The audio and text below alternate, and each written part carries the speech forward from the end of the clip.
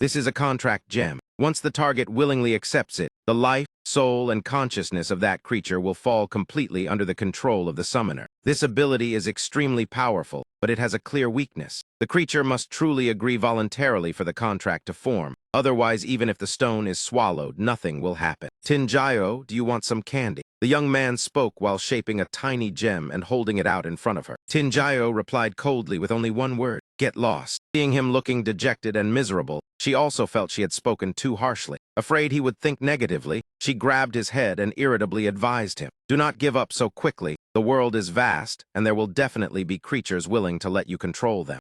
Bin clutched his forehead and shouted, "That is easy to say. Besides myself, who else would agree to it? Wait, what about myself?" He suddenly froze for a few seconds, then jumped up. He pulled out the gem and stuffed it straight into his mouth, crunching loudly and startling the girl beside him. "Hey, what are you doing?" Tinjayo asked in alarm. A faint green light immediately covered Bin's body, then quickly faded away. Fortunately, no earth-shattering accident occurred. Tinjayo immediately stood up and grabbed his collar, anxiously asking, "There was a reaction just now, are you all right?" Bin replied awkwardly, "No, I am fine. As long as you are fine, do not scare people like that again in the future. You frighten me to death," Tinjayo said with a relieved sigh. It was getting late. She reminded him to return to the dormitory quickly. "Tomorrow I still have to report to the patrol team." "You are really about to graduate?" Bin asked curiously. "Yes, I have almost finished learning everything in the books. From now on I only need to accumulate real combat experience to improve my strength. Do not lose heart. Maybe one day when you become stronger, we might even become teammates." Tinjayo turned her head and said with a smile. Bin felt those words made sense. Joining the patrol team to protect the hometown had always been her dream, and now it was finally about to come true. As for becoming teammates, forget it. With his useless ability, the school assigned him the profession of farmer. "I might as well go back to the countryside and farm," he replied with an awkward smile. He smiled on the outside, but his heart ached. Perhaps it would be very hard to meet again in the future. Even though she was only the childhood friend of the original owner, this farewell still left him feeling empty. "Really want to hug her once," Bin thought to himself, and exactly 3 seconds later, his arms unconsciously pulled her into his embrace and held her tightly. Tinjayo blushed and stammered a few words before hurriedly turning around and running away. After they parted, Bin felt something was very strange. His body had automatically hugged her before he even had time to think. Could his subconscious be giving orders to his body, or was it just a coincidence? "I must test how far the control goes." Thinking this, he began giving orders to himself. For example, flying like a superhero. He tried throwing punches like a martial arts master. He even danced disco like a rock star.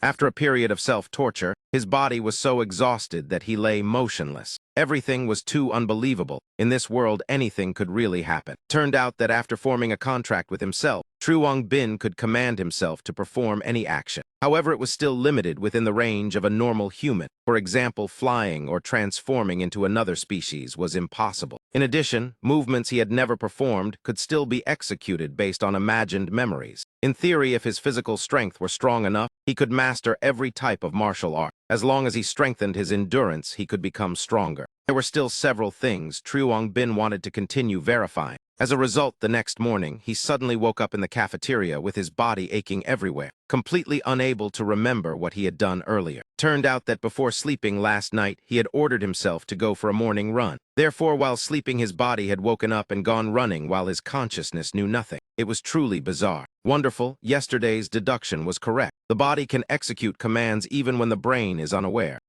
Bin excitedly slapped the table. He suddenly felt embarrassed and quickly looked around to see if anyone had witnessed the foolish scene just now. Thaivu is here. The goddess Thaivu is here. The cheering voices around him distracted Bin. That girl was Lac Thaivu, the famous campus beauty admired by the entire school. But strangely, what Bin saw was completely different. In front of him was not a beauty, but a disgusting monster. His face turned pale as he looked around in fear, wondering what was happening. Could the others not see it? Yet they were still surrounding her with praise. "Your complexion does not look very good. Is student Bin sick?" Thaivu stepped forward and patted his shoulder while asking. Even though he was trembling with fear, he still tried to calm himself, pretending to be composed and forcing a smile in reply. After leaving the cafeteria, Bin felt extremely confused. A series of questions appeared in his mind. Why were there mutated beasts in the school? Why had no one noticed? Or was he only seeing things? I must report it to the teacher immediately. Thinking this, he immediately ran at full speed to the teacher's office. But the scene before him was even more terrifying. A mutated beast was leisurely enjoying breakfast. Terrified beyond measure, True Bin immediately turned and ran to the rooftop to regain his composure. But how could he calm down when he was scared to death? Hugging his head and trembling, he muttered, "This is completely abnormal. Has this place turned into hell?" After a long while, he gradually calmed down. Looking at the gem in his hand, he wondered if he could see mutated beasts only after swallowing it. In any case, he had to try returning things to normal first. Thinking this, he put the gem into his mouth and chewed it immediately. But there was no sign of returning to normal. Only the green light covered his body again. Notification voice sounded. Conducting appraisal. Appraisal successful. Replaying image. True Bin jolted up in shock. Have I awakened the appraisal skill? Checked again, and it was indeed true. Personal information appeared clearly. Summoned Beast True Bin. Master True Bin. Race Human. Level 1. Growth 3 stars. Physical Strength 11. Spirit Infinite. Energy 12. Agility 11. The average normal person is 10. Talent Contract Gem Level 1. Basic appraisal skill allows him to see his own attributes and analyze a target. The success rate depends on the power difference between the two sides. Could this new talent be related to swallowing the gem again? True Bin wondered. Turning to the classroom, he seriously thought about the events that had just happened. First, he was both the summoned beast and the contractor of himself. Second, because the contractor was himself, his body and spirit were not controlled by external forces. Third, because of this, all illusions were ineffective against him, so he could see the true nature of mutated beasts. Fourth, those creatures were all Thuong Fox with very high ranks. At present, True Bin was only level 1, so he was completely no match. Fifth, thanks to a perception alteration skill, even when they ate people, it appeared to others as if two students were simply talking. Therefore, everyone around noticed nothing unusual. If it was a mental ability, then Tinjio also possessed something similar. Perhaps she would have a solution. Thinking this after class, True Bin picked up his bag and went to find her. On the way, he saw countless mutated beasts disguised as humans. This made him even more confused about why they had appeared in such large numbers. Before long, True Bin arrived at the headquarters of the patrol team. The person who received him was a beautiful female receptionist, but in his eyes she was a terrifying mutated beast. "I came to find Tinjio. She reported here today," True Bin asked while forcing himself to suppress his fear. After a while, Tinjio finally appeared. "True Bin, why did you come here?" He scratched his head awkwardly and explained, "I was a bit worried and wondered if you were used to it, so I came to visit." Tinjio smiled happily, then pointed towards several people beside her. "It is fine. Let me introduce them. They are all my new teammates and they treat me very well." He also said with determined eyes that in the future she would strive to become stronger, go out to eliminate mutated beasts, and avenge her parents. "By the way, our team is still short of people. How about I recommend you to join the patrol team?" Tinjio leaned close teasingly. True Bin awkwardly declined tactfully. "I should still go back to the countryside to farm." After a few polite conversations, True Bin found an excuse to leave. On the surface, he still smiled and talked, but in his heart, he painfully said farewell to his friend. Because the childhood friend he once knew had already been impersonated by a mutated beast. On the way back, True Bin still could not understand. The patrol team was the strongest force in Pearl City, yet it had been completely infiltrated. Clearly today was Tinjio's first day, yet she had already become prey. True Bin clenched his fists and stood frozen in the street as he realized a truth. The Thuong Fox had not only infiltrated the school, but had occupied the entire city. Citizens of Pearl City were in fact just livestock being raised by them. Thinking this, he used the appraisal skill to observe his surroundings and began analyzing what he saw. Most Thuong Fox were mid to high level, yet the patrol team with many high-level awakened individuals still could not defeat them. The monster that killed Thai Vu made him feel that if he appraised it, his position would be exposed. It was likely in existence at peak level, perhaps even a king level. Those other Thuong Fox that could kill awakened individuals beyond their level must also be under its command. Unlike ordinary mutated beasts, they possessed extremely high intelligence and were very skilled at disguising themselves among humans. However, that was only on the surface. Their preferred hunting targets were usually those with great power, or individuals with important social status. The remaining people were merely reserve food they kept. Confronting a Thuong Fox head-on was no different from suicide, but he also could not stand by and watch countless innocent people being eaten. Therefore, True Bin resolved that he must become stronger. From then on, he woke up at 4 every morning to run. The waking time became earlier and earlier. Perhaps when physical strength increases, the body needs less rest. Bin yawned while running and complained. After several days of persistent training, his body increased by 1 level. Besides training every day, he also created gems and swallowed them, hoping to awaken more talents. But since obtaining the appraisal skill, the gems he created were all colorless, and swallowing them had no effect. Today, unexpectedly, he produced a deep purple stone. Just looking at this color made it hard to swallow, but hopefully it will work this time. Thinking this, he closed his eyes and gulped it down. Feeling was incredibly refreshing. That is right, a new talent has awakened. Bin immediately opened the attribute panel to check. Basic Night Walker. Possesses night vision, greatly reduces sense of presence at night, speed increases, body weight decreases, and he is almost invisible in darkness. Contract Gem Level 2. Level 2 Supplementary Effect. A new talent has been activated. Looking at the series of effects, Bin grinned widely. Could it be that every time I level up, I awaken a new talent? If so, would that not make me invincible? There is no time to waste. I must go train immediately and also test the new power. After speaking, Bin activated Night Walker and ran straight toward the training field. Night vision seems even better than daytime, he thought silently. Suddenly, he noticed a ring lying on the grass, so he walked over and picked it up. After using the appraisal skill, he learned its origin. This is an assassination ring. When worn, all living creatures will subconsciously ignore the wearer. Only awakened individuals of high level or above are immune. Looking at the ring, the scene that had just occurred was suddenly replayed. Bin widened his eyes in shock. It was the Thuong Fox disguised as Thai Vu again. There was another person beside it. Could that man be the owner of this ring? Bin exclaimed in horror. From his perspective, Thai Vu still appeared to be an ordinary human. At first, Bin thought that man was Thai Vu's enemy, but after reconsidering, it did not seem reasonable. No, that could not happen. Thai Vu was originally a Thuong Fox. Moreover, with his current situation, there was no reason for him to provoke hostility with anyone, and only one possibility remained. Besides himself, there was still someone else in Pearl City secretly resisting those creatures. Bin silently calculated in his mind. Who is there? A cold voice from a mutated beast sounded from afar, making Bin's heart jump. He hurriedly searched for a place to hide. The mutated beast looked around with shifting eyes, even sniffing everywhere. Only after a long time did it finally leave. Ring has disappeared. Someone must have picked it up. There is not a trace of aura left. Anyone who could hide from me must at least be an intermediate awakened individual. I must report this to the prince immediately. It muttered before instantly vanishing into the night.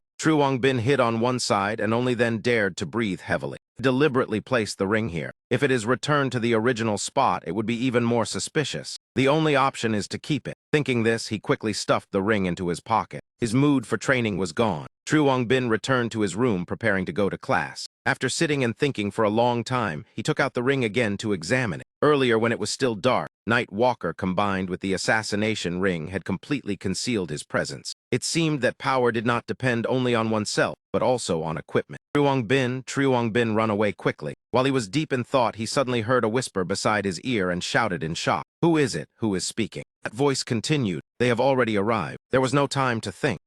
Bin immediately jumped onto the bed and pretended to be asleep. As expected, those creatures truly appeared. They sneaked into the room, preparing to deal with him immediately. But the leader suddenly signaled them to stop. He stepped forward to inspect Bin's body with deep suspicion. There is not a trace of emotional fluctuation. This useless fellow would have fought desperately if he discovered anything unusual. Moreover, I cannot sense the aura of the ring either. Subordinate beside him saw him standing still and asked, Prince, why not kill him? This fellow runs every morning, yet today he is lying asleep. There must be a problem. It is not him. He is only an ordinary piece of food, not worth attention. Do not waste food casually. The prince replied coldly. Those others looked greedy but still nodded and obeyed the order. When they left, Bin finally opened his eyes while trembling. Cold sweat soaked his back. He sat up and took the ring out of his mouth. That was dangerous. He almost lost his life. He forgot that he always woke early to run. Fortunately, he ordered his body to pretend sleeping just now. Otherwise, he would have been exposed. After that, he remembered the voice earlier. It sounded similar to Tin Jaio's voice, but perhaps it was only an illusion. Thinking too much is useless. He must become stronger to avenge her. Bin told himself he must continue living normally so the Thuong Fox would not suspect anything. During lunch break, Bin went to the cafeteria to fill his stomach. While eating, he accidentally overheard several girls beside him chatting excitedly. Hey, have you heard? The patrol team near the school just discovered a body cut in half. Seeing her friend frightened, the other girl continued. Moreover, the dead person was Hack Tin, the #1 assassin of Pearl City. It is said he once severely injured the previous city lord. Bin listened carefully, then suddenly thought, could it be that man in white? Just thinking about it made him shiver. While clearing his tray, he calculated. Even the strongest assassin was killed. The strength of Thai Vu's transformed form is truly unfathomable. Publicly revealing the identity of this corpse must be to warn those who dare oppose the Thien Thuong Fox. Truong Bin guessed they would increase vigilance. Therefore, he needed to find some equipment for self-defense soon. Perhaps after class, he should visit a forge to take a look. But when he reached the street, he became disappointed. Most forges in the city had already been controlled by the Thien Thuong Fox. Seeing those monsters disguised as humans selling weapons made him extremely frustrated. At that moment, the system sounded a notification. Appraisal successful 100 times. Basic appraisal skill upgraded to intermediate appraisal skill. After upgrading, it can view the growth value of the target. Truong Bin immediately tested it. Mutated beast, Thien Thuong Fox. Race mutated fox. Growth value 1 star. Intermediate rank, level 15. Talent perception distortion. Can alter the target's perception so the opponent cannot detect abnormalities. Young man, come take a look. That Thien Thuong Fox shouted while holding a loudspeaker. Truong Bin waved his hand, refusing, and walked away.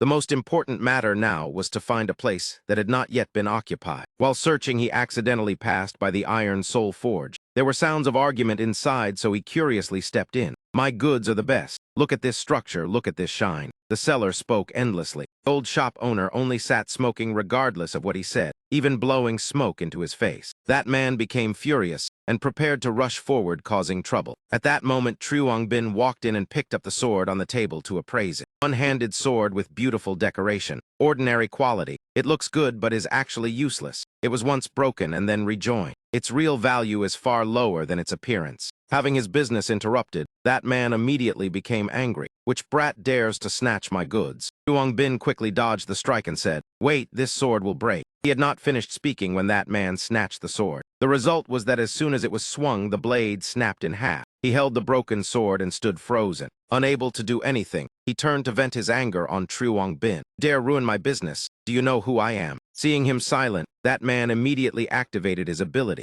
His muscles bulged, his clothes tore apart, his eyes turned crimson. I am the direct disciple of Master Ma from the Xingyi Martial Hall. While speaking, he rushed forward, launching relentless attacks. If it were the previous Truong Bin, he would have been beaten miserably. But now those strikes were like passing wind to him. He only needed to tilt his body slightly to avoid them all. After that, he casually delivered a loud slap that echoed throughout the shop. That man held his cheek in pain and shouted, You little brat without martial virtue, bullying the weak with strength. Is that all? Truong Bin sneered, then used appraisal to check. Name Liu Baogyuo. Human. Growth value 1 star. Level 1. Basic awakened individual. Talent earth-shaking, overbearing primal chi. Every technique appears spectacular, but only he himself can see it. Excessive use will cause him to sink into delusion. Though beaten, his mouth still refused to yield. He continued cursing and threatening. Truong Bin only smiled with disdain, wondering if this man came here to perform comedy. But when he turned to leave, that man suddenly launched a sneak attack. Truong Bin immediately countered, causing him to collapse on the ground, unable to stand. You still want to sneak attack me? Who exactly is bullying the weak? I only went out for a while and the shop already became this noisy. A female voice sounded from the door. It turned out to be the shop owner. The red-haired woman, charming yet extremely dangerous, cracked her knuckles while staring at the man lying on the ground. Will you crawl out yourself, or should I send you away? That man became terrified and immediately scrambled up and ran away. Seeing this scene, Truong Bin also intended to slip away. But before reaching the door, he was blocked by the woman. Stop, we need to talk a little. Truong Bin immediately sensed danger. He was pressed against the wall by the woman's enormous chest. His face turned red as he stammered. Talk about what? We do not even know each other. Woman did not let him go. I am a weak single girl struggling every day to make a living, and now I am also worried because my daughter is missing. Seeing you with a strong body and quite clever, I have an idea. Without letting him think wildly, she laughed loudly, then hooked his head and dragged him inside. Stay here and work as a blacksmith. Take care of old Liu Tai Feng and help around the shop. Food and lodging included, and there is salary. Looking at the two soft curves in front of him, Truong Bin thought, if he learned forging, then later he could save money buying equipment. Moreover, this shop seemed not yet controlled by the Thien Thuong Fox. Thinking this, he immediately nodded in agreement and shouted his goal. I will become the king of blacksmiths. Hearing that, the woman became extremely happy, slapping his face heavily while laughing loudly. Ha ha ha, as expected of someone I chose. Truong Bin could only cry silently in his heart, for now he must survive under her hands first. Several days later, Truong Bin almost ate and slept inside the Iron Soul Forge. He did not even return to the dormitory. Use a bit more force, little brother Truong Bin. Husak shouted, making listeners blush. Sister Sack, is this really all right? Truong Bin asked suspiciously. It is fine, no one will come. Very good, the feeling is also good. The girl replied with excitement, making anyone misunderstand easily. In truth, they were only practicing weapon forging. Kusak crossed her arms, explaining, "This is our exclusive technique. The process of mixing materials is like kneading dough." Truong Bin listened to every word and carefully followed. After speaking, she turned to go outside and said, "Wait for me a moment. I will go to the warehouse to get the casting mold. Remember to add fuel to the furnace and do not let the fire go out." Truong Bin held the iron block in his hands and nodded repeatedly. But as soon as she left, he suddenly looked around in shock. Are these all fuel? Before finishing the thought, he noticed the fire was about to extinguish. Panicking, he quickly grabbed all the materials around and threw them into the furnace. Finally, he casually threw the sphere he had just created inside to continue burning. Immediately afterward, a thunderous explosion sounded. But strangely, the flames surged up, then rushed straight toward Truong Bin, as if his heart was devouring them. Am I dead? He thought in terror, then shouted. The flames vanished completely afterward. Why has all the fire gone out? Truong Bin looked around in surprise. That moment, he felt his heart burning hot and his whole body extremely uncomfortable. He immediately opened the attribute panel. Summoned Beast Truong Bin. Master Truong Bin. Human level 3. Growth value 4 stars. Physical strength 16. Spirit infinite. Energy 15. Agility 18. Talent contract gem level 3. Basic Night Walker. Intermediate appraisal skill. New talent basic Fire Devourer. Can swallow fire and convert it into elemental energy stored in the body, then release it at any time. Current energy 100 out of 100. Truong Bin stared at the attribute panel in shock, then thought. The growth value increased again. Perhaps awakening new talents increases it while upgrading old talents consumes it. If he continues awakening new talents, then his growth value would become nearly limitless. But others all have limits. Could it be only he can possess so many talents? Thinking of this made him even more astonished.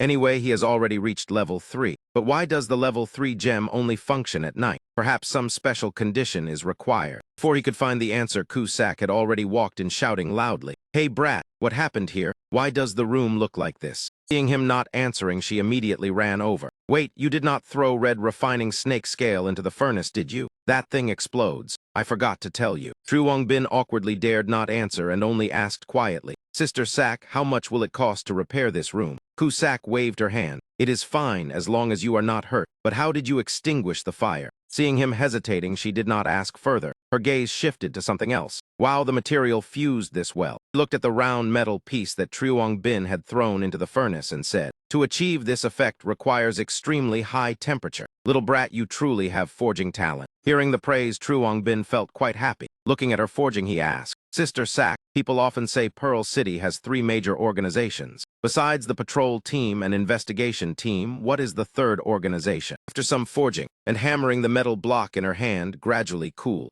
While inspecting it, she replied, "Pearl City indeed has a third organization, but no one knows its name or purpose." After speaking, she handed the newly finished dagger to Truong Bin. "By the way, earlier you wanted to buy equipment, right? If you do not mind, then take this." Truong Bin received it with shining eyes. Such a good dagger must be expensive. He immediately used Appraisal. Dagger of good quality made from cold iron, capable of dealing heavy damage to intermediate mutated beasts level 10 to 19 and below. Kusak stated the price directly. According to the market price of materials, it should be around 100,000. That amount equaled 3 years of Truong Bin's salary. During this, he opened his mouth wide and shouted, "My heavens, someone with a salary of 3,000 a month like me can receive this." Seeing his foolish expression, Kusak burst into laughter. After giving the gift, she also prepared to leave. "I still have things to do, but are you really not returning to school?" Truong Bin nodded. "He has already completed the graduation procedures. In that case, take care of the old man for me. Do not let him open the shop to sell goods." Truong Bin heard Kusak's instructions clearly,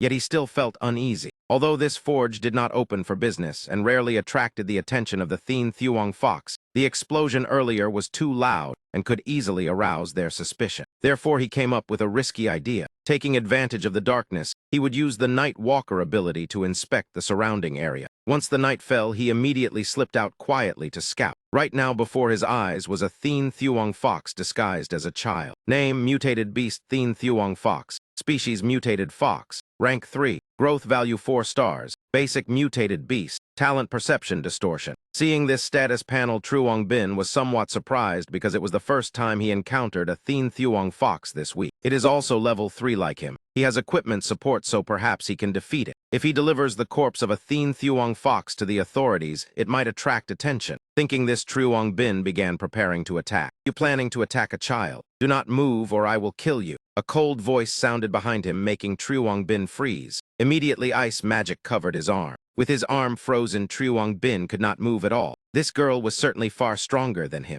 Even with Night Walker combined with his stealth skill, he was still detected. He thought silently, if you do not want to die, then come find me at the Orphan Martial Training School. The girl added a sentence before disappearing. The ice on Truong Bin's arm slowly melted. Hearing that eerie voice made his skin crawl. When he turned around, the other person had already vanished. It seemed she was not on the side of the Thin Thuong fox, otherwise he would have died long ago. Speaking of the Orphan Martial Training School, Truong Bin recalled the memories of the original owner. When he was young, he grew up in an orphanage and practiced boxing in the nearby park. Therefore, people called that place the Orphan Martial Training School. That girl knowing his secret made him even more suspicious. Not only that he guessed that girl was still watching him. Therefore, when he intended to attack, he was stopped. She led him here with a purpose. Although he did not yet know what it was, Truong Bin still decided to step into the park. But just as he entered the small forest in the park, a giant mutated beast stepped out growling as if preparing for dinner. Truong Bin immediately used Appraisal. Mutated beast, steel encased poison tail rat. Species mutated rat. Potential 2 stars. Basic mutated beast. Level 5. Talent deadly poison tail. The tail tip has a bone spike containing venom sacs capable of launching extremely strong poison. Knowing the enemy and knowing oneself brings victory in 100 battles. With such clear information, Truong Bin felt far more confident. Even so, after seeing the status panel, he still felt tense. This rat was 2 levels higher than him. Perhaps if he retreated slowly, he could escape. When he thought of running, he felt it was wrong. He had resolved to become stronger. How could he run now? Truong Bin tightened his grip on the dagger Ku Sak gave him and turned back to face it. If he did not kill it today, then tomorrow the orphan children who came to play in the park would be in danger. It is only a basic mutated beast. With Sister Sak's dagger, he should still be able to win.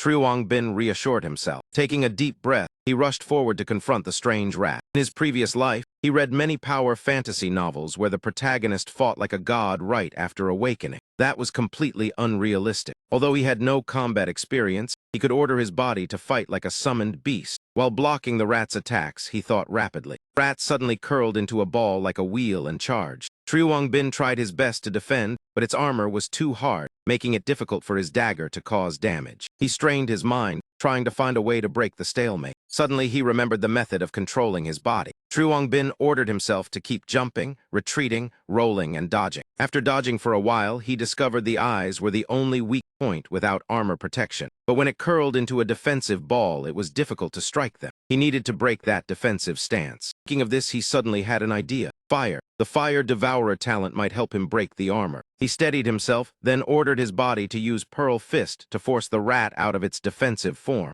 Unexpectedly, the boxing technique from history books had real combat use. First force it to reveal its weakness, then use fire to roast it into smoked rat. Sorry about this. Truong Bin murmured. Then, when it opened its defense, he immediately stabbed its eye. A loud explosion sounded. The system repeatedly announced stat increases. Spirit from 3 to 4. Physical strength from 15 to 16. Strength from 15 to 17. Agility from 18 to 19. Truong Bin had not even pulled out the dagger yet before stopping to check. But he felt something was wrong. In the city besides the Thin Thuong fox were there really no other mutated beasts. The appearance of this rat was strange. While he was thinking, a shadow behind him suddenly rushed forward and swallowed him. Truong Bin only managed to shout once before being dragged to the ground. I will give you 5 minutes to prove you are human. The girl's voice sounded. A sword rested against Truong Bin's throat. His body was tightly bound by water magic. In his mind, he could only curse. He was already human, so what was there to prove? Truong Bin did not answer immediately. He tried to observe every action of the opponent to find a way to respond. Perhaps she had also discovered mutated beasts hiding in the city, but did not know how to distinguish them. When he tried to kill that Thin Thuong fox earlier, she must have grown suspicious. He forced out an awkward smile.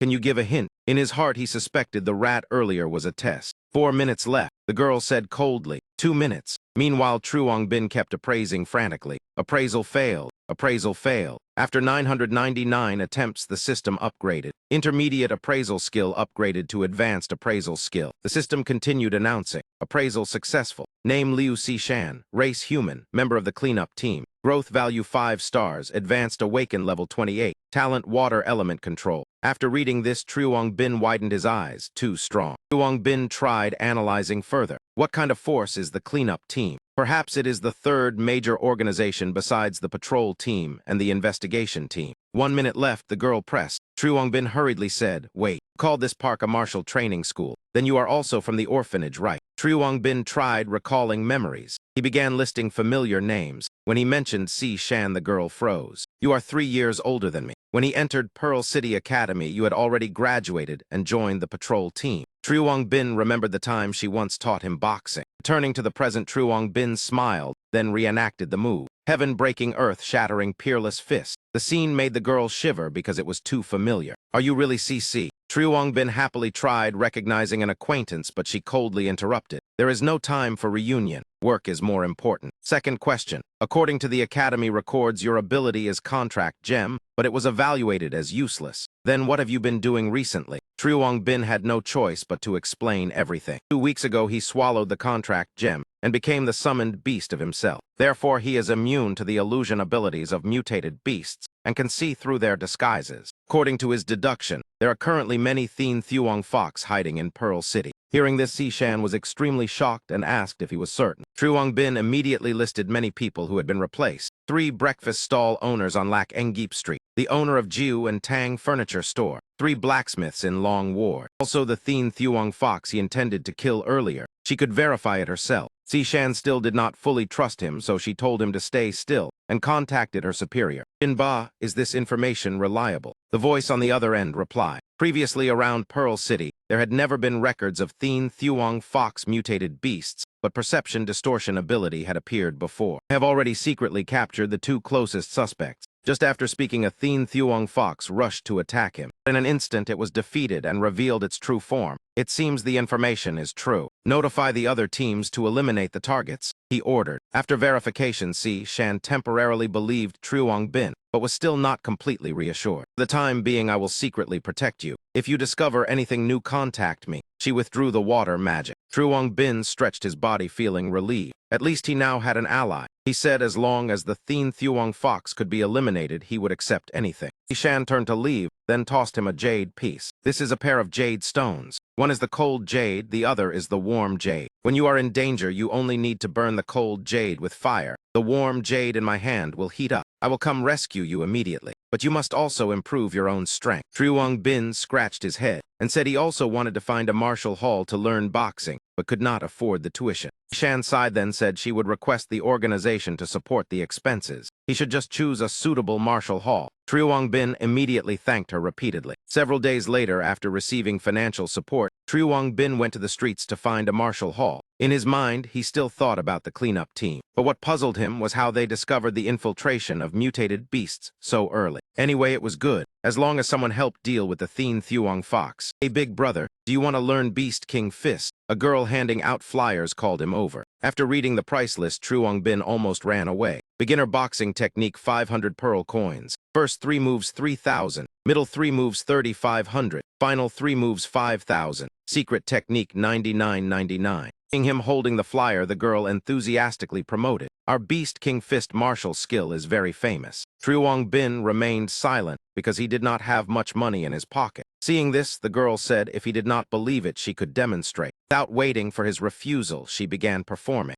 Truong Bin immediately ordered his body to memorize the movements. The first 3 moves were Ape King form, Giant Crocodile form, and Phoenix Claw form. She performed them one by one. After that, she finished with the 3rd move. Truong Bin observed carefully and realized this boxing set was far more powerful than Pearl Fist. Unfortunately, the girl had not mastered it, so the power was not fully displayed. She even stumbled and fell. Who allowed people from the Beast King Fist Hall to distribute flyers here. Several large, fierce men approached. The girl quickly stood up, explaining, "I did not know distributing flyers here was forbidden. Weak martial skill like Beast King Fist is not worth learning. Coming to our Xingyi Fist Hall is the right choice." Lightning 5 chain return. Truong Bin suddenly shouted, making everyone stunned. That man angrily replied, "It is Lightning 5 chain strike." Liu Bao Gyu angrily shouted, "I have not settled the matter from the forge last time with you yet. I will not let you bully him." The girl stepped forward to protect him. Those two did not bother listening. They activated their abilities. Their muscles bulged, tearing their clothes. Move aside or we will beat you too. Truong Bin opened Appraisal to check their information. After reading the stats, Truong Bin was shocked. They traded intelligence for physical enhancement. He asked if they were sure that was really a talent, then turned to appraise the girl. Name Wang Ki-min Human. Beast King Martial Hall. Growth value 7 stars. Awaken level 3. Talent diligence compensates for dullness. Every day of training increases improvement speed. Unexpectedly, the seemingly ordinary girl had such high potential. Truong Bin held his head and sighed helplessly. His voice filled with frustration as he said that with her current strength, helping him would only bring trouble upon herself. After thinking this,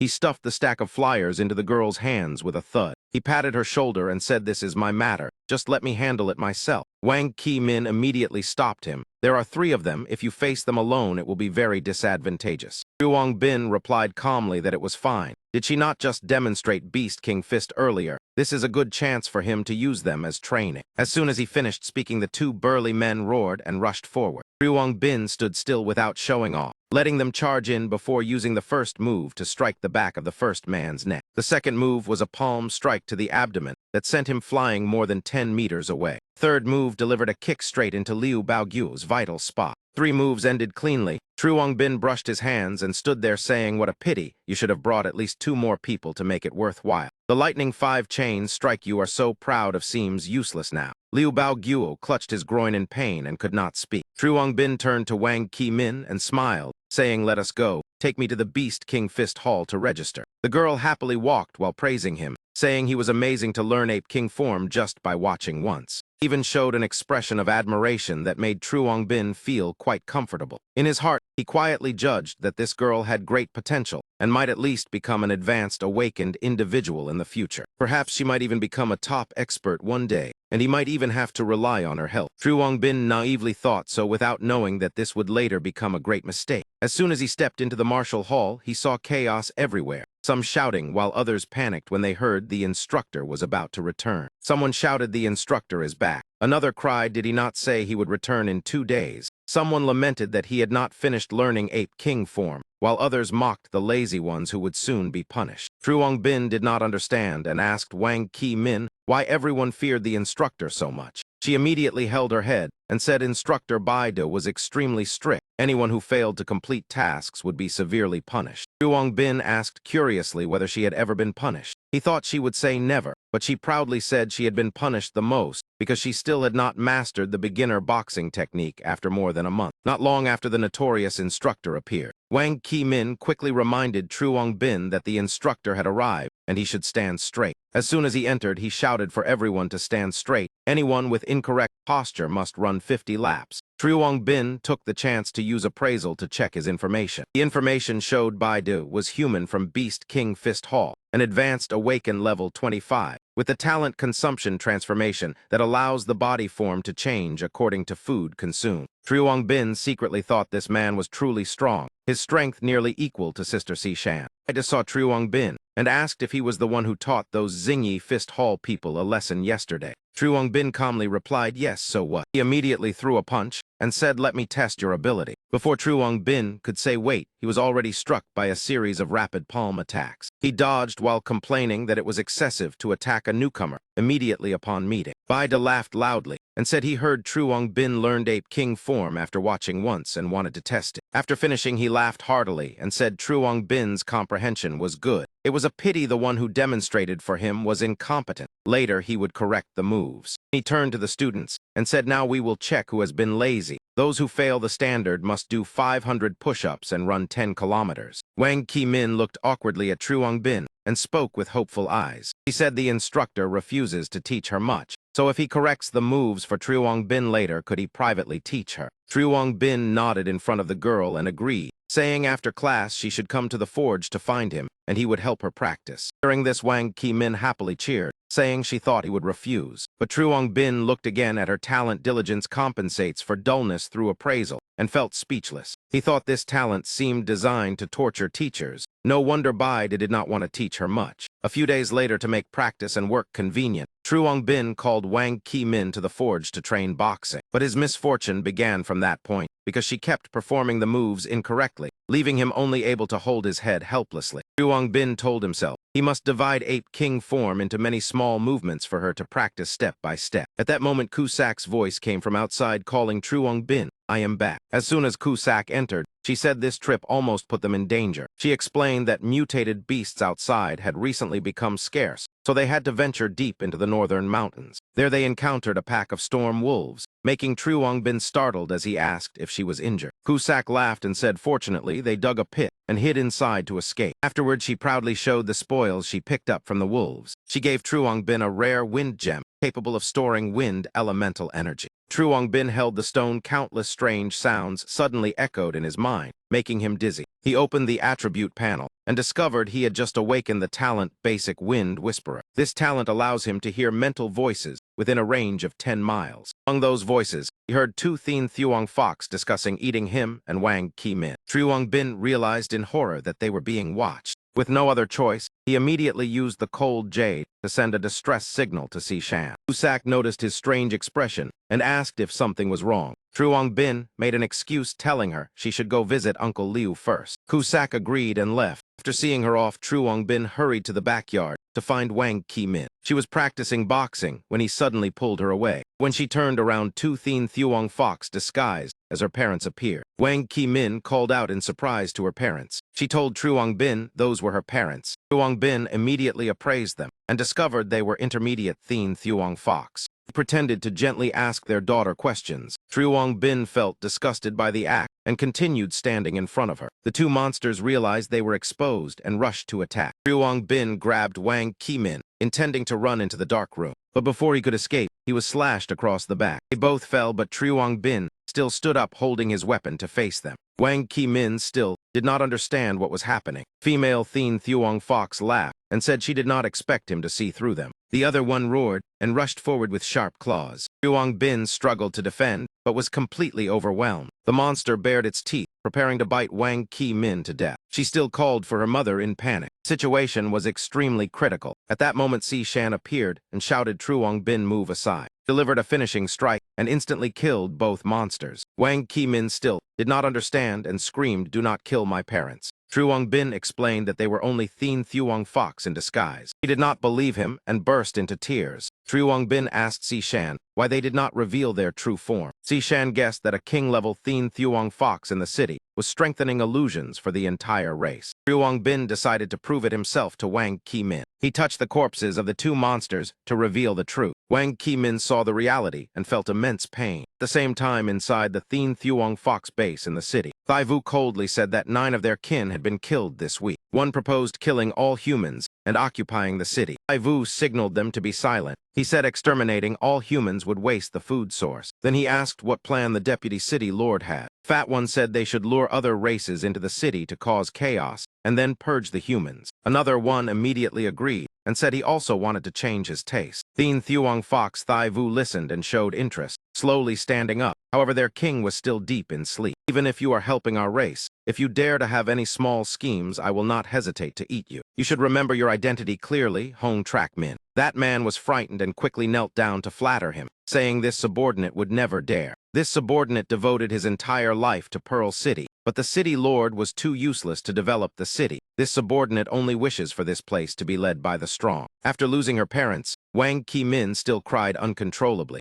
Sob, I am sorry. If I had discovered it earlier, maybe things would have been different," she said chokingly. Si-shan was not good at comforting others and spoke directly. Even if she discovered it earlier, nothing could have changed. Seeing the atmosphere worsen, Truong Bin quickly stopped her, afraid those blunt words would hurt Ki-min even more. "Enough, it is all because I am weak. I cannot even master simple boxing. Why did this happen to my parents? Why was it not me who died?" Wang Ki-min shouted in despair. Truong Bin stepped forward and hugged her, gently comforting her that it was not her fault. I am the same as you. I once had someone very important, but she was killed by a Thien Thuong Fox in the patrol team. I once thought that if I had stopped her from joining the patrol team, that day the tragedy might not have happened. I understand that even if time returned to the past, the result would not change, because that was her dream. What happened to your family is not your fault, but you can become stronger to protect those who remain. Hearing those sincere words, Wang Ki-min gradually calmed down. She wiped her tears and thanked Truong Bin for staying beside her. Truong Bin continued saying he would definitely eliminate all Thien Thuong Fox in the city, but just after saying that he suddenly spat out a mouthful of blood and fainted, making the two girls panic and repeatedly call his name. After a while, Truong Bin finally woke up, making the two girls sigh in relief. How long have I been asleep? Truong Bin touched his forehead and asked. Si-shan immediately reminded him not to move too much or the wound would reopen. Wang Ki-min held his hand and said worriedly, Truong Bin, I have decided. I must become stronger and fight together with everyone to eliminate the Thien Thuong Fox. Truong Bin laughed heartily and said she would definitely succeed. The current situation is not good. Si-shan suggested that Ki-min stay at the forge because her home was no longer safe. That moment, Truong Bin again heard whispers from the Thien Thuong Fox about their king still sleeping and about Hong Trak Min. Truong Bin immediately realized it was Thai Vu's voice and informed Si-shan that something was wrong. After hearing the entire information, Si-shan analyzed that Hong Trak Min was the deputy city lord, but called himself a subordinate of the Thien Thuong Fox, meaning he had likely betrayed them. If their king was sleeping, then this was an opportunity to counterattack. Si-shan seriously asked Truong Bin to help identify Thien Thuong Fox, and he immediately agreed. Meanwhile, upstairs, Ku-sak and the old uncle were still waiting for Truong Bin to bring food back to treat them. The cleanup team based the order for a full assault quickly spread. Chen Luo-fei, Man Nai and Su-jai immediately activated their abilities. A massive barrier enveloped the entire Pearl City. Truong Bin also received more information from the cleanup team. After cooperating for some time, they finally revealed part of their secret to him. The cleanup team was the most secret force of Pearl City responsible for protecting the city during crises.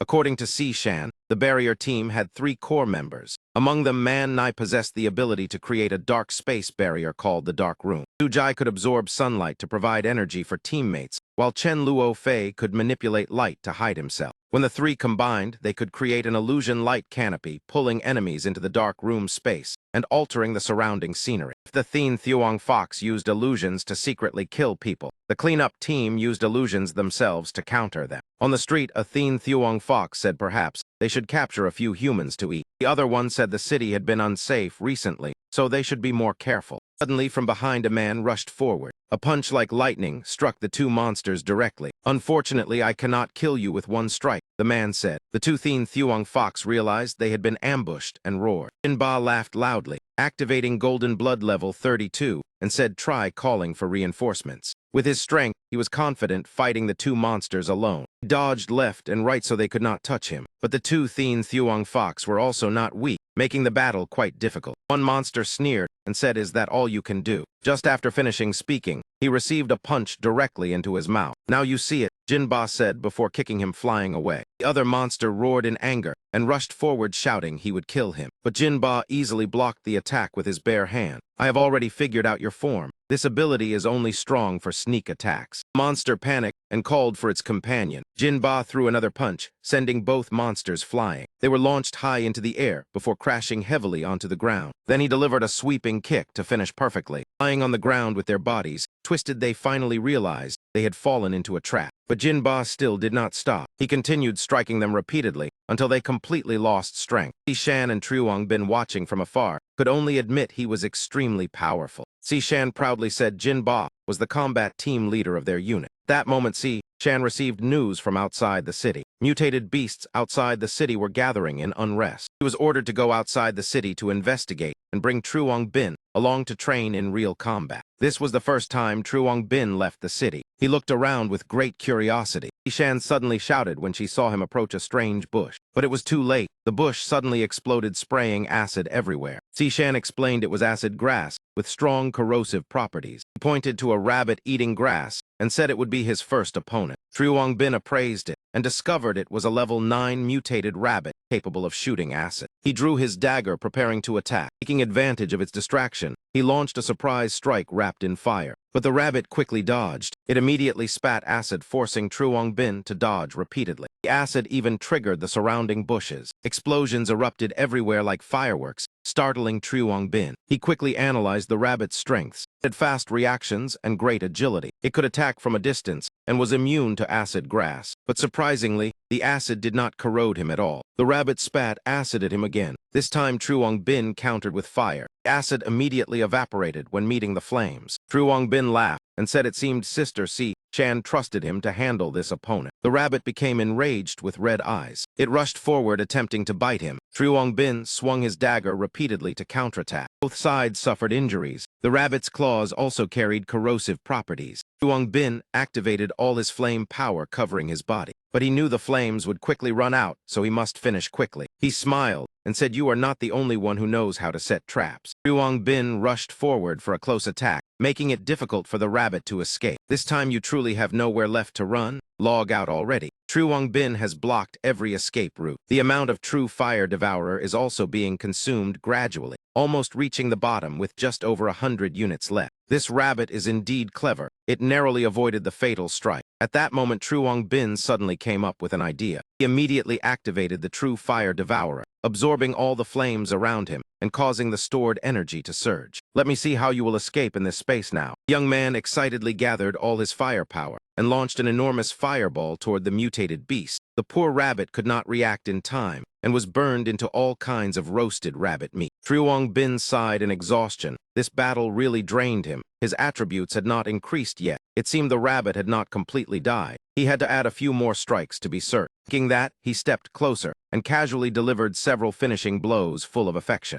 The system immediately announced, all attributes increased by 2 levels. Current stamina 20, spiritual power infinite, energy 19, agility 23. Truong Bin looked at the stat panel with delight. Truly a level 4 monster. Killing 1 increased every attribute. Unfortunately, his rank had not risen yet, because the higher the level, the harder advancement becomes. Sometimes experience only raises attributes without raising rank, which is normal. In addition, his True Fire Devourer also improved noticeably. The total absorbed energy reached 1,000, upgrading from beginner to intermediate. The maximum capacity increased to 300. Truong Bin was overjoyed because the harvest was not small. But the joy did not last long before disaster arrived. All around him suddenly appeared a dense swarm of mutated rabbits, their red eyes staring at him as if preparing dinner. At that moment, Truong Bin could only blurt out 2 words, "Finish." The True Fire Devourer only had 2 out of 100 left, while the number of rabbits was overwhelming. In this situation, the best strategy was clearly to run. Fortunately, that tiny bit of fire was still enough to activate the jade pendant. While running, he shouted for Fourth Sister to save his life. He had not even seen anyone yet, but already felt death approaching. The surroundings were completely surrounded by the rabbit swarm. Truong Bin trembled with fear. He could only squat down and cover his head, intending to use his clothes as protection against the attack. The most critical moment, Jiu Xing and Mai Thay finally appeared. Truong Bin was overjoyed and immediately jumped to his feet. Sure enough, Fourth Sister Tu Thien had come to rescue him. She coldly told him to step back. Then she directly showed those mutated beasts the power of a high-level expert. The blink of an eye, all the mutated beasts were frozen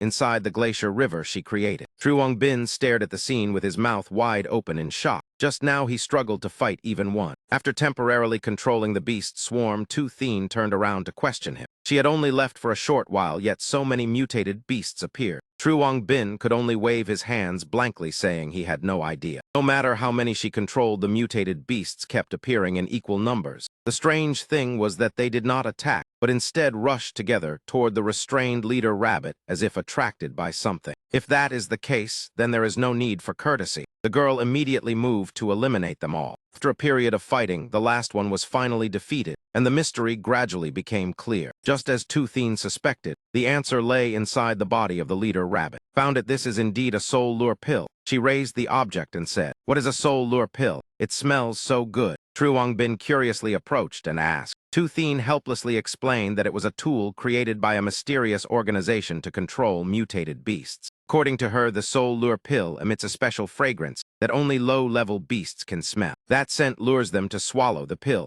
completely different from Truong Bin's contract gemstone. Beasts that eat it lose their intelligence and are forcibly tamed. However, no one yet understands how the Zhou family controls these beasts. Moreover, this pill cannot be digested, so eventually, a beast will still end up being controlled. In short, the rampage of mutated beasts must be related to the soul lure pill. This matter must be reported to headquarters. As for whether the Zhou family is behind it, further investigation is needed. For now, you should leave the city and train with me. Just as she finished speaking, she suddenly sensed something unusual. He immediately launched a strike behind her and split a large tree in half. The movement startled Truong Bin, but he still did not notice anything. They had no idea that all their actions had been secretly watched by someone. 1 week later, at the Thien Thuong Ho base inside the city, after detecting something unusual, all personnel were summoned for an emergency meeting. Insect sat with crossed legs on the chair thinking continuously. Mutated beasts were rampaging more and more. Could it be that Hong Trackman was behind it? But he could not rely entirely on that man. He also had to act personally, thinking that he stood up, releasing terrifying energy, and said that humanity had found a way to remove mental control, causing heavy losses to their race. In the past week, their kin died the most in the Chuang Enhan Enhai area, so those living nearby might become the next targets. Create some disturbance to lure the enemy out. Tend to prepare to escape in order to force the opponent to act hastily. His eyes turned blood red as he clenched his fists, revealing killing intent. He wanted to know who was truly behind this. The subordinates below only dared respond in unison. At the same time, deep in the forest, Truong Bin was still enthusiastically hunting monsters to level up. After a week of specializing in hunting mutated rabbits, he had reached level 6 and clearly understood their weaknesses and attack methods. First break their ranged attack, then provoke them. Once enraged, the rabbits coat their bodies with acid and rush into close combat. The acid can be burned, but the burning time is short and not very dangerous. If snake scales from the chain training serpent are used as fuel, the fire burns longer.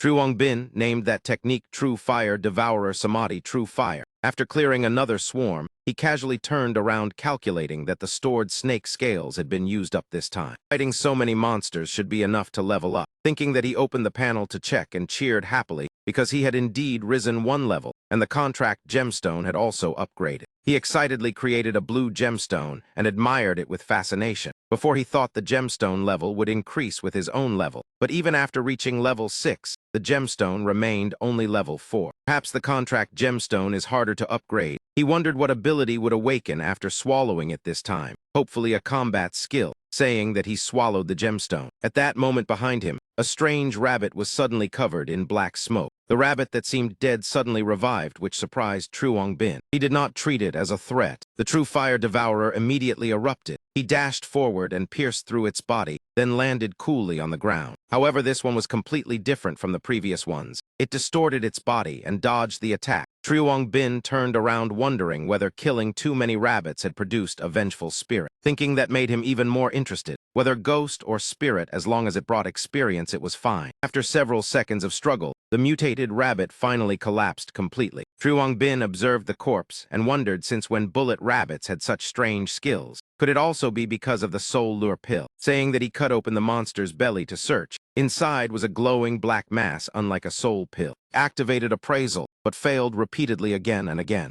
That made Truong Bin break into cold sweat. It had been a long time since he encountered something so hard to appraise. After dozens of attempts, one finally succeeded. Dark Mist Core Unknown Quality. The concentrated energy essence accumulated inside the testicle of the Dark Mist Black Mountain Goat. Using it will cause unexpected effects. Truong Bin picked it up and recalled the previous scene. In his memory appeared the scene of Duong Lin Thang Te fighting Zhu Man Tine, along with many mutated beasts. The mountain goat bit the pig's neck, then something burrowed inside, causing both to explode, leaving only empty skeletons. He had a feeling that this orb was similar to the Wind Gemstone, a rare item, but how to activate its power? Direct contact had no effect, unlike the previous awakening. Could it be that he had to swallow it? Thinking of swallowing that thing made Truong Bin shiver. Then he remembered the times he was weak, so he gritted his teeth and swallowed it. When you are as weak as an ant, what choice is left? As soon as the object slid down his throat, his whole body felt as if it would explode in pain. Truong Bin clutched his head and screamed, and collapsed onto the ground unconscious. In the haze, a fragment of memory about his childhood best friend surfaced. Tin Jio, with a body covered in blood under the control of Thien Thuong Ho, said that no matter what failure he faced, Truong Bin had to keep living. Truong Bin's eyes turned crimson and a strange aura erupted. He gritted his teeth, saying that before destroying all those foxes, he would never die. When he woke, he discovered he had gained a new skill. Basic dark mist body allows him to absorb the fear of creatures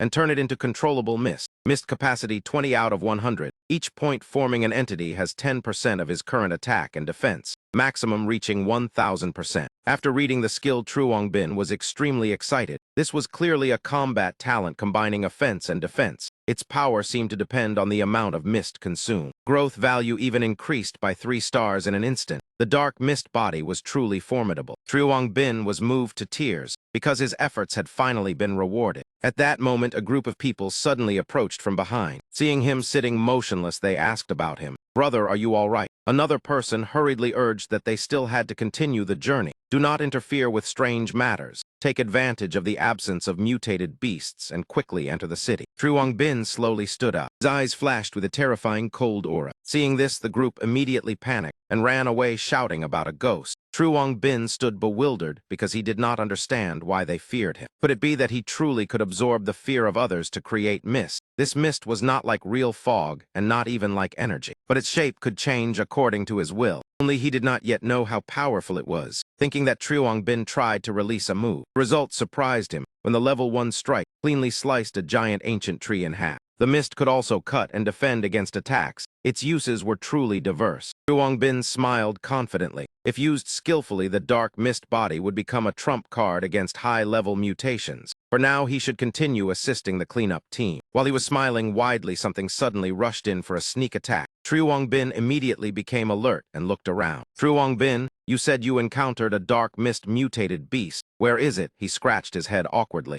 The situation felt strangely familiar and reminded him of Fourth Sister, so he hesitantly recounted everything he had just experienced. After hearing it, she immediately changed expression and shouted loudly, "What, you swallowed the dark mist essence? Are you tired of living? Something of unknown origin, and you still dared to eat it recklessly. You almost lost your life." True Bin was frightened and did not dare argue. He hurriedly explained that if there were a problem, he could still order his body to vomit it out. Thien was still not appeased. She turned and pressed him with a question. "What makes you think you can vomit it out?" He also asked whether he had ever considered the possibility that it might be a parasite. Only then did True Bin truly panic. He stammered and asked again, "You mean the thing I just ate is actually extremely dangerous?" He took a deep breath, then explained that dark mist mutated beasts are mysterious creatures of unknown origin. They have no fixed form and often parasitize other creatures. The black mountain goat or the bullet rabbit he mentioned were probably only its hosts. The host dies, it will burrow into every organ inside the body. Then it waits for a chance to find a new host. The danger lies in the fact that the dark mist mutated beast can also control infected creatures. True Bin frowned and thought, "When I swallowed the dark mist essence, the pain was unbearable. Could it be because it tried to seize my body?" After a moment, he asked whether the parasitism had failed. Thien was not certain either. She guessed that perhaps his body was special, or something inside him destroyed it, or perhaps his will was too strong so the parasite failed. At this point, her face suddenly became serious. "In any case, if I discover any strange signs from you, I will have to cut you down immediately." True Bin broke into cold sweat from fear and almost cried. "I know I was wrong." While she was still scaring him, a huge spider suddenly crawled out from nowhere. Strangely, a person who was not afraid of mutated beasts panicked extremely just from seeing a spider. She hurriedly clung tightly to True Bin and shouted, "Hurry and drive it away." True Bin deliberately delayed, then gently stroked her hair. Remembered that when they were young, she was also afraid of spiders like this. The moment strangely made him feel peaceful. After a while, Thien suddenly pushed him away, then blushed and said, "Why are you holding me so tightly?" True Bin stood frozen like a statue. Afterwards, she seriously explained that in the wilderness, every item of unknown origin hides danger. Nothing in the world is free. This time he was lucky to survive, but in the future he must be cautious. He also told him to remember these words, then gently rubbed his head. True Bin looked at her with happy eyes. Although he did not hear every word, he realized Fourth Sister still cared about him as before. She just did not show it. That moment, Thien received a message from headquarters. She immediately turned and called True Bin. "The investigation and training mission ends here. We must return to the city immediately." When he asked what happened, she spoke while walking that team leader Kim Ba had been severely injured by Thuong Ho and needed reinforcement. True Bin hurried after her and asked why they did not request help from forces outside the city. Thien replied that doing so would expose the plan and the world outside the city was too complicated. She would explain on the way. On the way back, she told him about the situation outside the city. Mutated beasts ran rampant, forcing humanity to build walls for protection. Exploration was handled by patrol teams and awakened individuals. According to the latest news, the area near Minchow City had fewer mutated beasts. There were a few abandoned villages, and further away was the sea. Because the sea contained powerful mutated beasts, it could not yet be explored further. Uthene asked how the situation inside the city was. A member of the cleanup team reported that thanks to the illusory light sky curtain,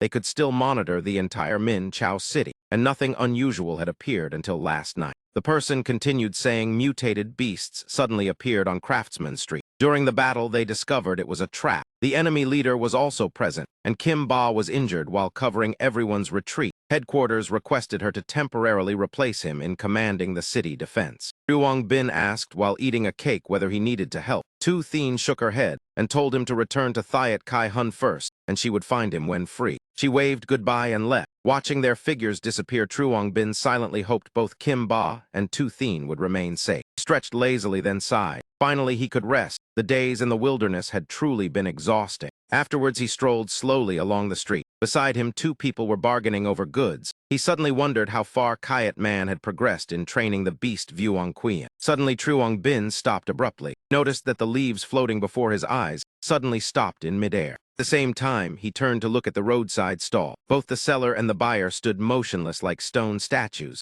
Truong Bin wondered why everyone had stopped moving. While still confused, a man dressed in black appeared and called him. Truong Bin was startled and asked who it was. He immediately used Appraisal, but realized the other party had concealed his identity with a special ability. The man smiled, then said, "You cannot see anything right, trying to probe my ability, but I must praise you. Even high-level awakened can only appraise a few times each day, yet you can almost do it infinitely." Truong Bin thought to himself that he ordered his body to appraise, which allowed infinite use. Then he realized the man knew that and asked what he wanted with him. Although the man looked gentle, his aura made Truong Bin wary. The man released a faint mist and said he wanted to play with him. Truong Bin immediately drew his weapon and prepared to fight. The man named Tu Du Thoi Bok looked at him with interest, then asked why he had not attacked yet. Although ready, Truong Bin calmly said he had no reason to attack him. The man replied that if you want to grow stronger, do you need a reason? He deliberately provoked him by saying the promise to avenge Tin Jiao was merely empty talk. Hearing that, Truong Bin immediately rushed forward. In a blink, he closed the distance, then swung his knife toward the man's neck and coldly demanded he repeat what he had just said. Before his eyes appeared ripples like shattered mirrors. Truong Bin realized it was a spatial effect. He immediately spun around while gathering energy, thinking the opponent had teleported behind him. He threw a punch toward Thoi Bok, but the man gently blocked it and said his speed still needed improvement. The two stood facing each other and looked into each other's eyes.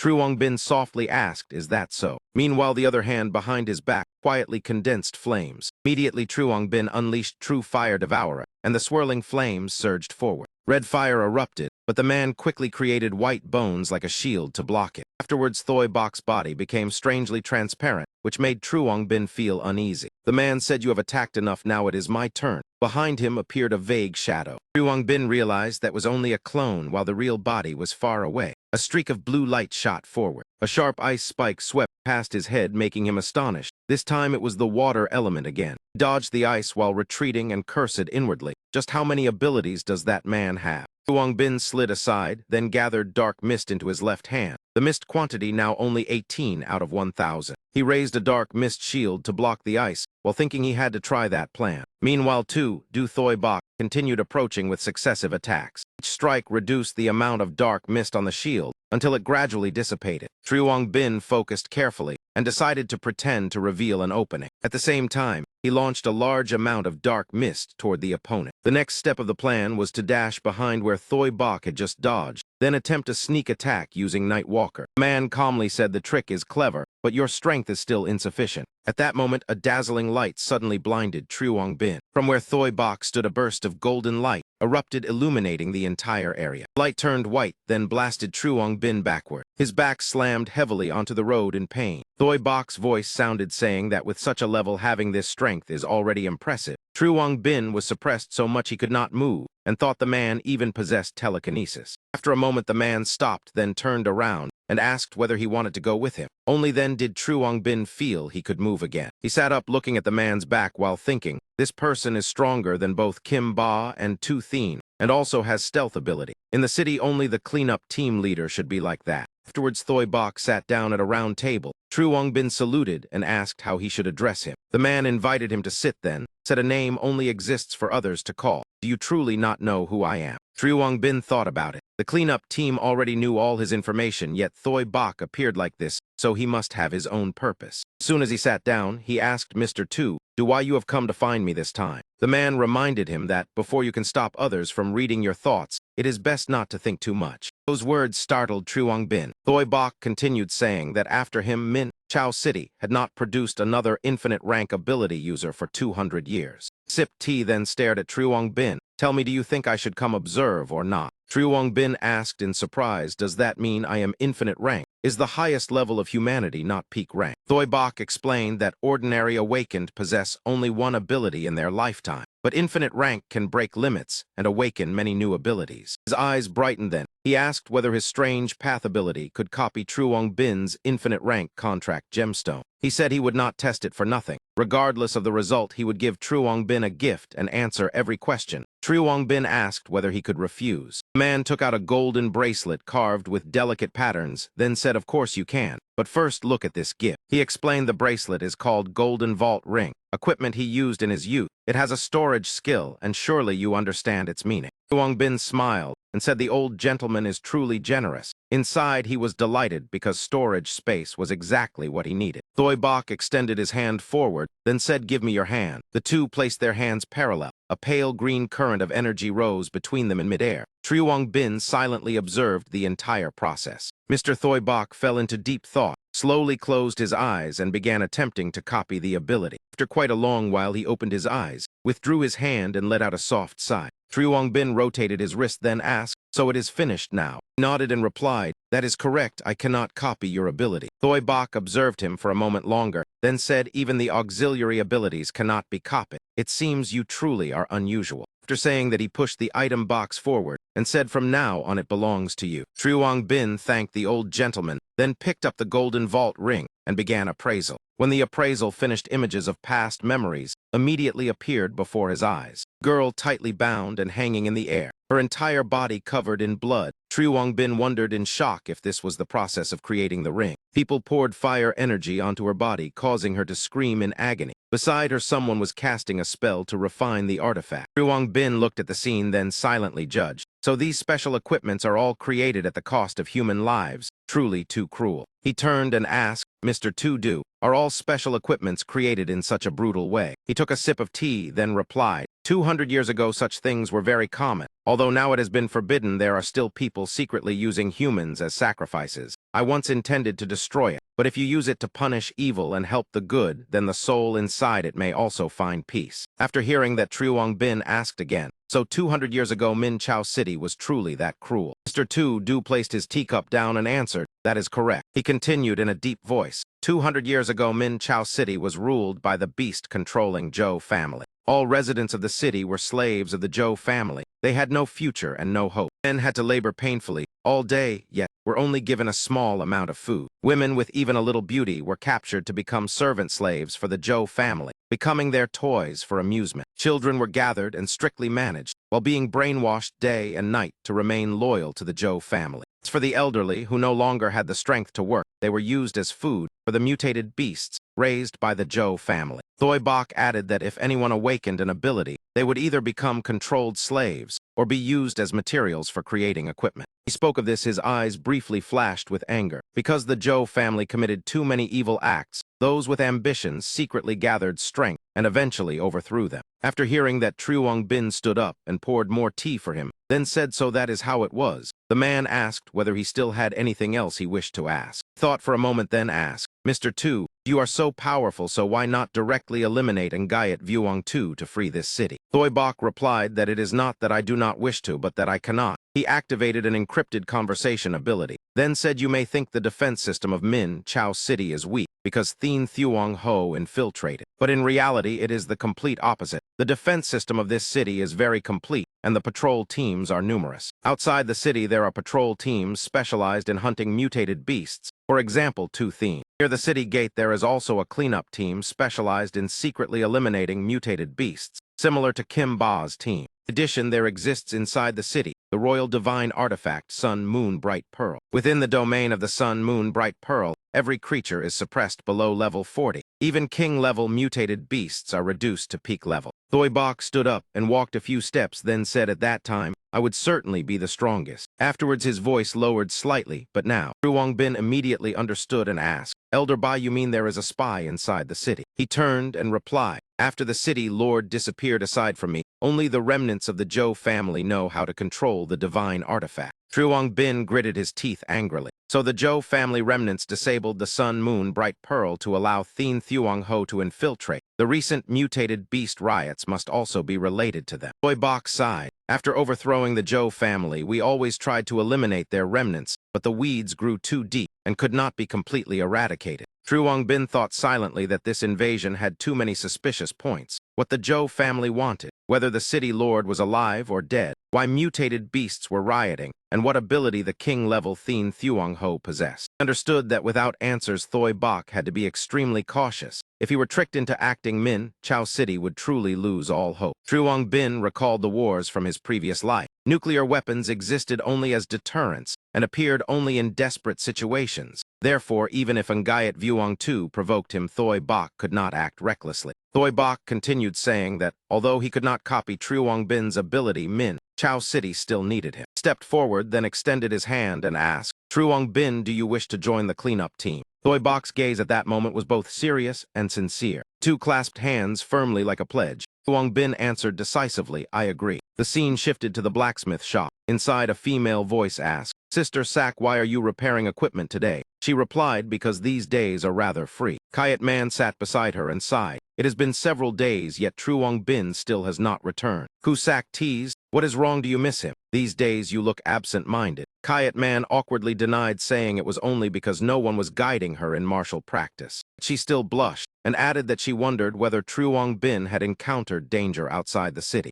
Kusak laughed teasingly, "Look at your expression, and you still say you do not miss him." Kayat Man hurriedly covered her face and said that is not the case. Kusak held the dagger she had just forged and admired it, then said, "All right, I will stop teasing you." She dipped the blade into water, then comforted her, saying the dangerous areas outside the city had all been marked. As long as Truong Bin does not go there, it should be quite safe. Kayat Man asked in surprise, "Outside Min Chao City there are still villages?" Kusak replied, "Of course there are, but those villages are usually closed off, backward and hostile to outsiders. Some places even worship mutated beasts as gods." She also warned that if in the future they go outside the city and encounter such villages, they should stay far away. If captured, they might become slaves or sacrifices. Kayat Man said in astonishment after hearing that, "But they are still humans, so surely it is still possible to talk with them." Kusak immediately put on a frightening expression. According to her, the most dangerous things outside were not necessarily mutated beasts, but those deranged wild men, because they were almost no longer considered human. She continued that some of them even liked to wear bizarre masks and silently appear behind others. As soon as she finished speaking, a stream of nether mist suddenly rose behind them. Kayat Man turned around in shock and screamed, "Sister Sak, the one you just mentioned, is it someone like that man?" Kusak also immediately turned around to observe. In front of them was a shadow with sharp teeth and eyes glowing red like an omen of death. That figure was exactly like what she had just described. When that terrifying face moved close, she suddenly froze in astonishment. In fact, it was only Truong Bin hiding in the nether mist playing a prank. His performance frightened the two girls until their faces turned pale without a trace of blood. Kayat Man even let out a shrill scream. Contrast, Kusak was braver. She immediately kicked fiercely toward Truong Bin's groin.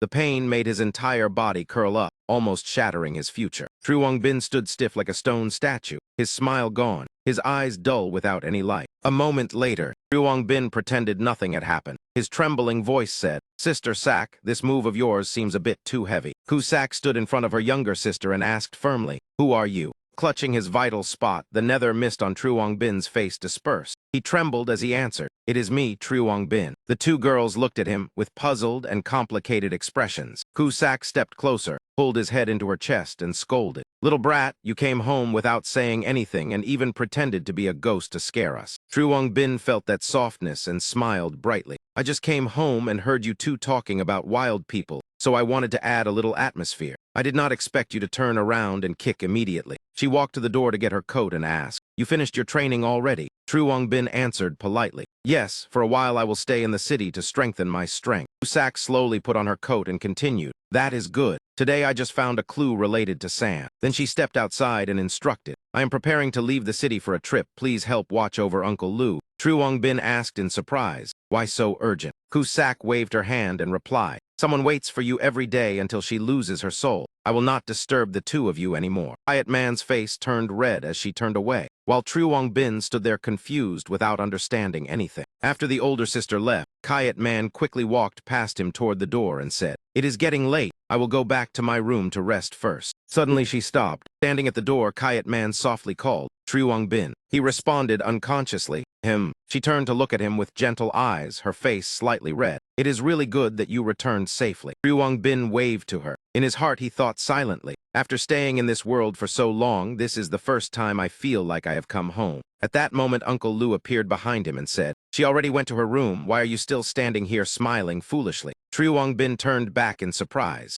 "Uncle Lu." The old man stepped out and continued, "Tomorrow morning go find Kusak and tell her that I am seriously ill so she does not leave the city." True Bin stammered, "Uncle Lu, you." The old man casually knocked his pipe on True Bin's head and said, "Do not look at me like that. I am not really sick. I am only pretending." True Bin rubbed his head and asked, "Then you?" Uncle Lu replied, San has been missing for so long, it is very likely something happened." He sat on the chair, his voice heavy with sorrow. "I understand my daughter's strength clearly. Kusak wants to investigate San's whereabouts, but I worry she will face danger too, so I pretend to be sick so she has no chance to go out and risk her life." True Bin scratched his head and looked at him, then softly called, "Uncle Lu." The old man held his pipe and continued, "That girl values affection deeply. When something still weighs on her heart, she will think a lot and will not easily rush into danger." True Bin smiled and said, "Uncle Lu, you have worked very hard." The old man tapped the pipe on the edge of the chair and commented, "Your forging talent is very good, but Kusak does not know how to teach people. She also does not care much about forging techniques, so she misses many points. In the next few days, I will pass the True Harmony Face forging technique to you." Uncle Lu said firmly, "My craft is not some secret art, but it is still the special skill of the Lu family. You must study diligently." True Bin clenched his hands and replied, "Yes, I will definitely not disappoint you." That night in the room, a faint smoke suddenly appeared with an urgent call, True Bin, True Bin." Mist gradually gathered into the form of a girl. She said to him, "It is me. Keep trying, I will wait for you." True Bin froze as he recognized that it was Tin Gyro. In front of the forge shop, a mysterious feather quietly fell down. After that, Kusak did not leave the city as Uncle Lu planned. Meanwhile, he secretly taught True Bin the real Harmony Face forging technique. He sat there puffing smoke and sighed, "It seems I have lung cancer." Kusak immediately snapped, then quit smoking. True Bin applied the forging technique to the nether mist, allowing it to transform into more precise shapes. This could also be considered an increase in strength. Quiet Man also successfully comprehended the Ape King form among the upper three forms, her level increasing by 1. That night, True Bin was still certain that he had heard Tin Gyro's voice. Because the feeling was too familiar, he went to the cleanup team to confirm it, held the communicator and said, "Captain, near the forge shop is there a disguised eternal fox? I just heard it very clearly." Mr. Thoibok replied, "True Bin, the area where you operate has been cleaned by us long ago.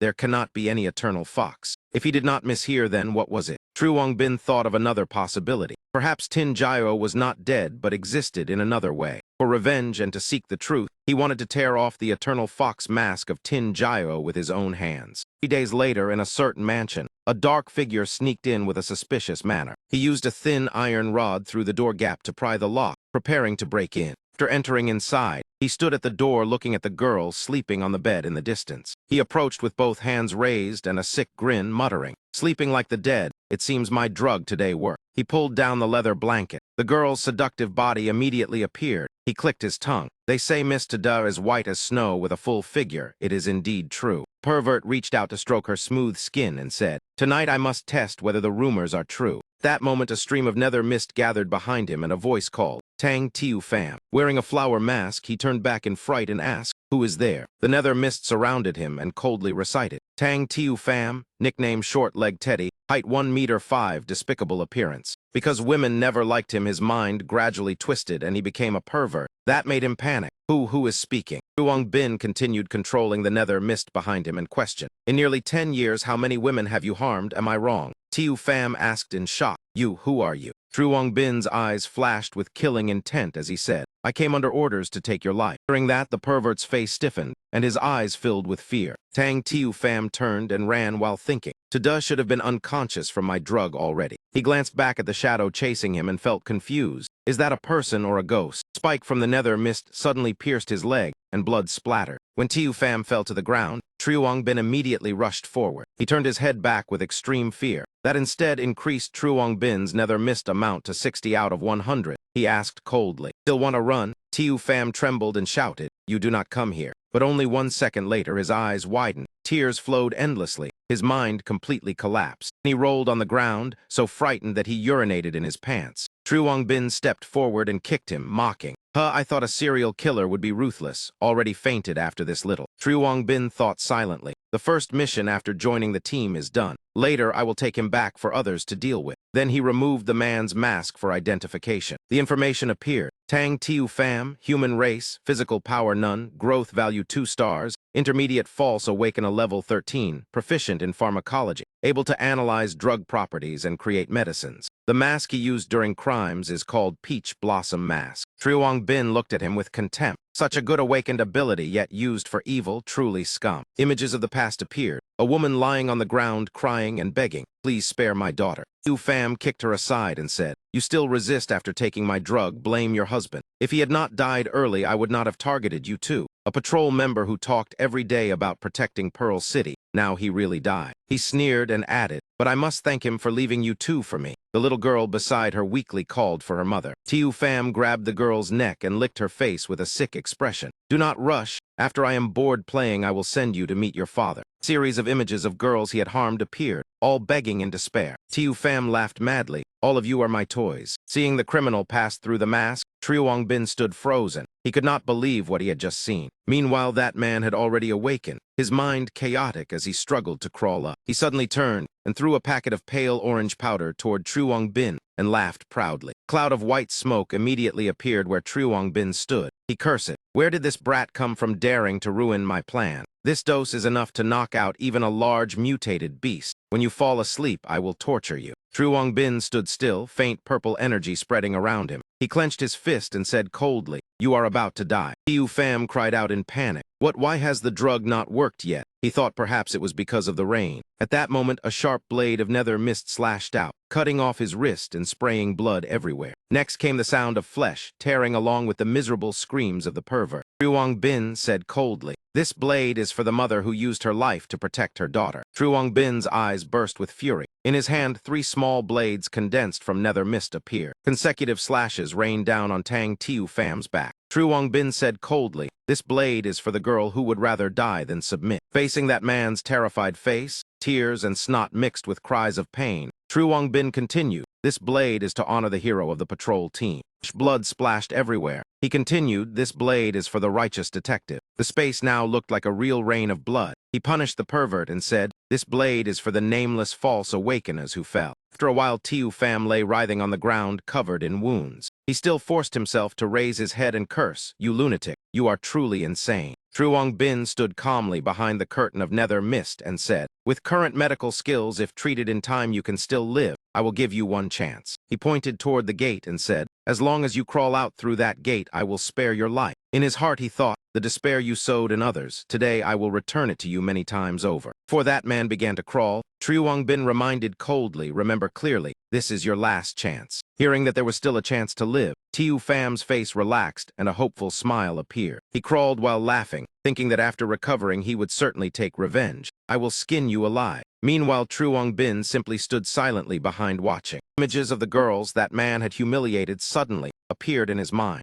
Grinned wickedly and told himself, I cannot die here. There are still so many women in the world, and I have not enjoyed them enough. Under the heavy rain, the moonlight still faintly glimmered behind the clouds. Thunder echoed with that man's fragile hope as he felt the gate was very close. That man raised his hand with a vicious smile, thinking, as long as I open this door. From above, a long trail of blood followed the path he crawled. Tiu Pham tremblingly raised his hand, regretfully thinking that only a little more remained. He slammed his fist to the ground and cursed repeatedly, "Damn it, damn it." At this moment, Truong Bin slowly approached, his voice mocking, "That door you will never open in your life." He raised his hand, the nether mist gathered. His eyes flashed with killing intent as he said, "Given a chance, but you did not know how to use it. Tang Tiu Pham, you lost." The man's face again showed terror covered with blood along with a desperate cry, "No." Truong Bin slashed along that man's spine. Blood splashed up along with cold words, "Scum." A notification appeared. Because he defeated a higher level target, all attributes increased by 1 point. The rain of blood, Truong Bin stood silently, his face filled with many thoughts. Blood flowed along his hair and face. He thought that he once believed that eliminating the Eternal Fox would bring peace to Pearl City. He raised his face to the sky and asked himself, but are people like this worth saving? Saving what? Scum deserve to die and need no pity. Suddenly a voice from the void echoed, "Are you sure? At Hanhai Academy today there is a special matter.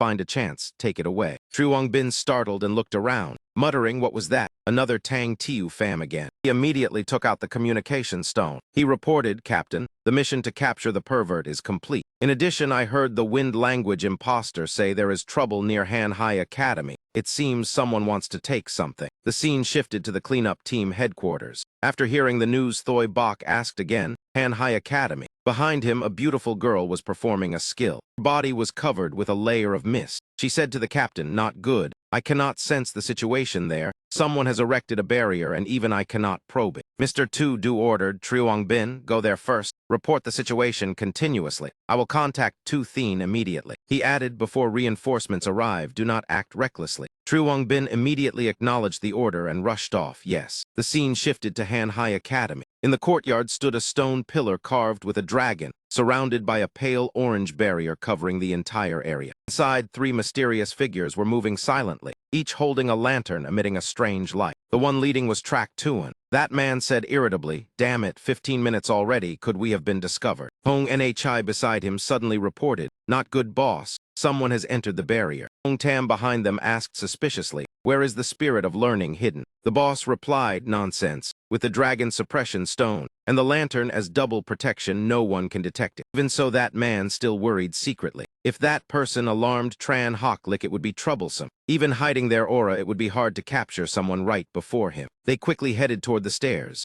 Trak Tuan urged, "Hurry up. Time is running out. No matter what, we must find her." This moment, after entering the barrier, Truong Bin stood outside observing the entire academy. He looked at the dragon-shaped stone pillar beside him and wondered what it was, then began to appraise it. After many failures, the information panel finally appeared. Copper Dragon Suppression Stone. Epic quality. 4 dragon suppression stones placed correctly will form a formation-breaking barrier capable of covering and destroying most other barriers. After reading, Truong Bin could only gasp in shock. Images of the past appeared. Countless souls screamed within a bloody scene. A gigantic meat grinding machine appeared, crushing humans into horrific flesh and blood. Blood then flowed into a bizarre funnel. Finally, it was poured into the eyes of the dragon coiling around the stone pillar. Truong Bin turned pale and thought, the dragon suppression stone was also created from sacrifice, but such items have long been forbidden. He observed inside and guessed, these people do not look like members of the 3 major organizations. Could they be remnants of the Chu family?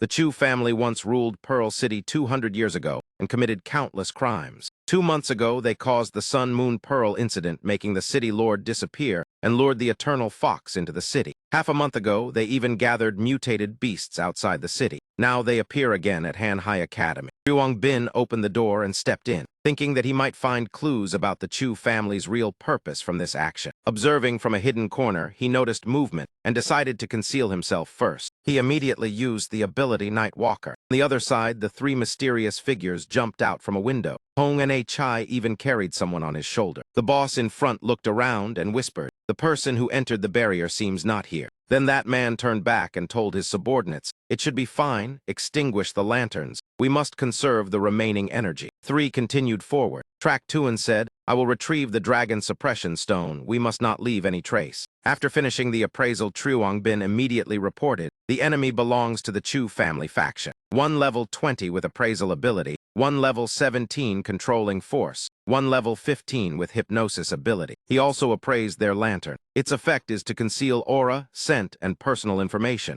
Remaining energy 16 out of 100. Triwong Bin thought, no wonder I did not see them earlier. They used this to hide their aura, but its energy is almost depleted. Information panel appeared. Tran Quan Din, human insect race belonging to Han Hai Academy. Growth value 12 stars. Ability Mother Blood can make mutated beasts absolutely loyal. He looked at the girl being carried and evaluated, so she is their target. Such a terrifying growth value. Her ability resembles an upgraded version of the contract gem. Triwong Bin guessed, does the Chu family want to use her to control something? Their goal cannot be allowed to succeed. Heavy rain and thunder poured down as the three left the academy, but in a blink all three suddenly vanished. Notification that the appraisal was interrupted appeared. Triwong Bin hurried out and asked through the communication stone, Man Nai, where did they go? Can you track them? At the cleanup team base after using her skill, Man Nai replied, I can sense them now. They are moving outside the city. At this speed, Tu Thien will hardly catch up. Triwong Bin said decisively, I will hold them back. Thoi Bok immediately warned, wait, do not act rashly, first ensure your safety. He replied, the Chu family is the mastermind. They cannot be allowed to escape. Even if I cannot win, I can use Nether Mist to stall them and wait for reinforcements. At the same time in the forest outside Pearl City, the three members of the Chu family were moving very fast. Track Tuan suddenly stopped when he saw something, his eyes filled with suspicion. A wolf-shaped mutated beast with sharp claws roared and rushed forward. That man said in surprise, how could another mist mutated beast appear in the city? The truth hidden inside that wolf was Triwong Bin. He thought that thanks to the Harmony Face forging technique, the disguise was quite perfect, but he must be careful of that level 20 appraiser. Track Tuan raised his hand, his eyes glowing as he activated appraisal. That man wondered what level this wolf was. Triwong Bin immediately roared and launched Nether Mist attacks, forcing him to dodge. The appraisal process interrupted. Track Tuan cursed silently. Without hesitation, Triwong Bin rushed forward. The Nether Mist wolf opened its mouth wide, sharp teeth ready to bite down. The boss quickly shifted aside to dodge and shouted, Hong Tam, use your ability. Hong Tam immediately raised both hands. A faint pink aura appeared and called Triwong Bin's name. That man glared and commanded, stand still. Immediately, a vortex appeared in Triwong Bin's eyes, and his body froze.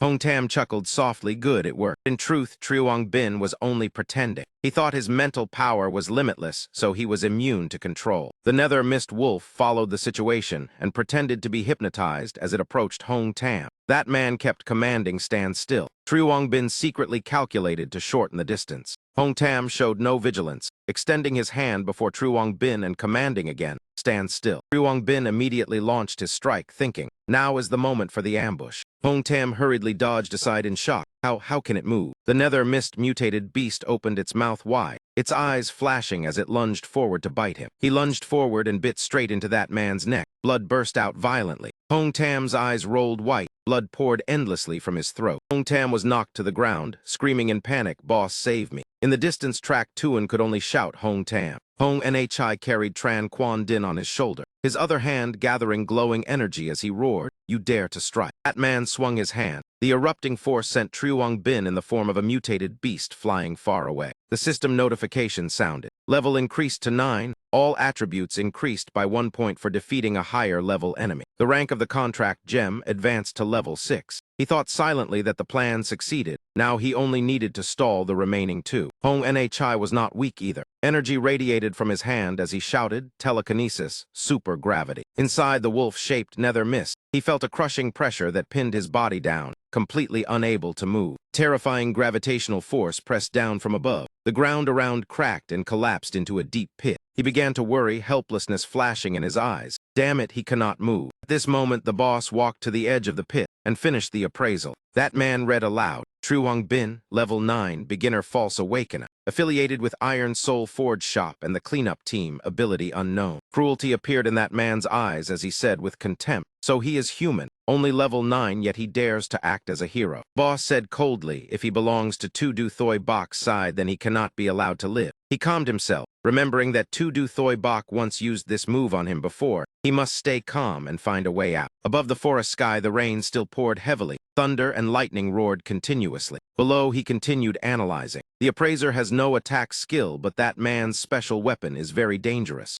Tuan took out a bow shining with metallic light. His face was revealed when the nether mist dispersed after the lightning arrow shot by that man. Struggled to push himself up and counterattack with nether mist. It seems the Chu family relies heavily on equipment, even epic grade. Fortunately, the gravity does not affect the nether mist. When the nether mist attacked, they kept dodging. This made him wonder why that man did not use telekinesis to push the attacks away.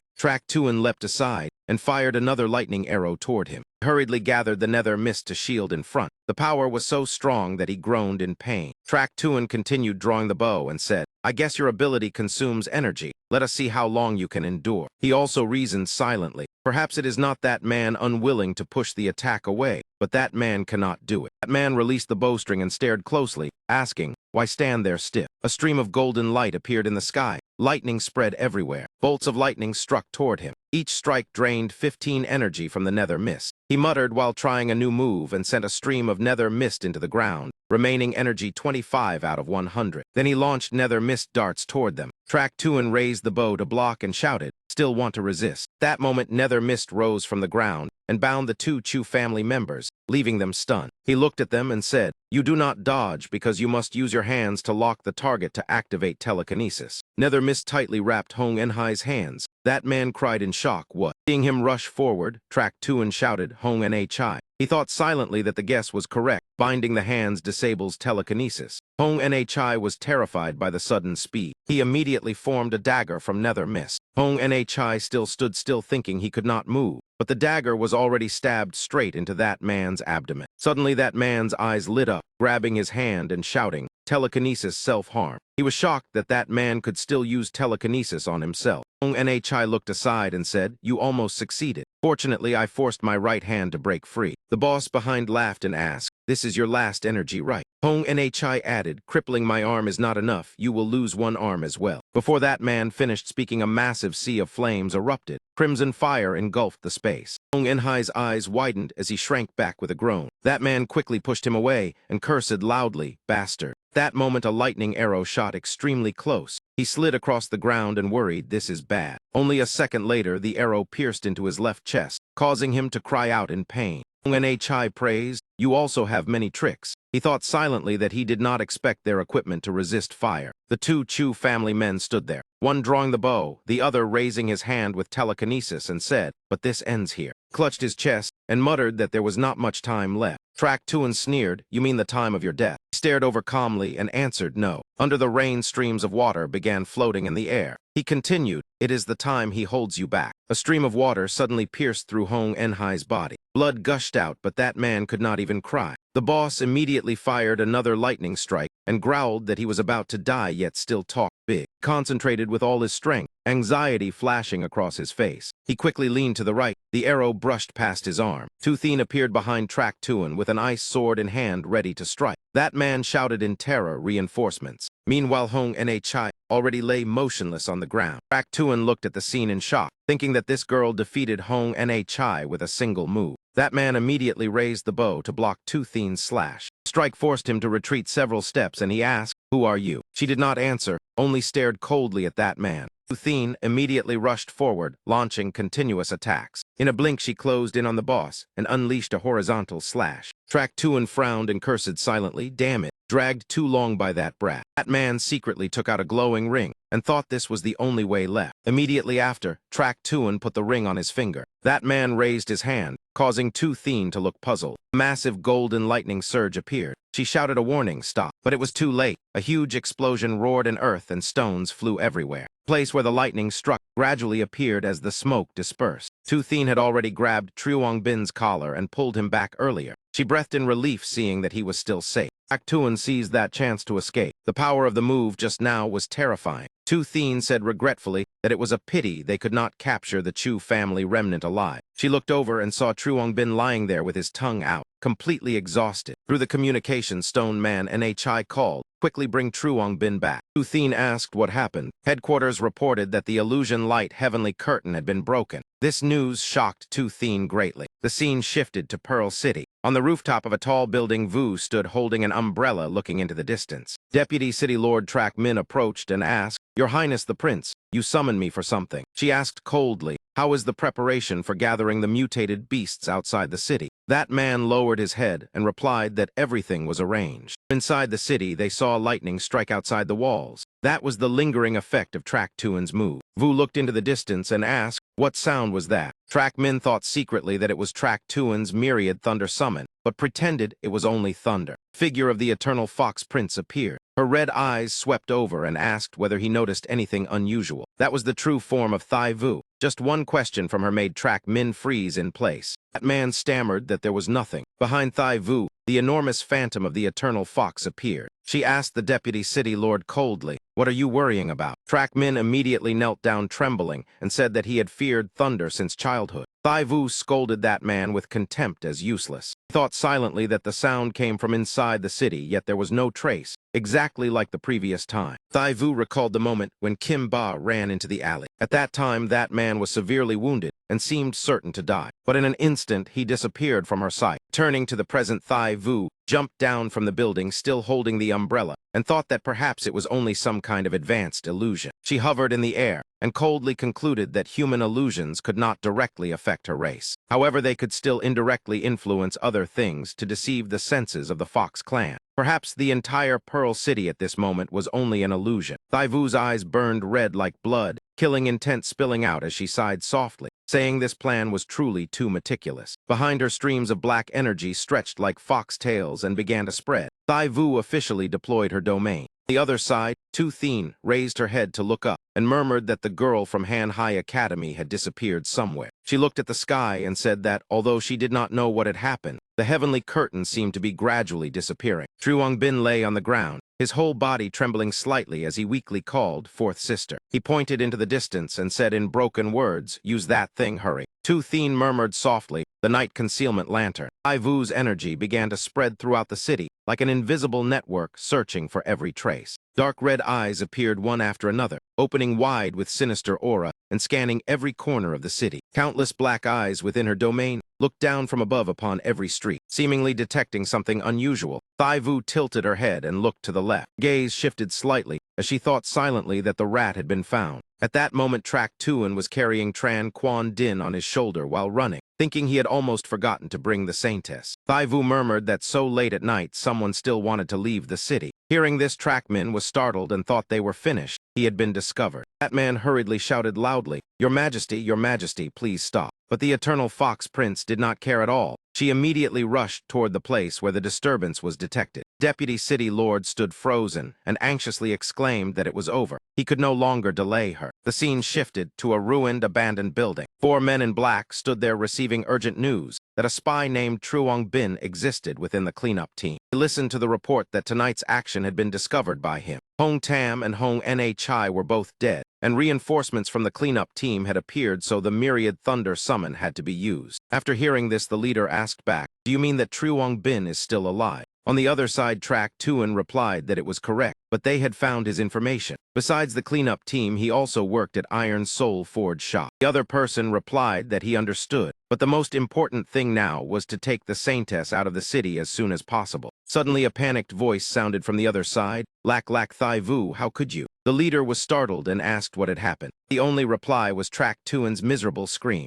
Worried about his younger brother, Track 2 broke into sweat while trying to contact him and ask what happened. "Answer quickly," Chu Track Tuan. At that moment, Track Min stepped forward and reported that the plan had failed. Chu Track Tuan had been killed by that fox. Track 2 angrily smashed the communication stone and roared that years of preparation had been wasted. The deputy city lord rubbed his chin thoughtfully and said that it was not entirely so. The Saintess was still alive, and she was the nemesis of the Eternal Fox. Ngayat Fuong Tu would certainly bring her back to the city lord's mansion. Track 2 roared and asked what they should do now. Without the Saintess, how could they control those foxes? That man recalled something and said that the city lord's mansion had a secret tunnel leading outside the city. Track Min confirmed that at present only he knew about that tunnel. Began outlining the plan that they would lead the mutated beasts through the tunnel to enter the city lord's mansion. They would create chaos for the Fox clan, while he would seize the opportunity to take the saintess away.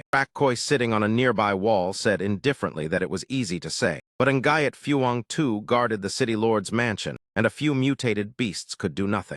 Min replied that was why they must make use of the cleanup team spy Truong Bin. When trouble occurred, Ngayat Fuang too would certainly appear personally. He continued saying that they only needed to send people to attack Iron Soul Forge Shop, where Truong Bin lived, and the cleanup team would be drawn there. Everyone listened attentively and imagined the plan. When both sides clashed, they would control mutated beasts to attack the city lord's mansion. Koi asked if doing so meant completely opposing the Eternal Fox. Min coldly said that this plan must succeed, and during the action his identity must never be exposed. 2 answered on behalf of the group that he was truly worthy of being the heir of Old Chu's bloodline.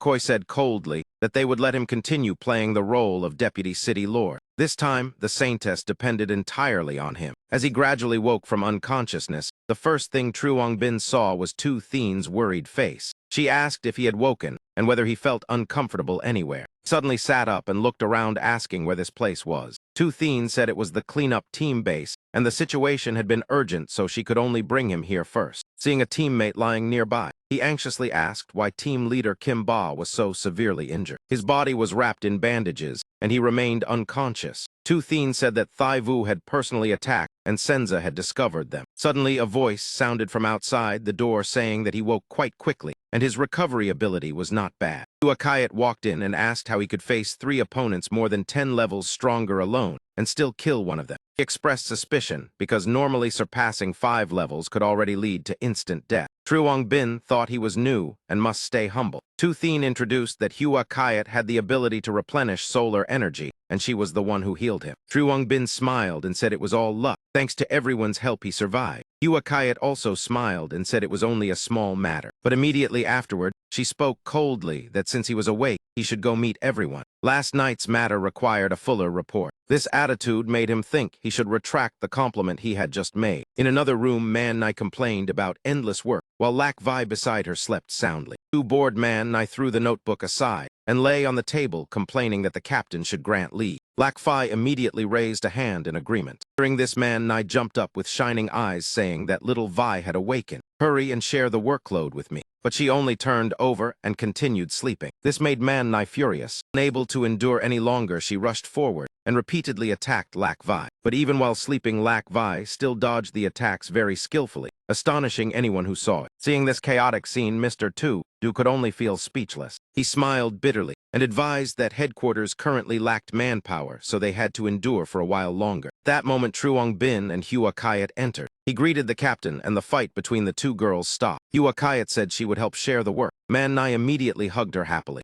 Truong Bin went straight to the point. Mr. Du said that previously they thought the Chu family cooperated with the Eternal Fox to purge enemies. But from the Chu family barrier, it could be seen that they knew about the existence of the illusion light heavenly curtain. However, they did not inform the Eternal Fox. This proved they wanted to use the heavenly curtain for their own purpose. The girl captured at Han Hai Academy might be the key. Hua Kayat added that the head of Han Hai Academy, Tran Hokla, had only one son who died 14 years ago. In that same year, he announced that he had a granddaughter named Tran Quan Din. According to their investigation, Tran Quan Din was not from Pearl City and most likely came from the desert region outside. She added that Tran Hokla protected the girl extremely closely. For 14 years, she had no contact with anyone and her records were completely blank. During this, Truong Bin said he knew her ability because he had appraised it. The ability was called Mother Green Blood. Mr.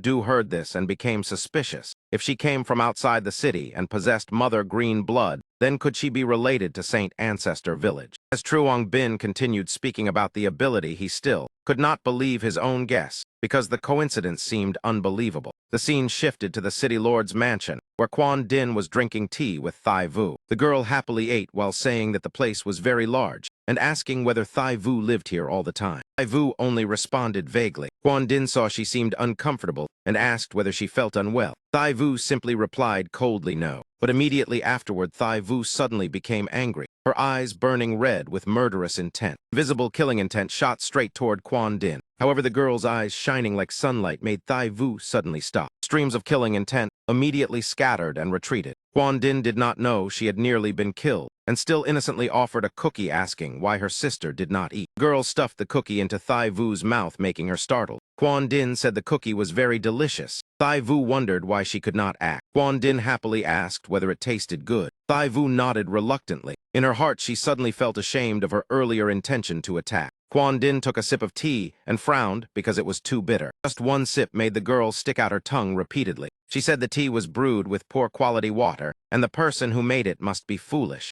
In truth, the tea had been brewed by Thai Vu, so those words slightly shook her. Quan Din hugged the teapot and ran off, saying she would brew a better one. After the girl left, 4 fox tails of Thai Vu appeared. She felt confused and did not understand why she felt guilty. Thai Vu tried to calm herself, saying she was the prince of the Heavenly Fox clan, so she could not have a problem. The problem must lie with that human. Figure of the fox demon gradually became clear, crimson eyes glowing in the night. Thai Vu frowned slightly and wondered who that girl really was. In the training room of the cleanup team, Tu Thien was sparring with Truong Bin. As she exchanged moves, she pointed out a key point. His nether mist and her water element were quite similar, both controlled by thought and capable of changing shape freely. She also clearly explained a fundamental difference. When his nether mist solidified, it could not return to gas, while her water could be retrieved and reused. After speaking, she demonstrated an extremely beautiful water technique. Truong Bin held a small knife blocking attacks while listening to the explanation that his nether mist was a single-use consumption type. If it could transform through gas, liquid, and solid states like water, it would be far more useful. He suddenly smiled and thought silently that nether mist not being solid also had advantages. For example, he did not need to carry a gourd to store it. Seeing him distracted, Tu Thien immediately rushed forward and reminded him to focus. Because he was not prepared in time, Truong Bin was struck by her palm and sent flying away. But his reflexes were very quick. He immediately used nether mist to slow his fall. Tu Thien rose into the air and added that fortunately he could absorb the fear of creatures to generate nether mist, partly compensating for the weakness of low endurance. After speaking, she spread her arms and created an icy storm raining down on him. Truong Bin showed great agility as he dodged the entire rain of ice with remarkable skill. He even confidently said that with this level of attack, he could still dodge it. But his joy did not last long as another obstacle appeared. A large puddle suddenly formed beneath his feet, startling him. The water suddenly came alive and wrapped tightly around Truong Bin's limbs. He immediately realized that it was melted ice. He had focused too much on attacks from above. Tu Thien stepped forward and reminded him that if the opponent did not fear him, his nether mist would be quickly depleted. Truong Bin replied that as long as the attack power was strong enough, a single strike could finish the opponent. As soon as he finished speaking, Tu Thien suddenly noticed the dagger controlled by Truong Bin floating above her head. She immediately used the ultimate skill water prison to form a water sphere protecting her body, and said loudly that she wanted to see his destructive power. The nether mist blade spun violently and shot downward. The blade pierced through everything, even the water prison. This made Tu Thien think in surprise that it actually broke through. Truong Bin smiled and said that fourth sister had lost. Tu Thien admitted that his nether mist could break her higher-level defense, which was very surprising. She explained that nether mist mutated beasts might be descendants of king-level mutated beasts, inheriting special traits, which was why the nether mist possessed damage capable of surpassing levels. Looking at him with unreadable eyes, Tu Thien said he still lacked battle experience. If this were a life-and-death fight, he would already be cooked. Truong Bin asked blankly what cooked meant. Suddenly, the water around his body heated up and he cried out in pain. Too hot. Why is this water boiling? Tu Thien proudly explained that understanding the characteristics of an ability was very important. Water could turn into ice, hot water, or steam to create unexpected effects. While she was busy explaining, Truong Bin thought of teasing her. He turned the muddy water in his hand into the shape of a large spider and asked if it looked like this. Tu Thien panicked in fright, firing water repeatedly at him while shouting about the spider. Her fear immediately gave Truong Bin 100 nether mist. Unfortunately, that water was swallowed into his stomach. Seeing this, Tu Thien immediately became worried. He ran over and grabbed Truong Bin's collar, shaking him hard and telling him to spit it out because her water element was pure water with high toxicity. He struggled to say that if he did not die from poison, he would be strangled to death first. Hearing this, she quickly released him and apologized. At that moment, Truong Bin felt something strange in his body, soft and difficult to control. The lower half of his body turned into water, causing his pants to fall down. The two looked at each other awkwardly, but because his body had turned into water, nothing was exposed. Then the upper body began transforming as well.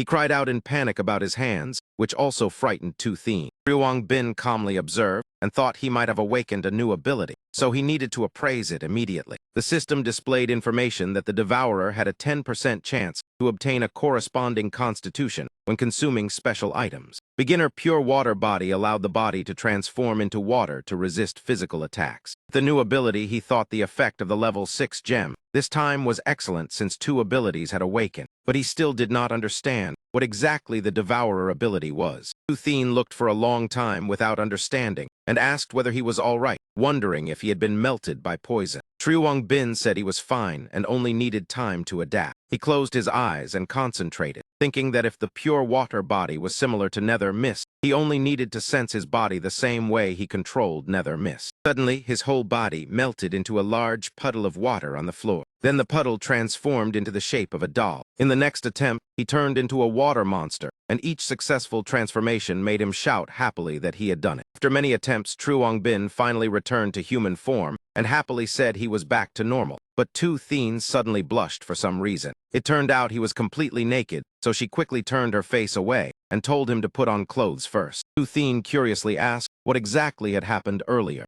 Truong Bin dressed while explaining that he had awakened the pure water body because he accidentally drank her water. Tu Thien was shocked and could hardly believe it when she heard about the pure water body. She turned back and carefully observed Truong Bin, thinking that his growth speed was too fast, especially the pure water ability that many water awakeners dreamed of. When she realized he still had not finished dressing, she quickly turned away again. Truong Bin asked strangely if she was all right. She replied that she was fine. At that moment, an urgent call arrived. Tu Thien answered, and the other side reported that Iron Soul Forge shop was under attack, and reinforcements were needed immediately. She immediately ordered nearby teammates to assist first, and said she would arrive soon. Truong Bin asked to go with her because Kayat Man and the others might be in danger, but Tu Thien warned it might be a trap. He confidently said that he had just awakened the pure water body, so if danger arose, he could transform into water to escape. Time was urgent, so she agreed, but told him to stay close to her. Truong Bin immediately nodded. Shortly afterward, the cleanup team arrived at Iron Soul Forge shop and found the place full of corpses. Tu Thien asked in shock why there were so many assassins.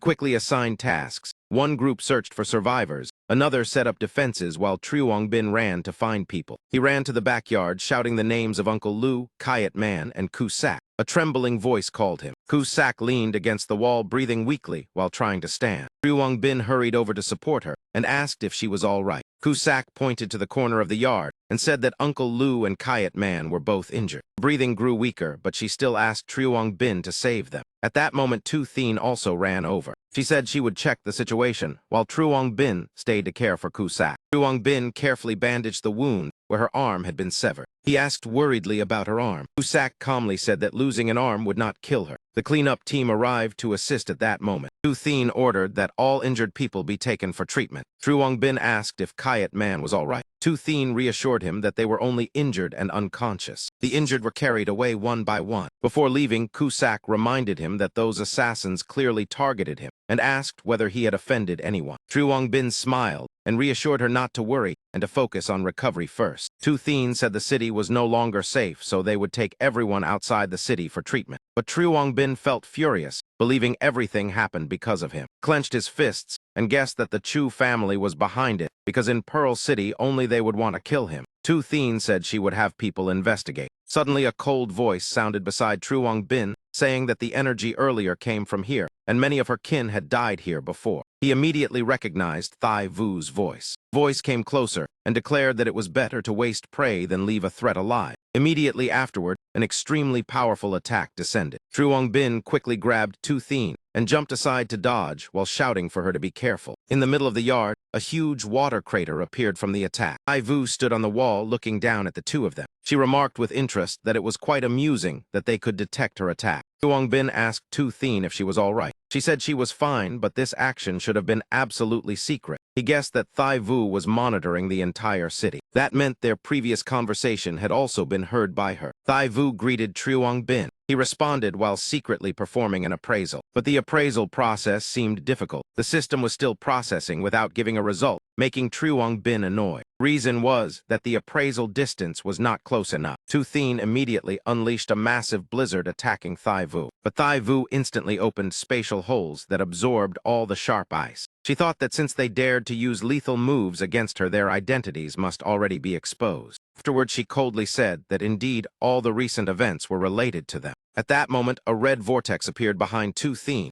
making her immediately alert. From the violent vortex of the heart, a tremendously powerful strike suddenly shot out. Tu Thien immediately created a wall of ice in front of herself to defend. But that ice shield could not withstand the pressure. Tu Thien quickly leaped aside to evade as the ice shattered. With just one move, her defense was completely destroyed. Seeing that reaction, Thai Vu revealed a satisfied expression, thinking that even if her identity was exposed, it did not matter. The opponent still could not break her illusion, and was only relying on airflow fluctuations to guess the direction of attack. Thinking so, she became even more bloodthirsty. "Let me see how you defend this time." While speaking, she unleashed countless attacks flying in all directions. Tu Thien immediately released her aura sense to detect the direction, this side, that side, and even over there. However, what Thai Vu did not expect was that every one of her attacks was seen through by Truong Bin. He immediately shouted, "Sister Tu Thien, be careful on the left." Thanks to that warning, Tu Thien easily dodged the attack. In her heart, she felt grateful. If Truong Bin had not arrived in time, she feared she would not have been able to hold on. Just like that, Truong Bin continuously guided her. 3 o'clock direction, 7 o'clock, 9 o'clock. 4 o'clock direction, 8 o'clock, 10 o'clock. Next was 1 o'clock, 2 o'clock, 11 o'clock. 5 o'clock direction, 12 o'clock. Thanks to those instructions, Tu Thien could swing her sword precisely, creating extremely beautiful counterattack arcs. Standing high above and looking down, Thai Vu felt suspicion rising in her heart. Why could Truong Bin know the direction of her attacks? Could it be? Without hesitation, she immediately launched an attack straight toward him. Truong Bin sensed the danger. Although slightly surprised, he still reacted in time and used all his strength to evade. That probing strike was enough for Thai Vu to confirm that her guess was correct. Indeed, every move she launched he avoided with precision. Clearly, Truong Bin was the one capable of seeing through her disguise. Thinking of this, she grew even angrier. "I should have killed him from the start. Let me see how long you can keep running." While trying hard to dodge attacks, Truong Bin also became worried when he saw strikes rushing toward Tu Thien. "This is not good.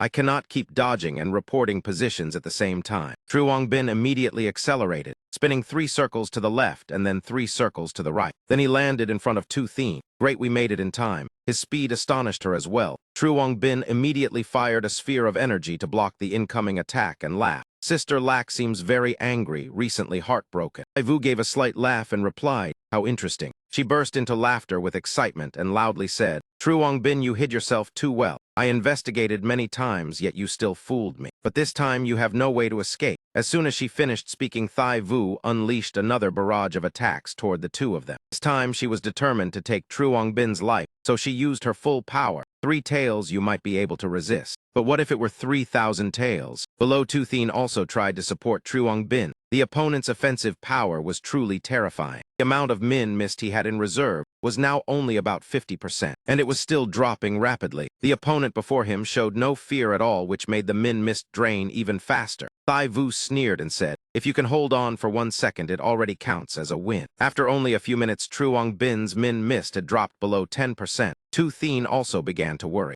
The min mist ran completely dry. Truong Bin panicked. He had already released all his power, yet still could not stop it. Could it be that this time he would fail here? At the critical moment, the figure of Mr. Tu Du appeared and said, "Truong Bin seized the chance. I can only create one opportunity for you." Truong Bin was startled with shock when he saw the clone of Captain Tu Du appear. A stream of golden light burst forth and pierced through every gap among the tens of thousands of foxtails. That beam of light covered Thai Vu's body, making her tremble as she asked, "What is that?" Mr. Tu Du shouted loudly, "Truong Bin, now is the moment." Receiving the signal, he immediately gathered all his strength and erupted. Truong Bin roared. Purple energy exploded from his body, knocking away the tails that were pressing close. Taking advantage of the chaos, he immediately grabbed Tu Thien's hand. 2 of them immediately rushed away, leaving Thai Vu's sight. "Hurry, Sister Tu." The fox instantly became furious and gritted her teeth. Trying to run? It will not be that easy. She released a move to unleash her power. The phantom of a gigantic fox appeared across the sky. The ceiling barrier imprisoning her was immediately shattered. She roared and ordered her subordinates, "Listen well. Capture Truong Bin with full force for me." A while later, at the safe base, outside the city of the cleanup team, Truong Bin came to visit Ku Sak. Seeing him, she asked, Have you now joined the cleanup team? Moreover, Min Chao Than has now fallen into the hands of those foxes. True Bin nodded and said yes. Although they have not dared to cause chaos, the city is still very dangerous. He suddenly showed self-blame and said sorry. It is all because of me. Cusack smiled to comfort him. Come on, I only lost an arm and did not die. Besides, we should thank you for saving Uncle Lu and the others. Hearing that True Bin promised he would find a way to take back the forge shop. For now, everyone had to temporarily hide outside the city. While they were talking, Tu Thien had been standing outside the door for some time. Hearing those words along with what had just happened made her think. I did not expect that in such a short time he had grown so much. Cusack noticed Tu Thien standing there, so she said to True Bin, that girl is waiting for you. Go out and handle the real matter. True Bin stepped out slightly surprised and asked, Tu, are you looking for me for something? His way of addressing her made Tu Thien dissatisfied. What did you just call me? Realizing he had misspoken, True Bin hurriedly forced a smile and corrected himself. Sister Tu, inwardly blaming Cusack for making him call wrongly. In truth, True Bin himself also felt this way of addressing a bit strange. Before calling her sister, Tu Thien was fine. Now that they were closer, it felt awkward. After all, he had lived 2 lives, so he was much older than her. Tu Thien said something that surprised him. Forget it, it is only a form of address. Call me whatever you like. Then she continued, come with me for a moment. As they walked, she informed him of the current situation. Your identity has been exposed, so you cannot return to Min Chao Than for now. You must wait for the captain's instructions. Arriving at another room, she took out a tube of yellow liquid and said, the information about the saintess that you provided is very important. This mission was also completed excellently, so this is the reward from the cleanup team. Taking the tube, True Bin asked, is this golden blood serum? He stared at the shining golden liquid and guessed, could this be golden lineage blood? Tu Thien explained that it was the blood of Kim Ba. Periodically, he had to draw blood to maintain his condition.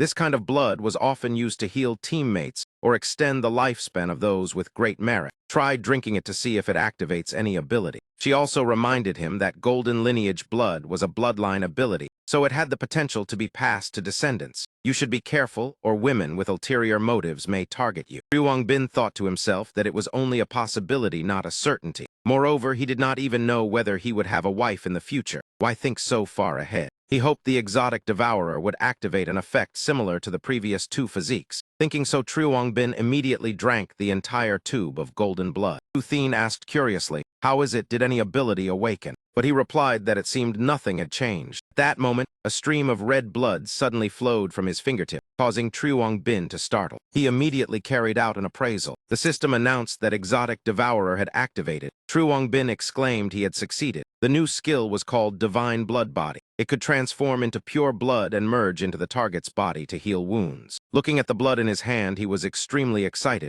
Is exotic Devourer also an infinite ability? Pure blood body even seemed able to sense the condition of the target. Seeing the red blood flowing, Tu Thien asked, what happened to your hand? Through the gap of the mask, True Bin saw the large scar on her face, so he asked, Tu, that scar. Tu Thien said somewhat shyly that it was nothing to worry about. True Bin did not ask further but thought there must be a secret behind that scar. She asked again, besides this, did anything else change? He sensed his body and replied, in this state I can sense the life condition of all living beings. I can even merge into their bodies to heal all wounds, including scars. Hearing that, Tu Thien became extremely happy. That means Cusack's lost arm can also be healed. True Bin nodded and said, as long as there is enough blood, even if only a layer of skin remains, I can regenerate the body. Inwardly, he was delighted because pure water body helps with evasion, while pure blood body is used for healing. Without hesitation, Tu Thien immediately pushed True Bin back toward the sick room. Hurry and treat Sister Sack. True Bin laughed and said, all right, I will go right away. Suddenly, True Bin turned back and asked, Tu, in the future, can we speak comfortably? Not as teammates, but like old friends. Tu Thien was silent for a moment, her face slightly red, before softly replying, all right. The scene shifted to the wilderness beside a quiet river where several beasts were leisurely drinking water. Suddenly, a loud sound echoed, shaking the entire forest and causing the beasts to panic. From somewhere, a swarm of demons appeared, numbering in the hundreds and thousands, rushing forward. They roared wildly, as if wanting to devour everything in their path. The cleanup team base man, an HI, curiously stepped closer to see what Mr. Tu was reading so attentively. She asked, is this the file about Saint Ancestor Village Captain? Why are you studying it? Mr. Tu said thoughtfully, do you still remember? Although the Chu family later did many hateful things, in the beginning they were once a heroic family. He recounted that when the Great Cold Disaster occurred, the family head Chu Zich Duong merged with the solar divine emblem. Every day he flew into the sky, bringing light and warmth to humanity. He persisted for 10 years until he collapsed from exhaustion and died. Manhwa said, I know. After Chu Zich Duong died, he was buried in the Lac Nhat mountain range outside Min Chao Than. The survivors outside the city were grateful for his merit, so they guarded his tomb. After many generations, they gradually formed a village called Saint Ancestor Village. But what does that have to do with this? Mr. 2 do explain that every 100 years Saint Ancestor Village would give birth to a saintess. The bloodline of the saintess could protect the entire village from the invasion of mutated beasts. Manhwa said in astonishment, could it be that Tran Quan Din is the saintess of that village? He nodded and said perhaps the Chu family intends to use the saintess to control the Thien Thuong Ho. Manhwa became even more confused about why the saintess appeared at Han Hai Academy. Moreover, after this incident, Saint Ancestor Village still showed no reaction at all. Mr. 2 do analyzed in a deep voice. If they truly have such intentions, then what? They only need the excuse that the saintess is imprisoned in the city. Saint Ancestor Village could completely use that as a reason to launch war against Min Chao Than at any time. Hearing this, Manhwa still looked confused. She could not understand why they would want to go that far. He continued explaining that 150 years ago Min Chao Than once had an autocratic city lord. To prevent history from repeating like the Chu family, the cleanup team placed her on the most dangerous wanted list. Later, they cooperated with the succeeding city lord and successfully drove her out of the city, but no one knew by what means. In the end, she became the leader of Saint Ancestor Village. He sighed softly and said perhaps she had never abandoned her ambition toward Min Chao Than, only quietly waiting for the right moment to return. Despite the tense story, Manhwa listened with great interest. It was known that the cleanup team had secretly built many safe shelters outside the city. Some were carved deep into cliff walls, some buried underground, others hidden within tree canopies, while shelter number 3 was concealed inside a massive rock. Thien was checking the surroundings when she suddenly heard a strange sound. This sound made her suspect the Chu family might be up to something, so she wanted to go out and scout. But when she looked back at the injured people resting inside, she hesitated. If this place were discovered, they would all be in danger. Her gaze stopped on Truong Bin, and she thought, if he stayed behind to guard the place, could he handle it alone? At that moment, Truong Bin suddenly exclaimed excitedly, "Success!" In his hand, he held a lantern. Tu Thien curiously asked, "Success in what? Has this lantern not already run out of energy?" Truong Bin laughed and explained, "It indeed ran out of energy, but throwing it away would be wasteful, so I tried to see whether it could be recharged. At first, I used the true fire physique to surround it with flames. Then I continued by trying to activate the pure water body. There was still no reaction, so I tried combining it with the pure blood body. Finally, I infused the Min Mist body, and the lantern immediately reacted. After appraisal, the information of the item appeared. This is the Ghost Lantern. It can conceal scent and aura within a certain range." Placing the lantern beside Kayat Man, he happily said, "After adding Min Mist, it lit up again. Moreover, the effect is even stronger than before." The two walked outside together. Although Tu Thien quite liked it, she still pretended to be indifferent and said it was only luck. Truong Bin smiled and replied that if we use it to hide the shelter, we can scout outside more safely. Outside at this moment, the demons and monsters were running wildly everywhere. Seeing that scene, Tu Thien did not know what to say. Truong Bin asked in astonishment, "Why are there so many? Since when did the Chu family control so many mutated beasts?" Without delay, Tu Thien immediately contacted headquarters to report. "This is Tu Thien near shelter number 3. Around 10,000 mutated beasts are moving toward Min Chao Than. Most are forest wolves and bullet rabbits." However, Truong Bin felt something was not right. These mutated beasts looked extremely panicked, more like they were fleeing rather than attacking. Right afterward, he saw an even more terrifying sight. Truong Bin immediately called Tu Thien. "Wait, look over there." Following the direction he pointed, she was equally stunned. Tu Thien hurriedly reported again to headquarters, confirming that a large number of undead were also moving toward the city. Observing the tide of undead surging forward, she quickly estimated and reported that the number could reach 50,000. Hearing that number, Mr. Tu do shouted angrily, 50,000. He felt the situation was extremely severe. 10,000 mutated beasts plus 50,000 undead. And inside the city, there was also Thien Thuong Ho and the remnants of the Chu family. The current manpower of the cleanup team was completely insufficient to handle everything at once. Could it be that he must act personally? But at that moment, an idea flashed through his mind. No, there is still another way. Captain Tu Du immediately turned and shouted, "Man Hai, Tran Lak Vi." Hua Kayat prepared to activate it once again. 3 girls were slightly surprised. Hua Kayat hesitantly asked what the captain planned to do. Man-Nai also said in confusion, but has not the heavenly curtain already? He explained that yesterday, when assisting Truong Bin, he had temporarily suppressed the Moon Prince, so its power had not yet fully recovered. Although they could not rely on the patrol team and the investigation team, there were still many powerful combatants in the city. We will carve words onto the heavenly curtain to warn the entire city about the undead attack. That time, words saying undead attack will appear in the sky, and everyone will know. After the awakened ones in the city gather, we will blend among them to protect the city while avoiding the surveillance of Thien Thuong Ho. After hearing Mr. Du's plan, everyone immediately became spirited, and he quickly ordered them to act. Captain Du took out a glowing jade, switched it to multi-person mode, and contacted them. Thien, Truong Bin, you two try to block the mutated beasts and undead outside the city. Buy time for the forces inside the city to gather. At the same time, at shelter number 5, someone received the signal. This is the branch unit. Captain, please give instructions. The other side immediately ordered. Quickly go support Lu Tu Thien near shelter number 3. Tran Min responded, clearly understood. During the battle, order Tyat Type and Third Chung immediately stood up without hesitation. An Bayo shouted excitedly with great spirit. Tran Min led the entire team forward and coldly said, "Let's go. It is time for us to enter the battle." The city lord residence Lao Trak Min stood in the main hall calculating the next step of the plan. Perhaps the raid on the forge shop had succeeded. He took out the communication jade and contacted his accomplices to confirm that the Moon Prince was not in the residence. Thus, the next step could proceed. The other side reported back that they encountered some trouble. Trak Min frowned and asked what happened. They replied that outside the city a group of unknown undead had appeared, causing the mutated beasts to panic and lose control. He did not care at all and shouted angrily, "Stop talking nonsense and deal with it quickly. If the plan fails, all of us will be in trouble." After ending the communication, he cursed inwardly that they were truly useless. For now, he must find the Saintess, and at the right moment take her away. Just then, a group of people approached. The fat old man was startled and turned around with vigilance. Turned out to be patrol team number 1.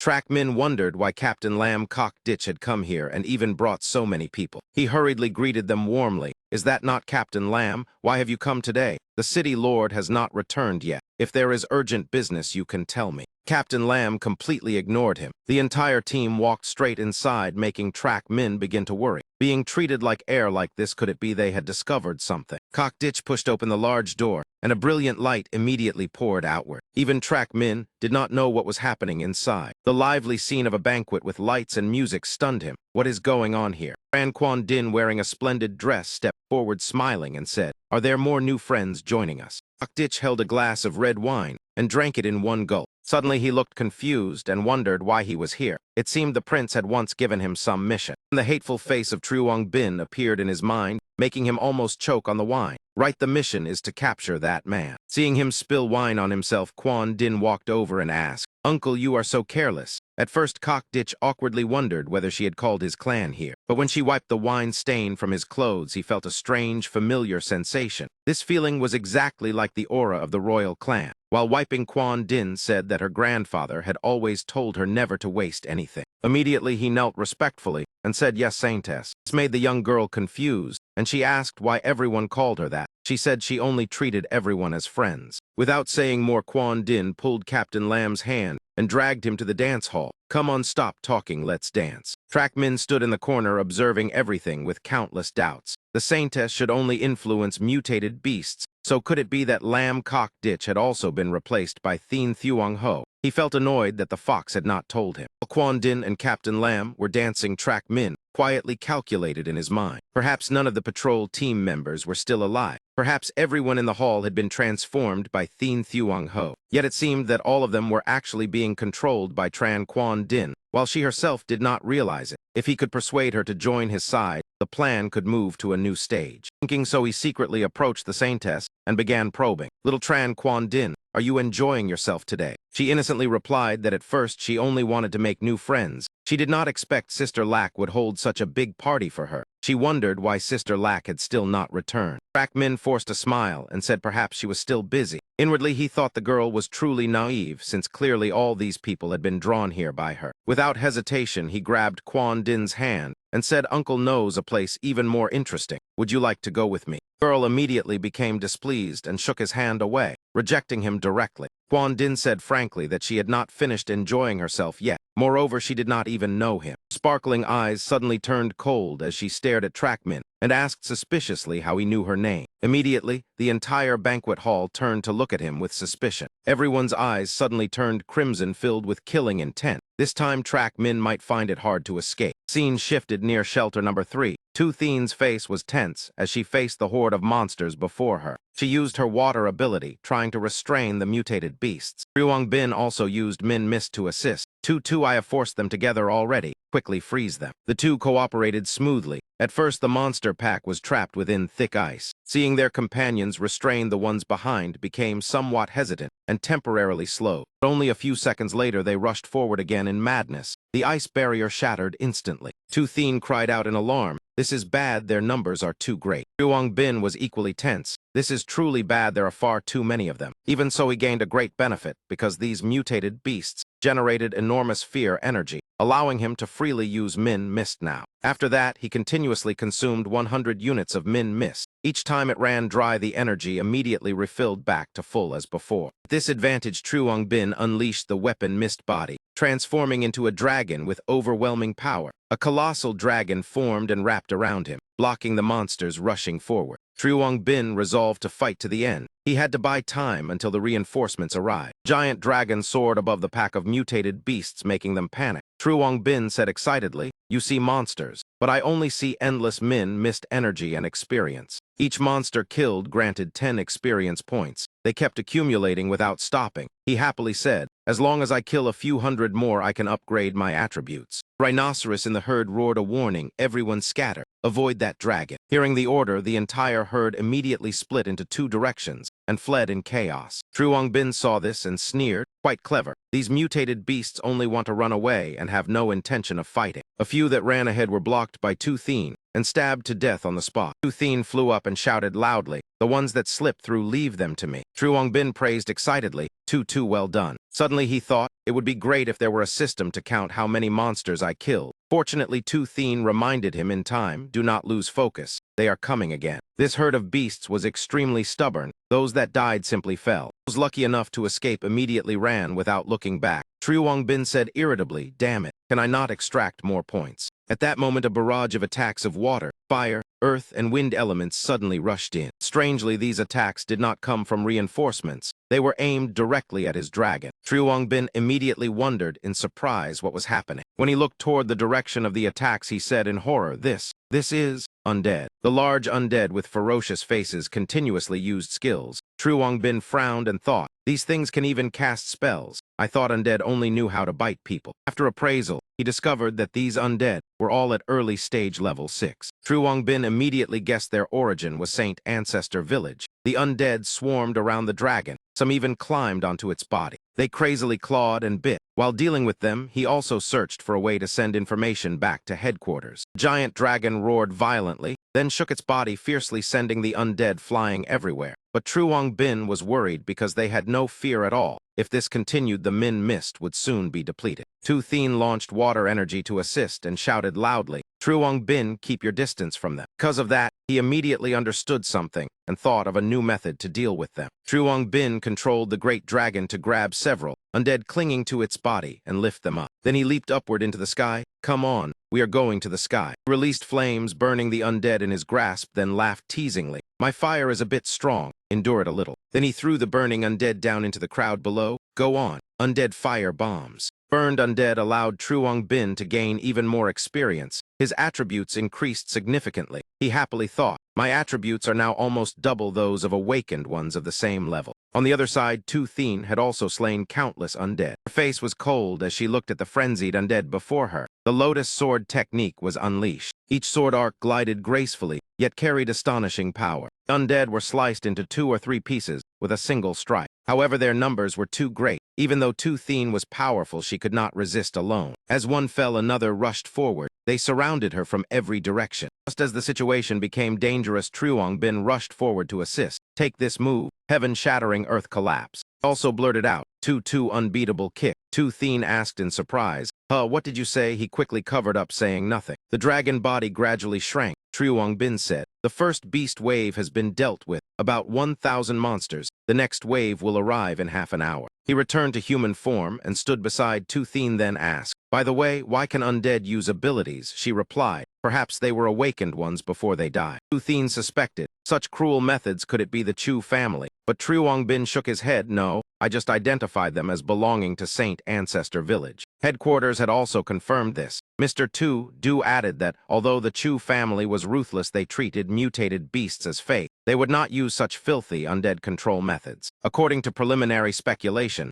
this incident was most likely related to Saint Ancestor Village. Truong Bin's appraisal result further confirmed it. Hearing this, Tu Thien became agitated. Saint Ancestor Village. Her hands clenched tightly as she said, "If that is the case, then that person must be behind it." Memories of Aotayat surfaced in her mind. That woman's cold gaze had become a deep nightmare within her heart. While thinking, she suddenly realized the surroundings were filled with toxic gas. She shouted, "Truong Bin, hold your breath. This gas is poisonous." Truong Bin said in surprise, "Hold my breath. I have smelled this before." He quickly remembered, this is the smell of rotten eggs, hydrogen sulfide gas, when he worked in rescue teams before he encountered it. He once handled a serious fire caused by this gas, which means it can explode. Thinking of that, he immediately warned, "Tutu, be careful, it might explode." She asked in surprise, "What are you going to do?" Truong Bin said quickly, "There is no time to explain, trust me." Raised his hand and created a small flame. The true fire manipulator skill activated. Immediately, a massive explosion erupted, shaking the surroundings. Tu Thien immediately hid inside a sphere of water to avoid the impact. The flames generated enormous true fire energy. Truong Bin tried to absorb all of that energy. Suddenly, he looked ahead and said, "It is finished. The second wave of undead has arrived." Tu Thien was startled, "But you said there was still half an hour." Truong Bin immediately checked again. "Wait, what is that?" Then quietly carried out an appraisal. The system continuously reported appraisal in progress, but still showed no result for those strange figures. Lao Ta Min, riding a giant undead, sneered, "You actually broke my corpse poison. These two little brats seem like good seedlings." Truong Bin felt confused. Earlier, the appraisal on the captain succeeded, but this person failed just like Thai Vu. Perhaps the target was too powerful. He thought of a method. If that is the case, then appraise all undead within sight. As soon as the command was issued, countless information screens appeared like a maze.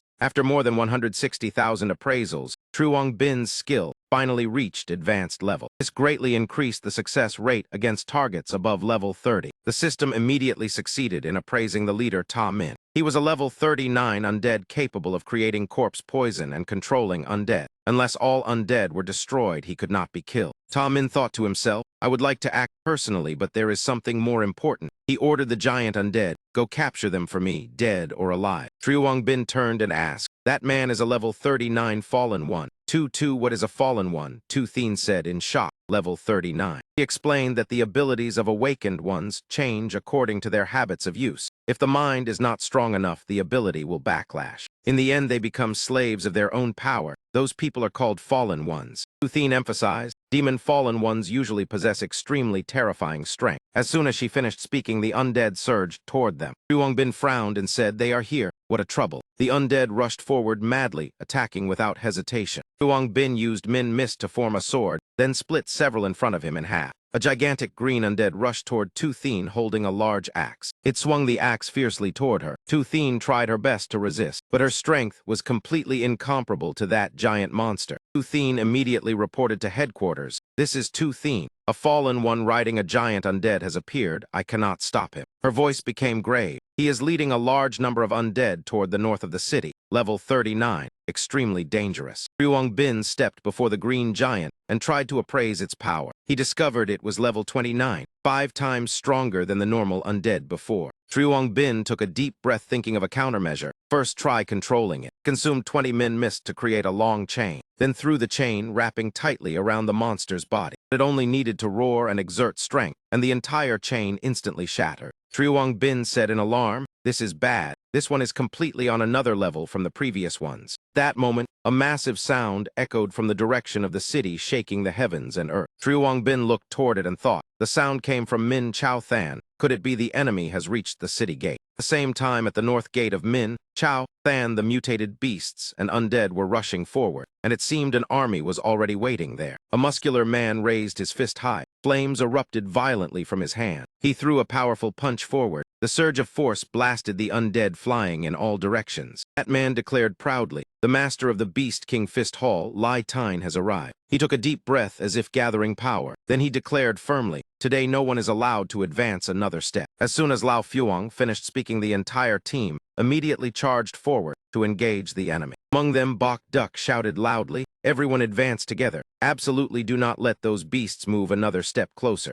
Suddenly, Lai Tine's eyes stopped on a strange figure. The support team surged forward, overwhelming the mutated beasts and undead. Amid the chaotic battle, one undead continuously slipped through the crowd. A very unusual energy radiated from its body. It rushed directly forward, attacking Lao Fuang head-on. Blocked the strike with his hand, then frowned and said, "Stop, I noticed already. Your movements are different from those other undead." At that moment, Lai Tine's arm trembled slightly because the opponent's strength was too great. The undead stared straight at him with blazing red eyes and paused for a moment in thought. It unleashed a series of strange fist techniques, striking Lai Tine relentlessly. He could only raise his arms to defend and exclaimed in shock, "This is Beast King Fist technique, Ape King form." Lao Fuang roared, "Who are you?" The undead coldly swung his fist. In his mind, a thought echoed, "My foolish junior brother." Punch descended, but Lai Tine quickly bent down and dodged. Taking that chance, he tried to find a weakness in the opponent to counterattack. Lai Tine unleashed the Beast King Fist move, Iron River Peak form. He lifted the undead into the air and threw him upward. He used solar energy to burn him before smashing him down to the ground. Lai Tine landed and activated Scarlet Emperor Immortal Body. Super rapid regeneration quickly restored his strength. Suddenly, he noticed something fall beside the undead body. Curious, he stepped forward and picked it up. This dropped from him. It looks familiar. Looking carefully, he saw 3 words carved on the small wooden token, Lam Ban Thich. He cried out in shock. This is the token of senior brother. The undead had already stood up again.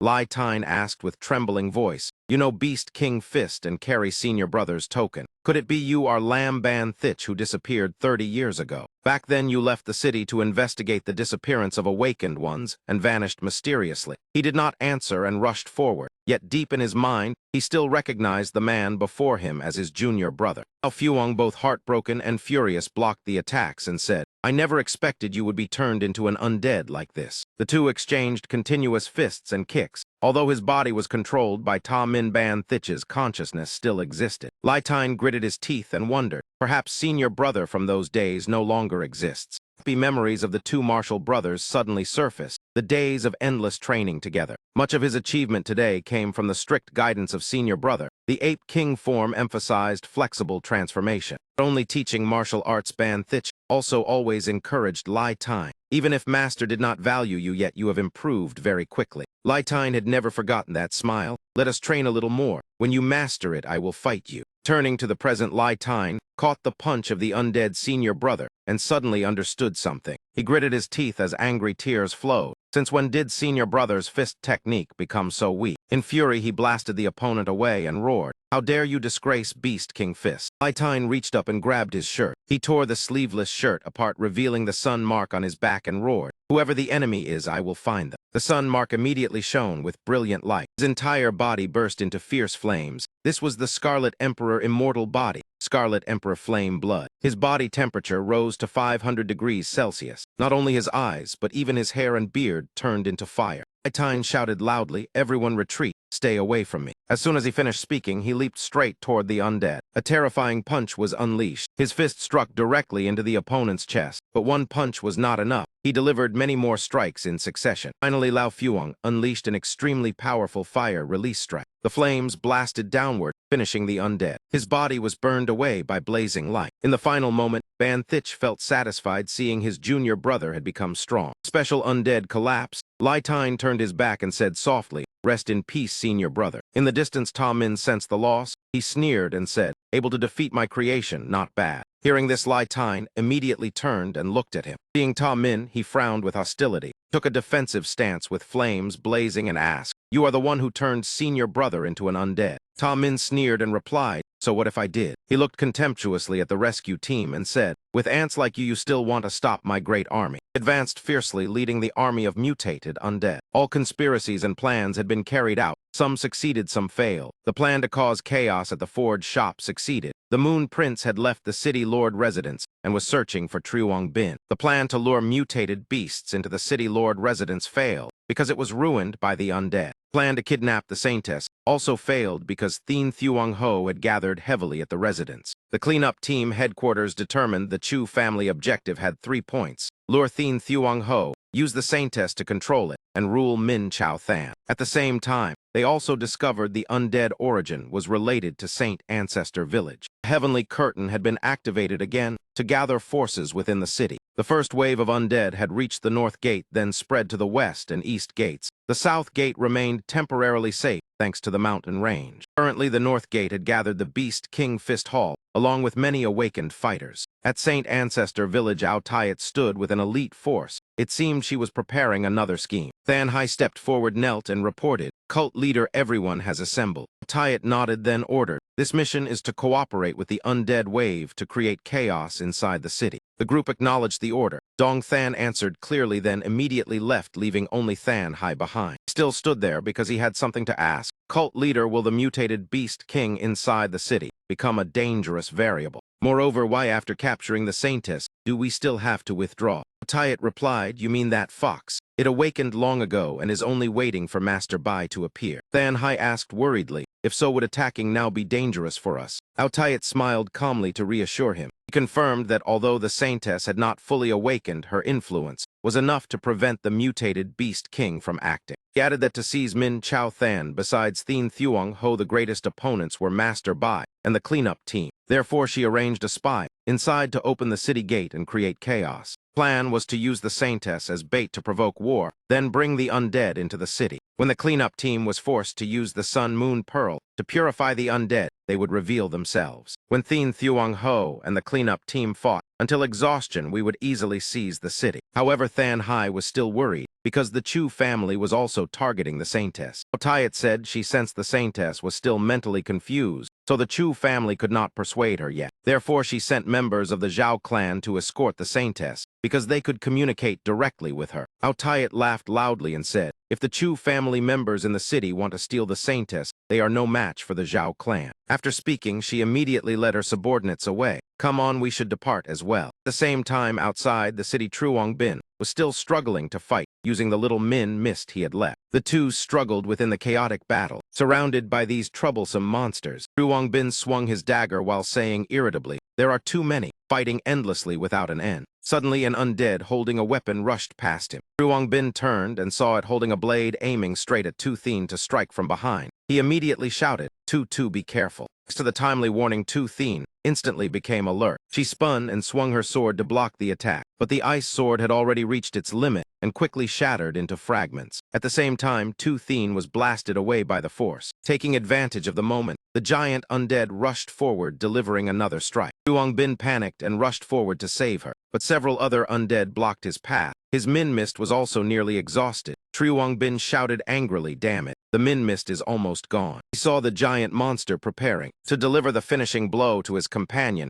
yet he could do nothing. Truong Bin could only shout in despair, Tu, be careful." At that moment, a large shield suddenly appeared before Tu Thien, blocking the enemy axe strike. Her Trung, wearing iron armor, stood before her laughing loudly. "My shield is not an ordinary one." Tu Thien looked up at the chubby figure and called out, "Truong Thur Trung." And that was not all. A storm of wind swords swept in. Swords seemed alive. Wherever an undead stood, they flew over and stabbed straight through. Truong Bin recognized it as Phantom Shadow's sword. Besides being pierced by swords, the undead were also kicked by Tayat deep, with Shadowless kick making their faces twist. The girl appeared dazzlingly striking, each kick knocking enemies down. He loudly said, "Sorry, we arrived late." A Phantom Shadow sword flew before the axe-wielding undead, then circled in front of him several times. Then it stabbed into the ground right before Thur Trung's shield. Powerful shockwave blasted the giant enemy flying backward. Tran Min appeared beside Tu Thien, teasing, "Has your sword skill deteriorated?" He angrily replied, "Mind your business." Tran Min continued attacking the green undead while reminding, "Do not lose focus." The wounds on its body quickly regenerated. He added, "Physical attacks seem ineffective." At that moment, Truong Bin stepped forward and said, "I think I know how to defeat it." Turned to Tran Min and said, "Senior, help me hold it down." He immediately replied, "Understood." Right afterward, he rushed forward, launching continuous sword energy strikes at the undead, forcing it to focus on defending. Tran Min swung his sword downward. It immediately swung its axe to counter. At that moment, Truong Bin appeared behind it holding something in his hand. He thought, "This fallen one controls undead with corpse poison."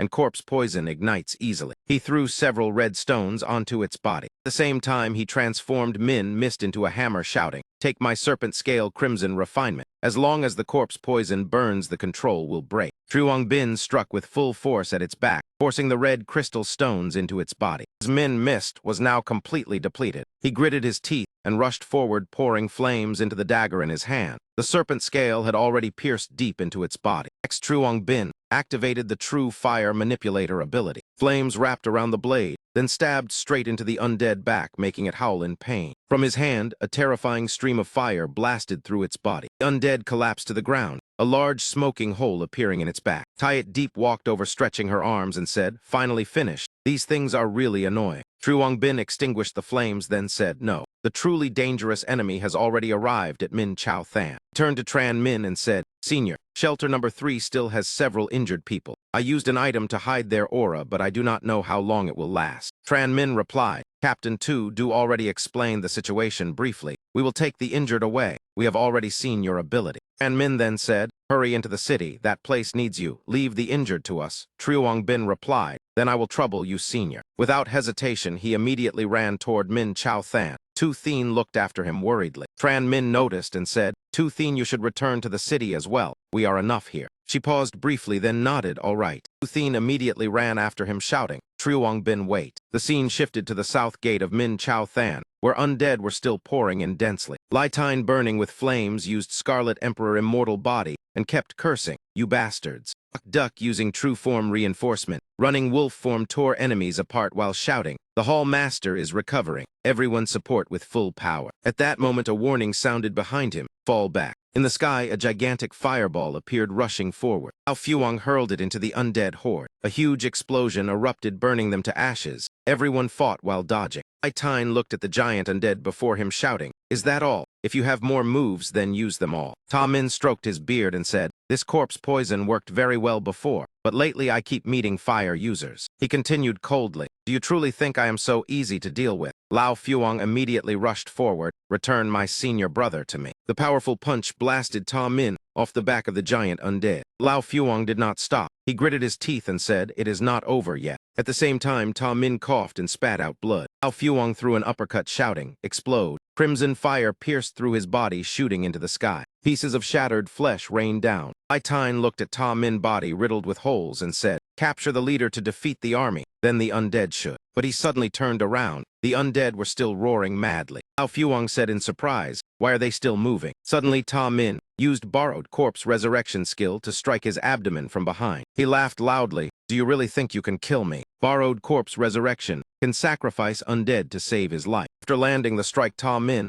immediately jumped back to create distance. Litine said in astonishment, "He actually revived." Immediately his heart began beating violently and abnormally. Lao Fuang clutched his stomach and asked, "What did you do?" Ta Min sneered, "You noticed quickly." He said, "I injected corpse poison into your body. Once it spreads, you will become my undead." Lao Fuang immediately burned the wound with flames. He roared, "Never." He activated Scarlet Emperor Immortal Body second stage. Imperial flame form erupted. The temperature rose to 1,000 degrees Celsius. Stamina, strength, and speed all exploded. Ta Min laughed sinisterly, "Trying to burn yourself to remove the poison. Do not waste your effort." He said, "Corpse poison that burns is only the lowest type. My corpse poison has many other varieties." Bok Duck shouted loudly, "Hall Master Fuang." Ta Min continued, "Powerful undead are given multiple types of corpse poison. Immortal corpse poison means immortal undead." Lao Fuang shouted, "Do not worry about me." Scene shifted near shelter number 3. Tran Min group had just arrived and saw a green undead roaring wildly. In the distance, Ta Min said coldly, "How long can you endure?" Lao Fuang, surrounded by undead, still asked, "Where is senior brother?" The voice replied, "Junior brother, stop me." A relentless barrage of attacks struck his body one after another. Litine clenched his teeth and endured, forcing himself to shout that he would absolutely not spare the man before him. That man still wore a cruel smile, both hands instantly stained with black hidden weapons. Then he said coldly that it seemed you still did not understand your situation. Since you miss your senior brother so much, you might as well go down there and reunite with him.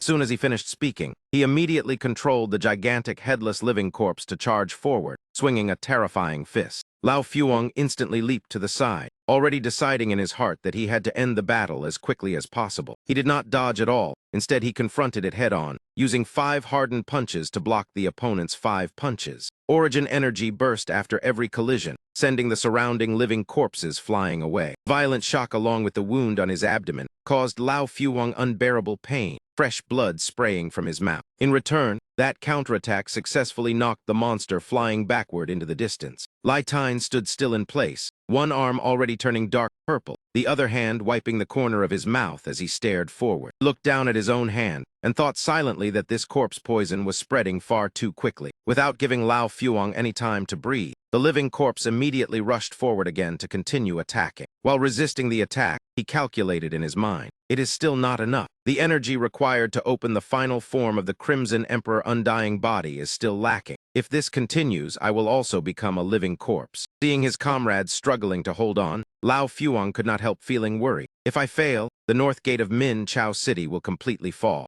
Just as he was despairing and wondering whether the heavens intended to destroy Minchow City, a terrifying scream suddenly sounded in the distance, causing the living corpses to freeze and turn their heads. It was Truong Bin and Tu Thien rushing over to reinforce. While charging forward, she said that according to news from the barrier team, the master of the Beast King Fist Dojo had already been subdued. Tu Thien swung her sword while cutting a path and reminded that saving people came first. Truong Bin immediately replied briefly, understood. Lao Fuwang looked over with confusion, wondering who those two people actually were. Girl charged straight forward, fighting while loudly encouraging him, "Senior, please hold on." Tu Thien immediately activated her ability, erecting a defense to block the long-range attacks from the living corpses around Lai Tine. Lao Fuwang immediately noticed that an opening had appeared, quickly clenched his hand into a fist, his entire body gathering strength as blazing power erupted. He unleashed the Beast 5 fist technique with the move Hell Prison Brutal Body, throwing a punch straight into the sky that formed a whirlwind which swept the living corpses high into the air. After that strike, Lao Fuwang collapsed to his knees and coughed up a large mouthful of blood, then hurriedly told Truong Bin to go back because this place was too dangerous. Truong Bin calmly replied that Senior need not worry, I prepared before coming. Truong Bin looked at him seriously and continued, let me treat your injuries first. Lao Fuwang still hesitated because of his own wounds. Without delay, Truong Bin immediately activated the pure blood body, causing Lao Fuwang to exclaim in shock, little brother. Quickly reassured him that Senior can rest assured, this is my method of healing. After hearing this, Lao Fuwang could not help sighing that this method was truly strange. Looking at his own hand, Lao Fuwang was extremely astonished. Not only had the external wounds disappeared, even his stamina had recovered. He praised Truong Bin as truly capable. Truong Bin sighed and said that unfortunately he could not remove the corpse poison in Senior's body. He could only temporarily restrain its spread. Lao Fuwang clenched his fist and said firmly that as long as you can keep the corpse poison from spreading, that is already very good. Then he smiled and added, little brother, please help me hold them off for a bit longer. I will go deal with that half-man, half-ghost thing. Truong Bin secretly appraised Lai Tine, master of the Beast King Fist Dojo, 3-star potential, peak pseudo, awaken a level 38, talent undying phoenix body. Glanced at Lao Fuwang and thought that the old man spoke lightly. The opponent is a fallen one. To be safe, I should still examine the dojo master's strength clearly.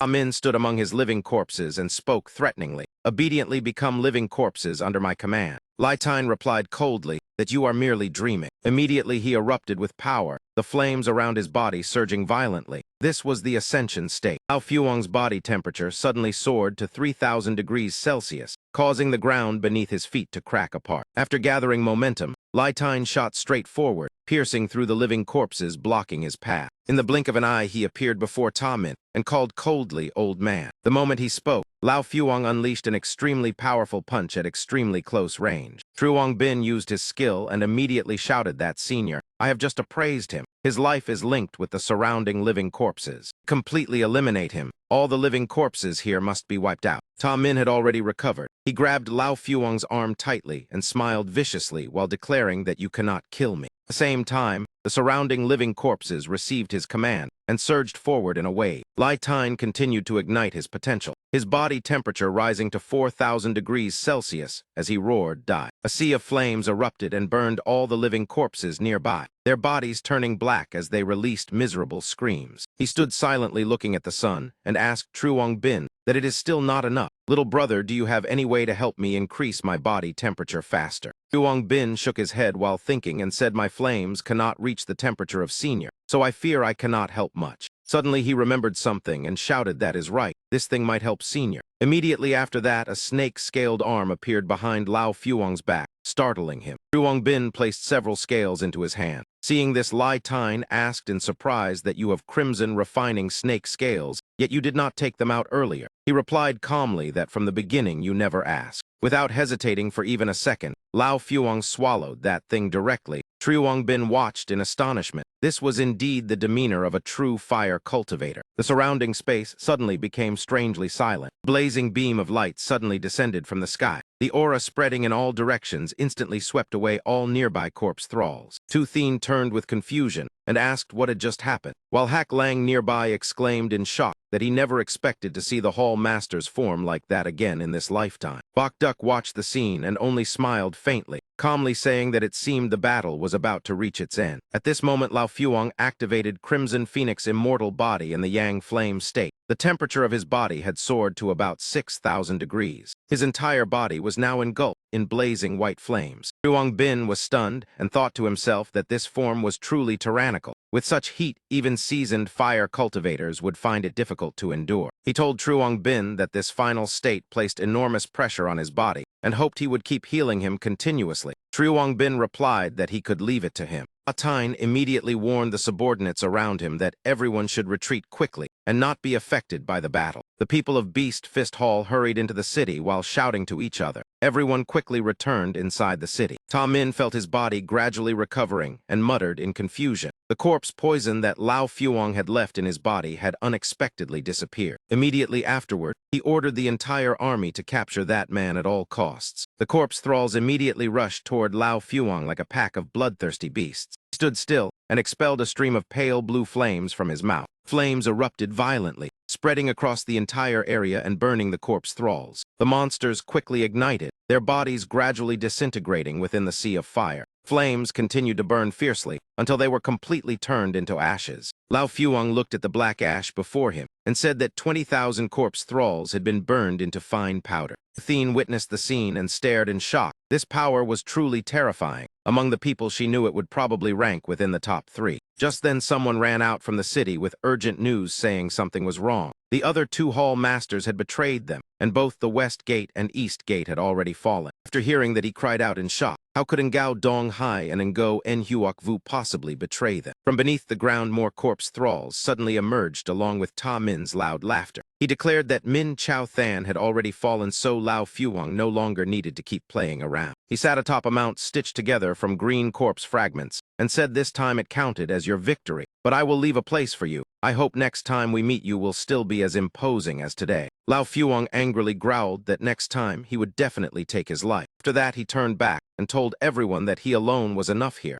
Everyone should return to Kai Vien's city immediately. He looked at his own hand and told Truong Bin that the corpse poison had been completely cleared. Truong Bin should return as well. Hearing that, Truong Bin suddenly thought with embarrassment that if he went out now, he would be completely naked. Inside the city, chaos reigned. Civilians ran while screaming as mutated beasts appeared, while members of Beast King Fist Hall shouted as they organized defenses. Track Min stood on the rooftop of a building, looking at the smoke and flames everywhere and smiling with satisfaction as he said to enjoy it slowly. He sneered that this was the consequence Min Chao Than deserved after leaving the Chu family. At that moment, 2 subordinates appeared behind him. He immediately turned around and asked how far the progress had reached. Track 2 replied that about 1,000 mutated beasts had entered the city and were all under their control. Vice City Lord nodded in satisfaction and praised them before ordering them to command the beasts to attack the City Lord's mansion as soon as possible. The subordinate was shocked because Tran Quan Din was there. Track 2 explained that when mutated beasts approached, they would be influenced by the green mother blood within her body. Track Koi added that even Heavenly Eternal Fox would become her servant. Track Min replied with disdain that they understood nothing. Tran Quan Din had not yet completely awakened, and her intelligence was currently no different from that of a child. Therefore, the little girl would unconsciously control all mutated beasts around her. If too many mutated beasts approached, then her ability would become overloaded and lose control. At that time, the City Lord's mansion would certainly fall into chaos, and that would be their opportunity to capture Tran Quan Din. At the City Lord's mansion, Quan Din was hugging a Heavenly Eternal Fox and laughing happily. She said, "Zyro, stop licking, it tickles too much." After a while, the little girl sleepily raised her hand and rubbed her eyes. Quan Din slowly opened her eyes, and a strange image suddenly appeared within her pupils. She looked down at the group of heavenly eternal foxes below and wondered where everyone else had gone. In her eyes, everything had turned into white light. She said in surprise that suddenly there were so many Zio-Obai. The gigantic heavenly eternal fox that had been sitting suddenly stood still and looked downward. Quan Din asked that it looked very strange and wondered what it actually was. The little girl stepped down and looked at the group below and said they were also very adorable. Outside, Track Min secretly observed and whispered that it was exactly as his data predicted. Muttered while Track 2, standing behind him, noticed that the large number of mutated beasts appearing had begun to affect the little girl. On the other side, Quan Din slowly walked out into the outer corridor. Little girl stood there looking down at the street and said happily that there were so many Zio-Obai outside. Quan Din looked into the distance and placed her hand on her head. She sighed that there were truly many. Suddenly she held her head and closed her eyes, whispering, "Zio-Obai, please stop being so noisy." And the little girl collapsed to the ground in fear and shouted, "Zio-Obai, please stop. Do not come closer." In the sky above the city lord's mansion, several mutated beasts flew past. The little girl's scream echoed throughout the area. In an alley on the street, a black-haired girl ran while crying and calling for her mother, asking where her mother was. At that moment, a ferocious wolf-like mutated beast lunged forward and attacked the girl. Suddenly, two hands appeared and grabbed the beast's mouth tightly. Truong Bin held the mutated beast firmly and shouted for them to move aside. Tu Thien immediately picked up the girl and ran away. The frightened girl called out for her sister. He used force to tear the monster's mouth apart while cursing those filthy beasts. Truong Bin released flames to burn its body and shouted whether they could stop running around in panic. At that moment, the girl's mother ran over anxiously calling for her daughter. The girl immediately ran toward her mother. The mother and daughter repeatedly bowed in gratitude. Tu Thien reminded them to leave this place quickly. Truong Bin looked ahead and said that the area ahead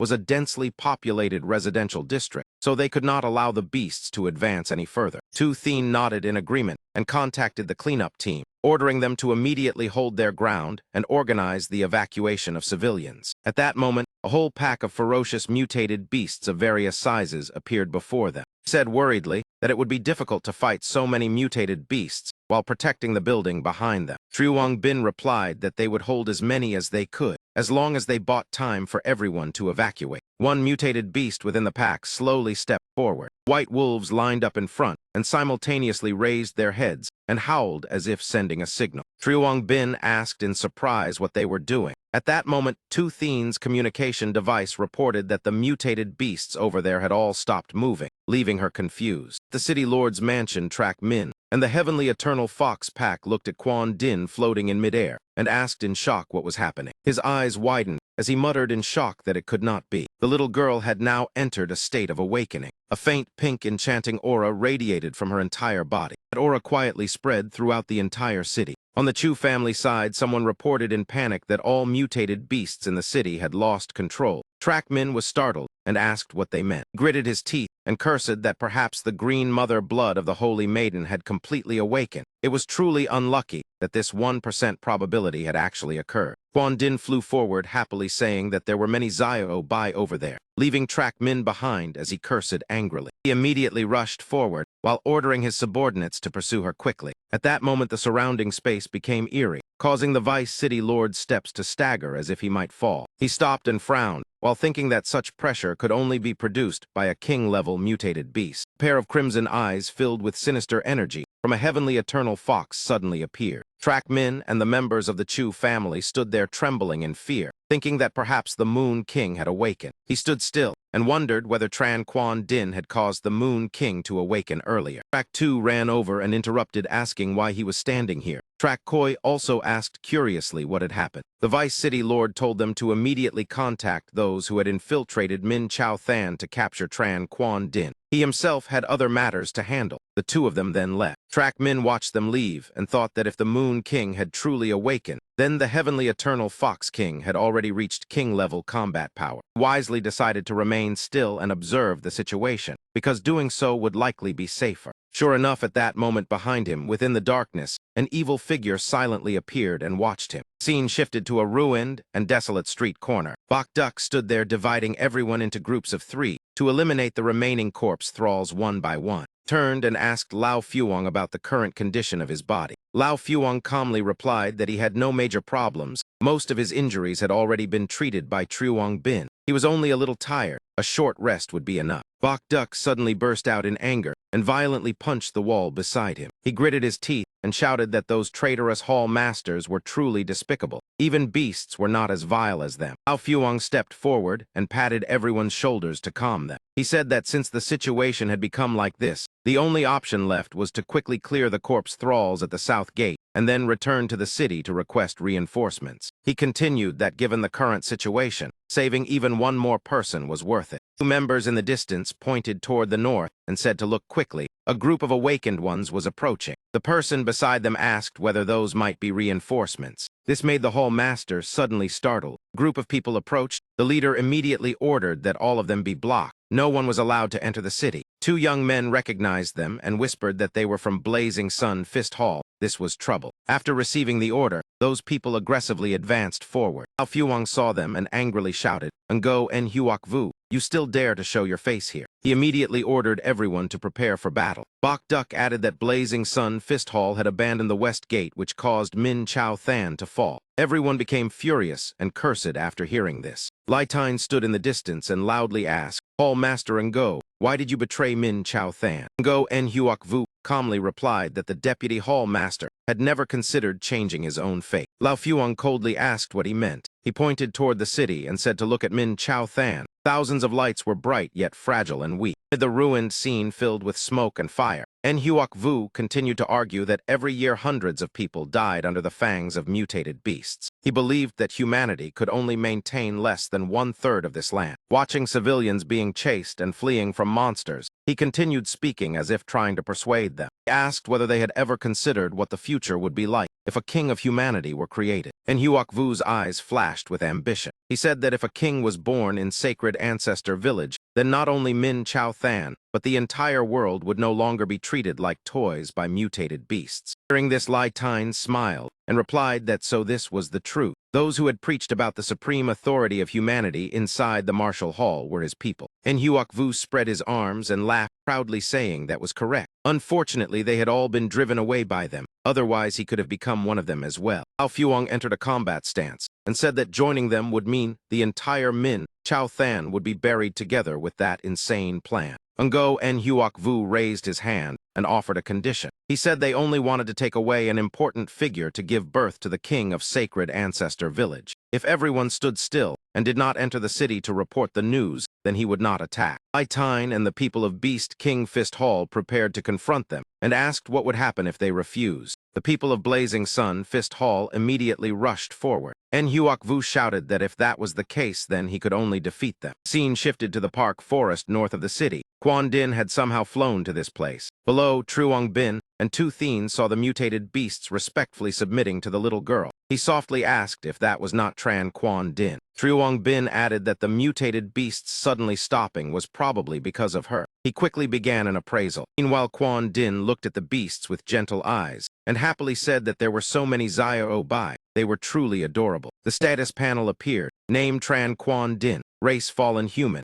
High level awakened level 20. Possesses holy mother blood. Surrounding creatures have a chance to be influenced and become fanatical followers. Truong Bin saw this and said in shock that she had also become a fallen one. Tu Thien was startled and asked how that was possible. Two figures descended from afar. She immediately pulled Truong Bin down to crouch and whispered that someone had arrived. Track Koi asked what they should do now. Maybe they should retreat first. Track 2 immediately shouted back asking what nonsense he was saying. Their mission was to bring this girl back to the Chu family at all costs. Track Koi argued that he had already seen it. The entire Min Chao Than was filled with corpse thralls. The mutated beasts were also controlled by the girl. Moreover, they could not contact the others. Said that with only the two of them, there was no way to complete the mission. Track 2 shouted that even if they died, they had to try. Suddenly, a mocking voice sounded behind them. It seemed the Chu family liked doing things secretly, and they even brought this group of trash along. Track 2 turned around in shock and asked who it was. Two people stepped out. One of them said that compared with the Chu family members they had met before, these two had some backbone.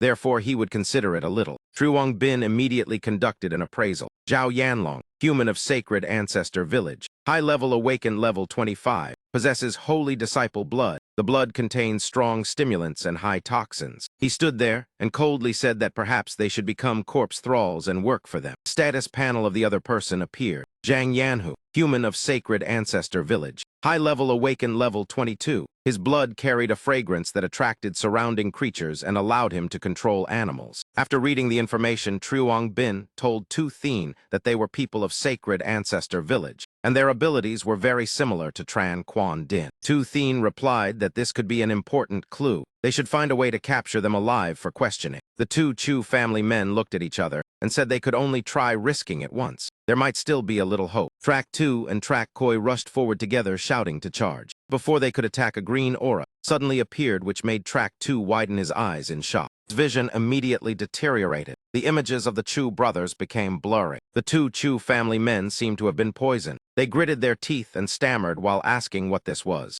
Yanlong waved his hand toward the front and said that the more they struggled, the faster they would die. As soon as he signaled, the giant python and the large tiger beside him immediately rushed forward to attack. Track 2 held his head and shouted for them to be careful. Before the words finished, the two beasts had already attacked. Track Koi hurriedly used a skill to defend, while Track 2 was bitten by the tiger and cried out in pain. Yanlong stepped forward and praised that their skills were not bad, but unfortunately it would not last long. It would be best to give up resistance and become corpse thralls. Track Koi refused to submit and shouted that it would never happen. His entire body suddenly shone with dazzling light. Yanhu behind him waved his hand to command the large tiger to block the front and shouted for his brother to move aside quickly. Immediately afterward, a huge explosion erupted from the direction of the two Chu family men and blasted the tiger away. When the smoke cleared, the snake and the tiger both lay motionless. The ground was cracked open. Chu brothers panted and cursed that they had almost died together. Fortunately, the mutated beasts had taken the blow. At that moment, Quan Din flew behind them and asked why the two Zio Bai were injured. Yanhu saw the little girl and exclaimed in surprise, "Holy Maiden." Quan Din flew down near the two beasts and green light spread from her hands as she said, "Do not be afraid, I will heal you." The Chu brothers immediately knelt and saluted, saying they had come to escort the Holy Maiden back. Quan Din said there was something bad inside their bodies and she would help remove it. As soon as she finished speaking, red energy suddenly radiated from their bodies. Yanhu said in panic that he felt the holy disciple blood inside him seemed to lose its effect. The Chu brothers knelt down in fear and begged the Holy Maiden to stop. 2 drops of blood flew out from the bodies of the mutated beasts. They said that forcibly removing holy disciple blood would cause backlash. After a moment, the tiger began to move again. 2 beasts stood up. Their wounds had completely disappeared as if they had never been injured. Quan Din held the 2 drops of blood in her hands and said that this was cleaner. The little girl hugged the large tiger and smiled brightly, saying that if they did not like this place, they could go somewhere else with her. Watching Quan Din lead the 2 beasts away, Yanhu was confused. He said that this was bloodline suppression. Perhaps the Holy Maiden had completely awakened. Yanlong nodded and said that was correct. He held his chest and stood up while cursing that now they could do nothing. They could only return to meet the cult leader and decide the next step. Hearing this, Tu Thien gritted her teeth and said the cult leader of Sacred Ancestor Village. Could that person have also come to Min Chao Than? He clenched her fists and said that Lian Gao Zhu had once been the 2nd-generation city lord of Min Chao Than. Now, she was the most wanted criminal hunted by the cleanup team. Tu Thien said with hatred that the woman had killed her master. The scar on her face was also caused by her. Her strength was not inferior to the captain. Seeing that Quan Din had already left, she said that before they could not control the girl, but they could still control these 2 men. Truong Bin replied that Quan Din had gone far away, so now they could act. Tu Thien instructed him to keep them alive. Just after she finished speaking, a large block of ice flew over from behind. The Chu brothers were startled. Yanlong immediately pushed his brother aside and shouted that it was bad. There was still someone else inside his body. Zhao Hu slid backward a distance to avoid the attack, but immediately afterward, Tu Thien stabbed her sword into Yanlong's shoulder and ordered him to stay still. Younger brother shouted in panic, calling for his brother, because he had not noticed the danger behind him. Truong Bin appeared and used dark mist to form a rope that tightly bound Yanhu. He warned coldly that if he dared release poison, then he would die miserably. Tu Thien pointed her sword at Yanlong and interrogated their purpose for coming to Min Chao Than. She asked whether Lian Gao Zhu had already appeared. He only smiled faintly and said there was nothing to say. Tu Thien swung her sword and slashed Yanlong across the chest, which made him cry out in pain. Truong Bin controlled the younger brother while healing the elder brother's wounds and said coldly that he could remain silent, but she would continue interrogating him, and he would not let them die easily. He could only tremble and curse that they were truly demons. The scene shifted to an office. A communication signal arrived. "Captain, there is extremely important news. Bok Duck asked Tu Thien what had happened. She replied that Truong Bin and she had already subdued 2 people from Sacred Ancestor Village. According to their confession, the goal of Sacred Ancestor Village this time was to take Tran Quan Din, who had awakened the Holy Maiden bloodline, away from here. Tu Thien added that Liang Gao Zhu was also currently present in Min Chao Than. This news shocked both Mr. Tu Du and Man Nai.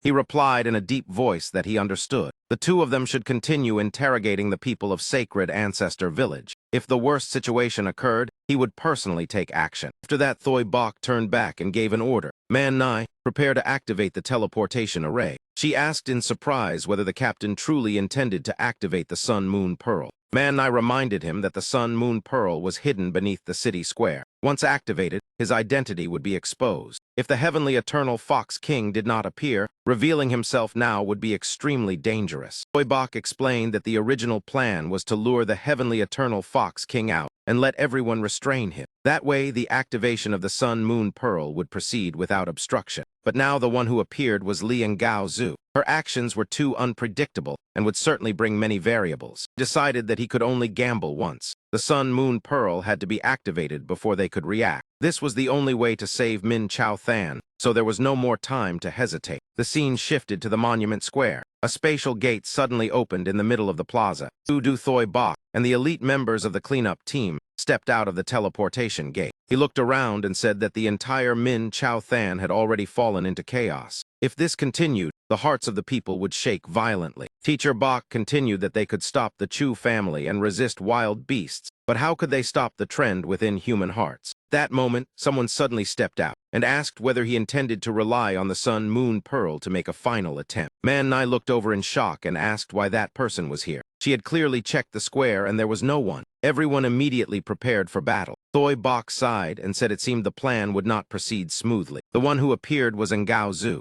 She stepped forward and said that failure meant giving up the struggle. The moment he appeared here to deal with the corpse thrall crisis, she had already won. He sighed and asked why she was so obsessed with victory and defeat. Had she ever thought that the path of establishing a king for humanity went against the laws of the world? And Ngao Zhu replied coldly that she would absolutely not fail. Thoi Bok's eyes flashed as he questioned that before raising her blade against the innocent, she had already cooperated with Ta Min. When one had to use every possible method, that meant she had already lost. Ngao Zhu sneered and said there had always been a saying that when one general achieved success, countless bones turned to dust. To walk the path of kingship, bloodshed could never be avoided. Thoi Bok said that the greater her ambition, the more people would die. She might even drag all humanity to the brink of extinction. She burst into laughter and said that since she knew she could not persuade him, she had brought people with her. Behind her stood a massive army of corpse thralls. Ngao Zhu thought that if the Sun Moon Pearl was activated, it would certainly attract the Heavenly Eternal Fox King. At least she had to wait until the Holy Maiden was taken away. Thoi Bok turned and asked Yu Cheng Hai, "You are now the city lord of Min Chao Than. Why are you also standing on their side?" That man looked over and replied that the Heavenly Eternal Fox was too terrifying. What Ngao Zhu said was not wrong. Humanity needed a king to unite them instead of remaining scattered. Thoi Bok said coldly that Ngao Zhu was not a wise ruler. She would never succeed. Cheng Hai lowered his head while holding his weapon and said that might be true, but what she said was also not wrong. Some things required someone to step forward and do them. He shouted loudly for Thoi Bok to step aside, and then rushed forward with Ngao Zhu and the corpse thrall army to attack. The cleanup team immediately prepared to confront them. Mr. Tu Du said that this battle would decide the fate of Min Chao Than. The scene shifted to the park forest in the southern residential district, where a huge explosion had just occurred. Quan Din looked over and asked what had happened over there. Why were they so frightened? Powerful shock made the ground tremble. Tu Thien also said in surprise what that energy source was. Quan Din flew up leading the beasts and said they should go and take a look. Truong Bin watched her. Truong Bin said that Quan Din and the mutated beasts had been drawn toward that direction. Tu Thien immediately guessed that the captain had taken action. He rushed forward and said they should go there and regroup. Truong Bin asked what about the Zhao brothers. Tu Thien said she had already reported it and the branch would take them away. At the square, the battle between the cleanup team and the corpse thrall army was extremely fierce. Ngao Zhu dodged attacks while advancing and said whether that was all of Thoi Bok's strength. Thoi Bok released golden energy and said that as long as he could restrain her, it would be enough. Ngao Zhu was immediately sealed within a crystal in midair and could not move. She only managed to cry out in shock. She looked down and saw Thoi Bok with 2 energy spheres beside him and realized he was trying to imprison her while buying time to charge the Sun Moon Pearl. Even while restrained, she ordered Qing Hai to quickly destroy the Sun Moon Pearl. As soon as he received the order, 3 female warriors appeared and blocked the path. Man shouted that as long as they were alive, no one would pass. Qing Hai swung his staff and shouted that then they should die. The 3 immediately dodged aside. The ground struck by the attack shattered, proving its immense power. At that moment, Truong Bin and Tu Thien appeared and shouted not to celebrate too soon. Tu Thien raised an ice pillar as a shield in front of the 3, while Truong Bin rushed straight toward Qing Hai. Tu Thien supported her companions and asked Man Nai if she was all right. She replied that she was fine and told them to quickly stop the enemy. Tu Thien looked up and stammered in shock, calling Liang Gao Zhu. She also noticed Quan Din flying over and said that the Holy Maiden had indeed appeared. Gao Zhu looked over and thought that the Zhao brothers had already failed. Quan Din slowly flew to stand before Thoi Bok. Golden aura radiated continuously, and Gao Zhu thought that the little girl's energy was extremely unstable. The Holy Mother blood had probably completely awakened. Quan Din flew close to Thoi Bok's golden sphere and stopped to observe it. She raised her hand and asked whether that was the thing making them afraid, but she wondered why it felt familiar to her. Quan Din touched the sphere. Energy immediately flowed into her body. The sphere shone brilliantly like the midday sun. The power erupted and shattered in Gao Zhu's seal while creating a massive shockwave. Below, the mutated beasts rushed to attack the cleanup team. Many people were injured by the light, and Gao Zhu exclaimed in shock how such enormous energy fluctuations could occur.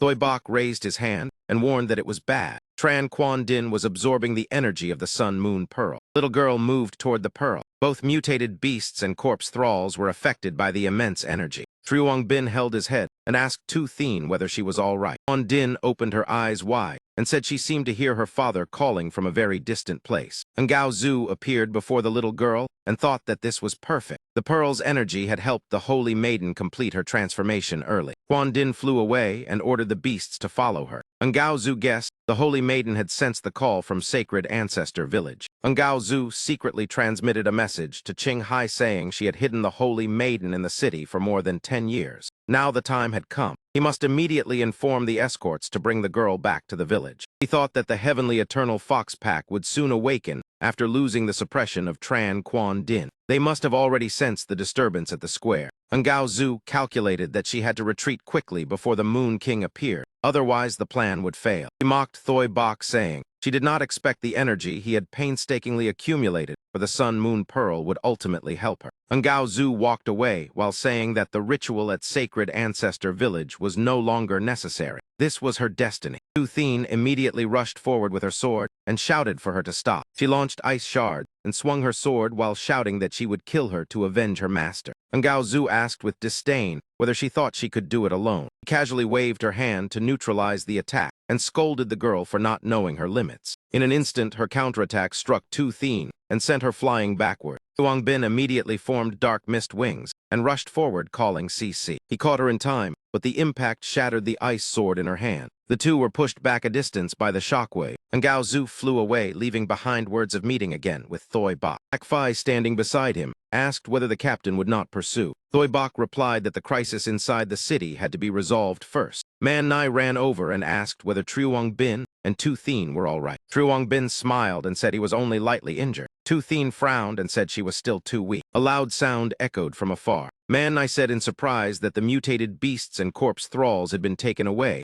So where did that sound come from? Thoi Bok immediately said with concern that it was the Heavenly Eternal Fox King. Man Nai should activate the teleportation array quickly. She saw a group approaching and realized they were not a patrol but Heavenly Eternal Foxes. The leader with bandages wrapped around his head was Lang Ki Dai. He waved his hand and ordered everyone to drop their weapons or be killed. Everyone immediately entered combat stance. Tu Thien summoned Ice Soul and said fortunately they had already reported the Heavenly Eternal Fox information to the cleanup team earlier. Truong Bin summoned Dark Mist and warned that those charging forward were all Heavenly Eternal Foxes. They must be careful of invisible attacks. Thoi Bok's eyes lit up. He said there was no need to retreat because he would restrain them. As soon as he finished speaking, he activated brainwave resonance. His entire body emitted brilliant golden light. The Heavenly Eternal Foxes clutched their heads and cried out in pain under that power. Mr. Thoi Bok ordered everyone to leave Min Chao Than immediately. Su Zit raised his head and called anxiously, "Captain." He stated sternly that this was an order. Truong Bin wondered why Quan Din did not bring the Heavenly Eternal Foxes with her when she left. Tu Thien replied that the Heavenly Eternal Fox King had probably activated some kind of concealment ability.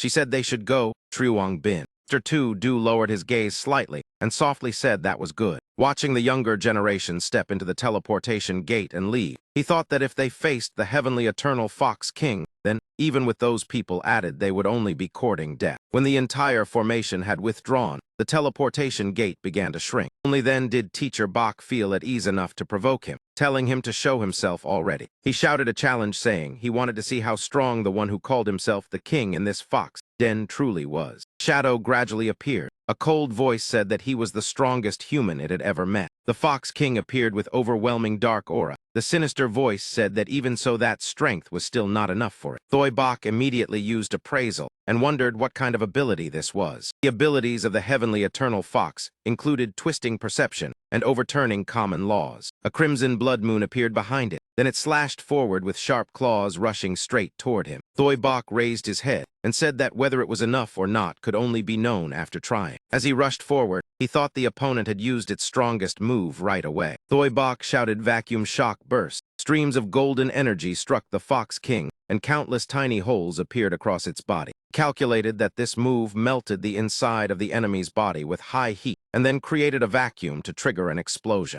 The void, a mocking voice, said the attack was quite strong but useless against it. Thoy Bach said in shock that it had no effect. He wondered whether it was perception distortion, but he quickly realized that was wrong because he had already sealed his senses before the battle. Thoy Bach used illusion clones to dodge the Fox King's claws, while thinking this was not a clone either because clones disappeared when struck. He thought that attack could pierce even a mountain. The Fox King raised its claws and said not to think it could not catch him just because of clones. When he was restrained, Thoy Bach suddenly understood that this was the ability to overturn natural laws. It did not distort senses, but broke all rules of reality such as temperature or physics. Fox King gripped him tightly and coldly said to die. But when it looked at the person in its hand, it suddenly paused after noticing something. Even while injured, Thoy Bach calmly said that, unfortunately, its ability only broke rules for itself. His whole body shone brilliantly, and he confidently said that it did not affect him. As soon as he finished speaking, the Fox King was bound tightly. It said in surprise that this was a spatial barrier, then corrected itself that it was a temporal barrier. Thoy Bach's voice said he had given it a gift called time stagnation. The Fox King calmly asked what it mattered even if he trapped it in this space. Released killing intent and cut off Teacher Bach's head, saying that once he died, every barrier would disappear. But immediately he activated space-time initialization. Death would reset the surrounding time. The Fox King was surprised when everything returned to the moment before. It calmly said that humans were interesting. Since this space was bound to time, if he repeated infinitely, then it would also be trapped in the loop. The Fox King looked at the head in its hand and said that it could break the rule of time so it itself would not be reset. It looked at Thoy Bach's corpse and coldly said he would remember nothing, but it would remember killing him each time. The Fox King struck the corpse violently and said it could kill him and wait for him to revive endlessly without growing bored. It looked at the skeleton before it and said humans were truly a terrifying race. It recalled a rumor that as long as mutated beasts kept eating human flesh, one day mutated beasts would gain potential equal to humans. After that, it ordered the entire clan to immediately suppress the chaos in Min Chao Than and limit human casualties. The subordinates below responded in unison, because in the end, they still needed humans to reproduce to continue as food. The scene shifted to the south side of the city, where the battle between Lai Tine and En Huoc Vu was still ongoing. Ki Ditch suddenly appeared between them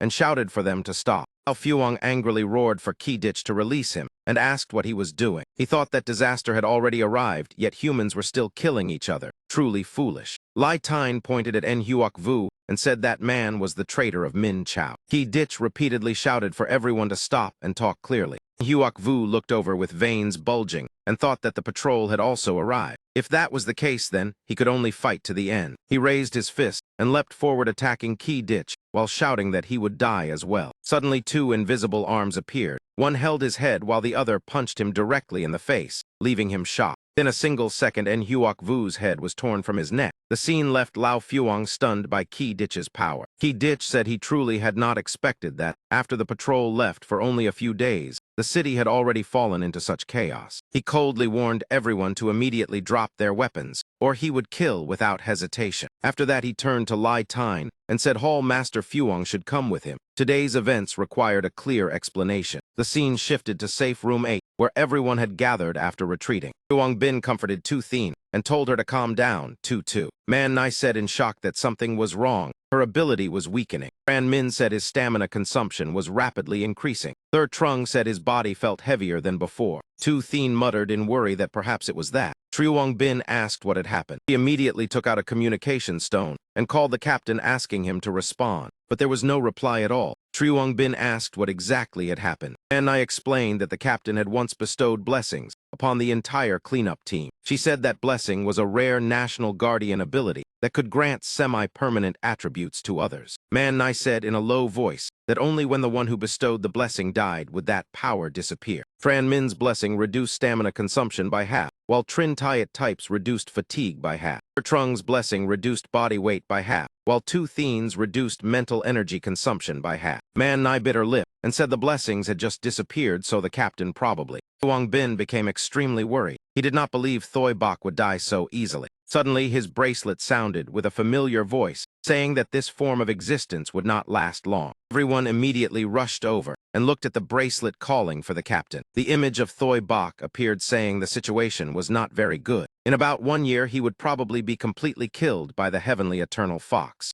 Wang Bin asked in shock whether he was using the bracelet to communicate. He replied that it was a backup measure. When he died, a portion of his consciousness transferred into the bracelet. Teacher Bok sadly said that now he was only a virtual personality and no longer a real human. Tu Thien hurriedly asked what they could do to save him. Triwong Bin thought the person before him was like artificial intelligence carrying Thoi Bok's memories. The projection smiled and said not to worry because everything was almost exactly as he had predicted. He said he had trapped the heavenly eternal Fox King in a time loop, so it could only kill him repeatedly. Reassured them that for the next year it could not leave the square. This was their chance to defeat the heavenly eternal Fox clan. Thoi Bok said the future depended on Triwong Bin, the one with limitless ability. The entire team looked at each other in shock and asked whether he meant Triwong Bin. Tran Min asked whether placing all hope on Triwong Bin was too risky. Man Nai said he was only a basic awaken. Tu Thien spoke in defense of him, saying she trusted the captain's decision and asked what they should do next. Thoi Bok reassured them that the current turmoil was nothing compared with the early era when humanity fought wild beasts. Triwong Bin listened silently. The Chu family had countless treasures like the Sun Moon Pearl while they had nothing. Thoi Bok said the gap between the two sides was not actually large. They only lacked a weapon capable of confronting a mutated beast king. He said that weapon existed, but only someone with limitless ability could enter the place where it was stored, and each generation could enter only once. He recalled that he had once taken the heaven-turning arrow from there. This time they would need Triwong Bin. Third Trung immediately asked whether Triwong Bin was the one with limitless ability. Triwong Bin closed his eyes and said it seemed the captain had already prepared everything. He could not refuse. Teacher Bok placed his hand on Triwong Bin's shoulder and smiled, saying that place was a relic of humanity and could help him uncover the secrets of the world.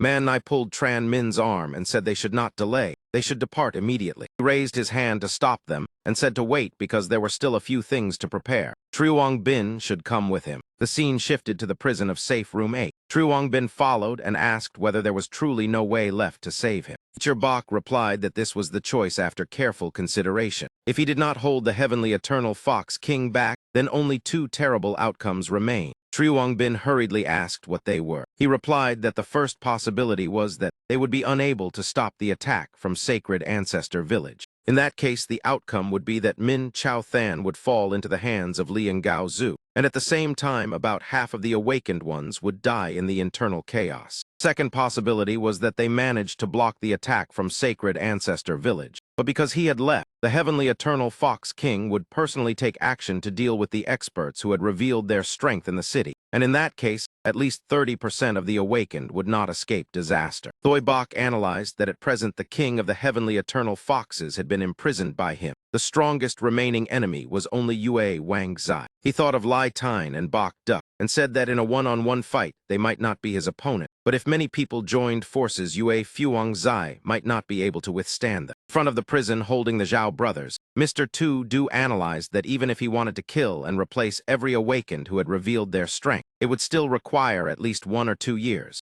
Triwong Bin thought that this was already the best situation they could maintain with their current strength. Thoi Bok turned and told him to collect some blood from Zhao Yanlong. Triwong Bin asked in surprise why he needed Zhao Yanlong's blood. Thoi Bok asked back whether he had been stuck at level 9 for quite a long time. He admitted honestly that it was true. During the recent battle, he had already touched the threshold of level 10. True Bin stood there as his aura spread, and said that at the moment he was about to break through, he had been blocked inexplicably. Not only did he fail to level up, but he also felt as if something was stuck in his throat. Teacher Bok smiled and told him to try drinking a little of Zhao Yanlong's blood to awaken a new ability first. Afterward, he would show him how to break through. Drops of blood were collected. Mr. Tu explained that there was normally no barrier between basic and intermediate ranks. The reason he could not level up was because he possessed too many abilities. Standing behind him, he added that awakened ones usually had only one ability, so their path was determined early. While True Bin at level 9 was absorbing essence blood, those with many abilities had to choose a direction, otherwise they would be stuck when leveling up. The image of a scale appeared along with the explanation that he must clearly determine what he wanted and what path he intended to walk. Once that was clear, advancing to intermediate rank would flow naturally like water. True Bin sat quietly, and a notification appeared. Aberrant Devourer activated new talent Old King Blood. The body could absorb strength from pain. The greater the pain, the stronger the effect. What did not kill you would make you stronger. He appeared in another space, where he had to seize the opportunity granted by the new talent. A colorless field of light appeared before him. Thoi Bok said he should feel the transformation of the talents inside his body and hold them in a state close to eruption. He continued advising him to look deep into his heart to determine the path he wished to take, understand his true desire, and then use appraisal on his own heart. At that moment, his abilities would respond to his inner thoughts. Skills appeared one after another, such as Multi-Contract, Dark Mist Night Walker, Wind Speaker, Dark Mist Body, True Fire User, Aberrant Devourer, Pure Blood Body, Pure Water Body. True Bin opened his eyes. A red light flashed in his pupils when he thought of Contract Stone and Aberrant Devourer. Teacher Bok behind him asked whether he had already made a decision. He smiled and said that there were too many choices. Was there no way to keep both? He sighed and answered that only his own heart could give that answer. He could not decide for him. True Bin looked at his palm and thought that his greatest hesitation lay between Contract Stone and Aberrant Devourer, because Contract Stone was the foundation of his abilities. He closed his eyes and thought deeper. Most of his current abilities originated from it. However, Aberrant Devourer also brought 4 extremely powerful abilities. True Bin still sat there while abilities such as Dark Mist Body, Pure Water Body, Pure Blood Body, and Old King Blood erupted together. The potential of Aberrant Devourer was almost no weaker than Contract Stone. A stream of blue light appeared, and he understood that he had to choose one of the two as the core of his development. Thoi Bok behind him exclaimed that it seemed he already had an answer. A notification appeared that True Bin had reached level 10 and become an intermediate awakened. He sat there wondering whether he had already leveled up, then immediately appraised himself. Attribute panel displayed Summon True Bin. Master True Bin, Race Insect Human Hybrid with Advanced Skill Contract Limit. When creating contract gems, he could use his will to alter the terms of the contract and also obtain 3 special forms. The first form was Martial Contract, which allowed attack abilities to be infused into a gem, and when the gem was destroyed, the enhanced version of that ability would be released. Second form was Treasure Contract, allowing a contract gem to merge with special equipment to increase its potential. Each piece of equipment could merge only once. The third form was Script Contract. The gem could envelop contract beasts and shrink them to the size of a grain of rice for storage, with a maximum capacity of 10 cubic meters. True Bin thought that, although he had only increased 1 level, the difference between basic and intermediate ranks was enormous. Clearly felt that his stamina and spirit had increased greatly. His control over flames and other abilities had also become more precise. Thoi Bok walked over and asked whether he had successfully leveled up. True Bin happily replied yes. He looked at his palm and said that only after reaching intermediate rank did he understand why combat power increased so drastically. The ability to control power improved greatly. True Bin compressed firepower into a red crystal in his hand and imagined its form. When the crystal transformed into a sharp gem shape, he thought that with further advanced skills, even ordinary gems could be used. He held it and stabbed it into the ground, carving a deep line. He happily said that the hardness of an intermediate gem was almost equal to the Min Chao blade, and since it could be carried easily, it was difficult to damage. Thoi Bok also smiled and said just as he expected, he had chosen Contract Stone as his core instead of Aberrant Devourer. True Bin looked at the gem and said that he had once considered Aberrant Devourer, but his intuition told him it was unsuitable. He said fortunately he had not chosen Aberrant Devourer, because although it was powerful, the risk was enormous. Mr. Du added that many people died or suffered backlash when awakening abilities from it. Triwong Bin added that although Contract Stone awakened slowly, every new ability it provided was as precious as charcoal in winter. Suddenly, an evil voice echoed in his mind, speaking about using the name of the patrol to carry out gradual purification. Triwong Bin focused and realized that it was the voice of Yue Fuangzai. Returning to reality, Thoi Bok said that according to Triwong Bin's information, Yue Fuangzai was accelerating the purge of experts in Min Chao and recruiting awakened under the name of the patrol. He sighed and said that the target was probably those who had fought in previous battles. Triwong Bin decided to return to Min Chao to find Hall Master Fuang to report the news and find a way to rescue them from the city. Tran Min immediately objected because it was too dangerous. He remembered Su Jingjiao and said that if they ignored it, those people would be silently replaced like the patrol. Tu Thien stepped forward and placed her hand on his chest, worriedly saying that returning alone was too dangerous and she would go with him.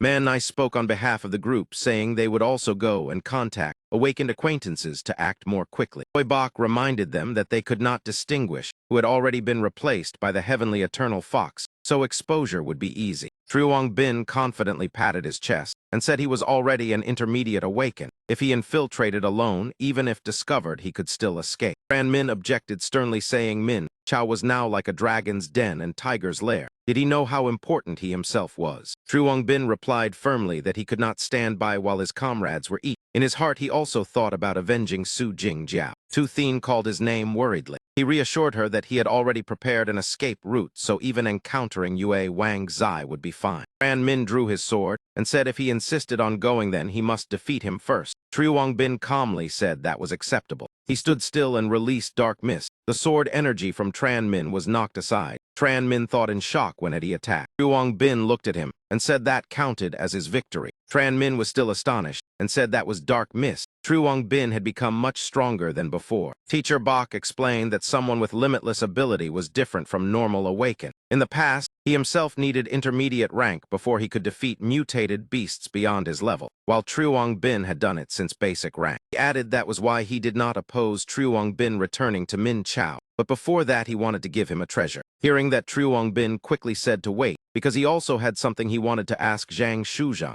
The man asked in surprise whether it was him. Shuzhang asked blankly how he could help. Appraisal successful. Skill fat technology allowed body fat to be converted into energy matter to create items and could later be reclaimed. Triwong Bin put his arm around him and pulled him outside, saying he could help with something important, but it was inconvenient here. Everyone was confused hearing the conversation. Shuzhang shouted for Triwong Bin to spare him a little. Triwong Bin laughed and said the flesh would grow back. Shuzhang shouted that since it was not his flesh, of course, he did not feel pain. Outside, Manhwa asked curiously what he needed Shuzhang to do. Triwong Bin only looked into the distance and said thank you. A thin boy staggered in. Manhwa widened her eyes and asked Zhang Shuzhang what had happened to him. The scene shifted to the purification team's secret chamber. Triwong Bin looked at the object before him and asked Mr. Tu what it was. He explained that the scythe was called Fear Reaper. It could instill terror in creatures and could evolve by absorbing blood. When he was young, he had used it to kill tens of thousands of mutated beasts and absorb their blood. Even now, the hardness and sharpness of the scythe were rarely matched. It would not be excessive to call it a divine weapon. Triwong Bin happily picked it up. Thoi Bok said it was the most suitable weapon for him at the moment, and bringing it back to Min Chao would increase their chance of victory. Shadow with ferocious red eyes appeared from the side. He said gratefully, "Thank you, Captain."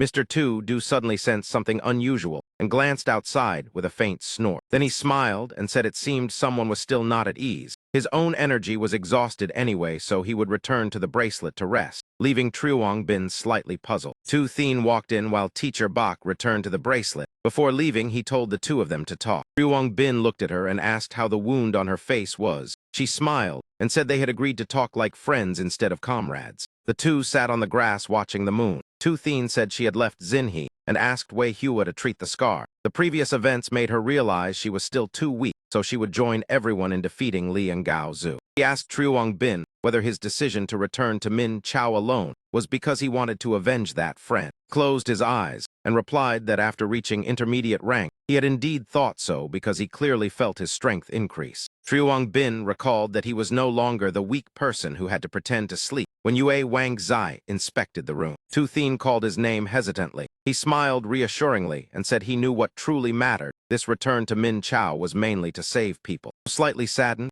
Truong Bin still said frankly that against the enemies of Tin Gyro, if the right opportunity had not appeared then, he would absolutely not risk taking action. She looked up at the sky and spoke softly, but the fact that only you returned still makes me feel uneasy. He smiled to reassure her, saying that he had a secret weapon taken from Truong Third Chung so nothing would happen. Scene shifted inside Min Chao City. At this moment, many Thien Thuong Ho were lurking on the streets, their numbers extremely large. Truong Bin had already entered the city, wearing a hooded cloak and quietly observing. Clearly, the patrol density of the Thien Thuong Ho had increased significantly. He stood to the side and saw two Thien Thuong Ho blocking the civilians, and shouting that Min Chao Square was temporarily sealed. Those without duties were forbidden to enter. Thoibok appeared behind him and said, "You do not need to worry about me. That old fox cannot do anything to me even in half a year or a year. The important thing is whether you have thought of a plan." Truong Bin continued observing carefully and replied softly, "I have already thought of one." The scene shifted to the study of the Beast King Hall, where old Fuong was sitting at his desk. From outside the door, a pale green mist slowly floated in, making Lai Tine feel puzzled. When the pureblood body was released, he immediately revealed himself, pulled down his mask, and said, "Hall Master Fuong, it is me." Lai Tine immediately stood up and greeted him with a smile, saying, "Truong Bin, where have you been these past days? After that day, I wanted to meet you to thank you, but could not find you." Truong Bin only smiled and replied that the story is quite long if told in detail. After recounting everything, he sat opposite old Fuong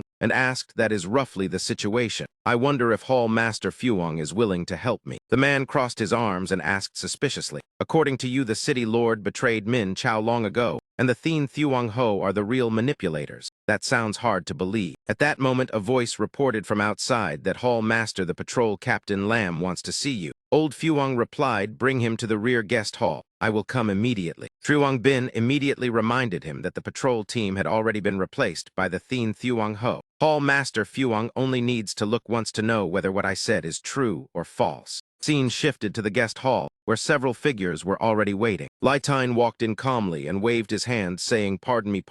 I did not expect Captain Lam to have time to visit." Lam Kok Ditch looked at him and replied that I came first to congratulate Hall Master Fuong. Frowned and asked, "I wonder where this joyful matter of mine comes from." Thanks to Truong Bin's warning, old Fuong noticed that behind Lam Kok Ditch were 4 Thien Thuong Ho. That man announced that the city lord had decided to appoint him as deputy city lord and would soon proclaim it throughout the city. Lai Tine looked at them and thought to himself, "So these are the true bodies of the Thien Thuong Ho." Old Fuong smiled and replied that I am extremely grateful for the city lord's favor. Lam Kok Ditch turned to leave, but still added that I have already delivered the message. Now I must return to report. He forced himself to remain calm and thanked him, then asked him to convey his words to the city lord. But in his heart, he secretly cursed those beasts for being so bold. Everything old Fuong saw relied on the pureblood body and the linked vision activated by Truong Bin. He called Hall Master Fuong, and Lai Tine replied, "Do not worry. When the strength gap is too large, I will not act recklessly." The man walked to the door, then turned back and said, "You must have prepared a plan if you came to find me." Truong Bin also revealed himself and followed. Old Fuong opened the door and asked directly, "What do you want me to do?" Truong Bin replied that he hoped the man would take advantage of being appointed deputy city lord to hold a banquet inviting those who once participated in defending Min Chao. Truong Bin added that we will take that opportunity to explain the situation to those who have not been replaced by the Thien Thuong Ho. Down in the courtyard, many disciples of the Beast King Fist Hall were currently training. He stood behind old Fuong and continued that whoever agrees to leave will exit the city through the teleportation array. Those who do not leave will at least know the plot of the Thien Thuong Ho to stay alert. After hearing this, the man showed clear anger and said that is right. Some people are tied down by family and may not be able to leave. Truong Bin continued that in the current situation we can only do this within Truong Bin's vision. He also mentioned that even the man's martial hall had quite a few students already replaced. Old Fuong sighed in surprise. "I did not expect that even a small martial hall like mine would have so many beasts hiding inside." The man turned to him and said, "What you have done is already more than enough. In a situation where it is hard to distinguish enemy and ally, no one can protect everyone." Then he placed a hand on Truong Bin's shoulder and said, "Follow your plan. I will cooperate with all my strength." Truong Bin cupped his fists in thanks. Lai Tine said, "We should be the ones thanking you, because at least you brought hope to eliminate those beasts." That moment, Truong Bin saw a familiar figure in the courtyard of the martial hall. The Thien Thuong Ho, hiding inside Tin Jio's body, walked with a relaxed and cheerful demeanor. became furious, his eyes blazing, both hands circulating dark mist as he thought that beast is the one that killed Tin Gyro. The scene shifted to the City Lord Manor, where Thai Vu asked her subordinate whether there had been anything unusual in Min Chow recently. Cock Ditch replied, reporting to Your Highness everything is normal except that Lai Tine is preparing to hold a banquet. After hearing this, she laughed and said, just appointed Deputy City Lord and already eager to show off. It seems Lai Tine is nothing more than that. Ngayat Nhai Thap Luke asked whether they should send people to monitor him. Thai Vu replied it is unnecessary because the man is only using this chance to collect gifts and gather wealth. Such a person is not worth worrying about. However, she still ordered that they must continue investigating the movements of those little rats in the purge squad. The image of Ngayat Phuong too briefly appeared with a cold expression. She turned her head and emphasized especially pay attention to the name Truong Bin. The two subordinates answered in unison. On the day of the banquet, guests continuously congratulated Hall Master Phuong. "Ah no, it should be City Lord Phuong now. We hope for your guidance in the future." Others also said they hoped City Lord Phuong would support them. Old Phuong stood there smiling in response. At that moment, a subordinate approached and quietly called Hall Master. The man leaned close and whispered something into Lai Tine's ear, making him listen attentively. After that, he turned to the crowd and cupped his fists, saying, "Please forgive me, everyone. I have urgent matters and must leave for a moment." Old Phuong walked away while politely saying, "The reception has not been thorough. Please forgive me." Someone replied, "City Lord Phuong, please handle your affairs freely." Seeing this, Cock Ditch said to Ngayat Nhai Thap Luke, "Let us go." It is indeed just as Her Highness predicted. Lai Tine only wanted to use the chance to gather wealth. However, her gaze stopped on Vai Hoa, and she sighed that the girl's beauty was truly breathtaking. Lam immediately asked whether she liked it. He left while reminding her that if so she could stay and play. Remember, this place is crowded with eyes everywhere, so it is best to act only after the banquet ends. Ngayat Nhai Thap Luke watched him leave and sneered, her eyes flashing with an eerie purple light as she answered yes. The scene shifted to Old Phuong's guest room where several people had been invited. Bok Duck sat there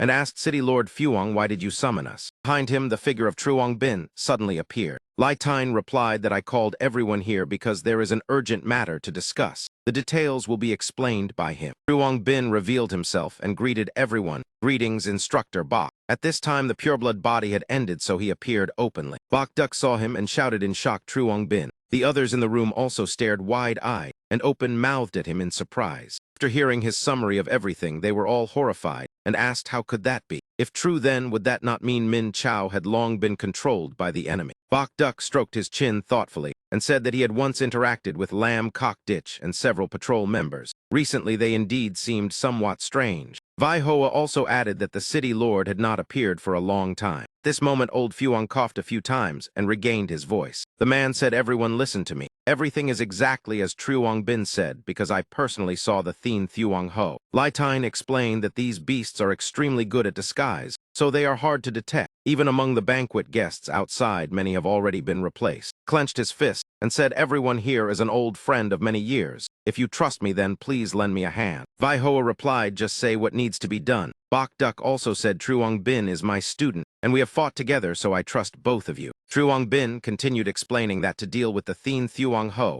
we must temporarily endure and preserve our strength. Took out several sheets of paper and said the names on this list have not been replaced. We can divide up to inform them of the situation. He added that soon the Purge Squad will activate the teleportation array here. Truong Bin instructed that if they agree to leave then, after exiting the main gate, they should return here to pass through the teleportation array. Someone asked anxiously, "Is it so urgent? What about our families then?" Old Phuong placed a hand on the man's shoulder and said this is unavoidable. Currently, only Truong Bin can distinguish the disguised fox demons, so even the list cannot be certain whether their family members have been replaced. The man warned that if the news leaks, the Thien Thuong Ho may immediately massacre the awakened ones. Therefore, anyone who stays must be extremely vigilant toward suspicious people around them, or temporarily move their families away from the patrol areas. Bok Duck sighed with folded arms and said that is right. There are too many people, so keeping everything completely secret is very difficult. Truong Bin summoned a flame in his hand and said, "I will secretly observe." If the Thien Thuong Ho at the banquet show any abnormal sign, I will use the fire as a signal. Finally, old Thuong said, next, we must rely on everyone. The banquet ended, the guests gradually took their leave. Someone said, Brother Bok Duck, I will return first, and when free we will drink a few cups together. He replied, next time I will host a banquet and invite Brother Lee to chat together. Others also bid farewell to City Lord Thuong before leaving, Lai Tine Bo, and said if the reception was not thorough, please forgive me. Truong Bin secretly observed Ngayat Nhi Thap Luke and thought that most of the banquet guests had already been informed. It seemed the Thien Thuong Ho had not discovered anything yet. Suddenly the girl's soul appeared behind him, reminding Truong Bin be careful. He recognized that it was Tin Jio and wondered what she was warning about. Truong Bin was startled and immediately looked forward. He saw the shadow of the Thien Thuong Ho clearly appearing on Ngayat Nhi Thap Luke's body. He thought to himself, so that beast has already arrived, and its target seems to be Tran Vi Ho. Truong Bin clenched his fists, calculating that he must find a way to lure it away. If it discovers any clue, the plan will collapse. A voice sounded from behind saying, Sister Vi Hoa, are you preparing to return? He turned back without suspicion and asked, so it is you little two. Are you looking for me for something? It said that we happened to see you walking alone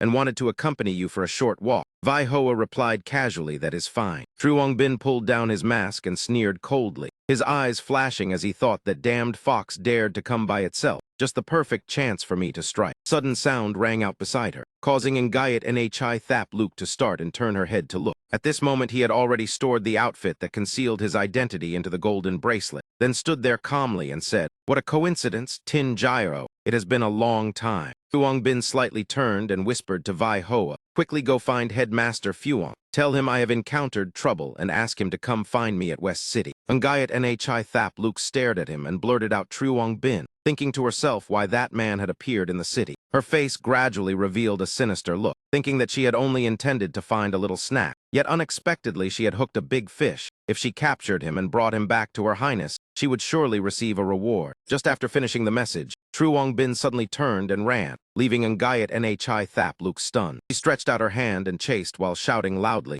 Truong Bin, where do you think you are running? He immediately activated Dark Mist Nightwalker to increase his speed and agility. In the blink of an eye, Truong Bin had already dashed toward West City. She still chased closely behind, inwardly surprised and unable to understand how that man could run so fast. While running straight ahead, he suddenly turned sharply into a narrow alley. Ngayat Nhi Thap Luke chased to the spot and looked around but saw no one, wondering where he had gone. At that moment, Truong Bin suddenly appeared, his eyes flashing as the scythe in his hand was already prepared to strike. Without hesitating for even a second, he immediately slashed fiercely toward her abdomen. Seeing Ngayat Nhi Thap Luke knocked away, Truong Bin asked coldly whether she still intended to continue pretending. Dark mist surged densely from his body, his eyes filled with vengeful killing intent as he said, do not worry, I will not let you die too easily. Ngayat Nhi Thap Luke revealed the shadow behind her and replied that Her Highness truly guessed correctly. Although I do not know what method you used, you truly can see through the disguise of our race. I remember your ability was not. Without letting her finish speaking, streams of dark mist quickly gathered into sharp darts and shot straight toward her. Ngayat Nhi Thap Luke hurriedly dodged and thought in shock, this is dark mist. Could it be that he has been invaded by dark mist? At that moment, Truong Bin had already rushed forward, swinging the scythe. His slash struck directly into her abdomen, causing Ngayat Nhi Thap Luke to cry out in pain. Truong Bin withdrew the weapon and summoned chains, at the same time asking, do you know? He leapt into the air using dark mist chains to bind her tightly, then continued speaking, although I have known her for only a short time. She was the one who made me accept the path I walk now. Killing intent erupted fiercely from Truong Bin.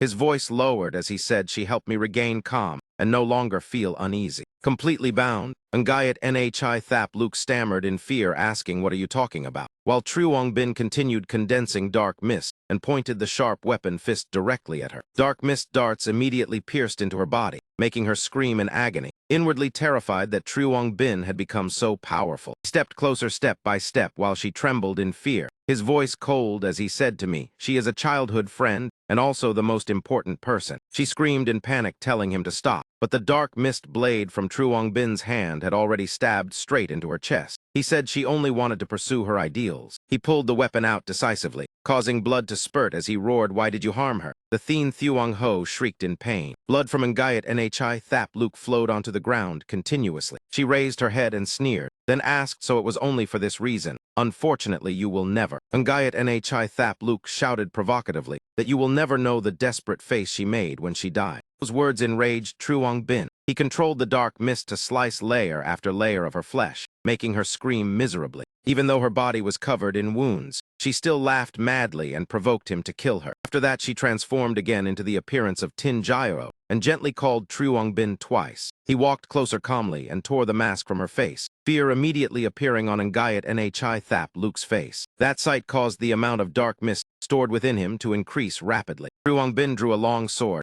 emitting dense, deathly energy. His eyes were filled with hatred as he said coldly, "I want to kill." Truong Bin's eyes burned red with killing intent as he roared at his "You filthy fox." After eliminating the Thien Thuong Ho, he held the mask bearing Tin Gyro's face in his hand as the dark mist covering his face slowly dissipated. At that moment, Ngayat Vuong Tu appeared behind him and said, "I did not expect you could kill Ngayat Nhi Thap Luke alone. It seems your strength has grown greatly, Truong Bin." Hearing that voice, he froze briefly, then clenched his hand and slowly turned his head. Ngayat Vuong Tu looked down coldly and asked, "I did not expect you would dare return here. Do you wish to seek death?" Truong Bin raised his head and replied calmly, "How do you know I did not prepare a way out?" A series of appraisal failure notifications appeared. At the same time, sharp claws began to grow from Thai Vu's hands. She said coldly, "You are about to die, yet you still want to resist." The figure of Ngayat Vuong Tu, in the form of a Thien Thuong Ho, appeared filled with killing intent. A massive tail appeared behind her back, and she said coldly, "Very well. I will let you die with clarity." Appraisal successful. The attribute frame displayed the mutated beast Thien Thuong Ho and Ngayat Vuong Tu,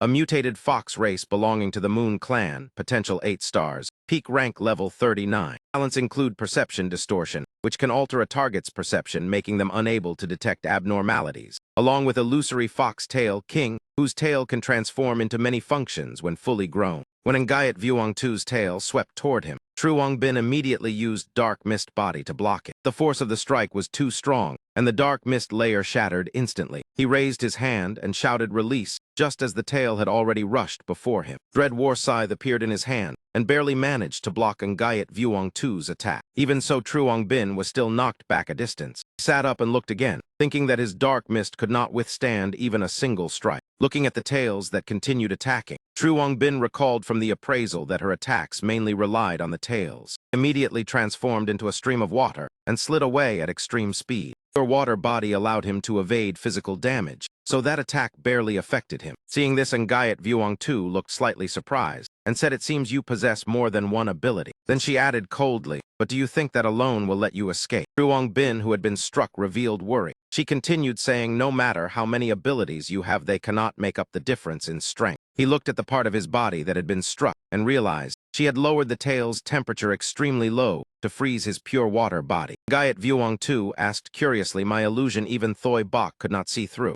How exactly did you do it?" While thinking of a strategy, Truong Bin calculated inwardly that although he could not use 2 abilities at the same time. At that moment, she landed on the ground and accidentally stepped on something. Ngayat Vuong Tu looked down and wondered what this red gemstone was. Truong Bin thought that the martial contract could overcome that weakness, so earlier he had used martial contract Devourer. A great flame immediately engulfed her body. Using a martial contract gem, one can infuse an attack ability into it, and when the gem breaks, it releases an enhanced version of that ability. The fire gradually died down and the dust dispersed. The figure of Ngayat Vuong Tu appeared. She still stood there completely unharmed and said with disdain, "Was that all?" Ngayat Vuong Tu turned to Truong Bin and asked, "If you have escaped, why do you not continue running?" He replied frankly that relying on myself alone, it would be difficult to escape. His eyes suddenly lit up, and he added, "Therefore, I have called for support." From afar, no one could yet be seen, but the shout of Truong Bin already rang out, making her slightly surprised. Lai Tine ran over and asked, "Dr. Tran Vai Hoa said you encountered trouble. What exactly happened?" Behind him, Bok Duck also said, "Everyone else has already withdrawn, leaving only you." Ngayat Vuong Tu glanced over, thinking the explosion had attracted Lai Tine here. So that man stood on the same side as Truong Bin. He immediately unleashed fox tails to attack, thinking that if she could not make use of them, she would kill them all. Truong Bin pushed old Phuong aside and shouted, "Be careful." The man immediately responded, "Little brother, stay behind me." He hurriedly said to the 2 men, "Do not worry about me. She is a fox, and you cannot see the illusions of the Thien Thuong Ho." Lai Tine stepped forward, saying, "So that is how it is? Truly troublesome. Bok Duck, take good care of your student." Old Bai turned and asked, "Is this a Thien Thuong Ho?" But she clearly appears. Suddenly, Truong Bin liquefied and attached himself onto Bok Duck's body. startling him as he asked, "Boy, what are you doing?" He used pureblood body to share vision and said, "Instructor Bok, do not worry, I will not harm you. Now look at her again." The sight made him exclaim in shock, "Heavens." The fox tails continued rushing toward them. Truong Bin immediately reminded Hall Master Fuong, "Be careful of the waist." During this, Lai Tine quickly jumped to evade the attack. Ngayat Vuong Tu's tail sweep sliced the building beside them in half. Old Fuong stared in shock at the terrifying power. Truong Bin told Bok Duck, "Open your left hand with the palm facing upward." The man followed and asked in surprise, "What is this?" In Old Bai's hand appeared a handful of fresh blood, and Truong Bin said, "Find a way to make Hall Master Fuong eat it." Hearing this, he smiled and replied, "Understood. I know how to handle it." Immediately after that, he threw the object toward Old Fuong and shouted the familiar code phrase, "The courier has arrived. Catch it quickly," meaning swallow it immediately. The taste is not bad either. Lai Tine immediately understood it was a secret signal and opened his mouth, allowing the drop of blood essence to fly straight in. He swallowed it decisively. Immediately, Old Fuong roared loudly. That beast has finally revealed itself. The figure of the Thien Thuong Ho and Gayat Vuong Tu became clearly visible before his eyes. He immediately launched an attack toward Old Fuong. He quickly retreated to dodge. Now that the true form was visible, it became easier to deal with. On the other side, Bok Duck also realized the situation and shouted, "We must act as well and provide support." Lai Tine immediately activated his skill. Behind him appeared a blazing sun. He said coldly, "That beast must pay for my student." Old Fuong activated Scarlet Emperor Undying Body, entering the Emperor Flame form, while Bok Duck also unleashed Devourer form, Reforge form, transforming into a battle lion. Truong Bin, hidden within Old Bai's body, reminded him, "Hall Master Fuong, what you just swallowed was my blood. It allows you to temporarily see its true form, but the effect will last only a short time." Flames burst within his eyes, and he replied confidently, "That will be enough." Two men immediately rushed forward to attack Ngayat Vuong Tu. She was also very agile, constantly dodging their strikes. When she saw Bok Duck rushing forward, she was surprised, wondering why even they could see through her illusion. Could it be because of Truong Bin? Ngayat Vuong Tu swung her tail fiercely, forcing the two hall masters back a distance, feeling displeased. Her eyes flashed with ferocious red light as her sharp claws rose forward. The fox tail behind her erupted violently, the surrounding air filled with sinister energy. Ngayat Vuong Tu decided coldly that no matter what method he used, she would simply kill them all. Another pair of red eyes appeared behind her. She commanded in an icy voice, "Ngayat An, go do your work." From within the darkness, a clawed arm slowly extended outward. Right beneath her feet, a smaller Thien Thuong Ho appeared. It respectfully answered, "Your command, Your Highness." Seeing this, Lai Tine immediately warned, "Be careful. The fox emerging from its shadow carries a very powerful." Truong Bin inside also realized this and thought that was not an illusion. That fox had been hiding in the shadow earlier, and he had not noticed at all. He looked at them and thought irritably how troublesome. In the pureblood state, he cannot use appraisal, so he cannot know that fox's ability. Truong Bin took something out and handed it to Lai Tine, saying, "Hall Master Fuong, these are my last few snake scales." The man replied worriedly, "Even in solar flame form, it will still be difficult for me to resist them." He immediately reassured him, "Do not worry, Hall Master. I guarantee we can leave Minchow. You two only need to help me stall for time." Old Fuong did not hesitate and swallowed it, then said, "If you say so." His body temperature rapidly surged to 4,000 degrees Celsius. The flames turned into brilliant blue. He looked at the Thien Thuong Ho and said, "Our lives are entrusted to you." The two humans rushed forward to attack.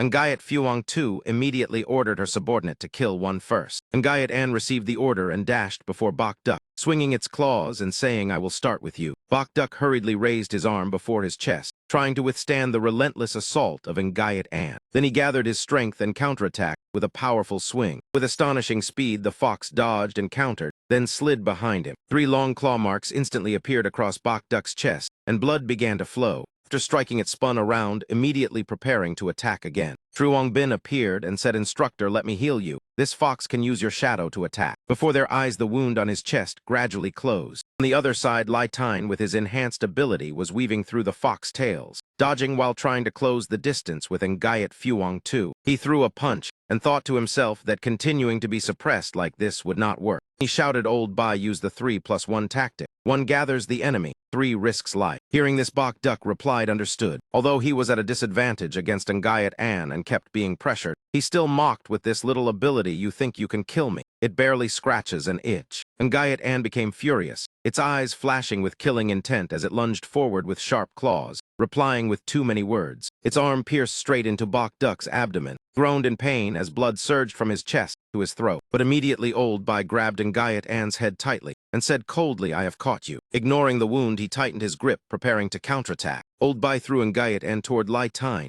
and shouted, "Hall Master." On the other side, Old Fuang had just taken a blow from Ngayat Vuong II to the right side of his chest, but still endured the pain. Ngayat An returned to its master, both of them surprised by what had just occurred. Lai Tine stood there, releasing a surge of energy called Beast King Profound, meaning chaotic unity. A colossal energy explosion erupted, illuminating the entire sky. Truong Bin quickly appeared beside the two men and said, "This is the moment." He handed them 2 gemstones and instructed, "Hold these firmly. These are weapon contract gemstones that have stored energy." Truong Bin said he had contacted Thur Chung and preparations were nearly complete. The reply came, "Understood, preparing to take off." As soon as the words ended, the 3 of them suddenly shot upward into the sky, causing the 2 elders to shout in alarm. Bok Duk complained if the boy wanted to use this method, he should have said earlier, "I was not ready," while Truong Bin and Old Fuang seemed rather amused. Old Bai looked down at Ning Chao City below and sighed in relief. "It seems we have escaped." This moment, Truong Bin's face turned pale and blood seeped from the corner of his mouth. He thought the healing earlier had consumed too much energy. Suddenly, he released his grip and said weakly, "These 2 gemstones will take you to the base." Immediately after that, he fell freely downward, causing Bok Duk and Lai Tine to cry out in shock. Truong Bin. Scene shifted outside Min Chao City within the Lost Forest. Night was already deep and a figure lay among the trees. It was Truong Bin. The wind rustled the leaves. A leaf fell onto his face, causing him to wake. Truong Bin lay there gazing up at the star-filled sky within the forest. Then he slowly sat up and murmured, "Am I still alive?" From the bracelet came the voice of Mr. Tu, saying, "You have finally awakened." Truong Bin startled and called Captain. Thoi Bok said earlier you were seriously injured and remained unconscious for a long time. At that moment, he felt the pain across his entire body and cried out in pain. The man continued, "I could only help stop the bleeding temporarily. Now I am nearly exhausted and must rest for a while." Truong Bin held his chest and replied, "Captain, you do not need to apologize. Without you I might have died long ago. Please rest, and I will try contacting headquarters." He lifted the communication stone and called headquarters. "This is Truong Bin. If you receive this, please respond." The only reply was silence within the still forest. He slowly stood and looked ahead, murmuring, "It seems I can only rely on myself." The scene shifted to a cave with faint light flickering inside. Truong Bin sat beside the fire with wounds covering his body, murmuring, "The pureblood body can heal others, but cannot heal itself." He bandaged his wounds and thought his offensive power had been exhausted. If he encountered a mutated beast now, it would be very dangerous. Fortunately, this cave seemed temporarily safe. Truong Bin carefully observed the surrounding forest and thought, "This forest is too complex. In my current state, even tomorrow it will be hard to find a way out. I only hope my companions find me soon." He noticed something that had just fallen from his body and realized it was to Tin Jairo's hairpin. A flood of past memories surfaced, from the first time killing a mutated beast, to the moment dealing with the pervert Tiu Pham, the scene of destroying the undead army, and finally the moment of killing Ngayat Nhai Thap Lu. All of it reminded him of Tin Jairo. Truong Bin clenched the hairpin to his chest and said, trembling, "Tin Jairo, I have finally avenged you, but why do I not feel happy?" He lowered his head and punched the ground, lamenting that he claimed it was for her, but in truth it was only his own obsession. His blood-stained arm trembled and the hairpin fell. He murmured, his mouth spoke of righteousness, yet his heart chased fame and gain.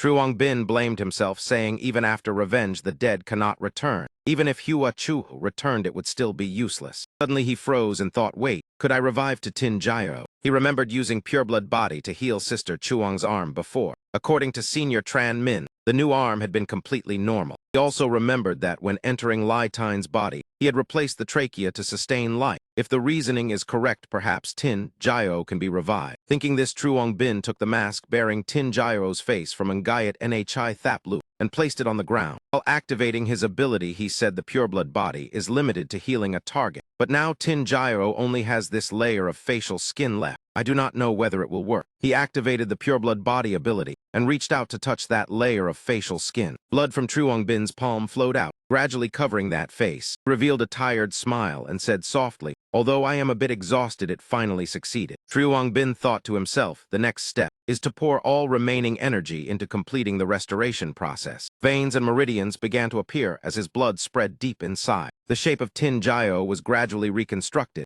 She closed her eyes motionless. Her skin showed signs of rejection, making Truong Bin ask in surprise what is happening. He wondered in confusion. Could it be? because his body is injured that he cannot complete her body. True Bin clenched his resolve and said, "No, I absolutely cannot give up." Looking at Tin Jao's body gradually forming, he decided even if all his energy was drained, he would not lose her again. The sky, Bok Duck and old Fuong were flying quickly. Beneath them stretched an endless forest. Lai Tine observed the surroundings and said the situation does not seem right. Prepare to descend. Old Bai immediately replied, understood. As soon as the words ended, the two of them plunged straight down toward the forest below. Two descended, skillfully avoiding the dense canopy while searching for an open patch of ground. They landed safely, old Fuong touching the ground first. Bok Duck followed, brushing dust from his clothes and complaining that boy really does unreliable work. Coincidentally, at that moment, the group of 3-2 Thien also landed there. Tran Min stepped forward, saying, "You two must be seniors Lai Tine and Bok Duck. We have been waiting here." Thur Trung behind him quietly withdrew the energy.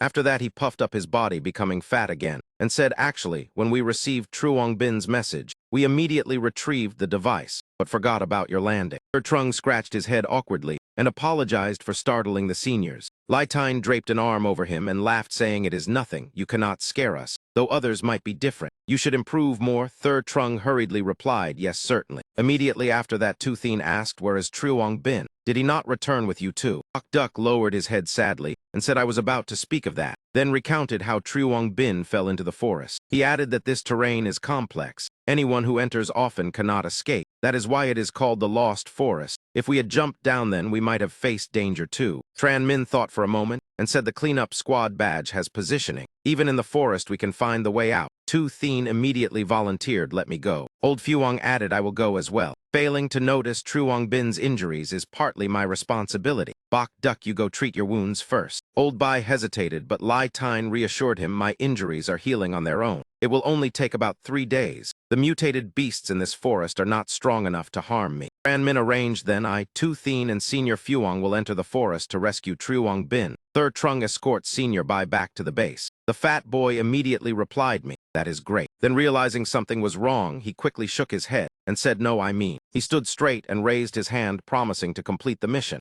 Tran Min nodded, saying, "Very good." Scene shifted to the cave entrance, where heavy breathing echoed inside. Truong Bin was struggling to recreate Tin Jao's body. Sweat drenched him, but he still told himself to hold on a little longer. The system announced understanding of human body structure and circulation. Pureblood body beginner advanced to intermediate. Development value 4 stars, which surprised Truong Bin. That moment in another space, Tin Jio wearing a coat stood before him. Truong Bin called to Tin Jio. He stammered joyfully, "That is wonderful," but his whole body suddenly collapsed. She stepped forward to support him and asked Truong Bin, "Are you all right?" He replied, "I am only a little tired." After a while, he lay on Tin Jio's lap. She gently scolded him, saying, "You are still the same, always reckless." Truong Bin smiled and said, "If I were not reckless, there would be no today. I am very grateful I ate that gemstone." Tin Jio blushed and replied, "I know you always try your best." He remembered the young man from years ago with an innocent smile. Though not highly regarded, he still said he would go farming. And when facing the Thien Thuong Ho, no matter how strong the enemy was, he had never stopped advancing. Tin Jio stroked his hair gently and said, "Seeing you grow and gain many good friends makes me happy. Cherish them."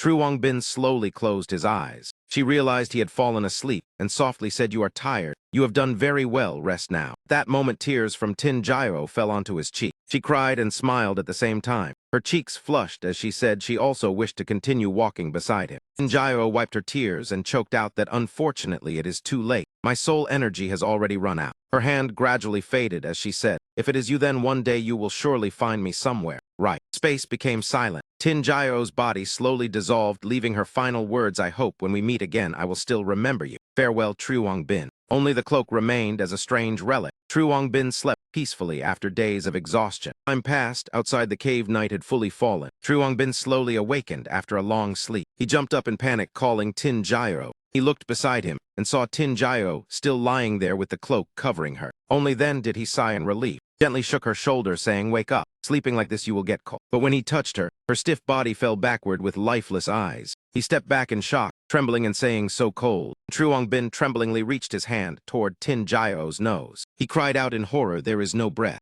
Bin again frantically activated Pureblood Body, his eyes blazing red as he gathered energy into his hand and rushed to her body shouting, "Why is this happening?" He continuously transferred blood energy and cried out, "Were you not speaking with me just now?" But the only response was silence. Tinjayo remained motionless. Bin murmured sorrowfully that he had heard her voice many times before, so this time it could not be an illusion. It seemed she mentioned something about soul energy. Wondered perhaps the failure was due to lacking a soul. Just then something appeared behind him. He sighed that if resurrection were so easy it would be strange. But if her soul could be found, perhaps there was still hope. A small creature staggered closer. Bin wondered, is that a mutated beast? Its eyes looked vacant as if hypnotized. Its shape resembled a large ant. After a moment the cave glowed faintly, while outside a dark mass began to gather.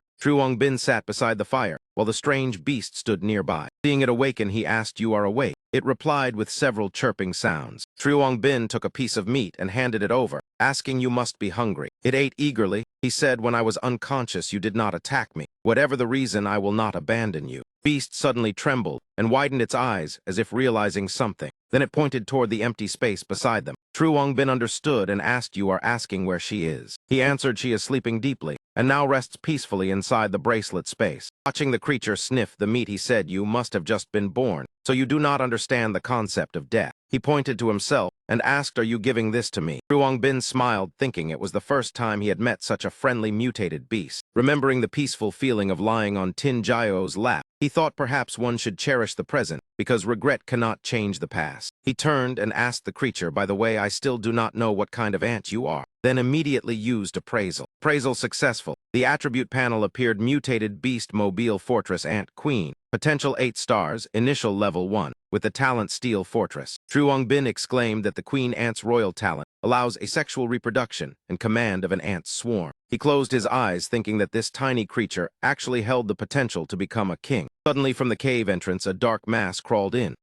Bin asked in surprise, "What is that?" and used Appraisal. Appraisal successful. The attribute panel appeared: Mutated Beast Black Mountain Carpenter Ant. Potential 1 star, level 5, with the talent Black Mountain Legion. Bin laughed, saying, "Mutated ants. Little one, your companions have come to take you home." The little ant queen seemed frightened and hid behind him, making Bin wonder what is wrong. He lifted it up and looked at the worker ants, murmuring, "Could it be?" At that moment the worker ants formed a long line from the forest into the cave. Bin immediately transformed into pure water body and quietly left that place. He revealed himself and scratched his chin, asking the ant queen, "It seems your own kind does not welcome you much. Were the wounds on your body caused by them?" At that moment, a worker ant in the swarm with keen senses detected the ant queen's location. Bin immediately jumped up and ran desperately. "Damn it, I have been discovered." He thought inwardly that the ant queen's royal talent should have made the swarm fear and maintain order. While running, he pondered, but since her level is still low, it is instead treated as a signal of provocation. Bin looked at the weak ant queen in his hand and sighed. "Little one, it seems your royal talent still needs time to mature." He glanced behind and thought he must find a way to hold them back. Right in front of him stood a massive brown bear. Bin immediately leaped onto the back of the sleeping bear to lure the ants toward it and used the bear as a barrier. The brown bear was awakened and instantly stood up, its bloodshot eyes turning backward. When it saw the swarm of ants, its fur stood on end in terror, while Bin thought to himself, "This should be safe now." But the next sight made him horrified. Before Bin's eyes, where the worker ants passed, only a white bear skeleton remained. He exclaimed, "Heavens, are these really ants?" Disturbance in the forest caused birds to panic and fly upward. Bin kept running desperately and thought, fortunately these ants cannot fly, so climbing higher will be advantageous. He jumped from branch to branch while assessing that their pursuit was terrifying. Trees along the path were all flattened. Just as he stepped onto the next tree, the entire forest suddenly trembled.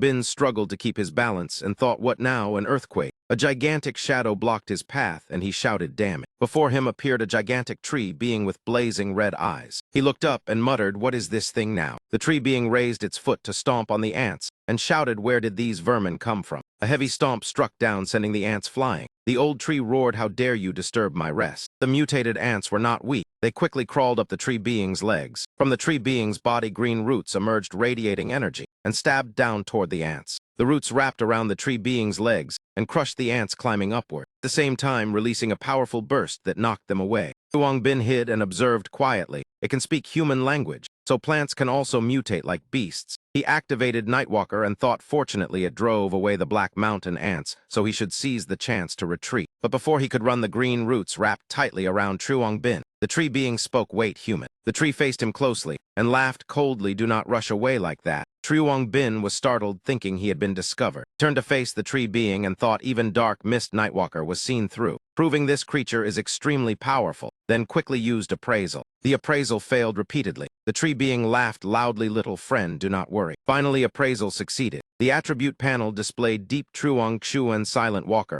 awakened level 35 with the talent Super Plant Transformation. He added that the ants woke him earlier, so he noticed Truong Bin. It had been long since he saw a living human, so he became excited. Truong Bin thought silently a Silent Walker, remembering Ta Min and Quan Din, and concluding that such people are usually quite strange. Looking at Deep Truong Chuan, he saw the man seemed rather absent-minded and somewhat friendly. Truong Bin pretended to be naive and scratched his head, replying, "I see." He thought since he could not leave, yet it would not hurt to talk. Two sat cross-legged facing each other. Old Deep asked, "Little friend, where do you come from?" Truong Bin replied, "I come from Minchow City." Hearing that, the man laughed loudly. "What a coincidence, I also once lived in Minchow." Then Old Deep stroked his chin and thought, "But aside from that, I remember nothing else. Perhaps I am old." Truong Bin asked in surprise, "You do not remember?" Senior Deep May this junior asked, "Do you know you are a Silent Walker?" Truong Chuan frowned and asked, "What is a Silent Walker?" He suddenly pointed at Truong Bin, asking, "You know my name?" Truong Bin honestly said, "This junior has some appraisal skill, so I know senior's name is Deep Truong Chuan."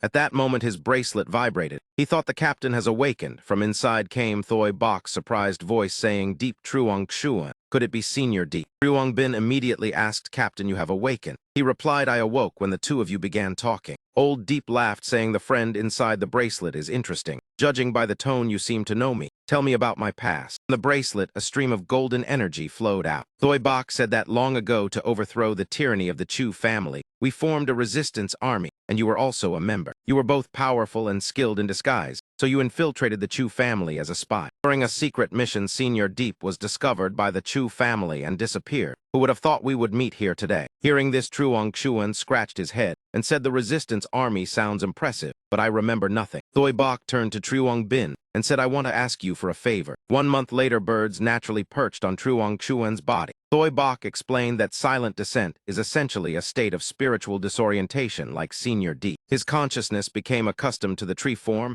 and regarded it as normal life, causing human memories to gradually fade. This state made him forget his former self, and his spirit exceeded ordinary humans, so there was no cure. But Thoi Bok said to Truong Bin that he was different. Truong Bin raised his head and asked, "Do you mean you want me to have Senior Deep eat a contract gemstone?" Hearing that, Old Deep asked happily, "So you can help me escape silent descent." Truong Bin took out an unactivated level 7 contract gemstone and said, "In theory, he only needs to eat it, but someone must guide the spirit, so Senior must allow me to control your body." Old Deep laughed loudly. "I thought it was something serious. This is simple." Then used vines to grab the gemstone. He immediately placed the stone against his chest. His tree body slowly absorbed the gemstone. When it finished, his entire body and eyes emitted a pale green glow. Truong Bin asked, "You already swallowed it?" The system announced, "Contract successful. Contracted Beast Deep Truong Chuan." He thought in astonishment that the man was so decisive and even truly formed a contract successfully. Truong Bin raised his hand and tested a command saying, "Deep Truong Chuan, I command you, immediately break free from silent descent." It flowed into his body, causing Deep Truong Chuan to kneel in a daze. His eyes burst with light as he shouted loudly, making Truong Bin panic, thinking he only tried it. Could it really work? The old tree jumped repeatedly, shouting, as his body gradually shrank. Soon after, an old man with long hair and wooden horns appeared. Deep Truong Chuan landed and thought inwardly, incredible. Escaping silent descent was so easy. He joyfully looked at his hands and shouted, "Min Chao Chu family beast taming. I remember now.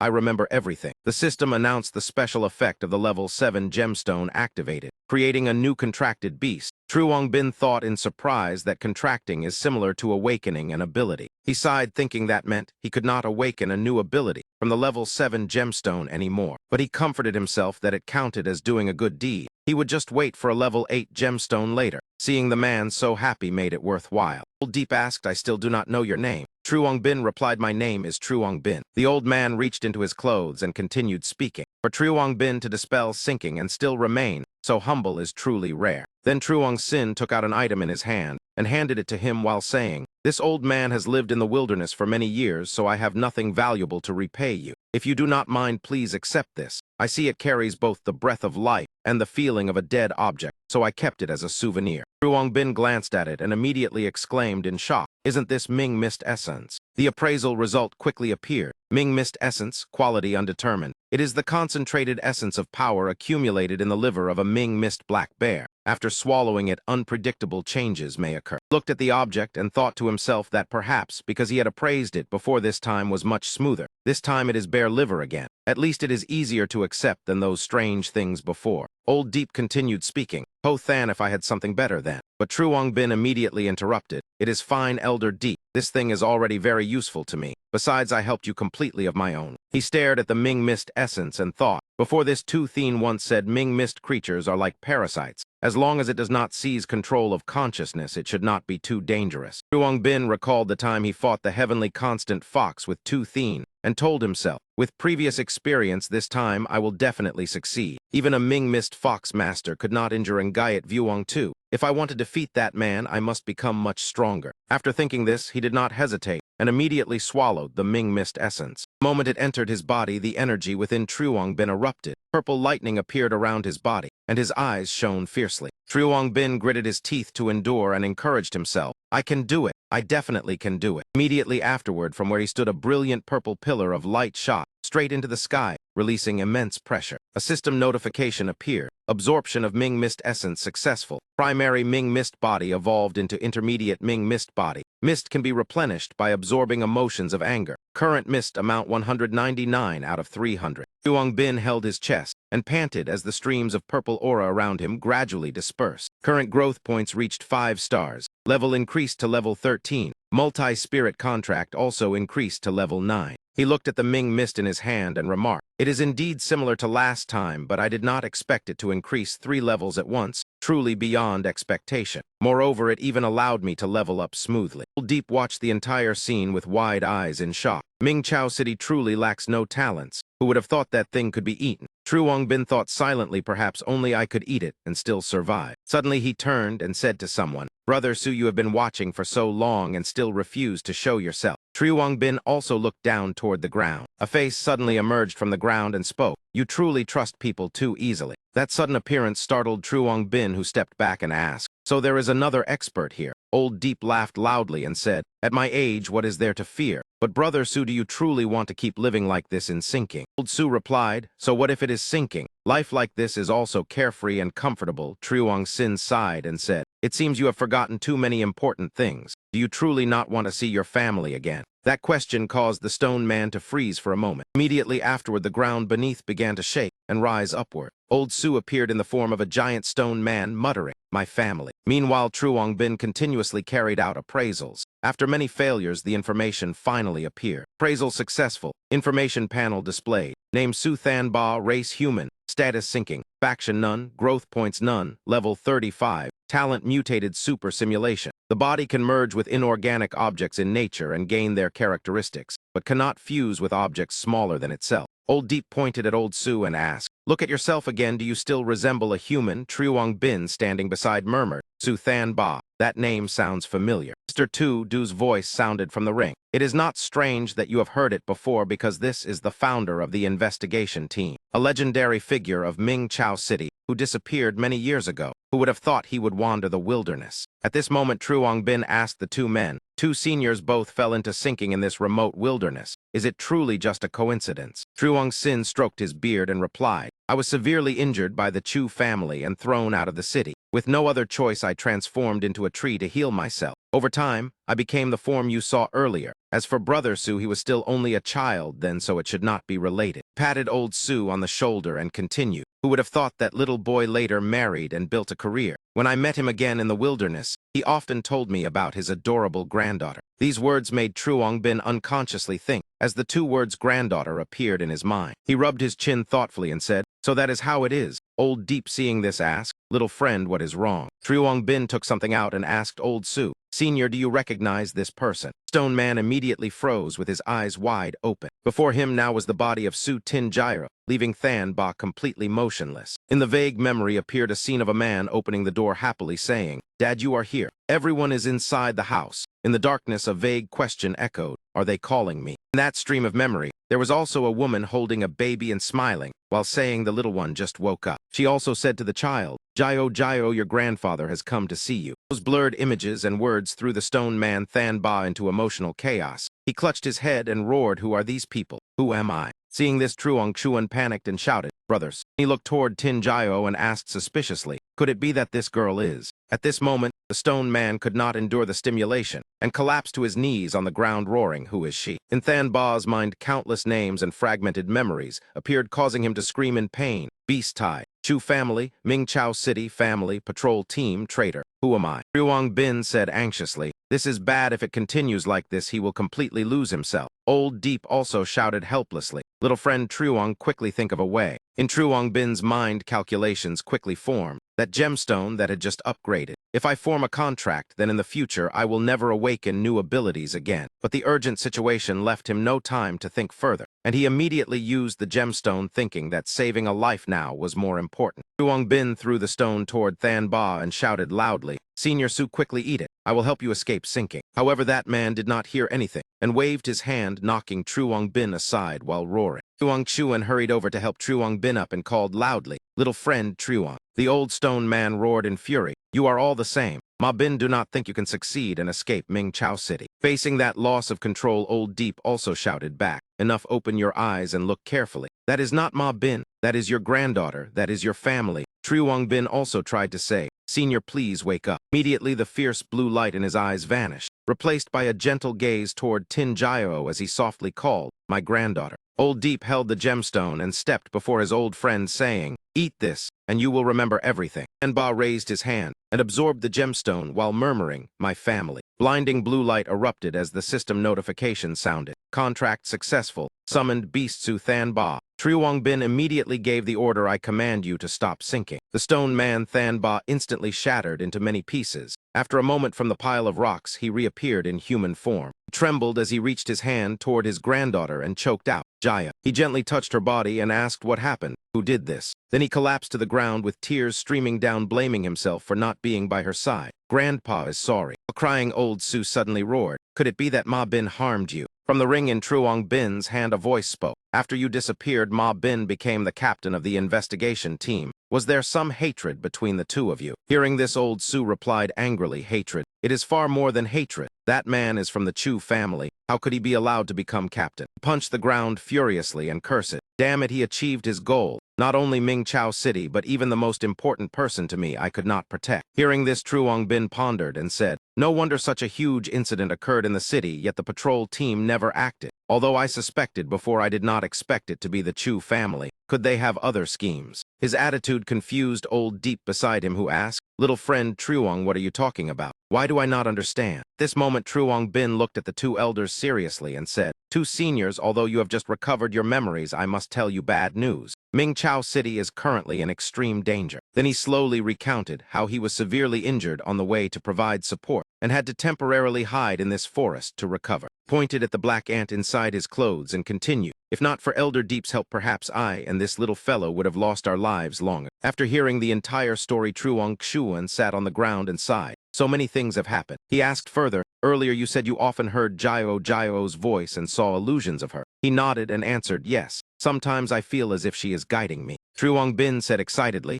"I clearly saw her." Old Su raised a finger and said perhaps that was not an illusion. Truong Bin exclaimed in shock, "What?" He analyzed that Gyro had been very intelligent since childhood and awakened her ability early. Her ability was like separating from the body, and even more special was that she could enter other people's dreams. Therefore, Old Su guessed that before being killed, she might have separated her soul from her body. The illusions you saw were probably created by her ability. In other words, Gyro may very well still be alive. At this point, Than Ba looked sorrowful. and said only the body has already been destroyed, so her soul must exist independently. But if a soul has no vessel for a long time then. During this, Truong Bin suddenly thought of something, and asked could it be that Su Tin Gyro also fell into sinking. His mind appeared the faint image of Gyro filling his heart with thoughts. Did she say that back then? Because she did not want to involve me. He laughed softly with moist eyes and said, "Foolish girl, you secretly helped me so much, yet in the end you even wanted me to give you up." A powerful determination rose within Truong Bin.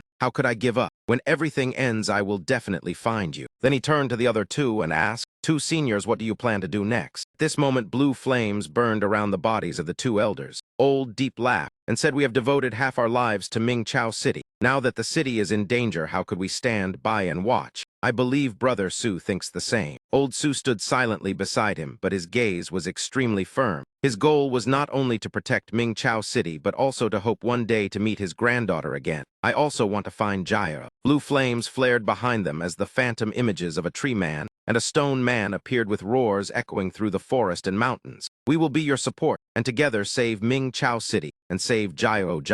In another corner of the forest, old Fuong's group was running hurriedly, their eyes constantly searching everywhere. Tu Thien held the communicator and asked through the channel, "Truong Bin's signal disappeared near your position. Did you discover anything?" Tran Min scanned the surroundings and said this must be the place. Lai Tine also added, "That kid was injured so badly. It is really unclear where he could have run to." Suddenly, Tu Thien noticed a streak of blood on the grass nearby. She exclaimed in surprise, "What is that?" Out of curiosity, she boldly stepped toward it to check. When the tall bushes were pushed aside, the sight before her made Tu Thien turn pale with shock. The two companions beside her were equally stunned. What exactly happened here? All three froze when they saw a vast section of forest severely devastated. Trees lay scattered everywhere, and the air was filled with a thick smell of death that made people uncomfortable. Tran Min carefully examined the scene, then confirmed, "These are clearly traces of Black Mountain bobak ants marching. It seems Truong Bin has encountered danger." Two worried Tu Thien immediately rushed forward shouting, "Hurry, we must chase after him." But old Fuong immediately shouted to stop her. "Wait." That moment, in the dark space of the forest, a strange black hole suddenly appeared.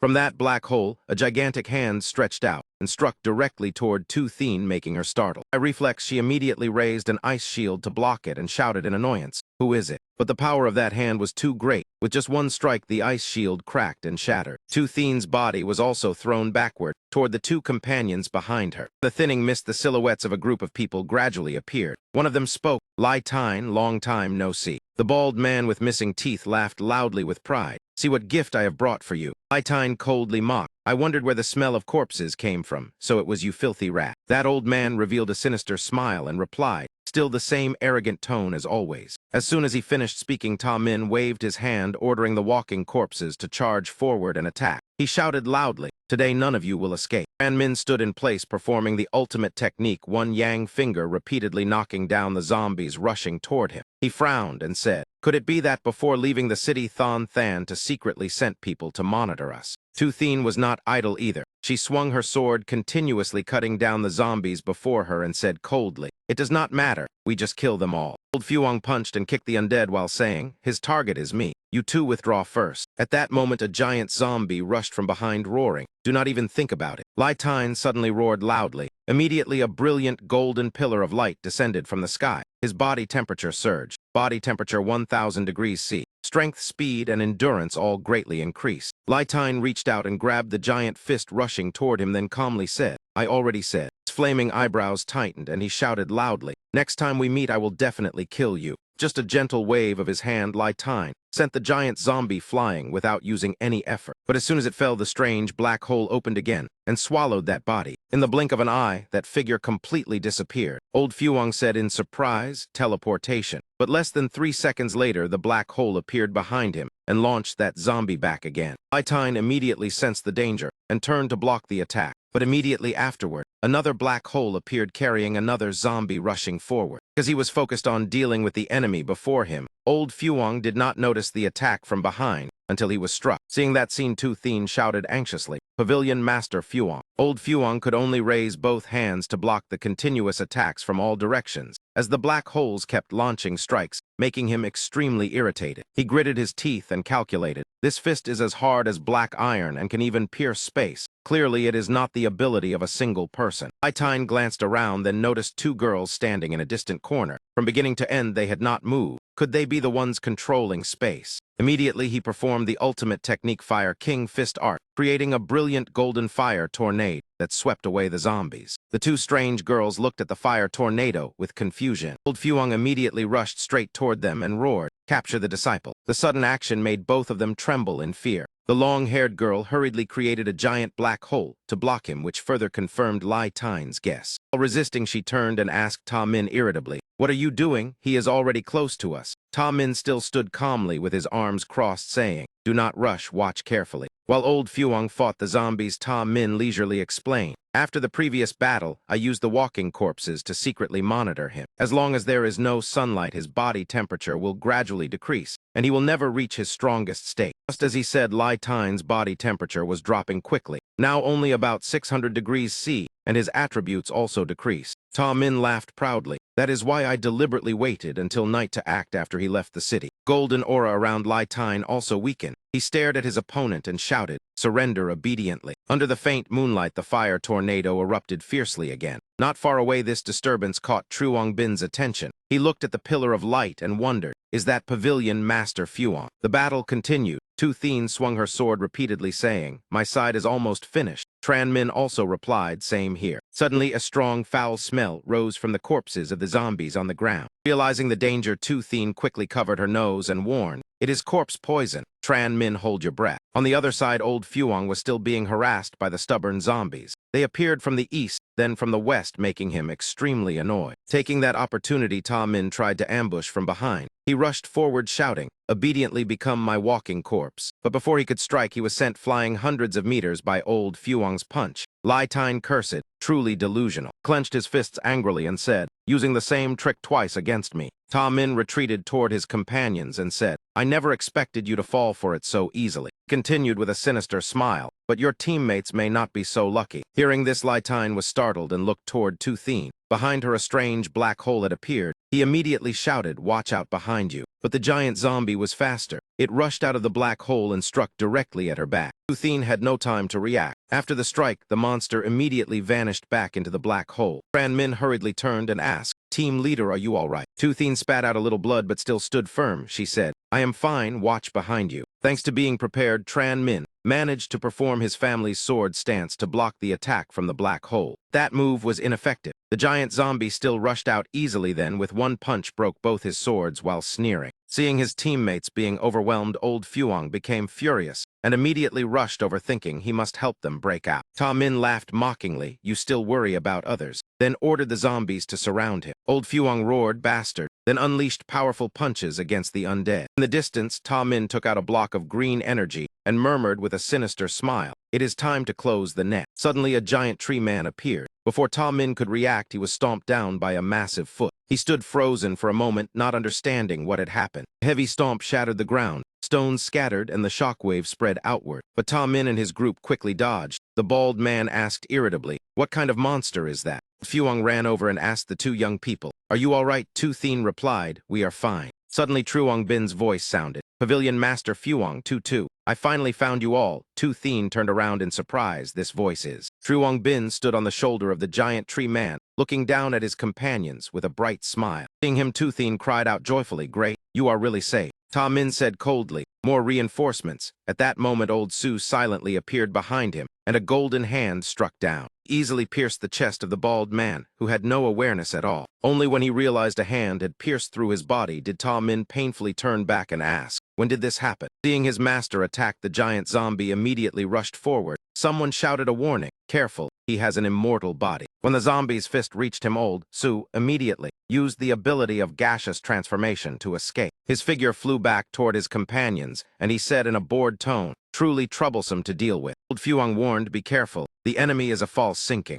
This moment, dawn was breaking. Sunlight shone into the forest, giving Lai Tine an advantage. He said joyfully, "Fortunately, the sky is bright now," then shouted loudly, "You despicable old thief, use whatever tricks you have left." Body temperature rose again to 800 degrees C. At this moment, the formation on Truong Bin's side had become extremely powerful. The tide of the battle began to change. The long-haired girl looked at the opposing formation and thought in confusion, "These reinforcements are not simple, and the chance to capture Feng Lai Tine has already been lost." He immediately turned to Ta Min and said, "The situation is bad, we must retreat," but he stubbornly shook his head no. Blue eerie flames ignited in both his hands as he murmured, "Almost finished, just a little more." The situation at this moment was extremely critical. If they continued fighting, their group would almost have no chance of winning. The long-haired girl did not want to hear any more of the bald old man's rambling. She immediately opened a strange black hole that swallowed him and coldly said, "Do not waste time anymore." Giant zombie also stepped in after him. Finally, the two sisters followed before disappearing. The long-haired girl left one last sentence. "This time you can consider yourselves lucky." Seeing the enemy attempting to flee, old Fuang immediately rushed forward to chase them, shouting loudly, "Do not even think about escaping."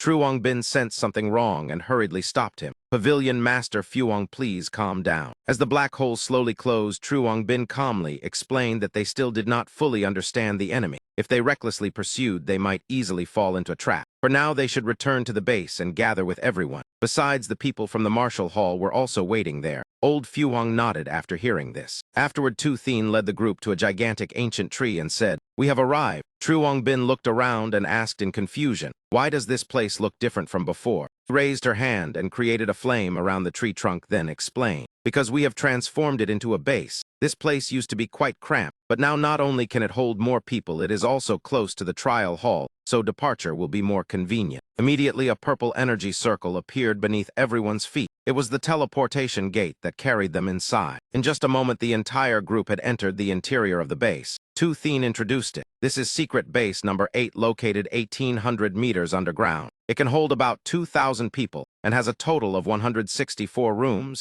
Everyone can explore freely." Truong Bin widened his eyes in amazement and said, "It is really spacious. Counting both this base and the safe house before, how many strongholds has the captain prepared over the past 200 years? Mr. Tu Du laughed loudly and replied, "The more preparation, the better." Tu Thien added that, when she worked in the investigation team, she once knew that they had established many bases outside the city. One of them was near the trial hall, but now she was not sure whether it could still be used. Old Su asked, "I heard the current captain of the investigation team is Ma Bin. Is that correct?" Tu Thien nodded and said, "That is right. He used to be your most capable disciple." Seeing Than Ba showing special concern toward that name, Mr. Tu Du asked again, "Earlier you mentioned in a dazed state that Ma Bin seemed to be from the Chu family. What exactly is that about?" Old Su sighed and slowly said, "To explain clearly, we must return to a story from 10 years ago. According to his memory at that time, the Vice City Lord Hong Trak Min suddenly summoned them to the City Lord Mansion. It was said that someone had provided information about the discovery of the Chu family headquarters. But as the captain of the investigation team, he had never heard of this informant, so he began to feel suspicious. When Than Ba asked about the informant's identity, the Vice City Lord only said that man was a member of the cleanup team and rarely appeared. At that time, because he was eager to eliminate the remaining Chu family forces, Than Ba did not ask for. After that, he led the team following the clues, and it took an entire week before they found what was believed to be the headquarters. But just when they were preparing to plan an attack, the Chu family suddenly counterattacked. At that time, Than Ba still wondered why his movements had been exposed. Now thinking back, it was clearly a trap prepared in advance. Because of the sudden ambush combined with exhaustion from the long journey, his team suffered heavy casualties. When Than Ba realized the situation was unstable and planned to withdraw, Ma Bin suddenly launched a sneak attack, leaving him no time to defend. It was a sinister dagger. Once it stabbed into the body, it sealed all abilities. Than Ba was tortured for a long time, and during that time he heard them address Ma Bin as Lord. Fortunately, the effect of the dagger did not last forever. Realizing this, he pretended to die to deceive them. Afterward, he was thrown into a river. Thanks to his ability to merge with water, Than Ba escaped by hiding within the current and quietly leaving. But his injuries were too severe, and he quickly fell unconscious and slept in darkness for a very long time, gradually forgetting those painful memories.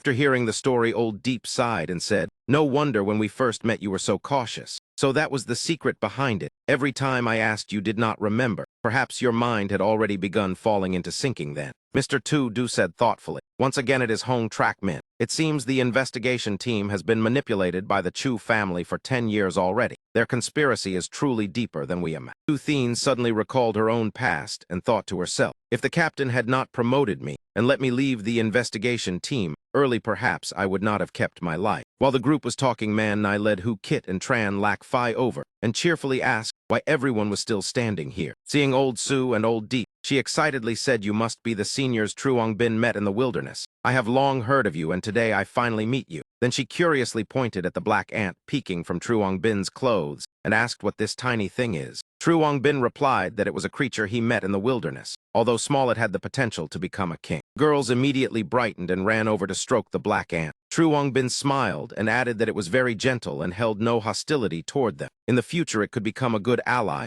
Man Nai asked curiously, does it really have king potential? She revealed a radiant smile and said to everyone, in any case, everything has finally ended. For now, everyone should rest in the base to recover strength. Mr. Tu spoke at this moment. This means the current investigation team has become our enemy. Seeing the three girls still confused, he continued explaining. We can no longer rely on their safe strongholds. Instead, we must be vigilant against their schemes. As he spoke, he turned away. Before setting out, we must prepare thoroughly to face the next battle. Seeing Truong Bin's group leaving Man, I hurriedly followed and asked, since when the investigation team had become the enemy. Truong Bin replied that it was a long story, and when everyone gathered together, he would explain. Scene shifted to the castle of the Saint Ancestor village. Here throughout the castle, people and beasts stood on strict guard. Inside, someone shouted orders loudly. This is a special period. The cult leader has forbidden strangers from approaching within 10 miles. When patrolling, inspect carefully. Suddenly, a strange black hole appeared in midair, releasing powerful energy. From within, Ta Min was thrown out in an extremely miserable posture. He sat on the ground cursing while grinding his teeth. Damn woman. When the two girls stepped out, he grew even angrier, shouting, why did you ruin my plan? If I had known earlier, I would have refined you into corpses. At that moment, a voice interrupted. Who is making noise here? Sister Lai stepped out, smoothing her hair, and calmly said, old man, calm down.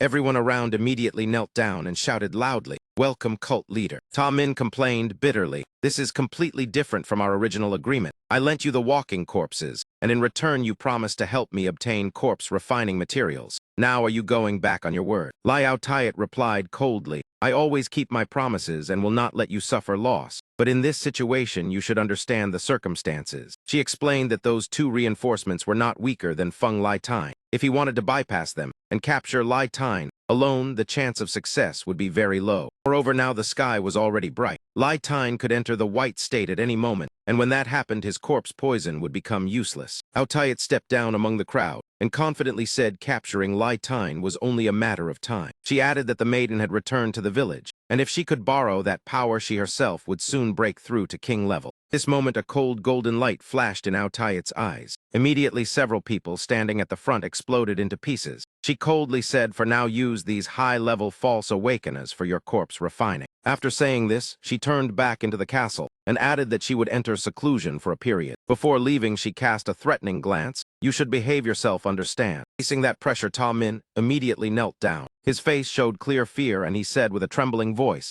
I understand. 1 week later, inside the training room, heavy collision sounds echoed. Truong Bin and Kiat Man coordinated their attacks smoothly as both charged forward simultaneously. Their opponent was Bai Duck in werewolf form. He used one hand to restrain the girl while the other blocked Truong Bin's fist. Bai Duck flexed his muscles to resist and mocked, such weak force. Did you two skip your meal? Truong Bin suddenly leaped high into the air. He raised his hand as power gathered at his wrist. Truong Bin unleashed the ultimate technique Beast King Fist Art Ming Mist version, forming a violent purple vortex, striking toward the werewolf. Bai Duck simply raised one hand to block and sneered, just flashy tricks. Kiat Man hugged him tightly from behind and shouted loudly, Beast King Fist Art. Truong Bin seized the opportunity to control the vortex, swallowing both into it, then executed Touty Descends from the summit. Bai Duck was swept away within the vortex, his body almost completely restrained and unable to move. Then the vortex slammed him to the ground, creating a huge explosion with dust flying everywhere. When the smoke cleared, Bai Duck sat bruised atop the rubble, grumbling,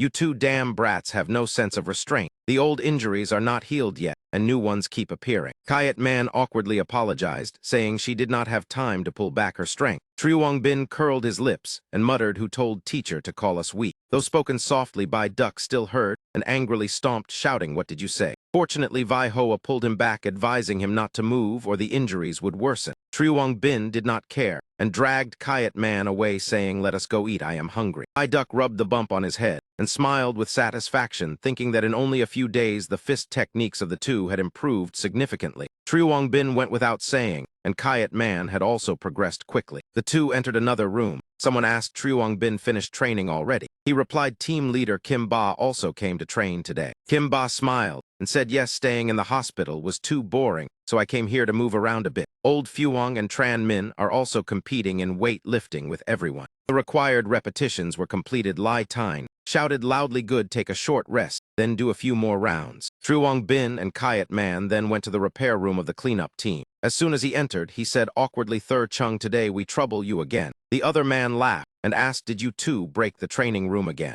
Kayat Man clasped her hands and smiled apologetically, saying, truly sorry. Chubby Man sighed, saying, there is really no solution with you two. Truong Bin turned and left. Kayat Man asked where he was going. Was he not going to eat? He said she should go first because he still had something to do. She nodded and left. Truong Bin went straight to the meeting room and stood before the door, seeing everyone already waiting. Mr. Tu Du, sitting in the center, saw him and called out, Truong Bin, you have arrived just in time. He said directly, I was about to remind you of several things to pay attention to when going to the trial land. Hearing this, Truong Bin's eyes immediately bright. Somewhere else, a terrified scream suddenly rang out. This was the Chu family headquarters. Inside the round meeting room of the black-robed group, one man knelt on the ground. Someone said the maiden has been captured, and yet you still dare return. But the great elder spoke to stop them, which made the second elder dissatisfied. He said Chu Trak Min accidentally awakened the maiden, which caused Ngayat Vuong to fight Tu Du Thoi Bok. I will spare you this time for that reason. During this, he immediately kowtowed, repeatedly saying, thank you, great elder. Then he asked the council if Truong Bin truly had limitless potential, he would certainly go to the trial land. Has there been any news from Chu Deem Bin there? The person asked took a drag from his cigarette and replied, great elder, rest assured. Our investigation team is watching closely. Although Truong Bin has limitless talent, his strength is still weak. If he dares to go to the trial land, I will make sure he never returns. The great elder said in a deep voice, you are still young, so underestimating the enemy is a fatal mistake. The most terrifying aspect of an infinite-level awakener is the potential to eliminate opponents at any level. In the past, Tu Du Thoi Bok forced us into defeat step by step, so we must never underestimate such opponents. Second elder also frowned and added, the most troublesome issue now is that Saint Ancestor Village has taken the Saint Maiden away.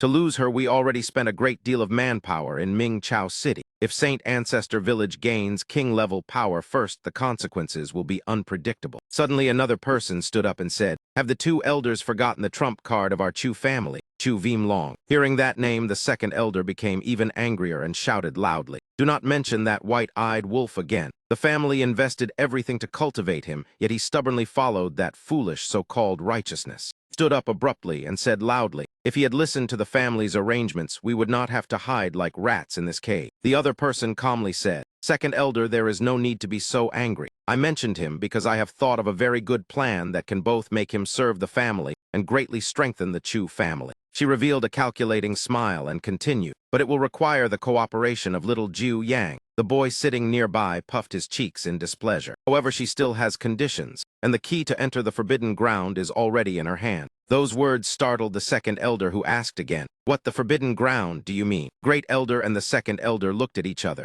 and remained silent for a long time before finally making a decision. The great elder opened his palm, and a blazing red feather appeared within it. Then he said, although I do not want to, this is the only way now. As he spoke, he threw the red feather toward the woman and said, then this matter will be entrusted to you. She raised her hand and caught the feather. It was exactly the key she needed. Flames burst forth, burning away the black robe she wore. Her true appearance was revealed. With a confident face, she said, I, Chu Hong Fang, will certainly not betray the trust of you all. Outside Mingchao City, in a deep underground area, Hong Fang was leading Chu Vim Long along a corridor. He asked sarcastically, you cannot even manage a child, yet you talk about reviving the Chu family. Hong Fang replied, it seems you still do not understand little Jiu Yang's personality. King Vim Long fall silent. Hong Fang continued, besides an uncle like you, who else could control him? She recalled the past, when Jiu Yang secretly entered the equipment warehouse and triggered heavenly thunder, destroying a pile of weapons. If you had not protected him, he would have been expelled from the Chu family long ago. Perhaps that is why he is so close to you. While talking and walking, they finally arrived before the forbidden ground of the Chu family.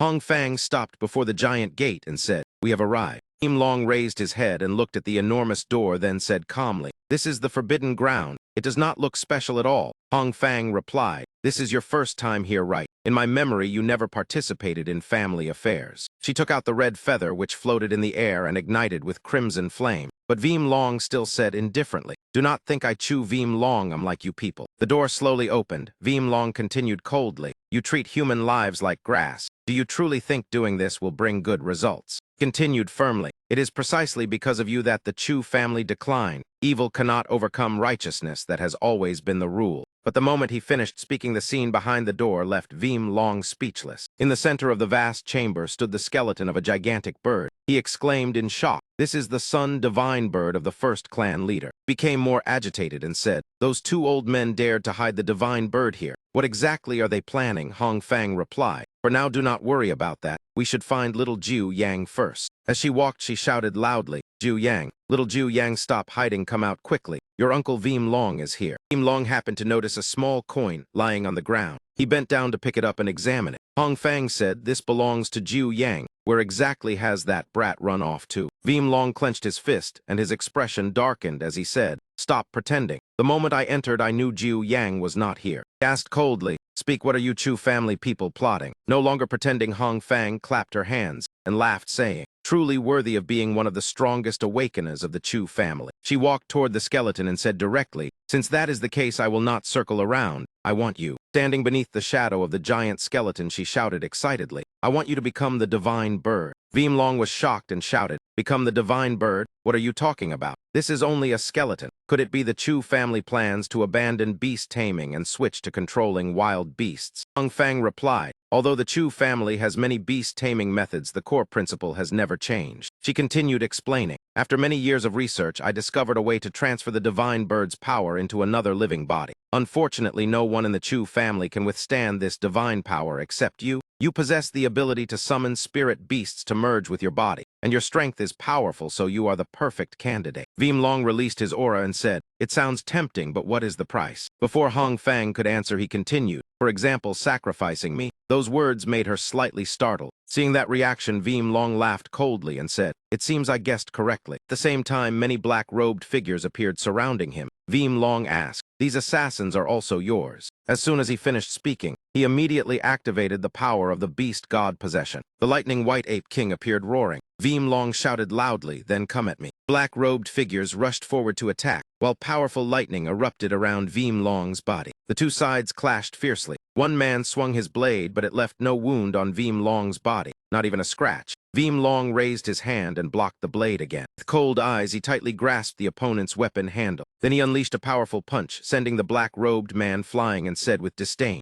"A rat." As soon as he knocked one down, the others immediately surrounded him again. Veem Long swept his gaze across them with suspicion. They simultaneously threw out a glowing blue chain. Veem Long was bound by the chains. He glared and shouted, "Bone-devouring chain." A gigantic phantom appeared in the sky, releasing extremely terrifying pressure. Taking advantage of Veem Long being restrained, two other black-robed men rushed from behind with daggers. They moved like arrows, and in the blink of an eye were already close. Veem Long still said calmly, "One iron-cleaving blade, two bone-devouring chains, and two demon-sealing blades." The Chu family truly spared no effort. After saying that, he roared and shattered the chains, then blasted all the black-robed men away. Veem Long turned to look at Hong Fang with provocation and asked, "Is that all?" She was furious and speechless. Suddenly a strange laugh echoed, and an eerie face appeared. More precisely, that face appeared directly on Veem Long's chest. He felt countless red threads binding him tightly. Veem Long immediately realized it was Jiu Yang's puppet demon technique. He suddenly collapsed to his knees, clutching his chest in pain. The place being controlled was exactly where the coin had been earlier.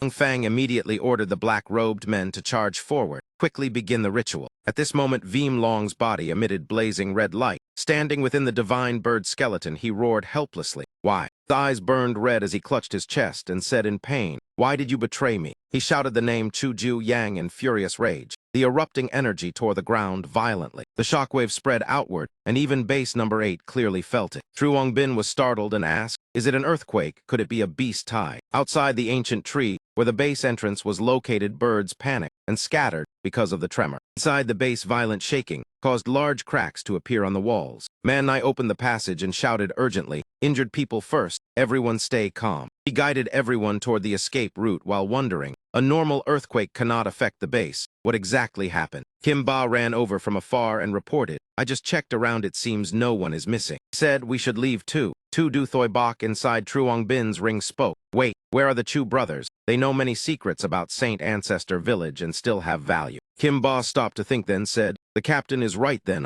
But Truong Bin stepped forward and said, "Let me go. He believed if Kim Ba went it would be very dangerous because he lacked survival methods while he himself had the pure water body and would be safer. Tu Thien worriedly tried to stop him, but Truong Bin confidently said, "Do not worry, I will be careful. If the situation becomes bad, I will use the pure water body to escape." Tu Thien warned, "They are all high-level awakeners. The pure water body can protect you, but if they risk everything, the consequences will be extremely dangerous. This place is 1,800 meters underground, and if the teleportation gate disappears, you will be trapped." Old Deep suggested, "Let me and Brother Su go with him. We will make those two confess everything. Besides, we have already signed a contract with Truong Bin, so if something happens, he can recall the contract gem." Tu Thien sighed and said, "It seems this is the only way." Old Su shouted loudly, "We cannot delay anymore, let us go." The three of them immediately rushed out. While running, Truong Bin turned back and said, "Tu, everyone go first, I will catch up soon." Kim Ba secretly wondered what purpose Captain Tu Du had in saving those Chu brothers. Tu Thien only worried about Truong Bin's safety. In another room, Jiu Yang was sitting on a sofa laughing loudly while reading a strange book. Behind him, two figures stood. The content of the book was the scene inside the Chu family forbidden ground. Seeing Veem Long inside, he said, "No wonder Uncle Veem Long did not come to play with me. He was enjoying himself out there. It truly makes me jealous." Inside the forbidden ground, the divine bird seemed to be reviving. Jiu Yang said coldly, "But if Uncle refuses to come home, that will not do." After saying this, he turned to the two people behind him and asked, "Do you two agree, father and mother?" Tu stepped forward and sat beside him. Jiu Yang's eyes flashed a terrifying red light as he said, "After all, our Chu family is the greatest family." Only now could it be seen clearly that the two were not humans, but two exquisite puppets. They looked at each other and revealed eerie smiles. Inside the book, Veem Long was writhing in agony. Jiu Yang laughed with delight. Back in the Chu family forbidden ground, Veem Long screamed miserably. His entire body burned and gradually transformed into the divine bird. Nearby, Hong Fang watched proudly and said, "Stop struggling. The ritual is already complete. No matter how strong you once were, you are still only a mortal." Seeing the divine bird's body gradually taking shape, she sneered and said, "If one can merge with the divine bird, what could be better than that?" A black-robed man beside her asked in confusion, "If this method can revive the divine bird, then why did we have to cooperate with the heavenly constant fox before, and even spend so much effort to snatch the Saint Maiden to Saint Ancestor Village?" Hong Fang crossed her arms and scolded. Raising her eyes toward the giant divine bird before her, Hong Fang began to explain slowly. The alliance with the heavenly constant fox was because only the Moon King could restrain Tu Du Thoi Bok. According to what the elders told us, Tu Du Thoi Bok has fought against the Chu family for more than 100 years and has displayed tens of thousands of abilities. Although he never stepped into the king realm, his strength is enough to fight against a king-level opponent. Through many years of battle, we also discovered several weaknesses of his. At first, the Chu family lacked experts specializing in mental control, and he did not know this. His resistance to mental abilities is extremely weak. Therefore, we exhausted all efforts searching for the nearly extinct heavenly constant fox. Finally reaching an agreement with the Moon King was what severely injured Tu Du Thoi Bok. Hong Fang looked at the glowing drop of blood in her hand and continued, "If I had not been forced into a corner, I would never have chosen this method to revive the divine bird." That man asked again, "Why do you say that?" Hong Fang answered excitedly, "This drop of blood is the result of 40 years of my painstaking cultivation. Because of it, I never used beast-taming techniques and endured countless looks of contempt for a very long time." At this point, she became even more agitated. Even after paying such a great price, the control ability of this blood is still far inferior to the blood of the Saint Maiden. Now the Saint Maiden has returned to Saint Ancestor Village, while Truong Bin of the cleanup team can enter the trial to gain power comparable to the king. If either side enters the king realm first, the Chu family will surely face the danger of annihilation. As she spoke, she threw the drop of blood toward the divine bird. The giant bird now had a complete form and was no longer an illusion. Its eyes were cloudy and lifeless. Hong Fang said, "Although my blood contract cannot fully control the divine bird, we can only gamble now." In the middle of the forest, a dazzling beam of light suddenly erupted. The revived divine bird shattered the ground and soared into the sky. Its body emitted a blazing red light like the midday sun. Cleanup team at Base 8 on the surface had no idea what was happening. Man Chai shielded her eyes from the brightness and asked, "Why is the sun so dazzling today?" Old Fuong sensed something strange and narrowed his eyes, trying to see the shining object clearly. When he finally saw the giant bird in the sky, he cried out in shock, "That is a mutated beast. Could the earthquake earlier have been caused by it?" Ran Min said in a deep voice, "Unless." Man Nai continued, "That is the sun divine bird of the Chu family." Hong Fang's group had also reached the surface. She shouted excitedly, "Success, I have succeeded. The divine bird has revived, and Tu Du Thoi Bok is restrained by the Moon King. so nothing can stop us now. Standing beneath the divine bird, she declared confidently, "From now on, the Chu family will control everything." Before she could celebrate for long, the divine bird's claws swept straight toward them. Long Fang widened her eyes in terror and exclaimed, "What is happening?" Unfortunately, no one could answer, and she had no chance to hear anymore. The divine bird slammed down violently and tore the entire area apart. It left only shattered earth, and scattered bloodstains remained. Inside the prison of cleanup, Team Base 8, the Zhao brothers lay on the ground amid the ruins. Ngan Ho said weakly, "We have exhausted all strength and still cannot escape. Are we really going to die here?" Ngan Long turned to comfort his younger brother. "When we were captured, we already had to prepare ourselves. Do not be afraid, I will stay with you." Suddenly, a huge rock fell straight down from the ceiling toward them. The two brothers were too exhausted to run, could only lie still, and close their eyes waiting for death. Suddenly, a purple beam shot forward accompanied by a loud shout. Ming missed body protection. The one who appeared was Truong Bin. He used Taudi lifting the summit from the Beast King fist art to hold up the gigantic rock. Old Deep and Old Su each carried one person and ran outside. Truong Xuan shouted loudly, "What are you still standing there for? Run." Two rushed out of the collapsing room. Old Deep sighed in relief. "Finally, we are outside," Old Su shouted. "Truong Bin, hurry out." A faint but powerful purple aura radiated from Truong Bin, blowing his hair upward. He replied, "Understood." Released the rock and immediately dashed toward the exit. His speed was so fast that only a streak of light remained. Ngan Long asked blankly, Are we saved now?" Truong Bin replied, "Not yet, hurry to the teleportation room." The base suddenly shook violently, making Truong Bin anxious. He raised his head and saw the ceiling collapsing rapidly. In Truong Bin's mind appeared the familiar feeling of being buried before. Thought flashed through his mind, could it be that this time I will die again? The shouts of everyone pulled him back to reality. Truong Bin, wake up quickly.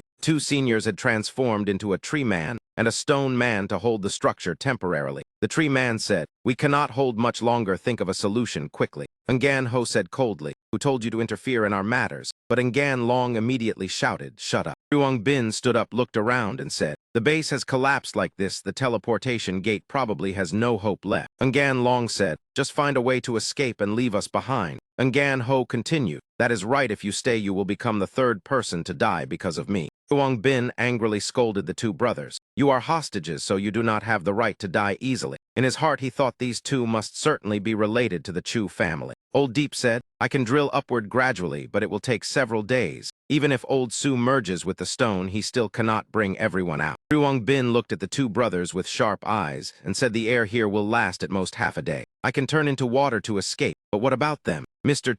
Du said, "I already took blood samples from them earlier." He analyzed, when the blood of these two holy disciples is mixed, it creates a special energy fluctuation. You once used the elder brother's blood to activate the old king bloodline. If you absorb the younger brother's blood, you may activate new energy. Truong Bin said the captain truly planned ahead. Ngan Long asked, "Are you not afraid of being controlled?" Truong Bin replied, "If I were afraid, I would not have reached this point. So do you want to die here or cooperate with me?" Ngan Ho nodded and cut his wrist, saying, "I understand. Although our positions differ, the Zhao brothers are not ungrateful." Ngan Ho extended his bleeding wrist toward Truong Bin and said, "Take however much you need." After absorbing Ngan Ho's blood, there was still no reaction for a moment, which made Truong Bin anxious. Why is there no change? Could it be that I did not drink enough? The moment he finished speaking, his expression darkened instantly. His eyes glowed golden, and he spat out a mouthful of black blood. Seeing Truong Bin writhing, Old Deep anxiously called his name. Old Su said in confusion, "It was only a little blood. Why did it become like this?" Zhao brothers also asked worriedly, "Are you all right?" At that moment, Truong Bin's eyes burned red with coldness, and steam rose from his breath. A notification screen appeared. Devourer activated. New talent awakened, King Gem. This ability greatly increases the strength and attributes of contracted beasts for a short period. On the surface, the divine bird spread its wings and flew everywhere, releasing fire and burning the entire forest. Tuthin raised an ice wall to block the flames. Man Nhai said, "As long as that bird remains, the fire will not stop. We must leave." Tuthin said firmly, "No. Truong Bin has not come out yet." And I grabbed her collar and shouted, "Enough." She angrily said, "The teleportation gate has already closed. Truong Bin has the pure water body, and the two seniors also have ways to escape. Why are you acting so impulsively today?" She added that the bird had just killed the Chu family members and looked completely insane. If they did not leave, they would die in the sea of fire. Tuthin finally realized the situation and said, "Fine, then we leave." Suddenly a voice sounded behind them, "Step back." All the members of the society had gathered together, their momentum surging. He said, "Let us hold it back." The group rushed forward to confront the maddened divine bird. A fierce battle was about to begin. Everyone charged together, determined to destroy the giant bird. They unleashed their most powerful weapons and skills. The divine bird truly lived up to its name. Its eyes flashed with madness, then it opened its beak and charged forward. The terrifying force blasted everyone away, leaving only old Fuang struggling to hold on. A white light burst from him as he gritted his teeth and endured, but still said, "I cannot hold on much longer." That critical moment, gigantic tree, roots suddenly erupted from the ground. Old Deep's ancient tree grew rapidly, its green canopy blocking part of the divine bird's light. The stone man Than Ba also emerged from beneath the canopy. In his arms he carried Truong Bin and the Zhao brothers. Old Deep and Old Su unleashed their power and shouted loudly, "Little friend, we have arrived." On the other side, Truong Bin dragged the cage, imprisoning the Zhao brothers toward everyone while panting. Tu Thien quickly asked if he was all right. Truong Bin wiped his sweat and said briefly, "I drank Zhao and Gan Ho's blood." He took out a stone and said, "This is the old king blood evolved into the talent King Gem. It can increase the power of contracted beasts for 10 minutes. Truong Bin added that to prepare for this battle, he had used his talent to increase the attributes of the two seniors by 5 levels, just enough to reach level 40, breaking the king limit. Although only 10 minutes, it is enough to escape danger. Truong Bin looked at the gem thoughtfully and said, "After drinking Ngan Ho's blood, I saw a strange scene." In his subconscious, he saw countless people lying inside a gigantic sphere of blood whose nature he could not understand. Truong Bin turned toward the Zhao brothers and said, "It seems Saint Ancestor Village still hides many secrets." Raised his head and looked at the battlefield only to see Old Deep engulfed in flames and gradually falling. Truong Bin shouted in panic, "Elder Deep." Truong Bin frowned tightly as he observed the chaotic scene before his eyes. On the opposite side, the divine bird kept beating its wings, releasing massive streams of flame that smashed Lao Tu and Lao Fuang and their group down onto the ground. Than Ba was blasted away and slammed onto the ground in searing pain. Ong Nuyen Rang cried out miserably, saying his backside felt like it had split open, while Lai Tine had also been blasted away. As he braced his hands against the ground, he shouted that things were bad, even though his ability was also fire. That flame carried the power of the sun and far surpassed ordinary fire, so it could not be resisted at all. After quickly calculating, Truong Bin concluded that even Lao Deep in his Treant form was countered. Only Lao Tu could barely confront it. Suddenly Man and Chai had an idea. She exclaimed that countered, I have it." She immediately gathered everyone and quickly assigned tasks. Barrier team gather now. Those still able to fight hold the divine bird back. Delay it for 30 minutes. Those unable to fight go to Thir Chung and receive signal transmitters. Then she turned to Tu Thien and said urgently, Tu, come help me. I will try to open a path of survival for everyone." Inside the space of the embrace, Tu Dao Tine Sin smiled proudly and thought that child had truly grown up, which reassured him greatly. Truong Bin swallowed a royal gem and told himself to test what effect this thing had. Immediately he leveled up. His temporary level increased by 5 and reached level 24. Tu Dao Tine Sin spoke, "Let us go out and help hold back the divine bird." Truong Bin gripped the Reaper's side, a cold aura spreading as he nodded. In the sky, the divine bird kept launching massive fireballs down at everyone. Lao Deep rushed forward as a shield to block the attacks, opening a path for the group to advance. Everyone gave their all, using their own abilities to destroy each wave of fireballs that the crazed bird shot out. Elsewhere, Thir Chung, who had once been fat, had now visibly slimmed down. It was said he had lost 60 kilograms after exhausting all his stored fat. Sitting flat on the ground, Thir Chung complained that he had no idea how much he would need to eat to regain the weight he lost. N.A. Chai pointed at the map and explained that although Tu Thien ability could not directly counter the solar divine bird, it could temporarily suppress its solar power.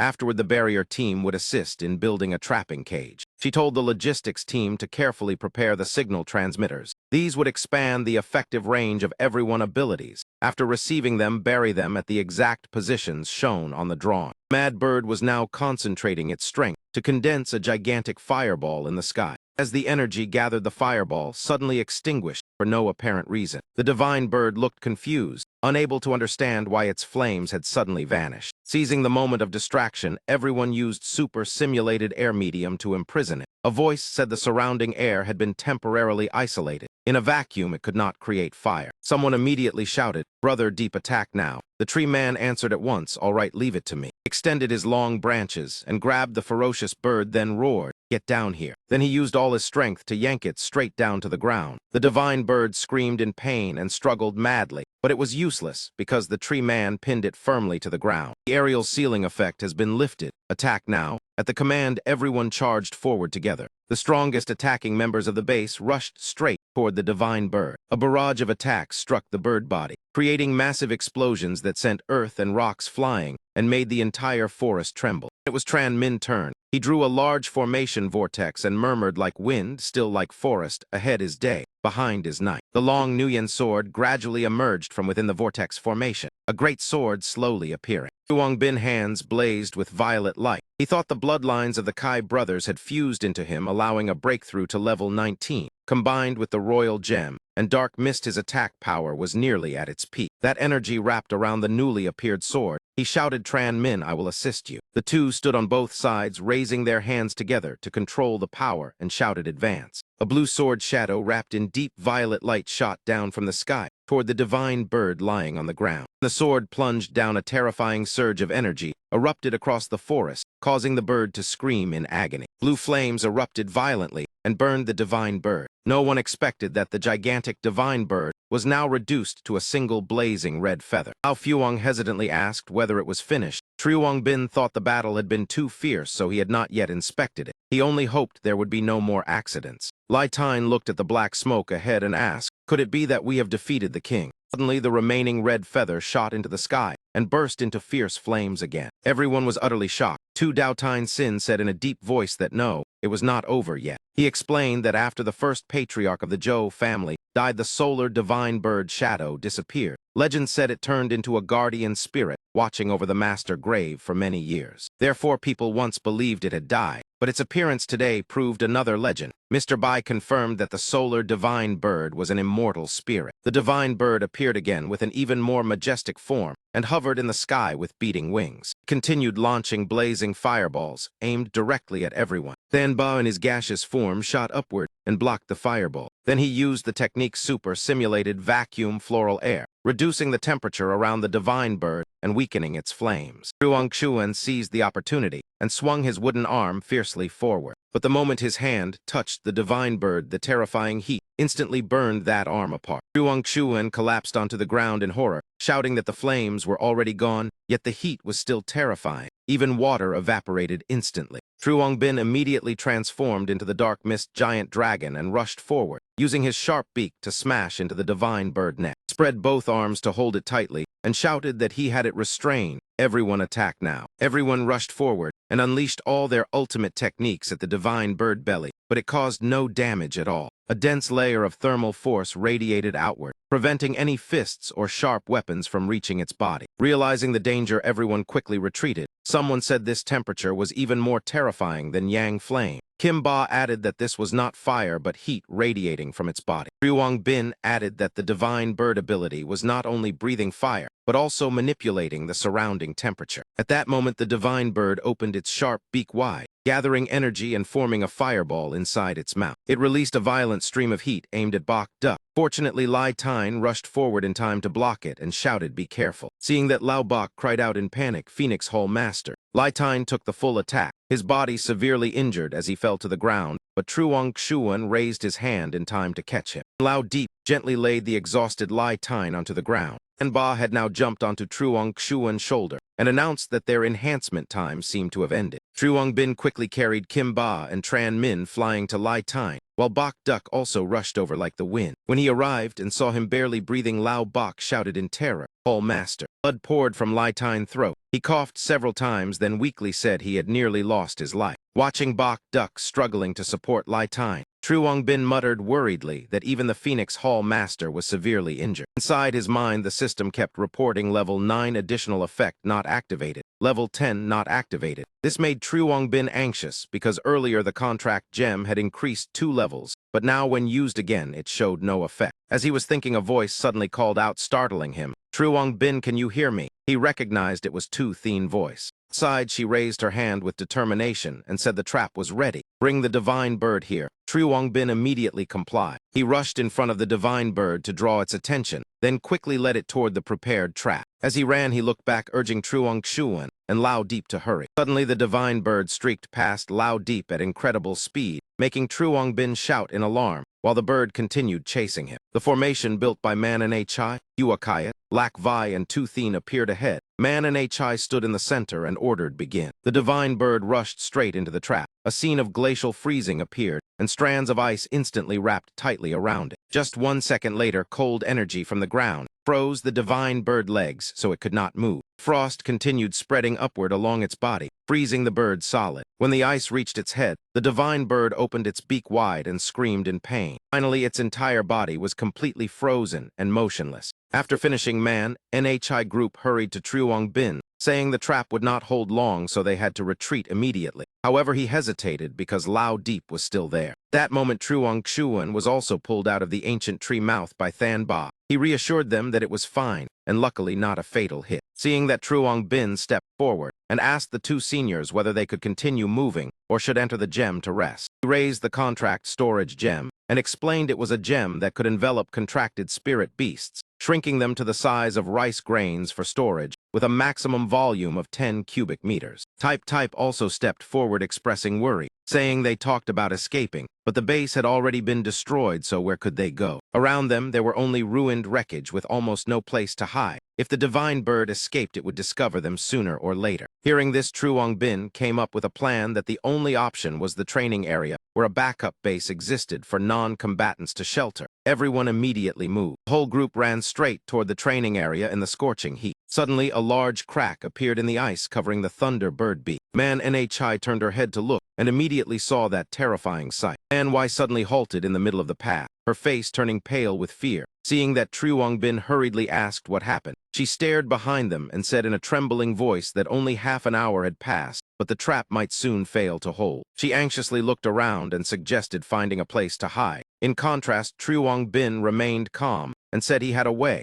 then immediately summoned the golden bracelet and released the equipment. From the bracelet, a dark mist lantern appeared surrounded by a hazy aura. He raised it high and told everyone that this lantern could conceal their presence within a certain range. Stay close to me and do not split from the group. Night had completely fallen. The group finally found a cave deep within the forest. As soon as he stepped into the cave, Bok Duck sighed, with relief, saying they had finally escaped that damned bird. Tran Min meanwhile looked around and suggested everyone rest in place to recover strength. Thien saw Truong Bin walking heavily and turned back to ask worriedly whether he was still all right. He raised his head and smiled lightly, then replied that it was fine. He had simply used too much dark mist and felt a little exhausted. Resting for a while would restore him. Tran Min stepped forward thoughtfully and asked Truong Bin whether, when they entered the deepest part of the training ground ruins, the solar divine bird would be drawn there as well. Truong Bin's expression immediately grew heavy. He admitted that worried him greatly, because the civilization ruins of humanity must never be destroyed by that divine bird. At that moment, Thoi Bok appeared. He smiled and reassured everyone that the training ground possessed mysterious properties that could block all detection, so the solar divine bird would not sense them. His eyes flashed with anger as he continued that the place was also the operating base of the patrol team,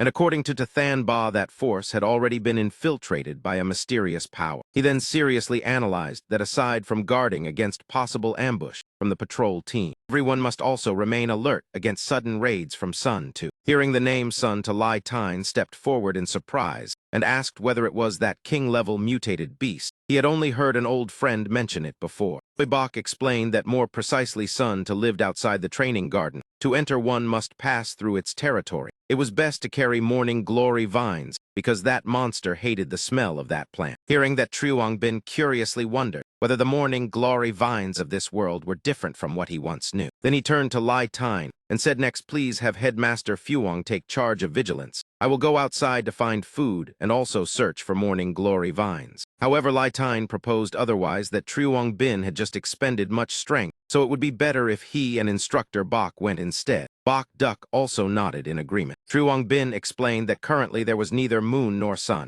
Night was the time when his skills worked best, so he should go. At that moment, Tu Thien stepped forward and held his hand, and firmly said that I will go with you. Truong Bin felt secretly pleased, thinking that with Tu Thien accompanying him it would be better because she was more familiar with nature than he was. He smiled and agreed, but reminded her to remain cautious. He turned toward Niu and the chubby Thur Chung with a sly smile and asked for some trap-type hunting equipment. Thur Chung drew out fat while complaining miserably that he was about to turn me from a fat boy into a skinny boy. Late at night, beside a river deep in the forest, all kinds of beasts, big and small, gathered to drink water. A wild boar suddenly had its leg caught in a trap. Above its head appeared a deep purple dark mist with a watching eye. Only a second later, True Bin used dark mist to transform into the form of a giant leopard and shot toward the boar. He pinned it to the ground and unleashed a series of fierce attacks. Wild Boar quickly died miserably under True Bin's hands, and his ability also increased by 50 points. Returning to human form, True Bin held 2 knives while cutting the boar meat and laughed with satisfaction, saying hunting beasts with dark mist was truly convenient. After a few more times, his ability should recover. After cutting the best meat and placing it on his back, Tu Thien happily ran over, calling True Bin,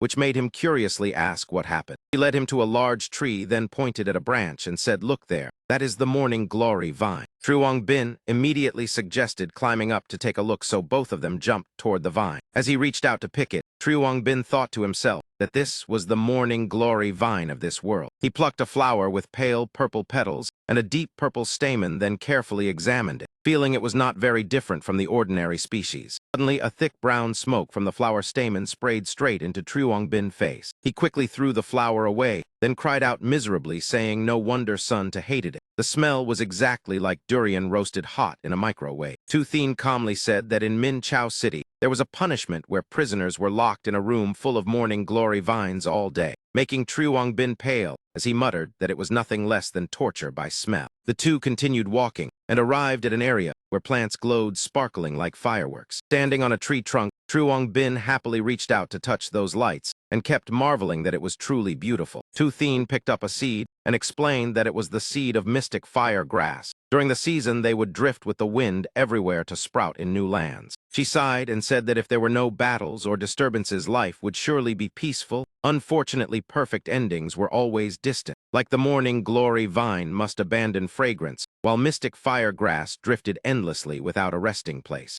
At that moment, True Bin suddenly took out a glass jar containing soil and a small plant inside, then softly called Tu. He held the jar before her and said that endings were not always predetermined, just like this jar. Tu Thien held the jar in her hand, emotions rising as he said that it both isolated the smell of the morning glory vine and created a peaceful shelter for the mystic fire grass. Her face suddenly reddened. She quickly turned away and stammered that they should hurry back or everyone would wait too long. Meanwhile, deep within the forest, the beast still lived calmly, unaware that the solar divine bird had silently appeared in the sky. The divine bird circled several times, then opened its beak and condensed a terrifying stream of fire energy. From its mouth shot numerous fireballs with devastating destructive power, causing the beasts to panic and flee. Not long after, True Bin and Tu Thien safely returned to the cave. The firelight from the roasting wild boar illuminated the cave as everyone ate hot meat and laughed, saying that in such circumstances being able to eat grilled food was truly an unexpected enjoyment. While eating, Thur Chung said, "True Bin, grill a few more pieces for me. If I do not replenish, I will truly become thin." Bok Duck pinched his belly fat and teased, "Where are you thin?" True Bin tell him. True Bin brought another plate of fragrant meat and said with a smile, "This is for you. In the coming days, I will still rely on your ability." Hearing that, Thur Chung immediately pushed Bok Duck aside and his eyes lit up. Bok Duck still would not stop and continued teasing that the meat had just been grilled and he stuffed it into his mouth, so of course it would be hot. Behind them, the brothers Ngan Long and Ngan Ho watched the warm scene with complicated feelings. Ngan Ho said, "If only our village had such an atmosphere." Ngan Long lowered his head sadly and said they had always been tools, so no one treated them as humans. At that moment, True Bin brought a plate of hot meat to Ngan Long and calmly said, "This portion is for you too." Seeing them still stunned without reacting, True Bin urged in surprise, "What are you standing there for? Eat quickly." Ngan Long quickly accepted the plate of meat. The two brothers smiled happily and thanked him. Suddenly, the ground shook violently, and stones from the cave wall fell down, causing True Bin to turn his head in shock and ask what is happening. He quickly ran to the cave entrance where Tu Thien had just arrived. She pointed into the distance in alarm and said, "Look over there, something strange is happening." In the distance, a huge explosion erupted, accompanied by fiercely burning flames. Beneath the chaos was a herd of beasts running wildly in one direction, making True Bin stunned as he muttered, "Could it be that a forest fire had started on the mountain?" At that moment, the solar divine bird with its blazing body burst out from the dark forest ferociously. Seeing it flying in the sky, everyone cursed angrily that the fire had been deliberately created by that beast to force them to reveal themselves. The group immediately returned to the cave. True Bin analyzed that judging by the wind direction, the fire had not spread here yet, so for now they should stay and wait for the beasts to pass before deciding the next move. Meanwhile, in a dark corner deep within the silent forest, the subordinates of the Chu family were sitting under a tree. One asked the captain who they had been ambushing for nearly 2 days. The other replied that the target was Truong Bin, the one rumored to possess an infinite awakening. That captain was Ma Bin of the investigation team. Chu Hao Enhin asked in shock about the infinite ability. He explained that Truong Bin ability called Contract Gem had once been considered useless, yet he killed Huang Tam Group with just one missed technique. Moreover, his body could transform into blood and water, and he possessed an escape secret technique extremely difficult to track. Ma Bin warned in a deep voice that what he had displayed might only be the tip of the iceberg. As an infinite awakening, no one knew how many hidden methods he still had, so if they encountered him, they must never underestimate him. Back inside the cave, the system reported that Truong Bin false wind language effect had ended. He turned to Tu Thien and said that indeed the Chu family had arranged an ambush outside the training area. Tu Thien urgently asked how many people. Truong Bin raised 2 fingers and said the perception was unclear, but there were at least 2 peak awakeners. During that, Lai Tine rested his chin in thought and imagined himself defeating those 2. He muttered that if he were in top condition, he could also kill those 2 peak-level fighters. Truong Bin thought for a moment, then raised his hand and said that he might also be able to handle one. Bok Duk asked seriously whether he was sure. Truong Bin confidently replied that, although he was only a mid-level awakener, his appraisal skill allowed him to clearly grasp the enemy situation before battle. He proposed a plan that after the beast herd passed, they would continue scouting the enemy numbers. For now, they should take turns keeping watch and resting to conserve strength. Soon dawn arrived, and the early sunlight slipped through the cave entrance, shining upon Truong Bin and Tu Thien, who were sleeping. Thur Chung, who had just scouted outside, ran back to the cave entrance and announced that the situation was not good. Hearing that, everyone hurried outside. As soon as they stepped out, Truong Bin, Tu Thien, Thur Chung, Bok Duk, and Lai Tine were all stunned by the sight before them. Before them lay a burned forest with fallen trees everywhere. Everyone said in shock that the fire bird had burned the entire area, and now to reach the training ground, the only path was through this scorched land. Truong Bin rested his chin in thought, then remarked in a low voice that the beast was rather clever. Thoi Bok appeared and flew up to observe, then said that the road ahead was the only path leading into the training ground, so it could not be avoided. He landed and asked Truong Bin that crossing it would take about half a day. Could that lantern still last? He replied that its energy was nearly depleted, so he was not sure how long it could hold. After speaking, he summoned the dark mist lantern, raised it tiredly, and sighed that the greater the ability, the greater the responsibility. In the end, it still depended on me. Bok Duk patted his shoulder and praised the line. Lai Tine behind also excitedly said he would write that sentence on his shop sign, while Truong Bin inwardly sighed that in his previous life, he had learned that line from a movie. Behind them, the Ngan brothers listened attentively and shouted loudly, the greater the ability, the greater the responsibility. They looked up into the sky, then whispered each word again,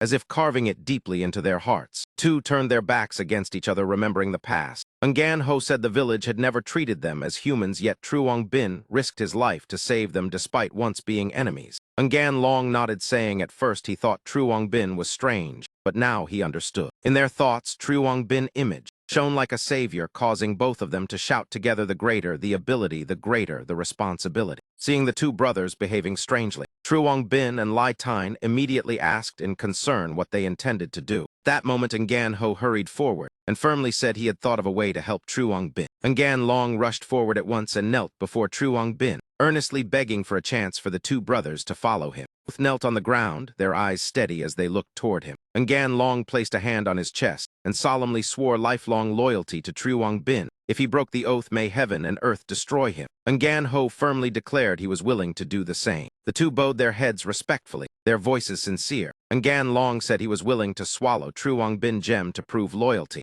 Ngan Ho immediately affirmed he would do the same, and from now on obey Truong Bin orders only. When the 2 raised their heads, Truong Bin curiously asked what had made them decide so firmly. Brothers immediately explained their reason. They believed their lives had been saved by Truong Bin risking his own life, so if they could not follow him, it would mean betraying their benefactor. They continued expressing determination. If they returned to the sacred ancestor village, they would still be treated as tools, so they would rather follow Truong Bin. Even if they lost their lives, they would not regret it. Hearing this, Truong Bin raised his hand to stop them, then smiled and told them not to rush to show loyalty. First, answer how many people they had killed before and whether they had harmed innocent people. 2 immediately stood and clasped their hands. Ngan Long said those who died by their hands were enemies of the sacred ancestor village. He could not confirm whether they were innocent, but that had been their choice. Ngan Ho said he had only killed 2 members of the Chu family because they were deeply guilty. Truong Bin only forced a smile, then scratched his nose and said disputes between villages were conflicts of savages, so it was difficult to judge right or wrong. He took out 2 contract gems and reminded them to think carefully, because once swallowed there would be no regret. The brothers accepted the gems without hesitation and confirmed they had already decided. Truong Bin thought that these level 90 gems had done nothing when he once swallowed them, so using them to form contracts with the brothers was not bad. Immediately the brothers swallowed the contract gems.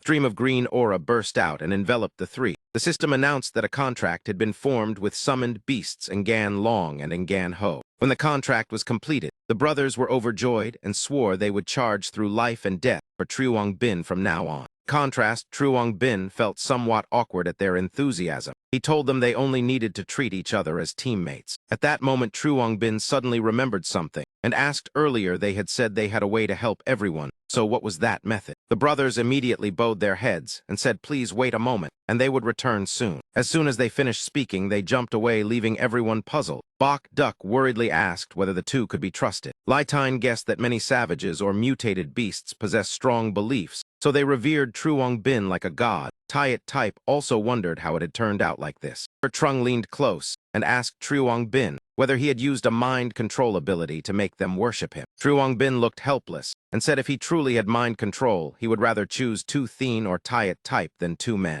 During that, Tyet Type immediately cried out that he had targeted her. 2 Thien remained silent, making Truong Bin blush. Third Trung stroked his chin and joked that although Ngan Long and Ngan Ho were men, they were twins. Before he could finish, everyone stepped away, causing him to hurriedly explain he meant nothing strange. Suddenly the ground shook and something burrowed upward, making everyone instantly alert. Giant lizard burst out of the earth. On its back were Ngan Long and Ngan Ho happily calling Truong Bin. Tudu Thoi Bok quickly explained that it was a burrowing lizard. With its help, they could cross a vast area underground. And Mok excitedly said that meant they could avoid the Chu family ambush and enter the training area. But Tudu Thoi Bok said Sun Tu was a king-level beast, so the lizard would not dare approach that region. Without hesitation, Truong Bin signaled to depart and said other matters could be discussed after dealing with the divine bird. Everyone rode the burrowing lizard beneath the earth. It twisted and turned constantly, making everyone dizzy. Before long, the group arrived at a place with fresh air and lush green trees. Everyone climbed down one after another.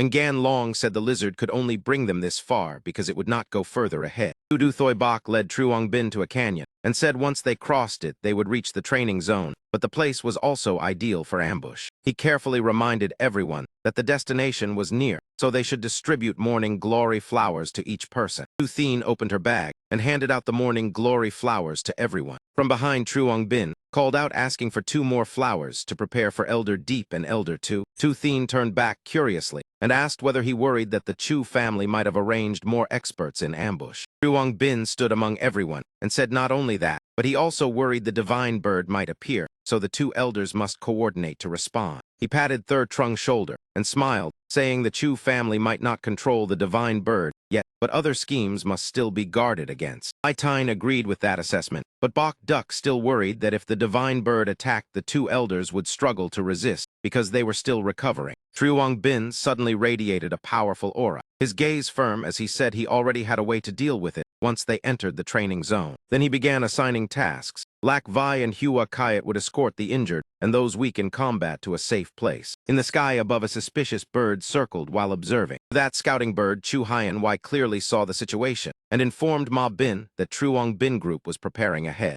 Ma Bin smoked and sneered, saying they had been lucky to escape the divine bird, but that luck would soon end. His troops had fully assembled. Ma Bin ordered them to prepare because the slaughter was about to begin. Before long, both sides approached the training zone. Truong Bin walked at the front, observing the surroundings, and warned that the enemy might be ambushing nearby. At that moment, 3 red-eyed beasts charged straight toward Than Ba. Truong Bin reacted instantly and shouted a warning.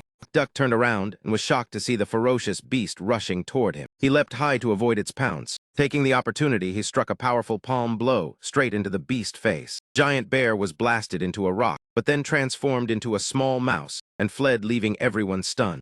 Duck rubbed his wrist and said it was probably a mutated hamster bear with immense strength and advised not to confront it directly. Everyone looked up when Third Trung pointed forward. Before them stood the gigantic sun, to resembling a huge toad with tough skin and a back full of spikes. Figure appeared on a tree branch behind, making Truong Bin instantly notice. He softly called Hall Master Fong and said the two of them should give that man a greeting gift. Lai Tine immediately cut the tree branch, causing the enemy to panic after being discovered. Tried to flee, but Truong Bin swung his scythe from above to block him and said today he could not escape. The scythe tore through the man body, and the system instantly announced Dark Mist plus 30. Truong Bin thought that using the war scythe could also accumulate Dark Mist, so he must study the weapon carefully. The system continued announcing Dark Mist had reached 10,000 points. Mid-level Dark Mist body had advanced to Dark Mist Extract body. Black aura swirled around Truong Bin body. He rejoiced because 1,000 Dark Mist equaled a 10,000-fold increase in power. In the distance, Tiat Lam coldly reported to Ma Bin that a Luke was dead. Ma Bin said grimly that they had discovered the ambush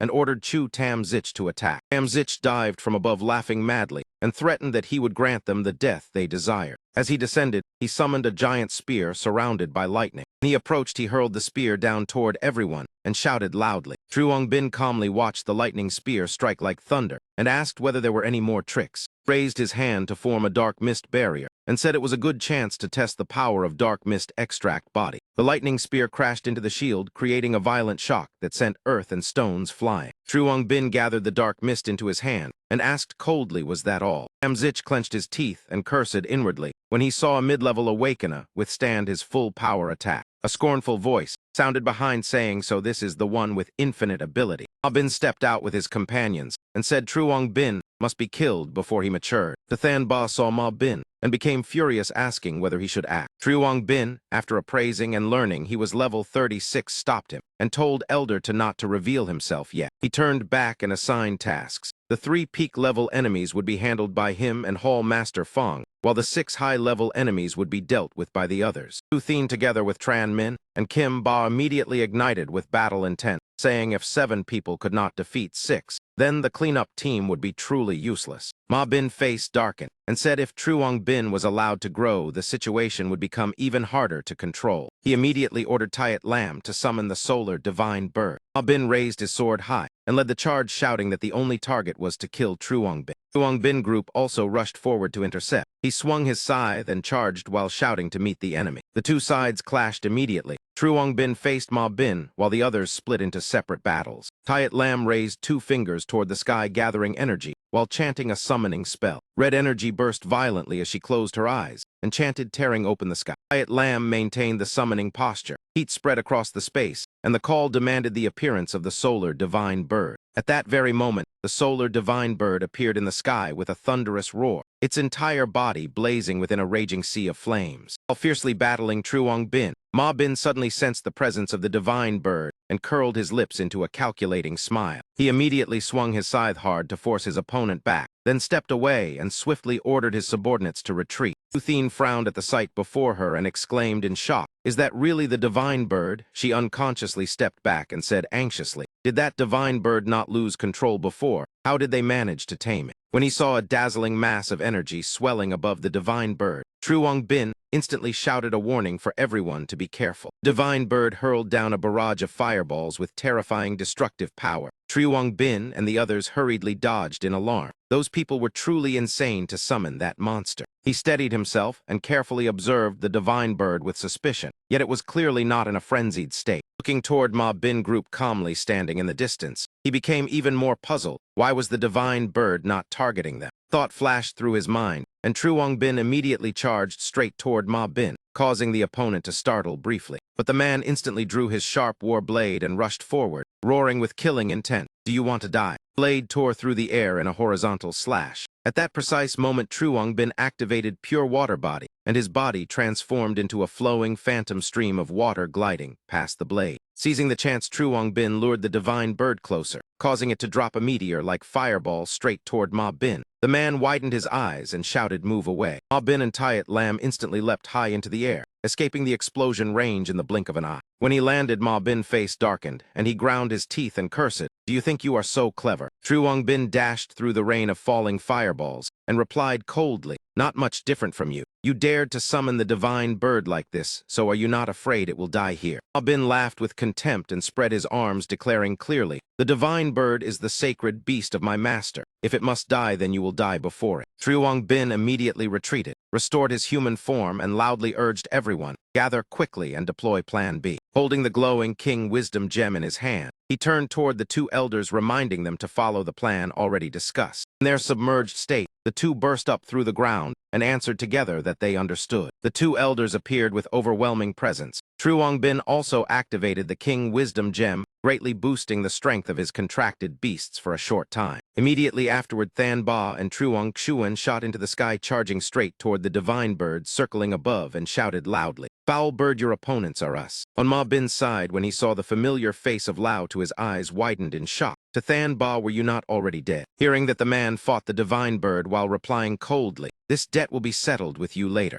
Tayat Lam glanced around the ground and quickly reported, "Captain Truong Bin group has disappeared. No one remains here." Hearing this, Ma Bin muttered in shock. What, so it was a trick to lure the tiger away from the mountain? Now only Than Ba and Truong Xuan remained fighting the divine bird. He immediately waved his hand and ordered, "Pursue them quickly. They cannot have gone far." The subordinates answered in unison. The scene shifted to another area outside the training zone. Truong Bin led the group with the dark mist lantern in his hand, running at full speed while shouting loudly, "Follow this direction. There are only a little more than 10 kilometers left." Thien ran up from behind and asked worriedly, "Earlier, even many people together could not harm the divine bird, so can the two elders really hold it back?" Yet he remained extremely calm and reassured her while running, "Do not worry, I already planned this." Sun, too, is a mutated beast with extremely strong territorial awareness. Once it senses the terrifying aura of the divine bird, it will definitely appear. The two elders had already carried morning glory flowers with them earlier. Therefore, they only need to hold out until Sun 2 appears. The morning glory flowers will take effect. If successful and Sun 2 clashes with the divine bird, then we can seize the chance to retreat safely. Thien was still not fully reassured and hurriedly asked further, "What about the investigation team? If they interfere, will the plan be ruined?" Truong Bin quickly explained that earlier he intentionally lured the divine bird toward the investigation team, but it still attacked fiercely. Meanwhile, the investigation team members had to dodge hurriedly. This proved they could not control the divine bird at all. Truong Bin dashed forward like the wind and spoke calmly. "They must be using a method to conceal their presence from the divine bird. That is why it does not attack them. They stay outside observing because they know interfering now would only worsen the situation." Hearing that, the group accelerated their pace even more.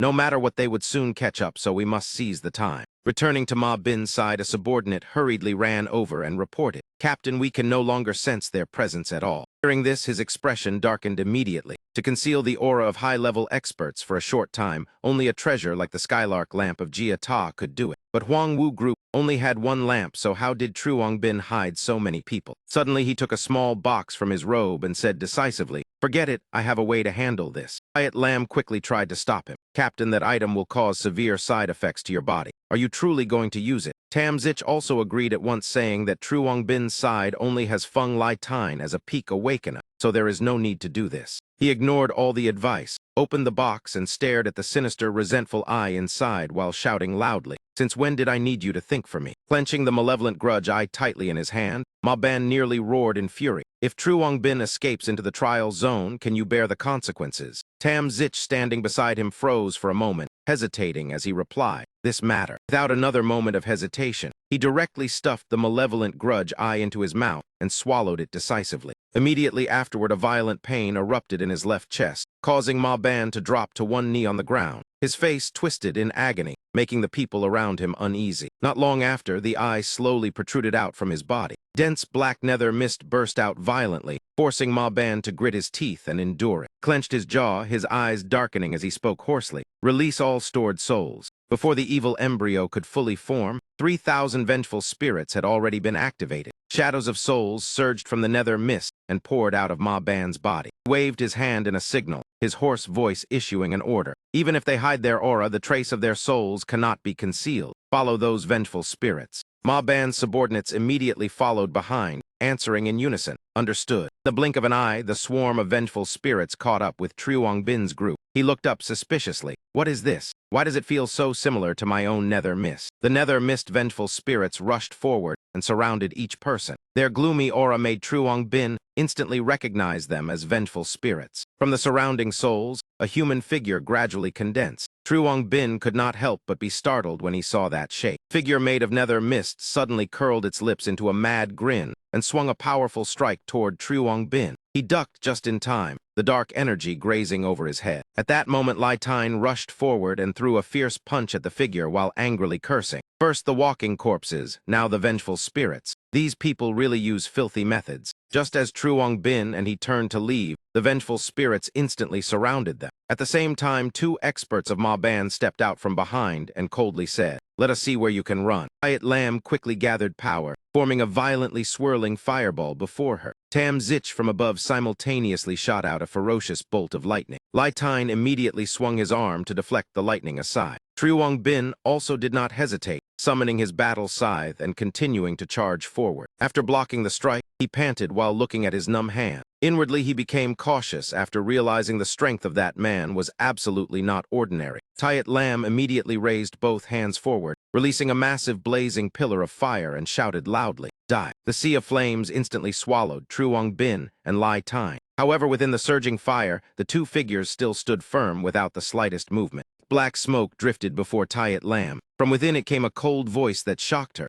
"Girl, this firepower is not bad." Lai Tine used Crimson Emperor Undying Body in the Emperor Flame state to counter-burn the flames. He laughed and said, "Just in time to help me activate my power." True Bin also used True Fire Devourer to suppress the sea of flames. Tayat Lam stepped back several paces, uneasiness rising in her heart. Her flames were actually ineffective. Just how many abilities was True Bin still hiding? While she was still confused, a suffocating wave of dark energy suddenly approached from behind the two of them. Ma Ban appeared with a completely different appearance. White hair in disarray, a great saber resting on his shoulder, his aura blazing fiercely. He said coldly, "You two go deal with the others. True Bin, I will kill him myself." At the same time, the vengeful spirits around them gradually dissipated. Swirling flames rising from the Beast King Fist Tower combined with the power Lai Tine had just used, burning fiercely and incinerating the remaining nether mist vengeful spirits. Seeing this, Tayat Lam frowned in annoyance and ordered Tam Zich, "My ability seems to be countered by him. This battle is yours." He responded joyfully at once.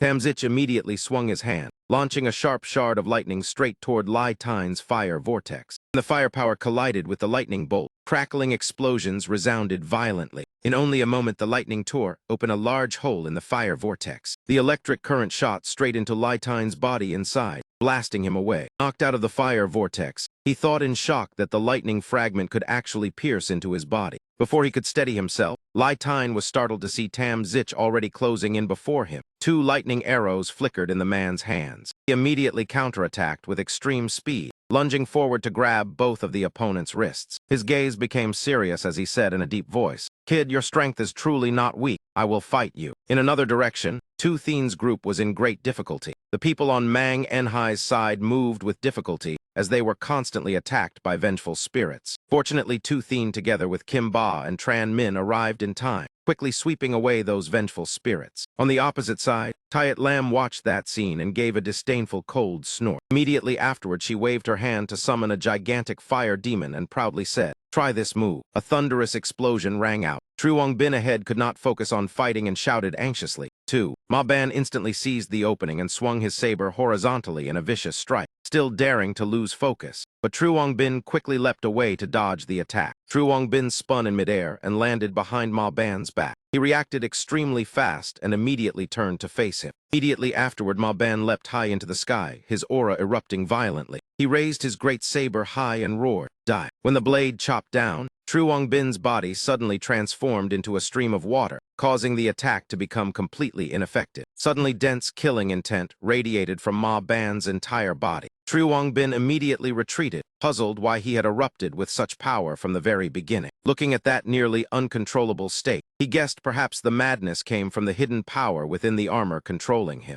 That moment, True Bin's gaze stopped on the malevolent grudge eye embedded in Ma Ban's left chest. He returned to human form, summoned a stream of nether mist, and dashed past him. Seeing the eye seemingly following his movement, Truong Bin was inwardly astonished. Does this thing still have consciousness? While launching an attack forward, he quickly calculated in his mind. It seems there is almost no chance of retreat right now. A ring of nether mist energy swirled around Ma Ban as he stood motionless. The system simultaneously displayed a notification. Nether mist -200. That ring of nether mist countless blood. Red gemstones shot out and pierced into his body. At that moment, Truong Bin's eyes lit up. He murmured, "Martial Pact release. 2's water element." Just 1 second later, Ma Ban's body froze. Seizing the opportunity, Truong Bin swung the battle scythe and struck the malevolent grudge eye, making him scream in pain. Moments later, Ma Ban collapsed to his knees. Truong Bin's battle scythe also burst with red killing intent, along with a system notification. Converted 160 nether mist. Total nether mist 760 out of 1,000. Truong Bin was astonished, thinking everything had become so easy. Ma Ban's face suddenly twisted grotesquely. His eyes turned vacant, terrifying tentacles growing from his mouth. The tentacles swelled larger and larger. Truong Bin suddenly realized something was wrong. He was not resisting at all. Perhaps his body had been controlled by a curse and was now suffering backlash. A massive surge of energy erupted violently from Ma Ban's body. The surrounding earth and stones were crushed. Amid the chaos, Truong Bin heard a voice. Truong Bin ran quickly. He was horrified to realize it was Jing Jiao's voice. The nether mist points continued rising. 760 out of 1,000. 810 out of 1,000. Finally reaching 860 out of 1,000. Truong Bin immediately created a nether mist shield costing 50 points to block Ma Ban's killing intent. His mind was in turmoil. Was that Jing Jiao's voice just now? Could she be trapped inside that eye? Without further hesitation, he immediately conducted an appraisal on the strange creature before him that was Ma Ban. The system reported, "Appraisal successful." A fragment of painful memory appeared. The scene of a mysterious deep pit surrounded by countless civilians. A little girl clung tightly to her mother, trembling and crying, "Mom, I am scared." The mother hugged her child and comforted her. "Do not be afraid. Mom will protect you." Young man shouted angrily, "Duong En Hiat Chu Jia. The 3 investigation squads of Min Chao City will not spare you." But as soon as he finished speaking, he was kicked into the pit by a man in black. That man shouted irritably, "Talk less." Ma Ban at that time also removed his hood, revealing his face. A subordinate stepped forward to report everything was ready. He ordered coldly, "Begin." The innocent people were pushed into the pit one by one. The young man from earlier looked up and saw Ma Ban and screamed in horror, "Captain Ma, you are the investigation squad." Without hesitation, the members of the Chu Jia simultaneously placed their hands on the formation. 8 people sat down and activated the formation. Immediately, a blood-red dark energy burst forth, illuminating the entire sky. Beneath the pit, everyone trembled in the chilling air. The blonde-haired young man screamed in fear. What is happening? When he looked down at his feet, the scene before him left him breathless. The ground turned into a strange liquid. Ghostly hands emerged and dragged people downward one by one. Everyone cried out in despair. Miserable screams echoed everywhere. "Mom, save me." Mixed among them were furious shouts. "What exactly do you want to do? Why treat us like this? Let us go." As everyone was gradually swallowed by the pit, countless terrifying, vengeful spirits suddenly appeared above. Everyone cried out in terror, "What is this thing?" Strange arms from everywhere clung tightly to each person and dragged them into the abyss. Immediately afterward, a gigantic closed eye gradually appeared, surrounded by a cold aura of death. Those who fell into the formation quickly transformed into twisted, vengeful spirits, screaming in horror. When the power accumulated enough, that eye suddenly opened wide. Even Ma Ban was controlled by the eye on his left chest. Countless horrifying, vengeful spirit arms grew all over his body. The system displayed information. Malevolent grudge eye level 34. An eye created by a scorpion demon, sealing countless evil spirits. Grudges as deep as the sea. Its evil energy can devour the souls of living beings and pull wandering spirits back to create an endless cycle. In only a moment, Ma Ban transformed into a grotesque monster, carrying a broken blade on his back and preparing to fight. Truong Bin pulled out the gemstone and said to Third Du Thoi Bok, "Sorry, Captain. The original plan may have to change." After swallowing the gemstone, Truong Bin gritted his teeth and said, "This man's crimes are too heavy. He cannot be forgiven." The system immediately reported, "Royal Insight Gem activated. Contract strengthened." Nether mist around Truong Bin erupted violently. He said resolutely, "I must stay here. End him completely." Truong Bin immediately sprang upward, gripping the battle scythe in his hand and charging straight toward Ma Ban with resolute momentum. When the two faced each other head-on,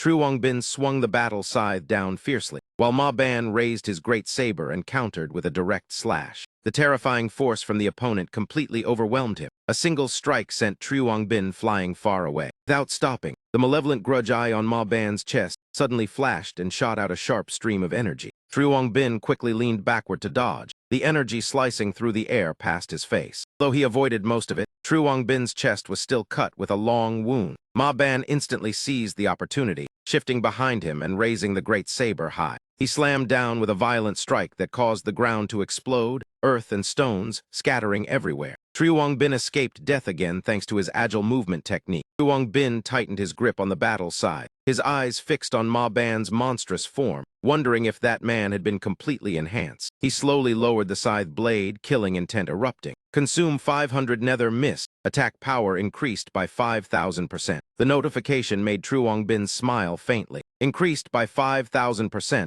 That is enough to reverse the situation. Without hesitation, he spun several times in midair. Then he landed directly on Ma Ban's back and swung the battle scythe, severing the scorpion tail behind him in an instant. After the strike, True Bin immediately leapt forward, silently analyzing that thanks to the Royal Insight Gem's enhancement, he could now control two types of abilities simultaneously and even combine them. Suddenly, a violent surge of power erupted from Ma Ban's body. Immediately afterward, pain spread across his entire body, causing him to collapse to one knee. True Bin turned back to look and murmured, "This is a combination of the Nether Mist body and the true fire Devourer. Nether Flame is formed by consuming 100 Nether Mist and 100 true fire, remaining 400 Nether Mist out of 1,000 and 200 true fire out of 300. Nether Mist surged violently around True Bin's body, a gloomy purple glow spreading across the space. He shouted loudly, "Nether Flame," extended his hand toward the eye on Ma Ban's chest, certain that it was the fatal weak point. With a decisive motion, True Bin violently tore the malevolent grudge eye out of his body and crushed it directly within his palm.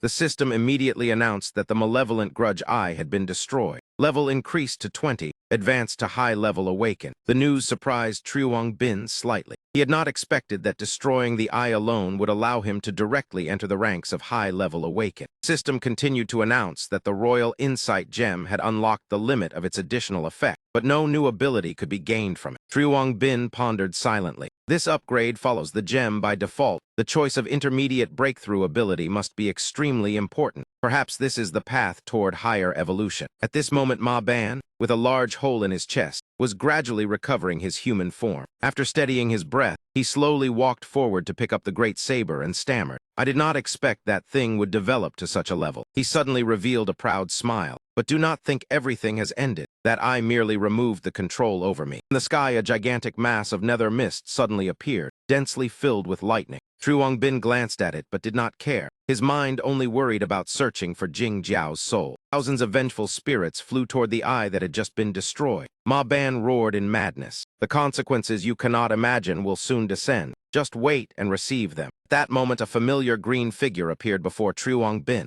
It was Jing Jiao. The vengeful spirits surged again like a storm. Third Trung cried out in panic, "This cannot be happening. The previous wave is not even over. Why are there so many this time?" Tu Thien also frowned and said, "Their aura is not the same as before." A vengeful spirit flew over and passed straight through True Bin's body. Raised his hand to block, but felt absolutely no impact at all. When he opened his eyes wide, the surrounding scene left True Bin stunned. Before him remained only a strange, dark space without a single human figure. He wondered in confusion where this place was. Suddenly, hurried footsteps sounded behind him. A man ran toward him while shouting for help. Behind that man, 3 ferocious wolves chased closely. The man screamed desperately for rescue. That man ran through True Bin's body and continued shouting for help, leaving him even more confused. When the 3 wolves also passed through his body, True Bin finally realized these were memory souls. The man was eventually caught by the wolves. They lunged forward and tore into him, blood and flesh scattering everywhere. At the same time, True Bin's chest also throbbed violently, blood pouring from his chest. He collapsed to his knees, clutching his chest in pain, horrified as he wondered why he could feel the same pain as that soul. Immediately afterward, another figure fell heavily from above to the ground.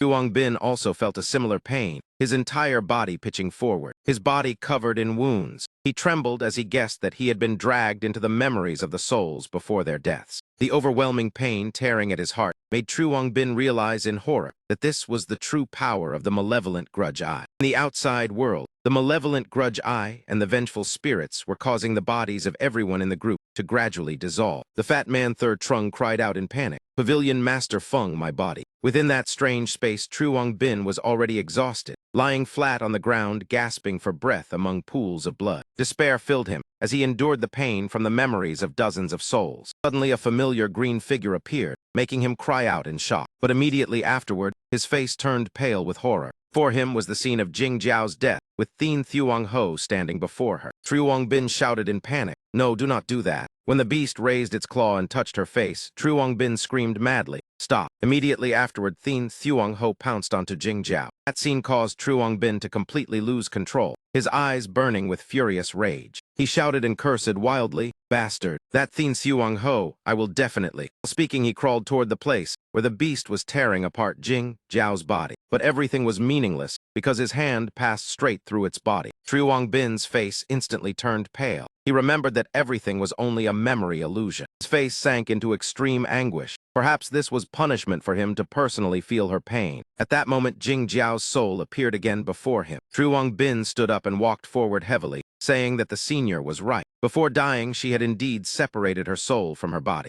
Looked at her with eyes full of sorrow. Witnessing your own body being devoured must be the most helpless feeling. Truong Bin gently touched Jing Jiao's soul and said softly, "I found you but still could not save you. Sorry for failing to keep my promise." When his hand rested on her cheek, Truong Bin suddenly froze. His eyes lit up as if he had just seen hope. He immediately tried again by touching her shoulder and said in shock, "I can touch you." Quickly deduced that her soul had not disappeared. Because she had overused her power, she had fallen into a state of sinking. This formation seems exactly the same as the previous one. Perhaps Ma Ban intended to use these souls, combined with the energy of living people. If drawn in, there would not even be a chance to resist. Thinking so, Truong Bin took out his contract gemstone. Looking at Jing Jiao's soul before him, he resolved that this time he would risk everything to the end. He must form a contract with her to prevent the soul from falling into oblivion. At that moment, all souls, including Truong Bin, were pulled toward one direction by a massive suction force. A gigantic formation appeared in the sky, swallowing the souls below.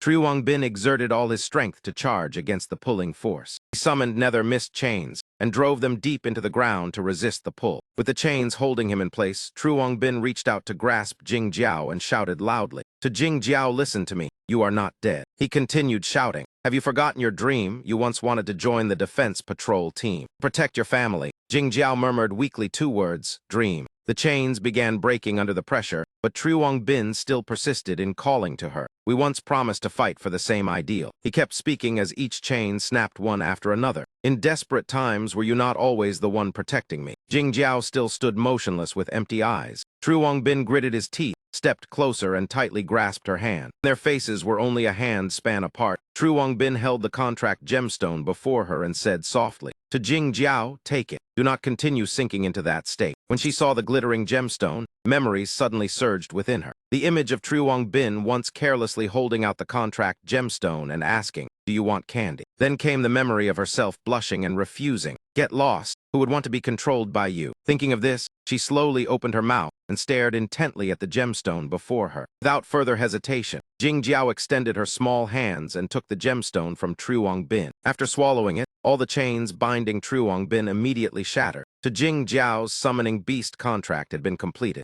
Truong Bin immediately shouted an order, "I command you to stop absorbing souls immediately." After a moment, Jing Jiao still kept her eyes closed, as if she were sinking into a deep sleep. When she awakened, she looked at the person holding her in surprise and asked, "Truong Bin, is it really you?" She stepped back and saw Truong Bin half-trapped in the formation with countless souls around him. She asked in panic, "What is happening?" Truong Bin tilted his head to look at her and smiled in relief. "Good, you finally woke up." Then he looked at the souls around them and began explaining the situation. It seems this formation can refine souls. Once drawn in, it is almost impossible to escape. He continued in a low voice, "Fortunately, I woke you up. At least we can still say goodbye without regret." Hearing this, Jing Jiao immediately pinched his cheek and scolded, "Idiot, do not give up so early." Her attitude made Truong Bin secretly pleased. Even in a situation like this, she was still optimistic. As expected, it was still her. But when she suddenly turned and grabbed his hand, Truong Bin asked in surprise, "Wait, how can you still stand outside the formation?" Without saying more, Jing Jiao used all her strength to pull Truong Bin out of the formation. Truong Bin was dragged downward, his limbs flailing in fear of the height. Finally, he hit the ground with a painful face-first fall. Meanwhile, Jing Jiao landed gently like a feather. Truong Bin rubbed his head and complained, I'm already seriously injured. Could you not be gentler? He suddenly rejoiced. Strange, my injuries seem to have completely healed. Jingjiao snorted softly and explained that even if an awakened person was powerful, without soul abilities, their spirit still had limits. But I am different. He added that as long as his consciousness had not vanished, no matter how his soul was shattered, she could still save him. After that, the two looked toward the formation. Jing Jiao calmly said that the influence of this formation on ordinary souls was very great, but for her it was not a concern. The formation is imprisoning many souls and absorbing their resentment to operate. If the souls are rescued, it can be broken. He added that when restoring Truongbin's soul, she had linked their souls together. Now he could borrow the power of her soul. Truongbin nodded and released nether mist. Good, I will try pulling them out. As soon as he finished speaking, countless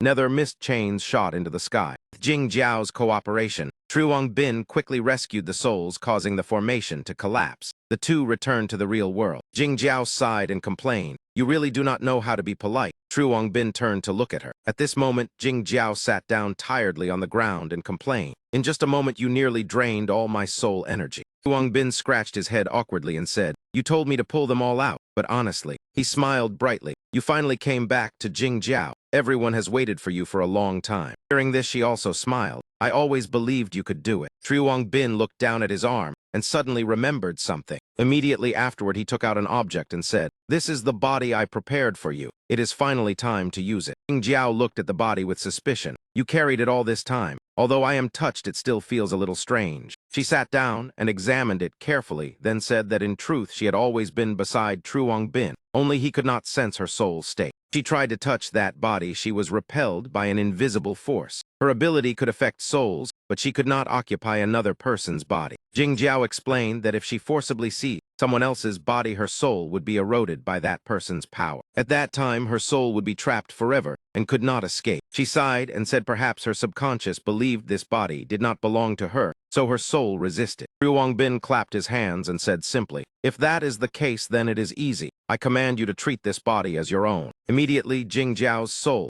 was drawn into that body to her astonishment. In only a short moment, the soul and body completely fused. After a while, Jing Jiao opened her eyes, her consciousness still hazy. When she realized she had a real body, she asked in shock, "Was it really that simple?" That moment, the others also gradually escaped the soul world and returned. Everyone landed safely. Lai Tine said irritably that being trapped in there just now was truly frustrating. Truongbin crossed his arms and looked at everyone, and said fortunately, Jing Jiao used her soul power to break the formation so everyone was safe. He asked if everyone had returned, then had Ma Ban and his people also returned. Jing Jiao looked toward Ma Ban lying there, and explained that formations like this required many awakened people working together to cast. He had used himself as a sacrifice to forcibly activate it to imprison everyone. Truongbin nodded after hearing this, and said today could be considered fate because they had deep hatred with her family. Lai Tine checked the surroundings and reported that the remaining enemies had also been dealt with. Hu Thien looked at Jing Jiao and asked in surprise,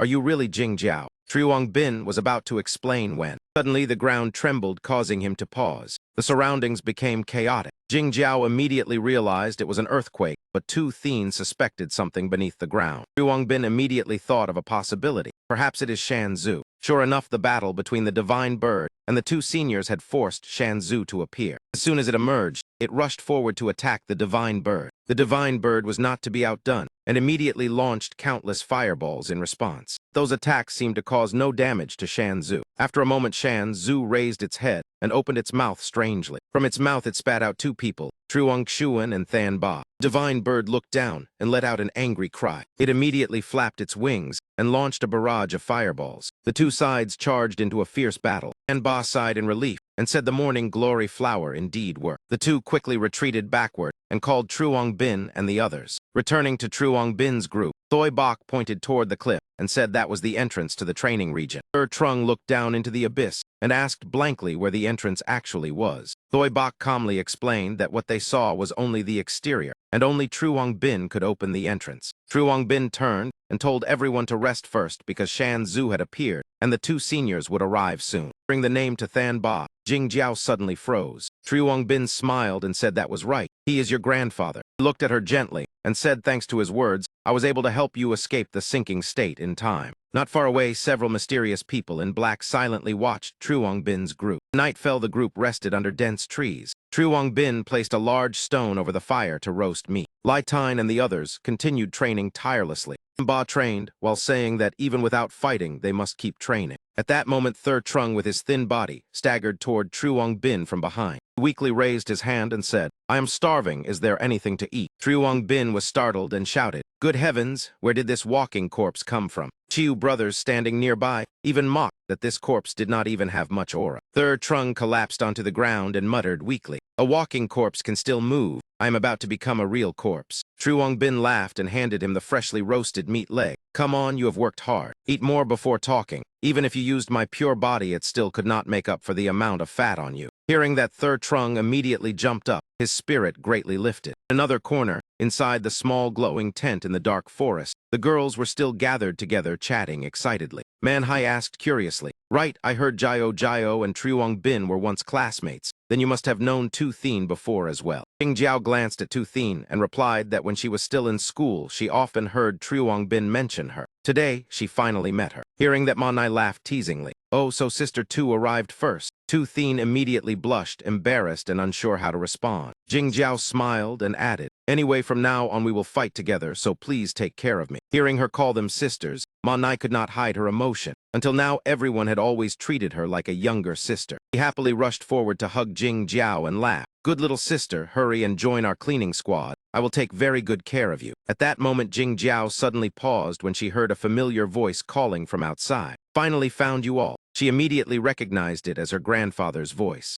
Outside the tent, Truong Xuan and Than Ba were approaching. Truong Bin immediately stepped forward to greet them. "Two seniors have worked hard. Is anyone injured?" Old Deep replied that it was fine. That divine bird had lost control, so it was only attacking randomly. Before they could continue speaking, from afar, Jing Jiao happily ran over, waving her hand and calling, "Grandfather." Than Ba turned his head to look and immediately froze in shock. Jing Jiao rushed forward without hesitation and hugged him tightly. Than Ba, still stunned, asked, Jio, you woke up?" Asked trembling, "Is it really you?" his voice full of emotion. At that moment, Truong Bin explained that Ma Ban, or more precisely Chu Deem Bin, had created a formation to attract wandering souls, so Jing Jiao's soul had accidentally been drawn in. He smiled and added that Than Ba had once said Jing Jiao was not dead, but had only fallen into a state of sinking. Therefore, he had used that opportunity to pull her soul back and merge it with the new body he created. Than Ba raised his hand and rubbed his granddaughter's head, his voice trembling. "Good, this is truly good." Jing Jiao burst into tears like a child. "Grandfather, we thought you had died. My parents all." He held her in his arms full of regret. "It is grandfather's fault. I failed to protect everyone." Than Ba suddenly roared angrily, "Where is Ma Ban? Where is that traitor?" Jing Jiao wiped her tears and said, "Do not worry. Truong Bin already explained everything to me." She placed her hands on her waist proudly and said, "He is already dead. I avenged you." Hearing that, Than Ba smiled in satisfaction and praised, "Truly a good granddaughter." Right after speaking, he suddenly became dizzy and collapsed. Truong Bin and the others hurried forward to support him, everyone calling out in alarm.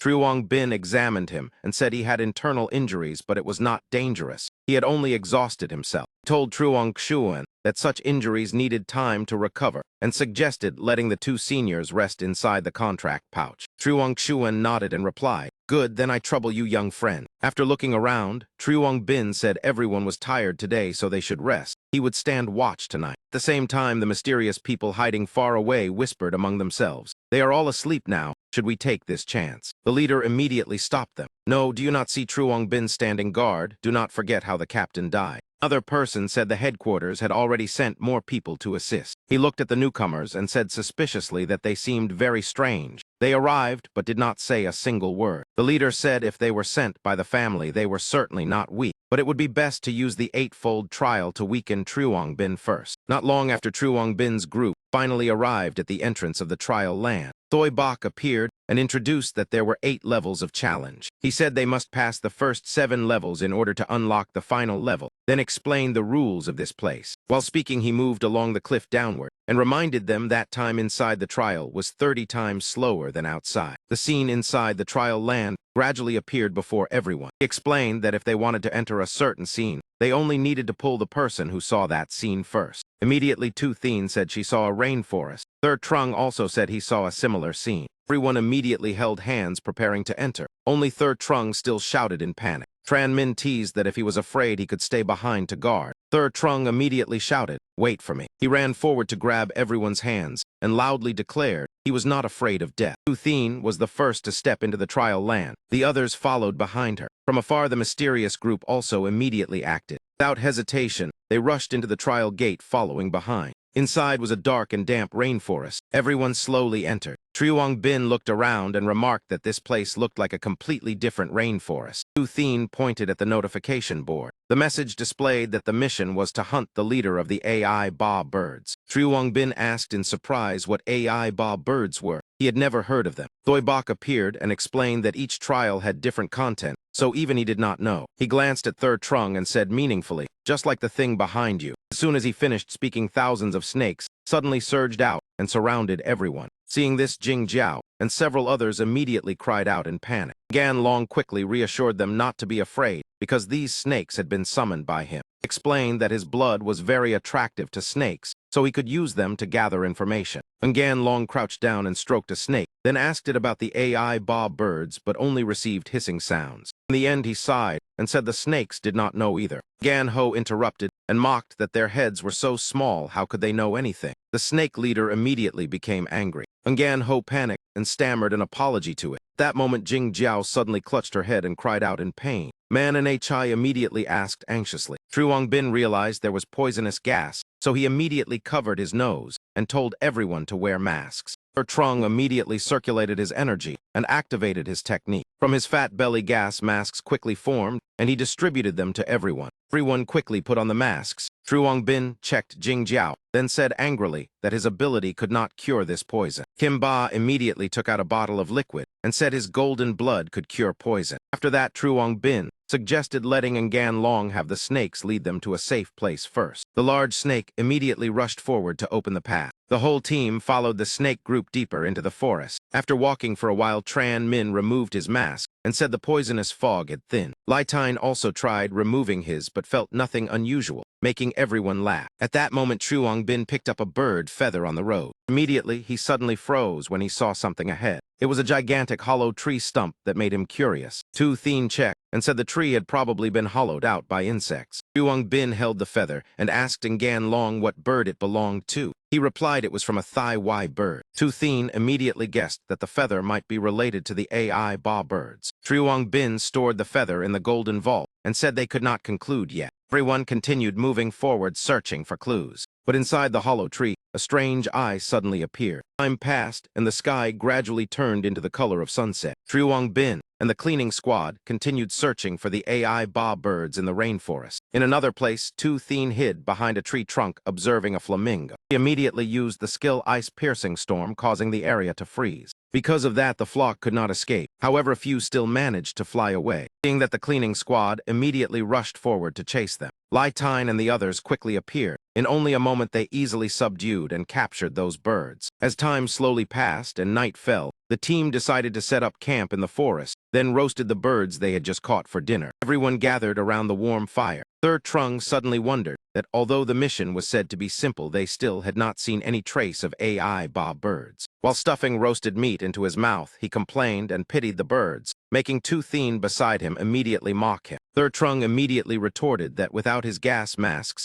everyone would have long been knocked down by poisonous gas. But they did not know that far away a figure was secretly watching. At that moment, Triuang Bin coldly spoke, calmly calling toward the darkness that the person hiding there should come out. Hearing this, everyone turned in surprise. Kim Ba suspiciously asked if it was an enemy, while Tu Thien said it did not seem like it. Nai gently stepped closer and softly said not to be afraid. They had no ill intentions, and asked why the person was still outside at such a late hour instead of going home. At that moment, a local girl timidly stepped out. Because she had been discovered, she stammered while speaking with them. Girl asked a question that surprised Nai, whether they were warriors who came to eliminate the AI Ba birds. After being given food by everyone, the girl quickly blended in. Triuang Bin gently asked her name and where she came from. The girl wiped her mouth and politely answered that her name was Truck Chow, and she came from Truck Nguyen village. Mentioning that, Truck Chow suddenly pressed her lips together as if trying to hold back emotion. Finally, she burst into tears and said that the AI Ba birds had attacked her village. Truong Bin looked at the girl with gentle eyes and reassured her that they had come to destroy those birds. After calming down a little, Truck Chow choked with emotion and said this was the first time she had seen their true appearance. She began telling that several months ago someone in the village had brought back a beautiful woman. From then on, every morning that woman sang, and her voice had a strange, enchanting power. Gradually, the villagers no longer worked or hunted, but only waited to hear her singing. Truck Chow said she did not realize anything strange until she was knocked unconscious by a kind of fruit. When she woke up, she saw that woman's real face looked exactly like the AI Ba birds in the village legend. According to legend, they transform into beautiful women, then use their singing to enchant humans. Truck Chow said she tried to wake everyone, but no one responded. Afterward, her actions caught the birds' attention. Truck Chow said she was terrified and ran away from the village, but strangely, the bird did not chase her. He looked at Truong Bin and said the legend told that whenever AI Ba birds appear, a warrior would come to destroy them. Truong Bin thought for a moment and said those birds feed on mental power. He guessed their ability belonged to the category of mental abilities. Hearing that Jing Jiao said she could help identify their true form, Truong Bin immediately stood up and said time was urgent and asked Truck Chow to lead the way. The next morning, the whole team followed Truck Chow to Truck Nguyen village. Tu Thien observed for a moment and then noticed something unusual. Truck Chow was surprised because normally at this time, the AI Ba birds should have begun singing. The girl panicked and wondered where the villagers had gone. As soon as she finished speaking, Truck Chow rushed off to look for her parents, causing Man Nai and Tran Min to hurriedly chase after her. The girl pushed open the door of a large house. Immediately afterward, she trembled in fear when she saw the scene inside. Inside was a flock of AI Ba birds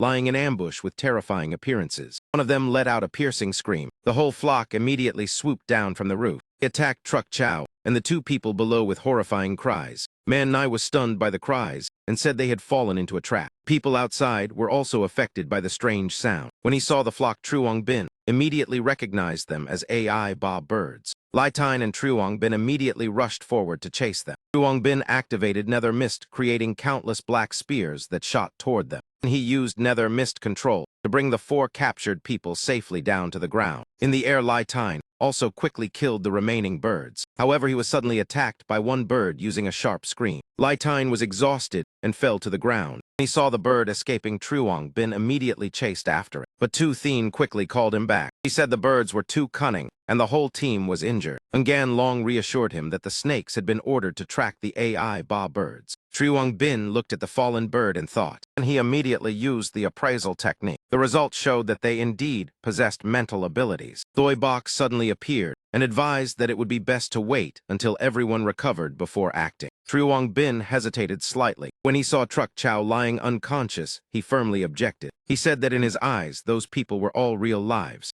Truong Bin declared that he was confident enough to deal with the AI Ba birds. Hearing that, Jing Jiao and Tu Thien both became excited. The two said at the same time that they would also go. Tu Thien confirmed that she specialized in mental power, so she could resist them. Jing Jiao also said she could protect everyone's minds. After that, Truong Bin and the two girls rode on the back of the giant snake, heading toward the AI Ba bird's nest. Jing Jiao still worriedly asked whether the people staying behind could hold on. Truong Bin calmly said that half of the birds' wings had already been destroyed. He also thanked Ngan Long for the help from the snake group. Doi Bok appeared observing and said the layout of this place was exactly the same as more than 100 years ago. He warned that these ruins were waiting for them to make a mistake. Suddenly, a Dai stopped and growled in alert. Truong Bin looked in that direction and noticed something unusual. Before them stood a gigantic ancient tree. In the branches, several birds similar to AI Ba birds were patrolling. Truong Bin hid behind the tree and used the appraisal technique. Results showed they were high-level female AI Ba birds. Truong Bin guessed they were guards. He quickly informed Jing Jiao and Tu Thien.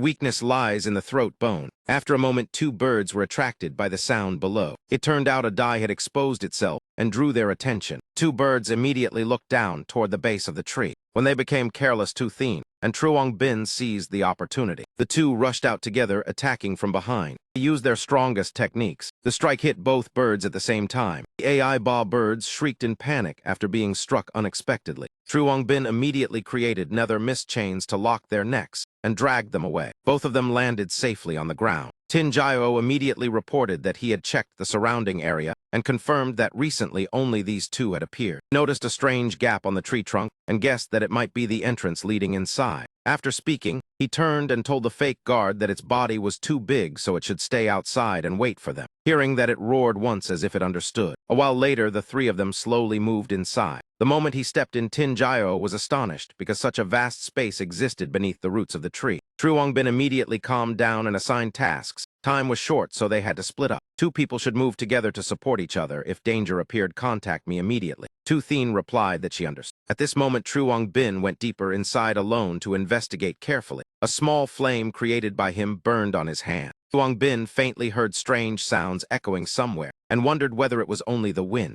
But the more he listened, the less it sounded like wind and more like breathing. At that moment, he suddenly noticed a faint, small hole in the distance. True Wangbin followed the sound and slowly crawled closer to that hole. Just as he raised himself, a dazzling flash of light suddenly swept across, forcing him to frown and quickly raise his hand to cover his eyes. When his vision cleared, his face could not hide the shock at the scene before him. On the ground lay countless newly hatched AI ba birds mixed with many intact eggs. True Wangbin murmured in horror that these were the chicks of the AI ba species. He glanced around and quickly understood the situation. The breathing sound he heard earlier probably came from here. True Wangbin stared at one chick below and thought that its face looked somewhat like a human face. His expression gradually became silent. He said nothing and only quietly observed more carefully. At that moment, the radio sounded with an urgent voice, saying that the villagers had been found. It seemed they had only fallen into deep sleep, so we would carry them out one by one. Hearing that, True Wangbin immediately guessed that those villagers were probably sacrifices prepared for these chicks. Without hesitation, he summoned the dark side. In his mind, he thought that no matter how human they looked, the essence was still only the relationship between hunter and prey. He told himself that if they existed for even one more second, more innocent lives would be sacrificed. After thinking this, True Wangbin immediately wiped out the entire group of chicks. After cleaning up the newly hatched AI ba birds, he coldly turned and walked away and spoke through the radio that he would come support the two of them. Right after that, a panic scream sounded from the radio, making him stop. Switching to Tu Thien. While carrying a person, she suddenly understood the problem. No wonder finding the villagers had been so easy. It turned out they wanted to use them as bait to lure us into a trap. In the sky, countless AI ba birds were circling ready to ambush. Seeing that, Tin Jiao hurried over and firmly said that hold on. We absolutely cannot let them achieve their goal. From above, the AI ba birds continuously dove down to attack them. While raising his hand to maintain the shield, Tin Jiao worried that this place had been sealed. Sound waves kept rebounding, so the mental defense would not last long. One bird approached close in front of her, making her startled and wondering whether the sound waves had stopped. Tin Jiao shook Tu Thien strongly and shouted, Tu, wake up quickly. He continued calling Tu Thien loudly, causing her to suddenly open her eyes wide. Tu Thien immediately swung her hand, creating a sharp block of ice, forcing the leader bird to leap upward to avoid it. Seeing the two people shoot upward, it angrily cursed that, damn it, why was the demonic sound interrupted? Suddenly, a voice from behind sounded, making the leader notice. The cold voice said, "Where are you looking, you stupid chicken?" It startled and asked, "When did you arrive?" While slashing the AI ba birds, True Wangbin calmly replied that the injured guard in the village, "Did he not tell you?" Directly cut off another head, then said coldly, "Do I have to report to you before killing birds?" Leader stepped back in fear and trembling asked, "Who exactly are you?" True Wangbin did not bother to answer and simply held his weapon and walked straight toward it. The leader flapped its wings, violently knocking the scythe backward. In its mind, it immediately decided that this was the opportunity. It opened its mouth wide, gathering a deadly aura, then roared, "Become my puppet human." The rings of sound waves it summoned crashed into True Wangbin like a storm. That terrifying power shattered the surrounding rocks into countless fragments. Tin Jiao and Tu Thien had to cover their ears tightly, while cursing inwardly that this demonic sound was even more violent than before. Leader sneered, saying, "At this distance, if you are struck by my demonic sound, even a king would find it difficult to avoid completely." But before it could feel proud for long, it suddenly stopped, because it sensed something was wrong. True Wangbin raised his weapon high and said coldly, "Such noise also dares to call itself a mental attack." It hurriedly dodged to the side and screamed in shock, "Impossible. Why is my demonic sound completely ineffective against you?" Its pupils widened when it saw what was appearing in front of it. A purple hand stretched out, grabbing the leader along with True Wangbin's cold voice, saying, "It is time to end this." That hand tightened around the neck of the AI ba leader bird, making it scream in pain. True Wangbin stood above and coldly swung his weapon downward, his deep voice ordering it to shut up. A decisive slash tore through the air. It was also the moment the leader's life ended. True Wangbin turned his back as its body gradually dissipated. He clenched his hand and suddenly realized why killing so many mutated beasts had not leveled him up. It turned out he had to complete the trial before he could level up. At this moment, a barrier gate slowly appeared in the air. Truong Bin stood silently before that gate. Behind the block of ice, Tu Thien and Tin Gyro were still hiding. Her ice quickly cracked, then disintegrated, falling to the ground as ordinary stone fragments. Tu Thien hurriedly said, "Wait, there are still villagers trapped in the nest. Man N.A. Chai and the others are still in Truk Nguyen village." Master Bak appeared and reassured them that they should not worry. This teleportation gate had no time limit. Moreover, he explained that the young man, in order to resist the demonic sound, had commanded himself not to hear any sound. First, that state must be removed from him. The two girls answered together that they understood. At Truk Nguyen village, a grateful voice sounded expressing thanks to everyone. Villager asked Han whether everyone planned to leave so quickly. Truong Bin rubbed his head and made an excuse, saying that they still had an urgent mission to complete. The village chief nodded, saying, "If that was the case, we will not hold you back." Everyone placed a hand on their chest as he began to chant. "Before you depart as the village chief, I wish to send a divine message to the brave and sincere among you. What has happened to you is not coincidence, but the silent turning of the wheel of fate." The chief's voice slowly said that the enemies you wish to confront are only small pieces in a larger game. Continue moving forward, Truong Bin. At that moment, the system announced that the mission to rescue Truk Nguyen village was completed, and the reward had been granted. Truong Bin was slightly surprised and asked the chief how he knew his name. Suddenly, a cheer sounded as Thur Trung excitedly looked at the bonus reward in his hand. "It helped me increase 2 levels immediately." The person beside him gently said, "I worked even harder than you, yet I only gained 2 levels as well." Man N.A. Chai spoke to calm them, saying, "Forget it. Anyway, we did not help that much." Master Bak, standing beside Truong Bin, also looked surprised, saying normally the experience from trials is distributed based on the number of mutated beasts killed. This time, everyone leveled up. The hidden mission reward is truly unexpected. Truong Bin quickly asked the captain what he thought about the chief's words earlier. He hesitated, then said, "Was he not just bidding us farewell?" Master Bak asked in surprise whether he had heard a secret meant only for himself. He said there was a rumor that those who possess infinite ability could influence the power of the world. Moreover, the purification process in the trial region allowed them to touch deeper secrets. I formed the surface cleansing team to overthrow that old man's tyranny. In reality, it was thanks to those secret instructions that the fate of Minchow City changed. As for the detailed content of that secret, remember, do not casually reveal it to anyone because it concerns the direction of the entire world. Rely on your own will to choose. Master Bak urged that now we should head to the next trial location. Truong Bin replied seriously, "Yes." A calm stream flowed upstream, surrounded by dense trees and flowers. From above, Truong Bin's group passed through the barrier gate and fell freely through the air. Not long after, they crashed into the water with loud splashing sounds. Man N.A. Chai could not swim and could only surface and wave for help. "This current is carrying me away. Fatty, quickly throw me a life buoy." Trung quickly threw the buoy, then defended himself, saying, "Who are you calling fat? This is called a strategy for maintaining buoyancy." Truong Bin emerged from the water and loudly asked whether anyone was hurt. Tu Thien replied that she was fine. Tin Gyro sat in the buoy and sighed, saying, "Still fine." Suddenly, someone faintly noticed something under the water seemed strange. He lowered her head and saw several leeches crawling toward them and immediately shouted, "Leeches, you dare suck my blood." Surrounded by them on all sides, everyone panicked, saying, "This is bad. We probably need to reach the shore quickly." Tu Thien frowned, as if preparing to clean them all up. He slammed both hands into the water, creating a block of ice that tossed the leeches away, then said coldly, "You little pests only deserve to lie in the ice cellar." Truong Bin immediately took out the green sphere and shouted, "This time, we must rely on you or die." A giant green snake immediately manifested on the water. He urged everyone to quickly climb onto its back. Sitting on the snake's back, everyone began chatting. Man N.A. Chai said she did not expect this swamp to be so vast. Thur Trung looked down at the water and asked, would we still not see land even by night? Tran Min said, think more positively. Tu Thien tilted her head and asked softly, was this snake not at the previous trial location?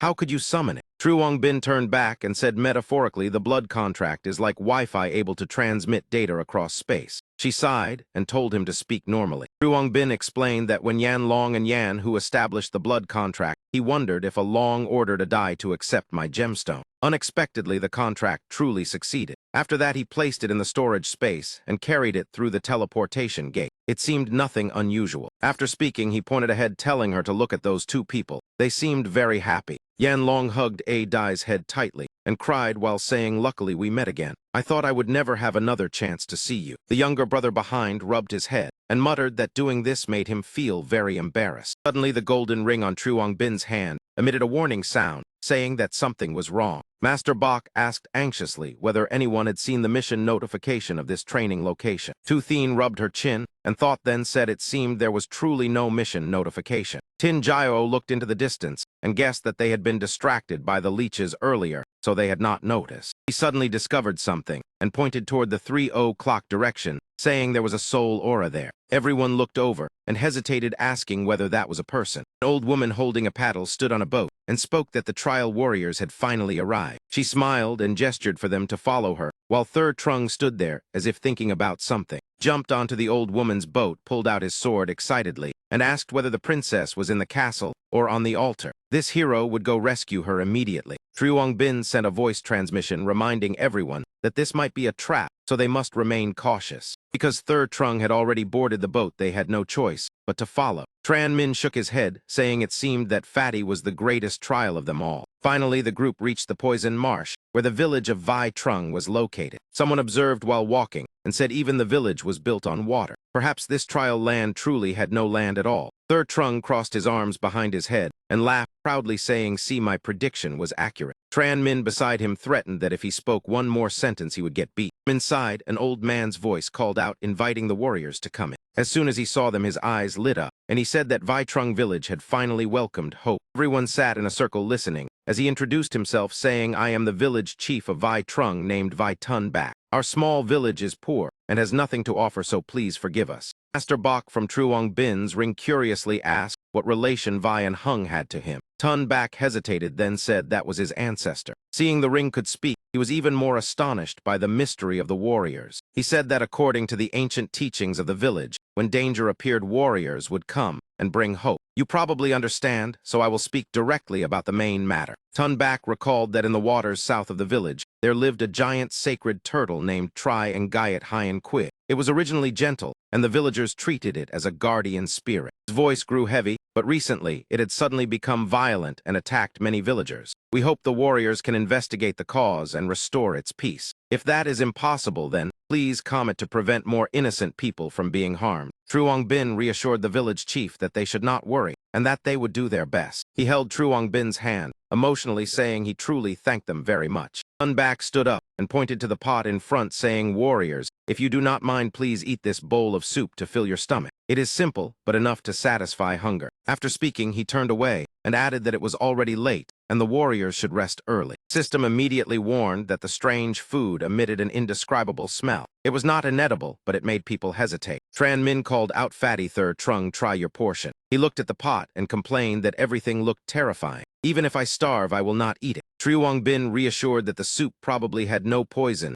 and the villagers likely meant no harm. Tin Jiao held True Bin's arm and asked if it was truly safe. Tu Thien thought for a moment, then replied that since entering the village she had not sensed hostility, so it should be fine. Master Bach recalled that 100 years ago when he came here to train the village chief was Vai and Hung. I once helped them find bird eggs to feed the Hyen Kui, and at that time it was only as big as a wash basin. Tin Jiao murmured that it was strange because human souls usually fluctuated with emotions, but the souls of Vai Trung villagers seemed frozen. They were still alive, but True Bin scratched his cheek and asked if she meant they were like the living dead. Third Trung interrupted, saying, "Listen to what you are saying." She stammered apologetically, saying she did not know how to explain. True Bin analyzed that if there was no mission clue, yet then continuing to search would waste time. From experience, the village chief's request might be the lead. Outside the room, their voices discussed, then agreed to rest first and depart tomorrow. Everyone answered yes. Tun Bac looked toward the room and sighed, hoping these sacrifices were fresh enough. True Bin's group continued the journey on the back of the green snake. Someone complained that they had traveled too long and their bodies were numb from sitting. Third Trung looked down at the water, asking how much longer this swamp continued. Tu Thien looked at the reflection of herself and Tin Jiao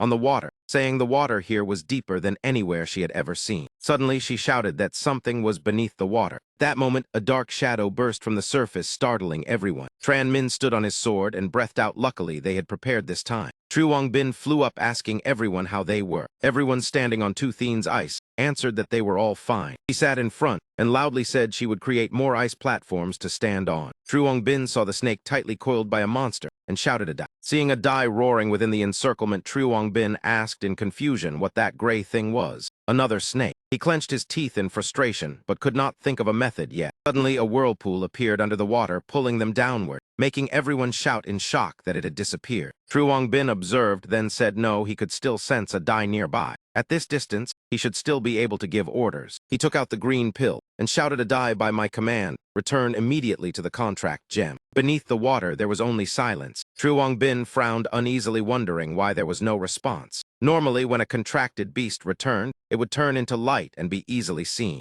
Thought perhaps it was still underwater. At that moment, a stream of green energy burst from the water and flew toward the pill. Immediately afterward, the water erupted into violent waves, as if trying to swallow them. Tran Min realized that this was its true form. True Bin stored the pill and said it seemed they had found the right target. A giant turtle rose from the water, shocking everyone. It was Triangayat Hyan. Everyone immediately unleashed attacks on the turtle. Before long, its neck was bound by purple chains. True Bin held the 3 chains, pressing Hyan Kui down, then shouted, "This time let us see where you will run." System identification announced Mutated Beast Triangayat Hyan Kui. Race 2, headed Mutated Turtle, potential 13 stars, level 35. The snake section absorbs moonlight, converting it into energy stored in the shell, increasing attributes and enabling ice attacks. It can also consume moon energy to manipulate space. True Bin held the chains and worried that it also had a king-level talent. He immediately warned that this was bad and shouted, "Captain Kim Ba, leave that place quickly." Kim Ba turned back in surprise, asking what happened. Before he understood, everyone had already been wrapped tightly as it twisted. It spun violently, causing huge waves to rise. Hyan Kui dived down, dragging True Bin's chains with it. True Bin hovered in the air, anxiously saying this was bad. Everyone had been pulled underwater. Thanba said that this place suited him, and he would go down to handle it. True Bin raised the green gem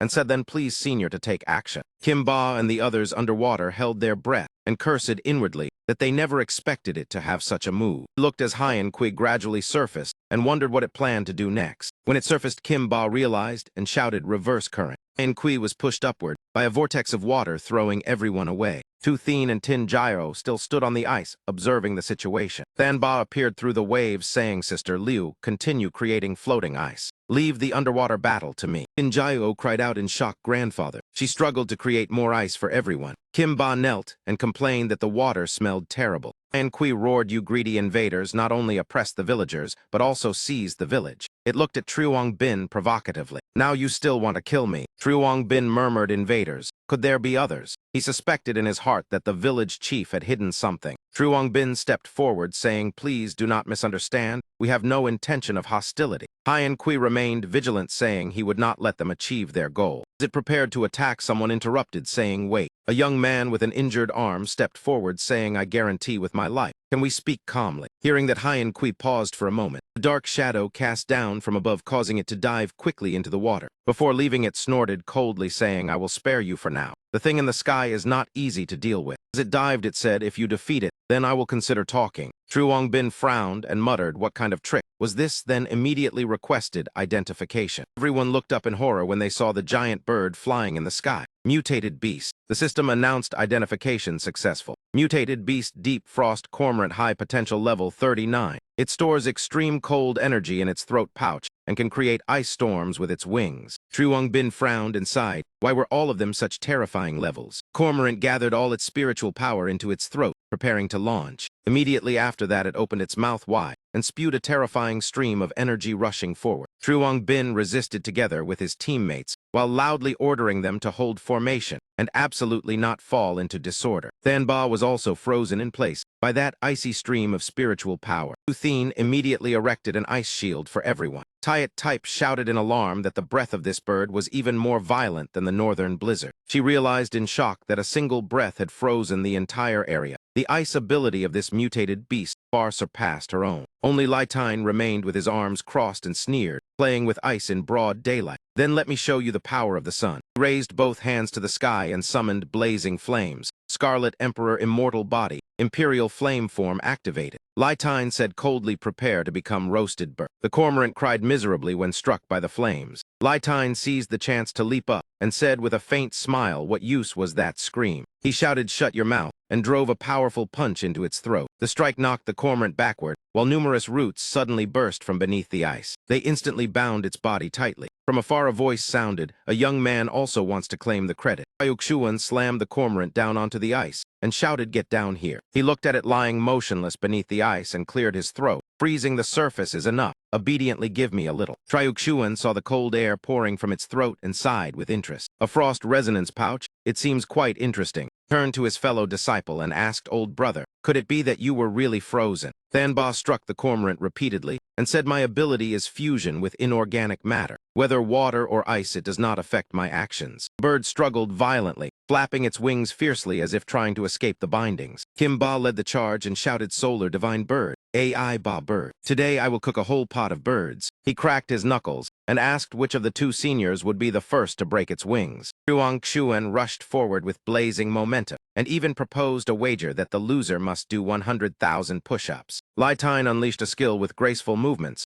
Beast King Fist technique, Tawu body. Instantly a sea of flames erupted around the cormorant as if to burn it completely. Kimba and his teammates knocked it onto the ice and shouted, roasted bird soup coming right up. He rotated his wrists to warm up, then shouted once more. Kimba pressed his palms together and fired a powerful stream of fire. Take this. Tinjayo watched the explosion, then turned to ask Truong Bin whether they were usually this hot-tempered. Scratched his cheek and said perhaps they had been holding it in for too long. Besides, the opponent was not a king with soul attacks. Lytine stood beside the corpse of the cormorant, shaking his head, saying this still was not enough. I have not even enjoyed it. Kimba placed his hands on his hips and nodded, saying, indeed the gap between mutated beasts and kings is still enormous. Bird lay motionless on the ice, but something about it looked extremely strained. Hyenkui surfaced and asked, do you not smell the scent coming from that thing? Trung jumped in fright and shouted, when did you surface? Tuthin repeated his words and muttered suspiciously, a scent, could it be? Immediately drew her sword and rushed toward the cormorant. One slash tore open its body and countless round pellets scattered out. As expected, it was soul-devouring pills. Truong Bin picked up one pellet and showed it to Hyen Kui.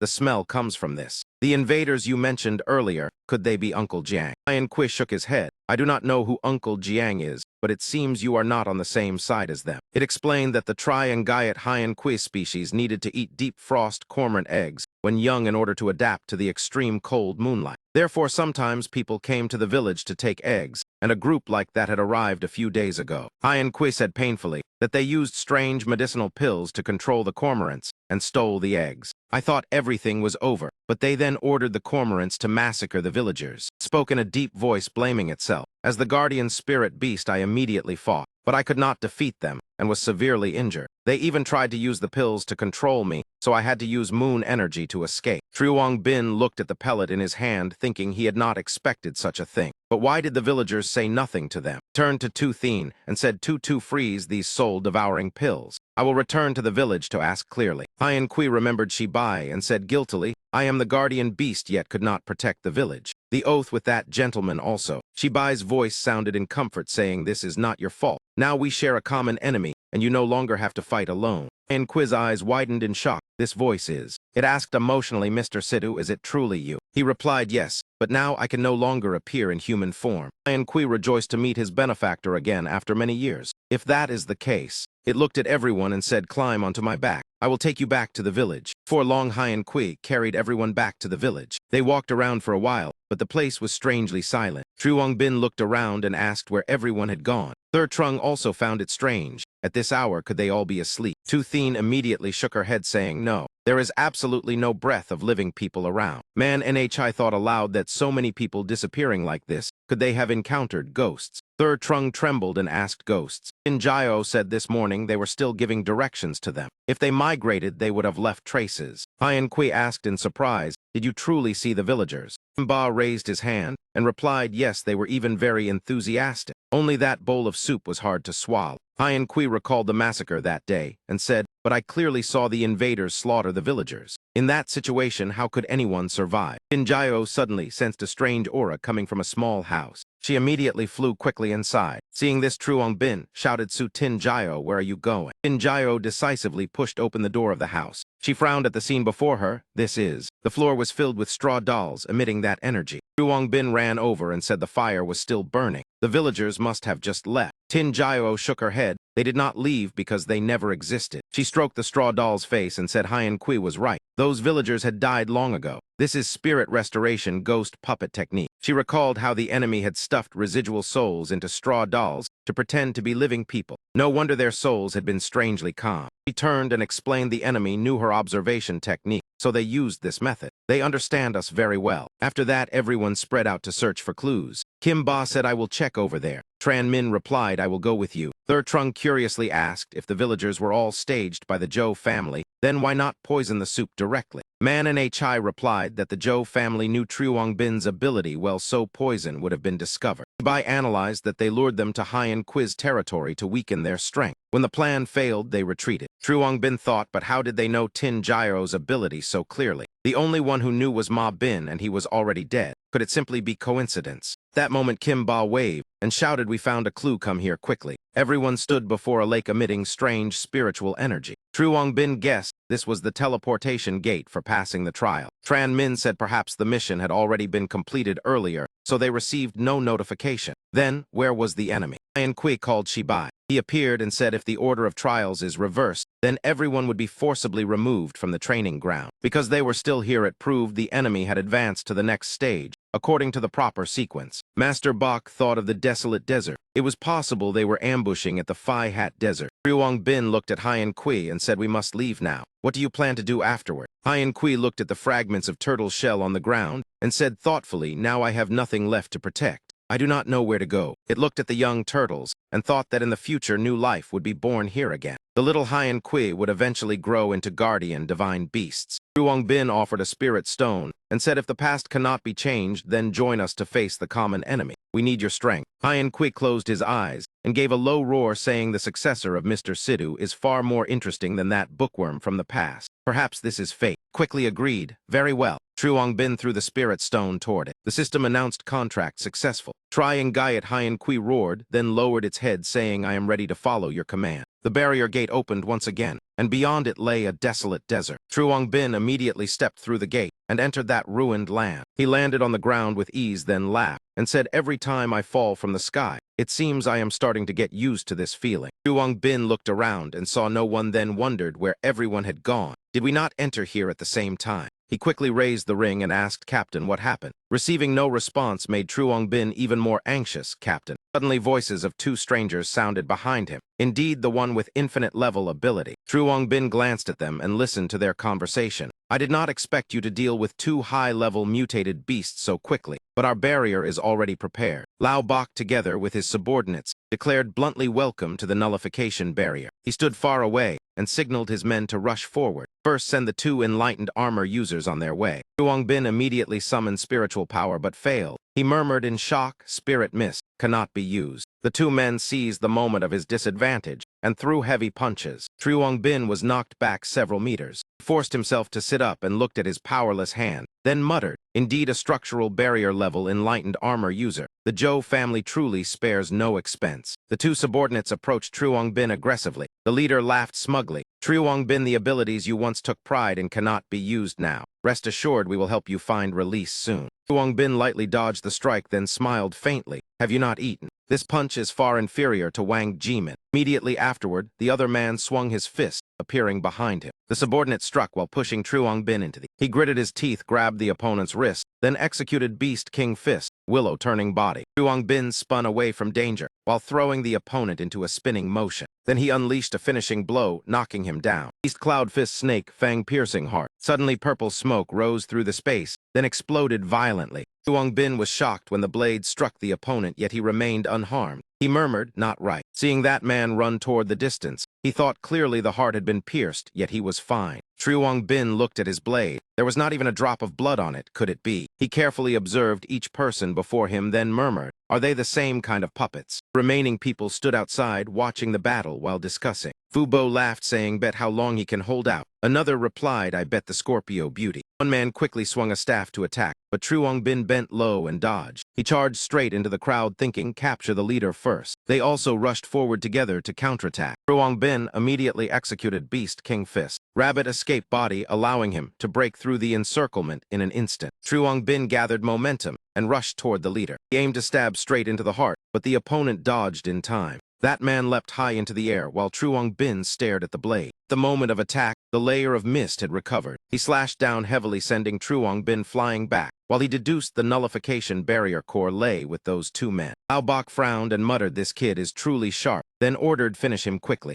Truong Bin continued dodging attacks, while telling himself he must find the weakness. Suddenly in the distance, a man appeared holding a gigantic arrow. He aimed straight at Truong Bin, then threw it forcefully. The sharp arrow shot forward. Truong Bin sensed danger and stared at the arrow. He jumped and twisted to dodge, letting it fly past. But suddenly the arrow curved and turned back, aiming straight at Truong Bin. He flipped repeatedly, then exclaimed in shock, the trajectory can even bend. Soon the arrow pierced through his body. Seeing him fall to the ground, they rushed forward immediately. They surrounded and restrained him. The leader stepped forward and said, infinite-level genius. Fubo raised his hand and sneered, merely dust beneath my shoe. Even while restrained, Truong Bin asked, how did you isolate me here? Where are my teammates? Lao Bok sneered, knowing is useless. You are about to die. He spat out blood, then said, hell, then I will send you there first. Suddenly a vortex appeared beneath them, causing panic. What is happening? What did you do? Green energy spread from Truong Bin's body. Before releasing the soul-devouring pills, he asked, were you not betting how long I would last? Vortex expanded, covering the space, making them panic. Where did he go? Lao Bok covered his face and saw flame particles, then muttered, flame particles. Truong Bin's voice echoed, I return this to you double. The crowd surrounded by flame particles screamed in fear. Not good, he has merged with them. Subordinates continuously swung weapons, destroying each one. But their numbers were overwhelming, causing the leader to curse. Damn, there are too many. Where did he hide? He smashed several flame particles, then ordered all level 30 search 3 feet deep, if needed, to find Truong Bin. One flame particle crawled quickly across the vast desert. Truong Bin hid within it and sighed in relief. Safe for now. He frowned as images of flame particles being killed appeared, then complained, why can I see these scenes? Closed his eyes and thought, could the pure blood body resonate with the consciousness of swarm creatures? If so, I can use this method to find my teammates. Immediately the flame particle emitted waves like a signal. Truong Bin asked anxiously where. Soon he opened his eyes wide and shouted, found them, northwest direction. The flame particle immediately crawled in that direction.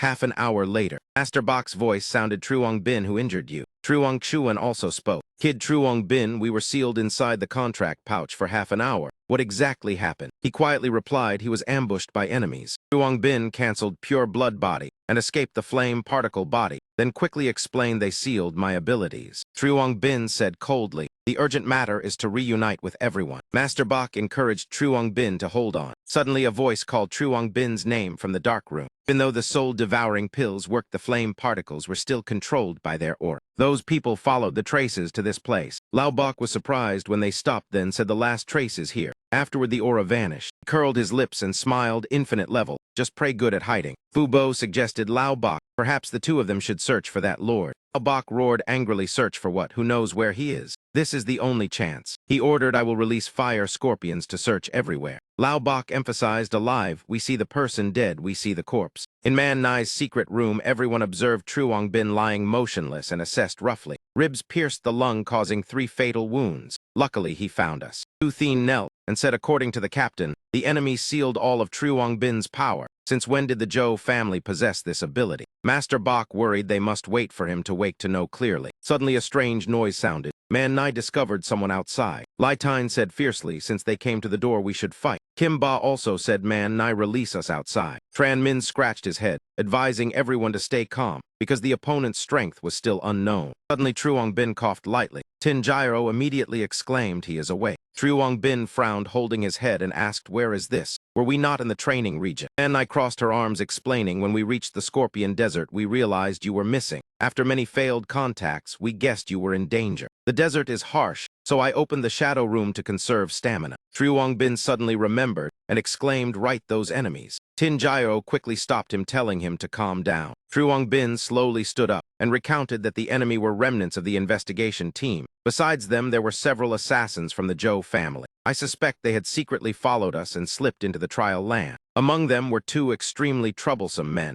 not only strong but also unable to feel pain, and they did not bleed. Calling Laobak and Fubo, he emphasized that the secret sealing my power must certainly lie with those two captains. Truong Bin continued describing the situation. When I attacked toward them, my power immediately recovered a little. This surprised him greatly. To verify it, I used soul-devouring pills to draw the scorpions and create chaos. When sand and dust blocked their vision, my power indeed returned. Thanks to that, I clung to a fire scorpion and escaped. Truong Bin reasoned, therefore, I suspect that as long as they cannot see me, they cannot affect me. Shibai added that if the Zhou family had possessed such a method before, they would have used it against me long ago. That proves this technique is something they learned only recently. Holy Ancestor Village and Tian Chang Lake also seem somewhat unusual. Seriously raised another doubt. Moreover, they were able to isolate me. Logically, the Zhou family should not be able to interfere with the structure of the trial land. Truong Bin rubbed his chin thoughtfully. Could it be just as Chief Ling said, that there is another mastermind behind them? The enemies you wish to confront with the power here are merely pieces on the board. He closed his eyes in thought, his mind tangled, but at present the clues were still insufficient. The most important matter now is to deal with the Zhou family. Truong Bin formed a plan and said, although we still do not know where the Zhou family method comes from, at least we already understand part of their organization and abilities. The Zhou family is lying in wait above. That means their method cannot break the dark room, if my guess is correct. His gaze stopped on Man Nai.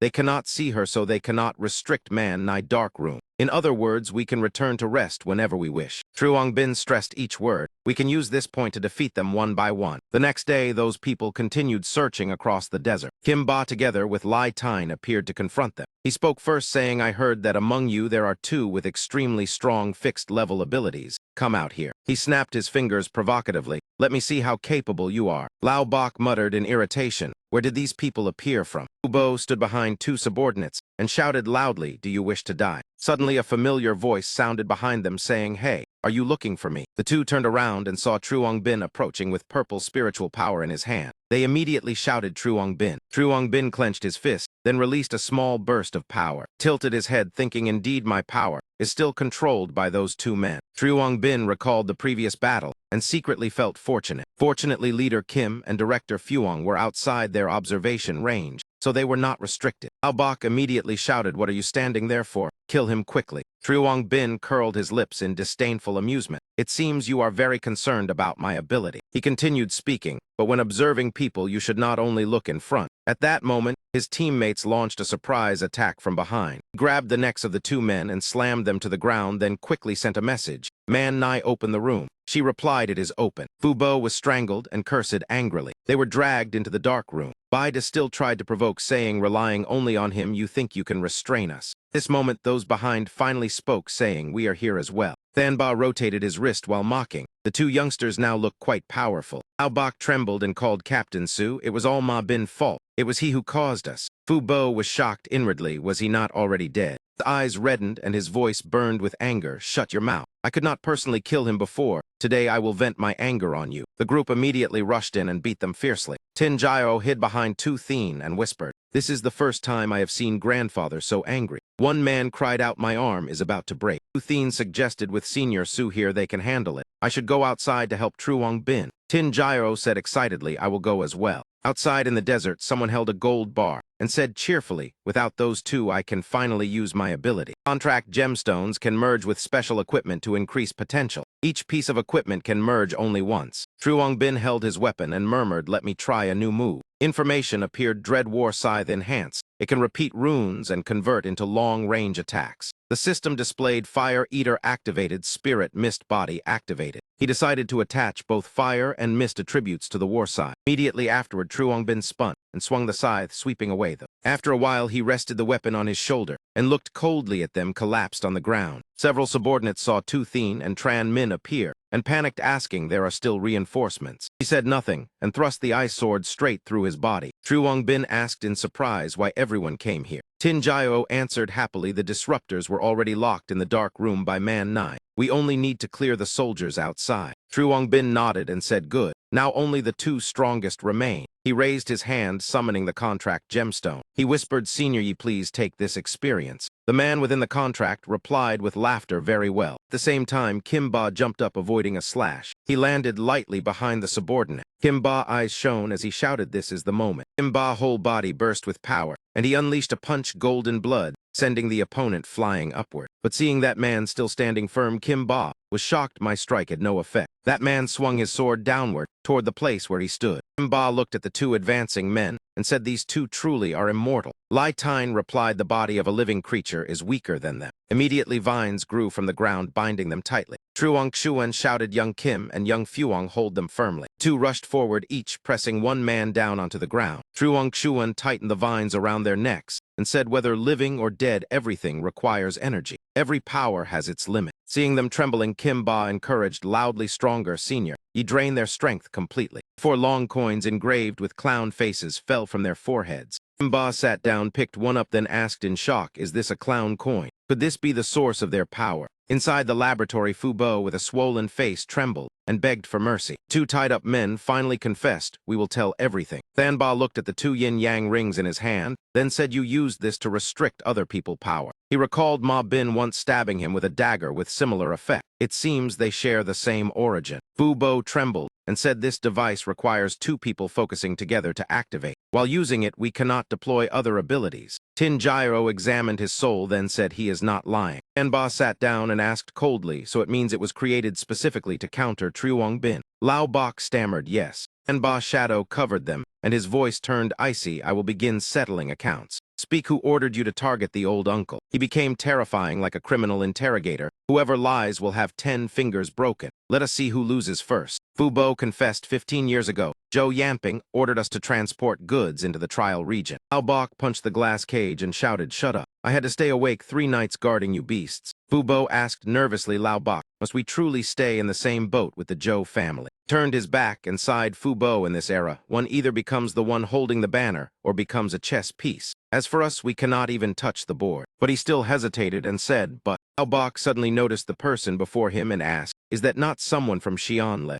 He gave a signal and asked, "Hey brother, when are we departing?" That man replied coldly, "Leave the goods, get lost." Lao Bok angrily pointed and shouted, "My brothers risked their lives transporting goods, and this is all you say?" Receiving no response, he growled again, "I am asking you." That man released a terrifying aura, knocking Lao Bok to the ground, then said with contempt, "Insects dare to touch a god." Fubo quickly ran over, calling Lao Bok. That man spoke slowly, "I will say it once more." He summoned a ghost, then said a single word, "Leave." Back in the laboratory, Thanba turned his head and asked, "You have returned. Have the enemies outside been handled?" Truong Bin replied calmly, "Yes." He looked at him and asked, "What is wrong? Did something happen?" Su Thanba explained the situation to everyone. Truong Bin rubbed his chin and nodded, "So that is how it is." But in his mind, he still wondered what his cousin's true purpose was in collecting the true heart illusion fox, and who the mysterious figure they mentioned actually was. Could it even be related to Min Vu? 2 men looked at Truong Bin with fear, as if facing a demon. They hurriedly explained that they had only followed their superior's orders at that time. They truly knew nothing about the hidden details. Master Bok spoke up to ease the tension. These 2 were not lying. It seemed low-rank people like them did not know the secret behind it. However, the perception-distorting ability of the Thien Thuong fox was very similar to the true heart illusion fox. Lao Bok said that when he saw him, he panicked and shouted that this was the ghost shadow of Do Master Bok. He immediately demanded to know where the one who had taken in the true heart illusion fox was now. He shook his head and replied that he did not know either. Lao Bok recalled the past and continued that man once led them to follow you.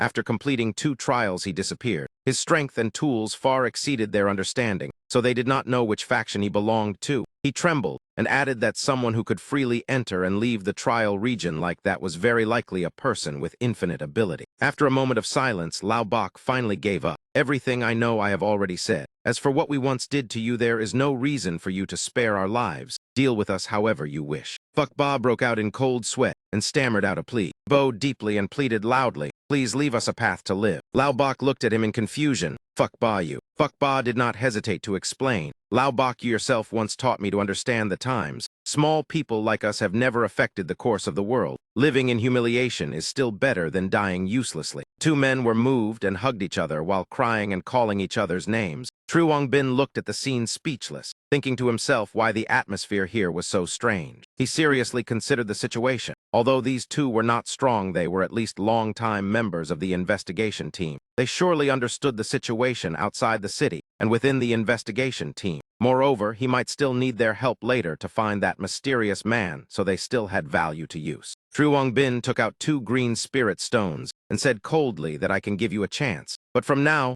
on, you must absolutely obey my orders. Once you swallow this gem, the contract will be established. True Bin's voice was filled with killing intent. If you want to live, then behave accordingly. Fuckbar immediately realized this thing was even more terrifying than the poisonous oath of the Chu family. Lao Bok sighed and asked whether after eating it they would have to be slaves for life. He gritted his teeth and realized he had no other choice. Finally, he clenched his teeth and swallowed the crystal core. The next morning, the group continued across the desert and then reached a vast snow-white field. As they moved, everyone felt exhausted from the bone-piercing cold. Fortunately, they saw a town fortress guarding the edge of the snowfield. Without hesitation, they immediately entered the town to seek shelter from the wind and snow. Last, True Bin's group found an inn to rest. Inside the tavern of Bok Thiat town, everyone sat around a table filled with food. Thur Trung chewed while rambling that this dish was worth the price. Even if he died, he could become a well-fed ghost. Manhwa beside him laughed and said she did not expect the information from Minchow City to be useful here, so there would be less worry later. True Bin ate while listening to their conversation. Thoi Bok said that when he first joined the trials, this place was only a small tribe. Unexpectedly, it had now developed into such a town. An uncle behind them drank beer and quietly asked whether you boys looked like newcomers from outside. True Bin turned and replied that he heard a beast tide would attack tomorrow. The man muttered a beast tide. Thinking about that scene, he even drooled and excitedly said, "You are talking about the dangerous wolf pack, right? It is said that every time they attack, people from outside come to help the townsfolk defend." Patted True Bin on the shoulder and said, "But that is already outdated now." His cheeks were flushed with alcohol, and he confidently said, "You must have seen the giant fellow on the city wall. That thing can fire 5 giant arrows at once. No matter how many wolves come, it is useless. You can relax and just eat and drink as guests." True Bin showed surprise and asked whether it was really that simple. At that moment, he suddenly saw Tin Gyro turn toward the glass window and sighed. True Bin walked over and asked what was wrong. She turned and gently said, thinking about it, "I have not returned to Minchow City for a very long time." Tin Gyro gazed into the distance and softly said she did not know how the situation in the city was now. In Minchow City, the sky was already bright. Layers of clouds drifted slowly across the sky. A group of workers hurriedly worked at a construction site. Trackmin held a blueprint and shouted that if this shabby shop was not repaired in 3 days, he would throw them against the wall. A man stammered, "But the materials." He immediately interrupted and shouted, "There are no buts. Tonight I must smell the scent of bread." In the distance, 2 people whispered that Deputy City Lord Hong was truly hardworking. It was said he climbed to this position by acting as a hunting dog for the patrol team. Inside the City Lord Mansion, the subordinates reported that, "Your Highness, the reconstruction in the city was nearly complete." According to human perception, everything was merely a natural disaster that had been resolved by the patrol team. Ivu crossed her legs and asked in boredom whether the pigs in the city were eating well and sleeping peacefully. The subordinate quickly flattered that everyone praised how Your Highness managed the city.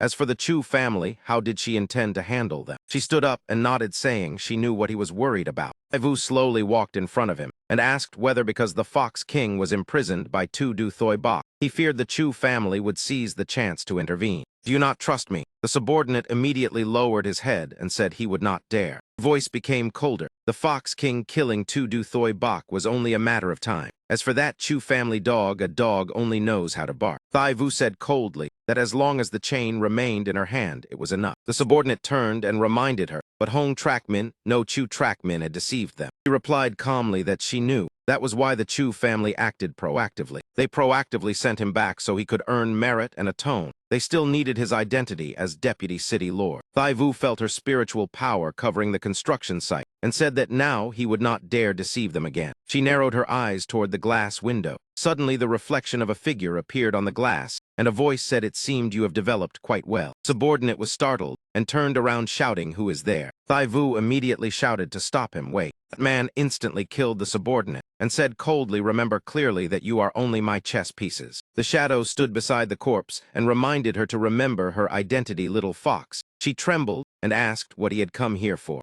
raised his hand and summoned the pure blood body, and said that she also knew their race could not reproduce. He let the blood energy enter the subordinate's body and continued that, although they could replace humans, their number of individuals was still decreasing. Subordinate seemed to revive and spoke in a cold voice that therefore he would tell her how to maintain their species. Now they had seized Minchow City and possessed sufficient resources. He hesitated, then transformed into a giant ghost form and roared that she wanted to return to the snowfield region. On the snowfield where the wolf pack gathered, Chuang Bin's group was moving forward together. He quietly said the time was almost here. Everyone spread out to prepare. A bald man said, "Young man, do not be so tense. Come here and give me a hand." Thur Trung looked through binoculars and reported through the communication device that they were coming. The wolf pack quickly chased toward this place. A shout rang out to fire. Instantly, thousands of arrows shot forward. Each wolf was pierced straight through the body by the arrows. They could almost not escape this wave of attacks. The people on the city wall watched the scene and asked in surprise whether this weapon was that powerful.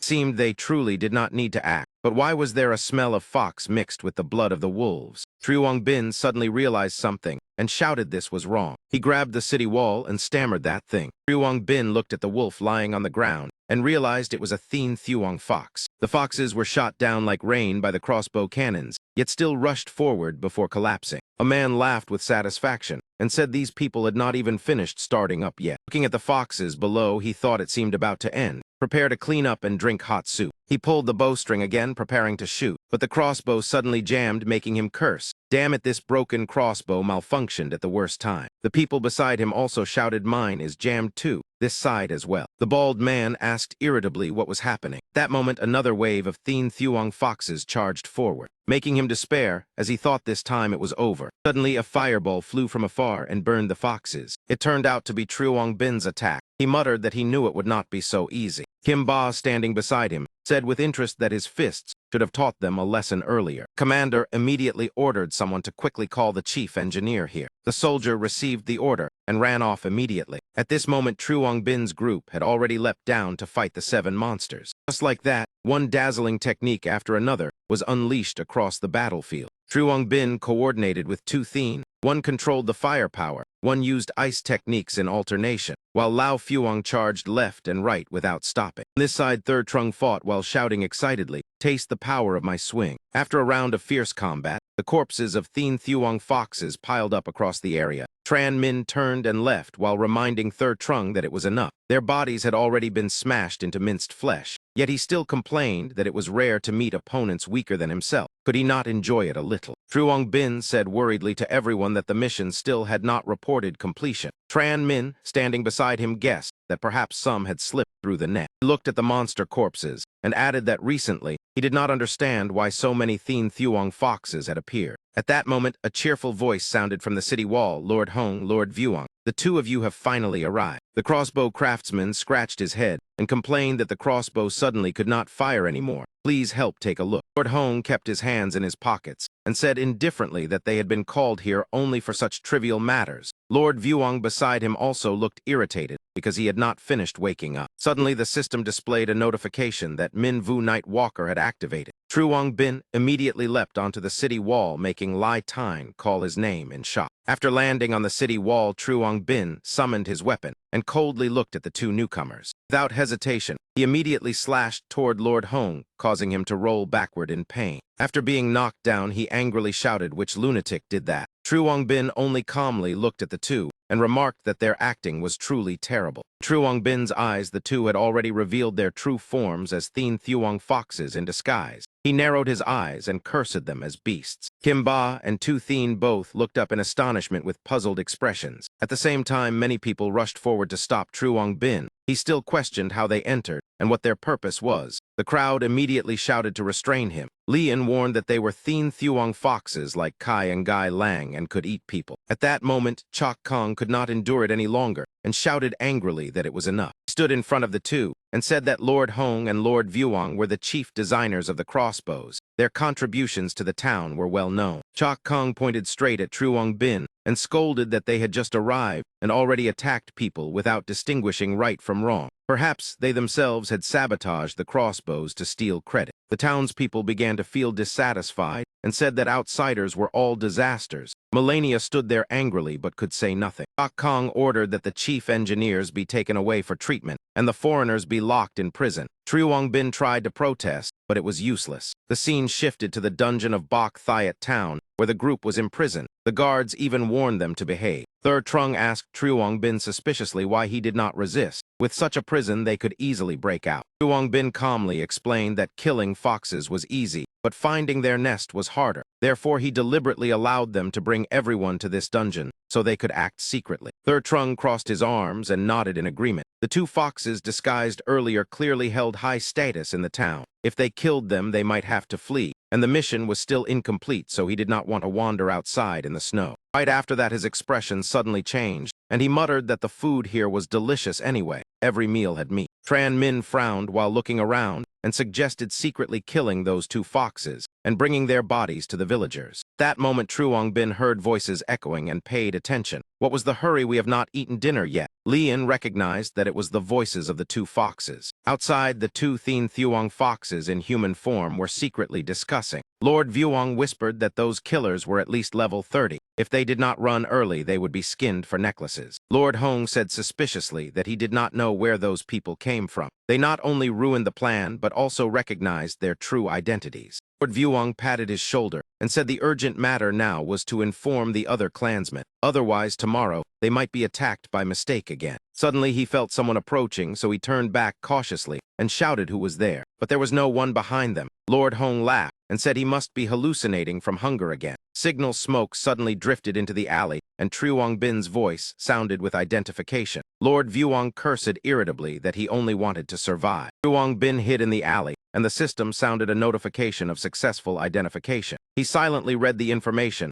that the Snow Tribe Thin Thuong Fox possessed the ability to distort the perception of living beings. The scene returned to the dungeon, where a guard carefully counted the number of people in the cell. After counting, he suddenly cursed that one person was missing again. The people in the cell remained calm. Jiao said that since morning he had counted 3 times already. Perhaps he should try counting with his fingers. Thur Trung also added that they were all good citizens, unlike Truong Bin. Realizing he had spoken carelessly, he quickly covered his mouth. That remark made the guard notice something wrong. He immediately drew his sword and shouted that the leader had disappeared. "Hurry here, someone escaped prison." Suddenly, a golden light appeared behind the cell. Tu Thien said in surprise that it was the teleportation formation of Tri and Gaiet Hyen Qui. The guard raised his spear suspiciously and asked what trick they were planning again. Tu Thien narrowed her eyes and warned everyone that the place was about to explode. Move away quickly. Right after those words, a huge explosion erupted, sending rocks and dirt flying. When the smoke Hyen Qui appeared, everyone in Truong Bin's team crawled up while groaning in pain.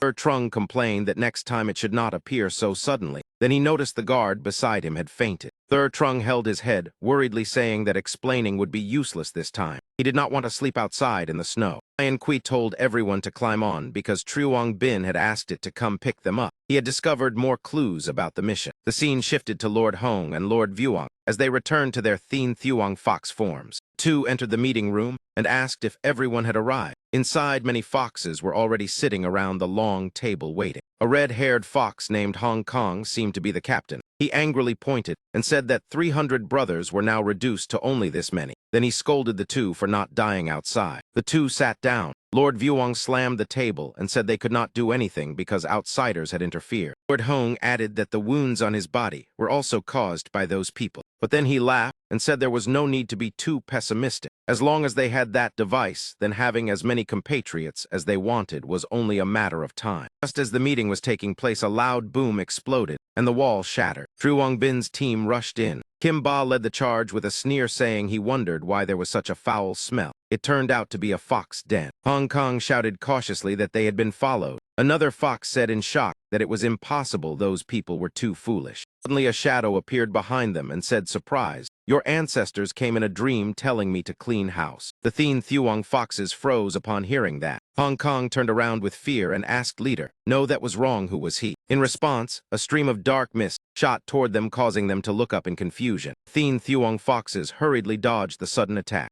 Lai Tine appeared behind them and said that they were not alone either. He threw 5 punches at Hong Kong while shouting, "Take one of my punches." Hong Kong was smashed heavily into the ground, causing the earth to crack. Tiat Type also rushed forward and kicked a unlucky fox repeatedly. She kicked left, kicked right, then drove her knee in a rapid combo, shouting that this move was called Shattering Jade Combo. Remember it in hell. At the same time, silver swords appeared in the air. Tran Min waved his hand, controlling them to fly forward and pierce the bodies of the Thien Thuong foxes. Tiat Type appeared behind him and patted his shoulder, causing Tran Min to cough blood before she laughed and said, "Well done." After a period of fighting, the Thien Thuong foxes were completely exterminated. Only Lord Hong and Lord Vuong remained in human form, trembling and saying, "Do not come closer." Vuong Bin shouted, "Answer honestly. Where did you come from? Were you sent by Ngayat Vuong too?" Lord Vuong said in panic that he did not know who that person was. They had been born here. Lord Hong angrily shouted for that fool to shut up. Tu Thien stepped forward, placing an ice sword at his neck, and coldly warned whether he still wanted to resist. Lord Hong remained stubborn, saying that Thien Thuong foxes would never become slaves of humans. He frowned and glanced at Lord Vuong.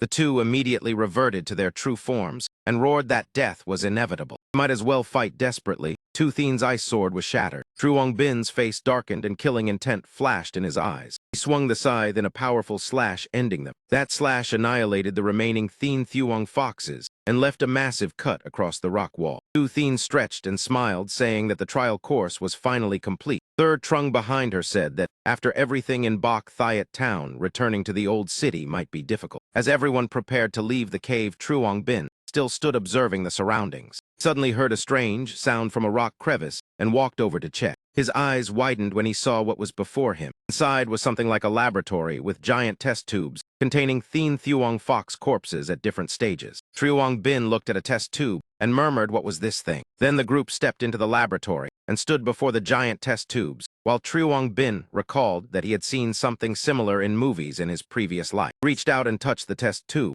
A thought flashed through his mind that in Min Chao Port such strange technology should not exist. The more he thought about it, the more tense True Bin became, because an inexplicable sense of familiarity kept rising in his heart. Thur Trung stood beside him, curiously observing everywhere, and exclaimed that these mechanisms were far more intricate than anything he had ever built. Truly eye-opening. Tin Gyro reached out to examine them and said she could not sense any soul. Could it be that this was also a creation produced by the trial land to replace the old creatures? Mang Nhai picked up a notebook nearby and read it, then announced that it was a handwritten record of experimental data, proving that someone had once researched here. The first page clearly recorded experiment log number 217. He read the contents aloud in alarm, speaking about creating an entirely new species. At that moment, the image of a fox inside a test tube appeared. Tu Thien said with a serious expression that in other words, the Thien Thuong fox had been bred by humans. Mang Nhai nodded and muttered that no wonder there had never been records of this species before. It had been newly created. The illusory shadow of Than Bok behind True Bin was also shocked. He cursed because the foxes he had once transported had all turned out to be experimental materials.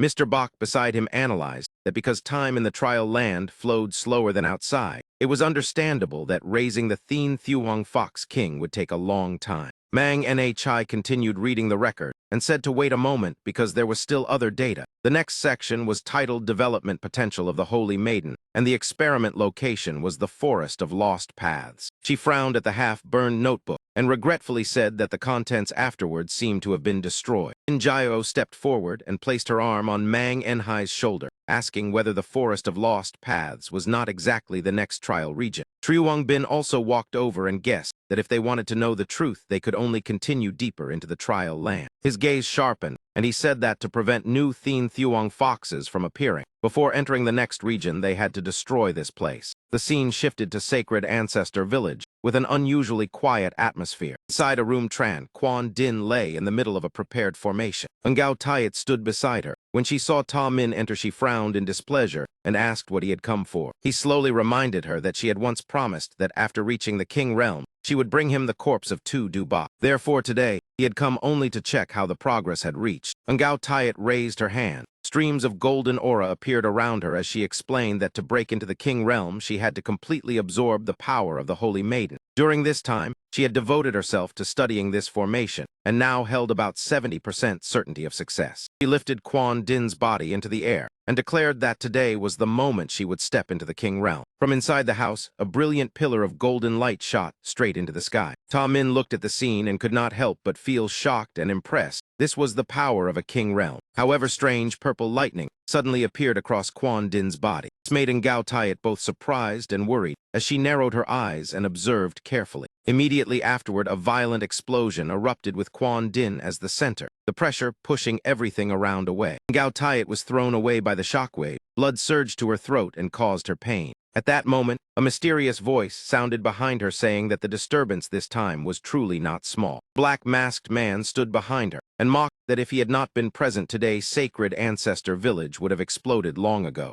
Ngao Tiat immediately recognized the identity of the one who had appeared. Light gradually faded, the explosion settled. The smoke cleared, revealing Quan Din's body lying motionless. He continued speaking mysteriously that Tran Quan Din's ability possessed endless evolutionary potential. Even in the entire world, it was difficult to find such a special existence. Black-masked man further emphasized that if guided properly, she could completely become the strongest existence in the world. Yet Ngao Tiat wanted to absorb that incomplete power entirely. In his view, it was no different from wasting a heavenly treasure. Ngao Tiat asked angrily that this village had already been completely sealed off. How exactly had he entered? He replied disdainfully that those weak guards could never stop him. Outside, the gatekeepers had already been knocked down, lying scattered with blood covering their bodies. The black-masked man sighed, saying that unfortunately what he had prepared for Quan Din in the trial could no longer be used, but since he had just found a new research subject, he would spare her this time. Ngao Tiat narrowed her eyes, remembering, and said that his trial had merely intended for Tran Quan Din to personally kill her own father to stimulate her potential further. Truly disgusting. He looked displeased and said not to say that. This time he had come to truly help her break into the King realm. He could improve this formation. They only needed 100 awakened human hearts as catalysts. Ngao Tiat turned away and agreed, saying that she happened to be tired. Ta Min should go prepare a pot of tea. At that moment, the image of a majestic fox appeared. It was the Moon King of the Thien Thuong foxes. Then the divine bird appeared, the sun divine bird of the Chu family. Then the image of Ngao Tiat appeared in the thoughts of the black-masked man. He muttered that Sacred Ancestor Village was indeed controlled by Lai Ngao Tiat. He chuckled softly and murmured that each faction was now about to possess King realm power. The black-masked man revealed a sinister smile and secretly calculated that every chess piece had been placed correctly.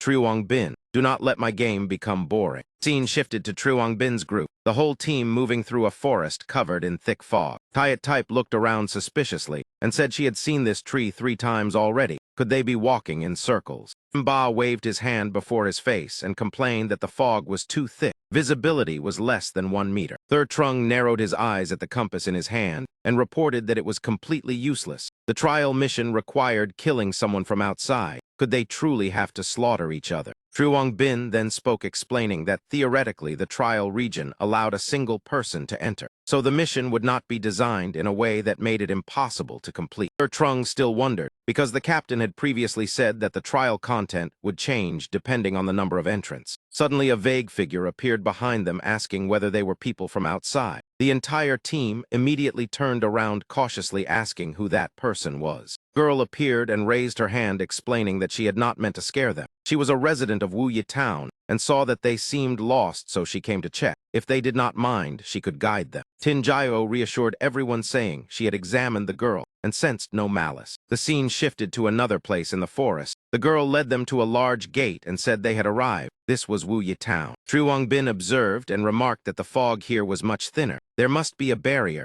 Mr. Bach recalled that Wu Yi had once only been a poor village selling funeral items. How had it developed like this? He continued asking that if the girl had become a wandering soul, then a major catastrophe must have occurred in the trial region before. The girl turned around with a strange expression and said that the story was long but first. The gate opened and countless residents of Wu Yi town appeared, welcoming everyone in unison. They were all stitched wandering souls floating in the air, smiling as they welcomed the trial group. At night the scene shifted to a house in Wu Yi town. Truong Bin's group was led into a room and many delicious dishes were served. They sat around the table while the wandering souls floated around serving them. Trung looked at the residents around the town with fear and whispered that this ghostly place could truly serve food. He could not even hear their heartbeats. Tingyro ate while saying that not every wandering soul harmed people. In any case, she still chose to trust them. The resident approached and explained that the gentleman should not blame them, because when they first saw wandering souls before they had also been so frightened their legs turned weak. Truong Bin asked whether everyone had once been human, why they had now turned into this form. The man lowered his face and recounted that they had once encountered a giant as tall as a 10-story building. Truong Bin narrowed his eyes remembering and wondered if that giant was not the same thing he had seen before. The man said sadly that after becoming wandering souls, their concept of time gradually became vague, so they no longer remembered when that disaster occurred. According to the villagers' memories, that day the fog in the forest suddenly dispersed, and 4 enormous masses of flesh fell from the sky, their eyes blood red, filled with killing intent. They trampled the forest, their massive bodies and savage instincts destroying everything. The villagers fled in panic, but before those gigantic monsters they were completely helpless, and Wu Yi village quickly turned into ruins. Not a single person in the village escaped. Everyone died in the disaster. After an unknown amount of time, they suddenly awakened miraculously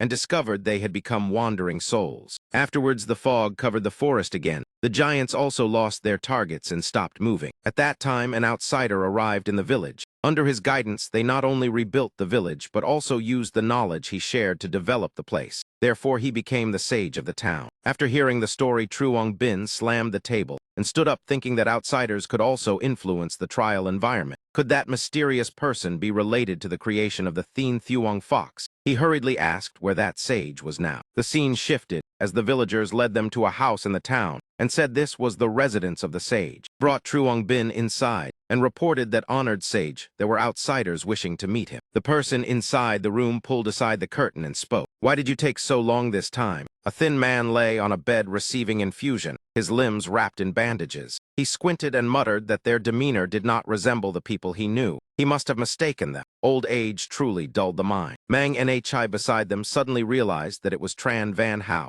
Truong Bin was also shocked because he was the man who had disappeared more than 10 years ago. He asked whether he was the father of Tran Quan Din. His eyes immediately lit up. He excitedly tried to leap from the wheelchair and repeatedly asked whether they knew Quan Din and how the girl was now. The villagers beside him worriedly called out Sage. He turned and told the man to step outside first because he wanted to speak privately with them. The man immediately agreed and left. Afterwards, Mang Nhi recounted the situation of Tran Quan Din. Van Hao sat there sighing and murmuring that fate had ultimately not been avoided. He slammed his hand against the chair, angrily saying that he had clearly agreed to exchange his own life for Quan Din's life. Yet that man had dared to break his promise. The anger made Van Hao cough blood. Seeing this, Truong Bin hurried forward to support him. Truong Bin transmitted blood energy to heal him and said that the man he mentioned was also their common enemy. He narrowed his eyes with deep suspicion and asked what exactly that man had done. Van Hao wiped the blood sadly and said that years ago when he left Minchow City to enter the trial, he accidentally met a talented girl. She was not only knowledgeable but also gentle. So before long they fell in love and became husband and wife. Later, Van Hao discovered that the woman was the holy maiden who had escaped from Sacred Ancestor Village. At that time, Lai and Gao Tiat had already seized complete control of the village. But because of the holy maiden's special power, she managed to break free from that man's control. Because of that, she realized the oppressive nature of Lai and Gao Tiat and decided to flee. But afterward, their days became an endless chain of pursuit from Sacred Ancestor Village. Tran Quan Din was born under such intense pressure. Lai and Gao Tiat was a wanted criminal of Min Chao City, while her mother carried the identity of the Holy Maiden of Sacred Ancestor Village. Because of that, they could not seek help from Min Chao City. In desperation, Van Hao, seeking secretly contacted his father Tran Hokla and asked him to find a way to bring Quan Din into the city to raise her. But just as they were preparing to send Quan Din away, the assassins caught up. To protect his daughter, Van Hao's wife fought desperately, but still could not resist the enemy. When the situation became critical, a mysterious man appeared. No one expected that man to be the Black Masked Man. In an instant, he killed all the pursuers and said he had a way to protect Quan Din. But the price was that Van Hao had to come to this place forever and live with the wandering souls. Turning to the present, Van Hao sat in the chair and sighed, saying that at first he thought everything he did for Quan Din was insignificant. But gradually, he realized that this trial land was merely the backyard of that man. The fog and the giants were all manipulated by him. That man used Van Hao's blood to nourish them, used the resentment of wandering souls to feed the giants, then waited for Quan Din to arrive and kill him for entertainment. All of them were merely tools for that man's amusement. He sadly continued that he did not know how many years he had been imprisoned here. To keep him alive, that man still regularly sent medicine. But this time the medicine never arrived. He thought he would finally be freed, yet it turned out that the reason was because they had arrived. Suddenly, a powerful tremor struck, causing the entire building to shake violently. Van Hao immediately understood and said that perhaps his time was almost over. That man had once said that when he died, the fog would disperse and the giants would regain their power. Hearing that, Truong Bin angrily shouted, "What nonsense are you saying? I will not let you die." Van Hao gave up in despair, saying, "What meaning did everything have? No matter what he did, nothing could be changed." Truong Bin immediately advised him that had he not just said the giants would only recover when he died, then they should take advantage of the moment before they fully recovered and destroy them all. Van Hao's eyes became empty, and he said that was not the point. Even if the giants were all killed, nothing would change. He looked at the family photograph and continued saying the reason he lived until now was only to reunite with Quan Din. But now, his wife and child were gone. No matter how he sought revenge, they would never return. His voice lowered. No matter how hard he tried, no matter how desperately he struggled, the world still took away everything he had. During that, Truong Bin's expression darkened, and he shouted Tran Van Hao. Van Hao continued murmuring that he did not want to continue anymore. He did not want to live in such exhaustion. Kill him and end this trial. Truong Bin could no longer endure and shouted Tran Van Hao. "Do you think the world is unfair to you? Do you think it has taken everything from you?" Van Hao stared blankly at the accusation. Truong Bin continued speaking, saying, "Stop being foolish. Those things have always existed." Truong Bin grabbed his collar and said, "Sacred Ancestor Village has living corpses. The Chu family has divine birds. Minchow City was kept by Thien Thuong foxes. And the wandering souls in this town, in this world, nothing is reasonable. Nothing develops according to our wishes. This world has always been cruel. Do you think you alone understand that?" He glared and continued speaking, saying, "So what? Should they abandon resistance and die quietly? No, he would fight until the final moment of his life. He would absolutely not allow that man to achieve his goal." After speaking at length, Truong Bin lowered his voice and said if Van Hao truly wished to give up, then he should use this dagger to end himself. He turned his back and pointed toward the door, saying, "Make your choice. Die like a pitiful worm." Truong Bin looked at the approaching giants and asked, or would he become a demon of vengeance? Everyone recalled the terror of the past when the giants appeared. Now in Wuyi town, their arrival caused the villagers to panic and run, while shouting, "The giants have arrived, run quickly." In the trial region, wandering souls also possessed bodies. A villager hiding in an alley held his head in fear, saying where could they even run? This time they would surely die. Manya suddenly appeared and reassured them, saying everyone should not panic. They should think of a way together to deal with the giants. Another resident cried out in terror, "Monster!" Lion Kui appeared before everyone and asked whether the monster they spoke of was him. Thur Trung immediately responded, asking who else it could be. Inside Van Hao's house, Truong Bin said that Van Hao's condition had temporarily stabilized. The next matter would require everyone's help. The pure blood body had been activated. Outside, 4 teams were divided to confront the giants. Team A consisted of Kim Ba, Tu Thien, and Tran Min. Team B consisted of Lai Tine, Bok Duk, Chu Than Bok, and Long Fuk Ba. Team C was the 2 senior elders Deep Triok Shuan and Tathan Ba. Finally, Team D was the group of newcomers led by Trin Thiat Tai. The Zhao brothers, NG letter 1EA1N Long and NG letter 1EA1N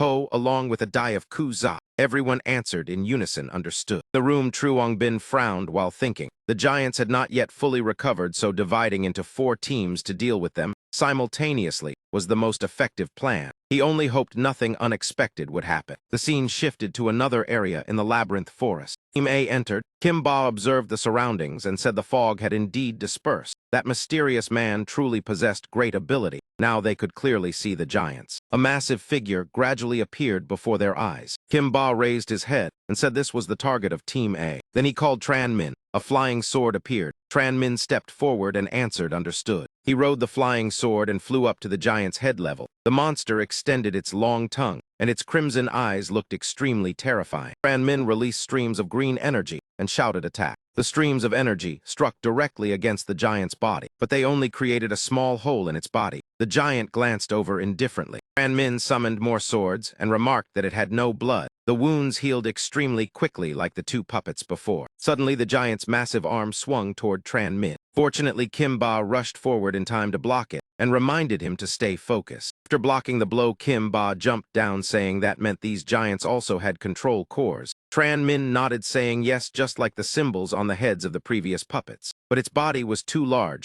so the core location had not yet been determined. Tran Min suddenly said to the team leader that he wanted to use the power of Kshu and Jin blood. Kim Ba asked in surprise whether he had not said it could only last 30 seconds. Tran Min replied that during this time he had trained his stamina so he could maintain it longer. Seeing Tran Min's determined gaze, Kim Ba laughed and said it seemed he had already thought of a way to deal with it. Kim Ba continued encouraging him, but reminded him to measure his strength. Tran Min took out a vial of golden liquid and drank it, thinking that this blood would increase his strength, but would also place a heavy burden on his body, so it could not be used long. At that moment, he could control the golden sword. Tran Min felt that as his strength increased, the flying sword could transform into an invisible sword form. Numerous swords appeared under his control. Tran Min calculated that his slashing speed could reach nearly the speed of light. A barrage of swords rushed toward the giant. Tran Min unleashed the technique Dimensional Sword Slash. Kim Ba also released the maximum golden blood form. Tran Min reminded him that the giant's recovery speed was slower than his slashing speed. Once the core was found, the leader must deliver the finishing blow.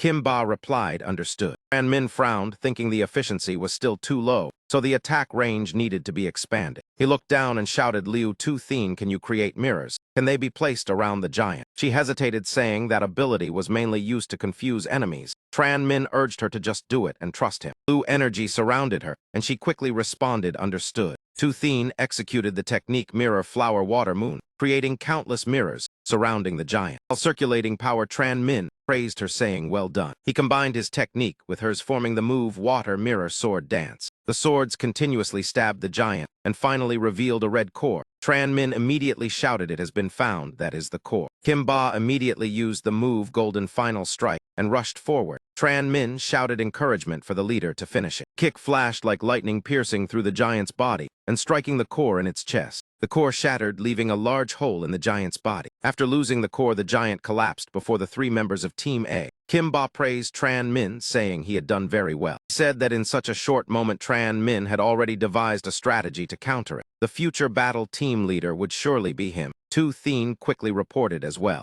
The giant of Team A had been destroyed. Tran Min frowned, saying that even thinking about becoming leader sounded troublesome. It would be better for Tu Thien to take the role. He took the communication device and informed the other teams that the giants resembled the earlier puppets, and their weakness was the core in the chest. Kim Ba added that as long as the core was destroyed, their actions would stop. While Truong Bin was listening to the report, Van Hao suddenly coughed up a mouthful of fresh blood, which startled him. Truong Bin frowned, thinking why there were so many hidden injuries appearing in Van Hao's body. At that moment, the voice of Team A sounded through the communicator, causing Truong Bin to pay attention as they shouted, move away. On their side, the giants suddenly revived and continued attacking. All three immediately jumped aside to evade. Tu Thien landed and quickly reported that the information needed revision. The giant's core was indeed in the chest. He looked at the giant before her, still vigorous with red eyes, full of killing intent, and continued speaking. But the giant had revived. Truong Bin thought that the core had been destroyed, yet it still recovered. At the same time, hidden injuries appeared on Van Hao's body. Could these two matters be connected? Appraisal. The system announced that it was a soul-binding curse. The host links life with other targets. The target's strength is suppressed until the host dies. Number of suppressed targets 4. Life Talisman. When a linked target suffers a fatal strike, the host consumes life force to heal the target until the host dies.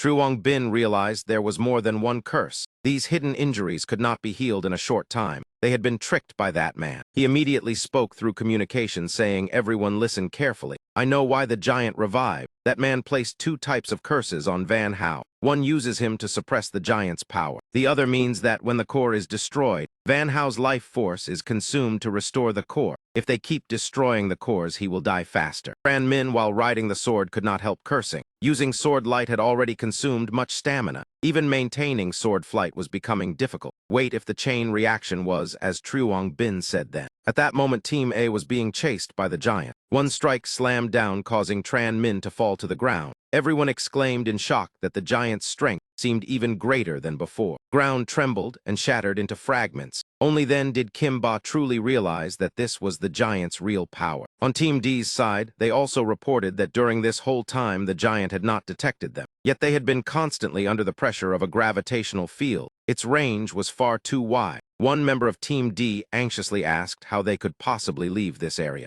Team B's side, the situation was also critical. They discussed that did those two not have artifacts that sealed abilities, take them out quickly. But the two were pressed to the ground, unable to raise their heads, and could only say they also wanted to use them, but now they could not find them anymore. The ice giant continued launching relentless attacks. On Team C, Thanba calculated that if he merged his body with oxygen, then this ability would not affect him. But the giant did not need to breathe, so he did not know how to attack it. Truong Xuan shouted, "Stop talking nonsense," and hurry over to support. Truong Bin had grasped the overall situation and realized that every team had fallen into difficulty. Attacking did not work, yet not attacking also would not work. Was there any other way? At that moment, Van Hao spoke, saying that there was still one final method. He asked everyone to create an opportunity to destroy the giant's core. When that moment arrived, they should leave the rest to him, because he had a way to prevent the core from recovering. Truong Bin frowned and asked whether he could break the curse. Van Hao admitted that after living here for so long, he naturally had prepared several secret methods. But the opportunity would come only once, so first, they needed everyone's help. Team A's side, Kim Ba activated high-tier noble golden blood, and the flames of power erupted around his body. Tu Thien said worriedly that the cores must be destroyed at the same time. She did not want to become a burden to everyone. Kim Ba replied, "Very good. Let them see the true strength of the battle squad." Another team, they took out two yin-yang fragments. The energy from them spread outward, blocking the giant's advance. Someone shouted that it succeeded. The gravitational field had disappeared. Teammate turned and said, but that meant they would lose all defense. Everyone must protect them. Lai Tine activated blazing blue flames and said, "Sorry. Today the ignition takes a little longer." Reassured them not to worry. It would not take too much time. Than Ba snorted coldly and said, "You brought this upon yourself. This time it will be your turn to kneel." Truong Sun wrapped vines around the giant and said, "Brother, to hold it tightly. I will draw some nourishment from its body to use." On another side, they were also discussing a plan. Tiat Type spoke anxiously, saying this. She covered her nose and asked whether they were certain this method truly worked. Unexpectedly, she had truly been swallowed into the giant's stomach. That feeling of sliding down its esophagus was something she never wanted to experience again. Ngan Ho looked at the torch in his hand and said, just as expected, inside the giant's body, the gravitational field had no effect, so it was very safe here. The next task was to find the core. They must act carefully so it would not detect them. The black-masked man said that sacrificing Chu Vim Long was still not enough to restore the Sun Divine Bird to its full power. It had not even gained complete control yet. Besides saying the Chu family had truly declined, the black-masked man created a barrier trapping the fire phoenix and said, "Let me help a little." He said guarding the trial region for so long must have been exhausting for you. An ancestor in the future, remember, to obey the Chu family. He continued explaining that before this, they had only recreated the divine bird's body, but had never granted it a soul. Its only consciousness was the hatred Chu Vim Long had when alive, so it had become so violent. Now he had used the level 39 soul of Shan ancestor to supplement it. The divine bird now was even stronger than it had been at its former peak. The two hurriedly expressed gratitude, saying they truly thanked him. He had saved the Chu family from crisis, and this favor would certainly be repaid. The black-masked man smiled faintly and said there was no need for politeness. With King Realm power, they could probably negotiate with those foxes now. To be honest, he did not think highly of them. The history of the Chu family zoo should have ended long ago. He bent down and rubbed Jiu Yang's head, saying, but he was very interested in that boy's game. Perhaps that boy would surpass all of them and open a new path for the Chu family. Then he ordered that there could be no more delay. They should immediately go to Minchow City. By the way, Lai and Gao Tiat had already broken through to the King Realm. they had better cooperate with the Thien Thuong foxes. Otherwise, with the scale of Sacred Ancestor Village, they alone would certainly not be a match. He thought to himself that the three forces had finally been arranged. Now it was time to meet Truong Bin. Frost gradually covered the giant's body. Sharp ice spikes continuously shot toward it. Violent snowstorm from all directions crashed against the giant's body. But the problem was that its flesh was far too thick. Tu Thien thought to herself that, although the ice spikes under gravity had great destructive power, they were still not enough to break the core. They only needed to draw its attention. Seeing the giant begin struggling, she knew it was about to counterattack. As it roared preparing to charge, suddenly, a voice shouted out. Tran Min shouted that he was not dead yet. Kim Ba called out loudly, Tran Min. Tu Thien, everyone had worked hard. Gravitational field looked terrifying, but its actual range was smaller than expected. Now he was already outside its area of influence. He unleashed the move Golden Radiance Void Break Kill. Against this giant, destroying the core could only be done with that move. Kim Ba immediately ordered Team A to prepare. They could destroy the core at any moment. Ngan Long and Ngan Ho let their blood drip downward. Riot Type reported that Team B was ready, and Team C was awaiting orders. She turned and asked the two brothers whether they were done. Only their team remained. Ngan Ho replied, done. Ngan Long said they had used the blood of a holy disciple to weaken the core. Now with her strength, and a Dai's one strike would certainly be enough. Ngan Ho added that the rest depended on her. Riot Type took a deep breath, and cold air spread from her mouth. Behind her appeared the phantom of a giant python. Riot Type executed the move 100 Battle Rune Mountain Break, and reported that Team D was ready. Van Hao announced he would count down from 5. When the count finished, everyone must destroy the cores together. 5. Everyone focused, listening to each count. 4, 3, 2. All of them waited for the exact moment to strike together. Violent shockwaves erupted from within the forest. The count reached 1. Kim Ba immediately launched firepower. This was the move Star Piercer. Team A attack. The firepower struck the giant's lower waist. Team B, Lai Tine activated the profound technique Beast King Blazing Sky Strike. Team C, Truong Xuan executed Induced Growth, and said the nutrients were sufficient, though the taste was not very good. Team D, Riot Type unleashed successive moves Shield Shadow Sky Strike, and Tengshi Final Kill. Van Hao said, good, now I will also begin my move. This move only I can perform, therefore leave my body and do not miss the opportunity. Truong Bin asked worriedly whether it would truly be all right. Van Hao replied that it was Truong Bin who had ignited hope within him. After saying that, he thrust his hand into his own chest and said thank you. Seeing this, Truong Bin panicked and shouted, Van Hao, what are you doing? Van Hao stopped him, saying, do not come here. He had already lived long enough and had long wished to depart. He thanked them for protecting the town so that his life gained meaning. After speaking, he collapsed and fresh blood poured everywhere. Van Hao whispered, Quan Din, this time, father has succeeded. Reports came one after another. Team A reported the core no longer had abnormalities. Team B reported the same. It seemed they had succeeded, but how exactly had they done it? Tin Jiao walked over and asked Truong Bin whether the battle had been won. She saw Van Hao lying on the ground. She asked in shock what had happened. Truong Bin suddenly remembered and said that was right to Tin Jiao. Her ability could touch souls. Could she hold Van Hao's soul? She sat down, placing a finger on Van Hao's forehead, and said let her try. Tin Jiao then shook her head, saying it was impossible. With his current condition, even if she pulled the soul back, it would quickly dissipate. Truong Bin thought that time within the treasury was frozen, but living beings could not be brought inside. Therefore, at least let him have the chance to meet Tran Quan Din one last time.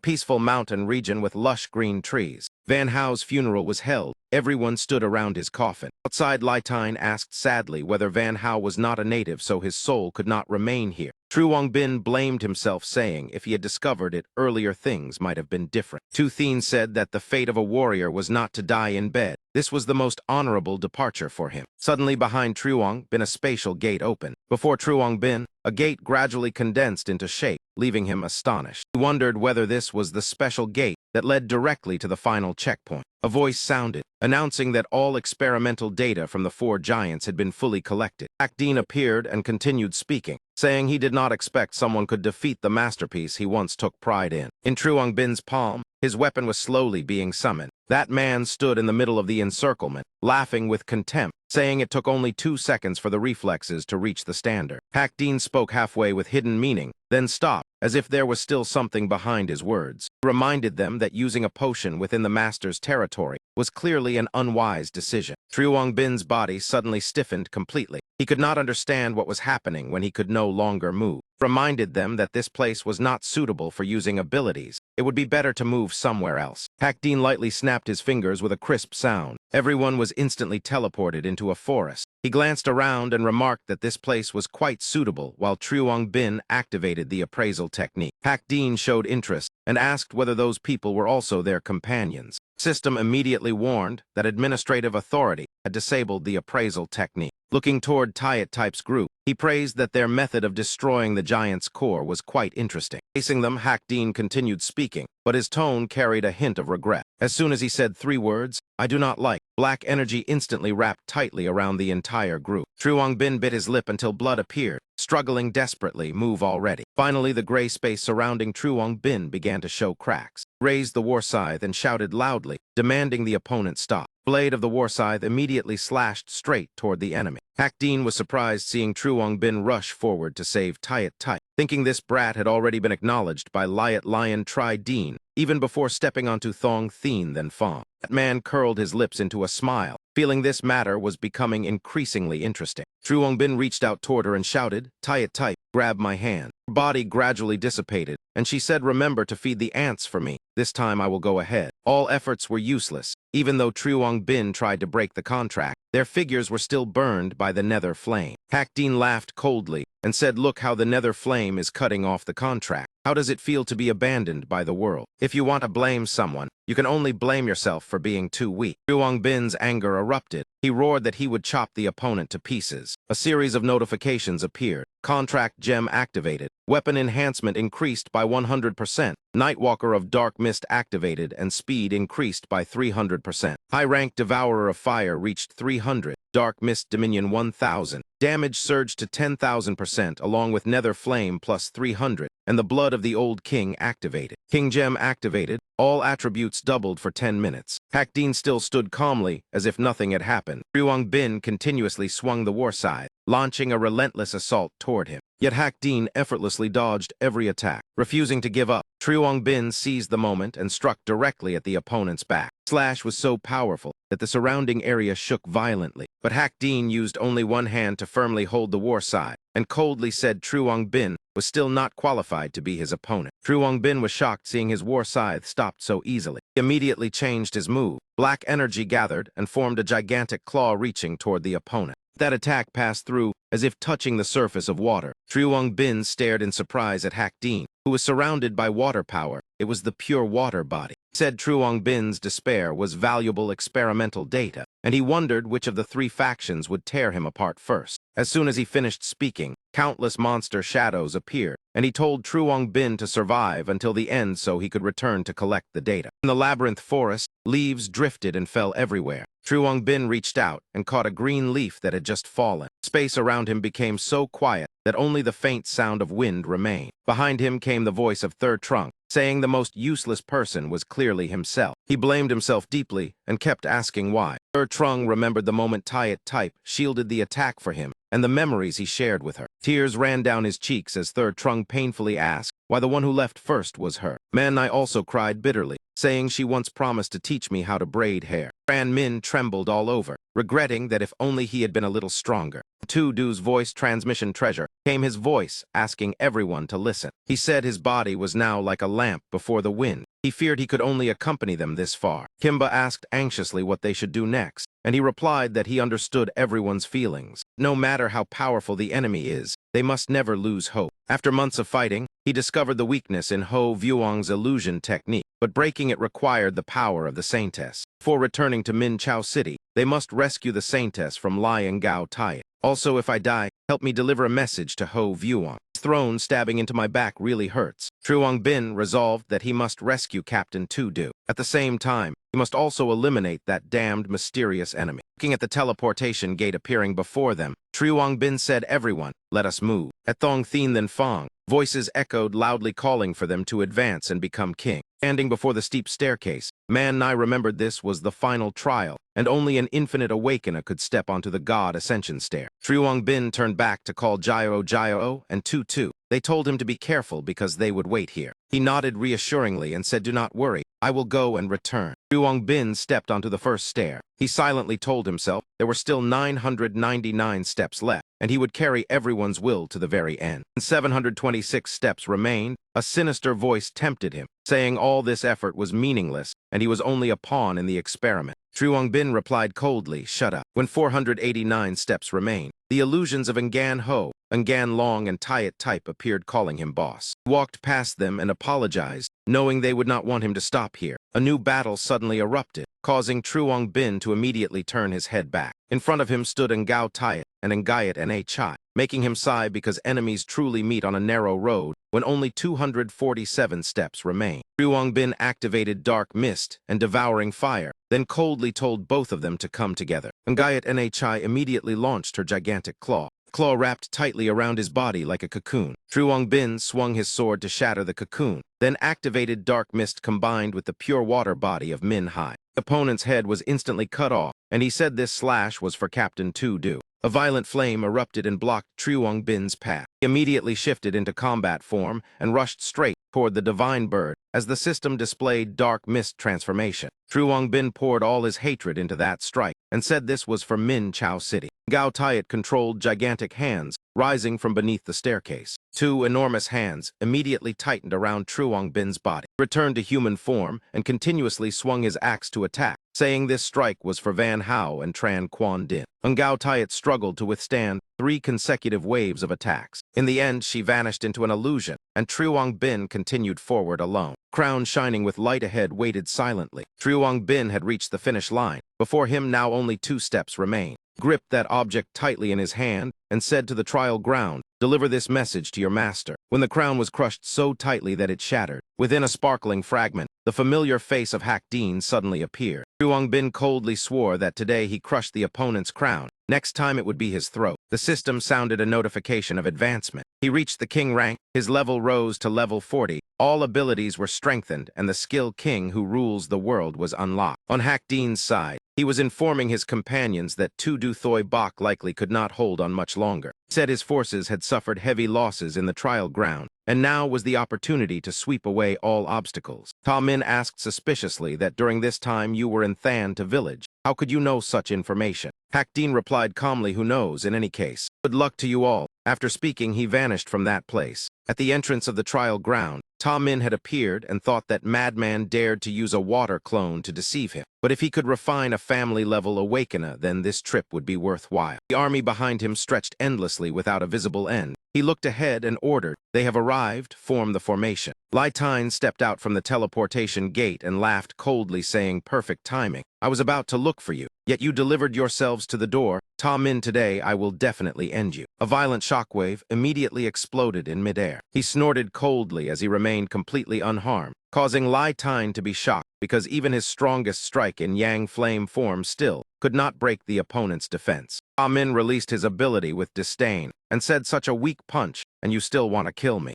Single strike immediately sent that person flying far away. Lai Tine realized in shock that Ta Min's power had far surpassed before. Even he found it difficult to resist. He curled his lips and said, "Obediently become my walking corpse." A mark suddenly appeared on Lai Tine's chest. Ta Min declared Director Fuong, "You should rest for a while first." Lai Tine was shocked, thinking even the Yang Flame form could not neutralize the poison, yet he was able to resolve it. He immediately ordered a retreat. This man's strength had become many times stronger than before. Even if everyone rushed together, they could not win. Truong Bin calmly said, "It is fine. Leave this matter to me." Around his body surged a violent energy, like blazing flames. Tin Jiao recognized that it was Truong Bin. The energy within his body seemed to have no limits. Truong Bin softly recited an incantation, "King who rules the world." The surge of energy exploded and burned the surrounding enemies to ashes. Tu Thin's group was protected within an energy barrier, and she was shocked seeing Truong Bin merge all abilities into one. Tu Thin observed the scene before her and thought this power.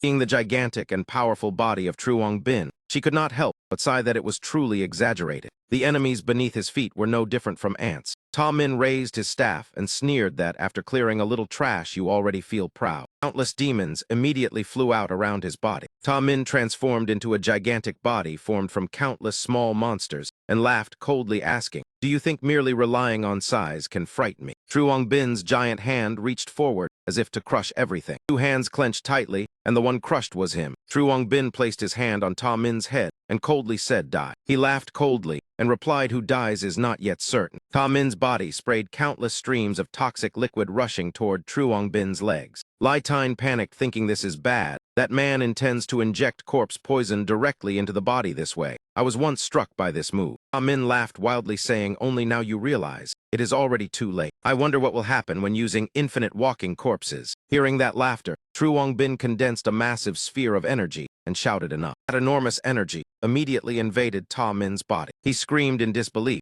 I poured in so much corpse poison, yet still could not refine you. True Bin smiled faintly and said, you are truly naive. Do you think that alone could defeat a king? Ta Min shouted in shock, impossible. You are a king. He roared angrily, damn it. I was deceived by that madman. Ai Tine looked at the smoke ahead and thought the revenge of senior brother has finally. Tinjiro suddenly felt a freezing chill spreading and wondered why it suddenly became so cold. Tu Thien was silently gathering ice power in her palm. Voice sounded with mockery, saying, truly useless. It seems I still have to act personally. She frowned while looking at the violent, cold winds ahead. Ngao Tiat appeared with disdain and said, servants of Tu Du Thoi Bok, your lives are mine now. From her mouth burst a bone-chilling stream of icy energy, and she said, insects like you deserve to be imprisoned in an icy prison. Ice tyrant dragons immediately appeared surrounding Ngao Tiat's body. She calmly stood behind, observing the tyrant dragons, displaying their might toward everyone. System announced that after advancing to king rank, the blood of the old king evolved into the blood of the new king and combined with dark mist to create heaven and earth avatar along with 8 extremes nether flame. True Bin realized that now he could freely fuse many types of abilities more than before. If nether flame carried death, then 8 extremes nether flame represented life. When ice was burned, it transformed into butterflies that flew away. True Bin discovered the weakness and said, so your ice also fears fire. Tinjiro felt the freezing wind pass by and thought both sides were terrifyingly powerful. Seeing Tu Thien beside her about to collapse, she anxiously called Sister Tu. Tu Thien softly said she had remembered everything. Looking at the battle ahead, she silently called Father. Was this the truth you wanted to tell me about Lai and Gao Tiat before you died? 20 years ago, Hao Tiat alone wiped out all members of the Lu family. That time, Lu Tung questioned Lai and Gao Tiat that the Lu family had no grudge against you. Why did you come to kill? She slowly approached and calmly said, indeed, there is no grudge. But there is something here that I need. As soon as she finished speaking, she instantly teleported before him. Lu Tung shouted in panic, do not even think about it. The entire space instantly froze, and his body stiffened. Gao Tiat looked at the tyrant dragon beside her and commented, it is not bad. A strike descended, shattering the tyrant dragon, yet she said the fire mastery is still lacking. He grabbed Lu Tung's throat and lifted him up, saying, this extreme cold ice soul belongs to me. Behind them, the mother screamed while he only had time to say, protect the daughter. Tu Thien, who was still young, cried in fear, father. A cold sword thrust pierced straight through Lu Tung's chest. That bloody scene made the little girl cry, bitterly calling father. Beneath Ngao Tiat's feet, a powerful energy suddenly erupted. Frozen heaven, 1,000 blades spread across the surrounding space. The present Tu Thien understood that her father used a blood curse to seal her memories of the Lu family in order to protect her survival. He swore, Lai and Gao Tiat, your crimes will be repaid today. The rock birds rushed forward, and Tu Thien shouted, come down here. The place where Ngao Tiat stood immediately exploded into countless fragments. True Bin continuously unleashed attacks toward her position. Reminded, I know your ability is not limited to this. True Bin activated the supreme appraisal technique, combined with the blood of the new king and the eye of royal authority. Continued speaking, but the throne can seize everything. System displayed a successful appraisal, including invisible sword, corpse void technique, extreme cold ice soul, phantom power of the shadow walker, and the king rank. Blow after blow rained down. True Bin spoke coldly, asking how long she could still sit firmly. Ngao Tiat still kept her arrogant expression and said the weak being defeated was a fate already decided. Around her body surged a blazing crimson killing aura. From the ground, a gigantic hand suddenly rose upward. The shadow walker Lahai appeared. He manifested and faced True Bin directly. True Bin realized this was the dry skeleton he had encountered before. Standing on the skeleton's shoulder, Ngao Tiat declared the time had come for you to become the foundation for the new king. The system displayed an update notification.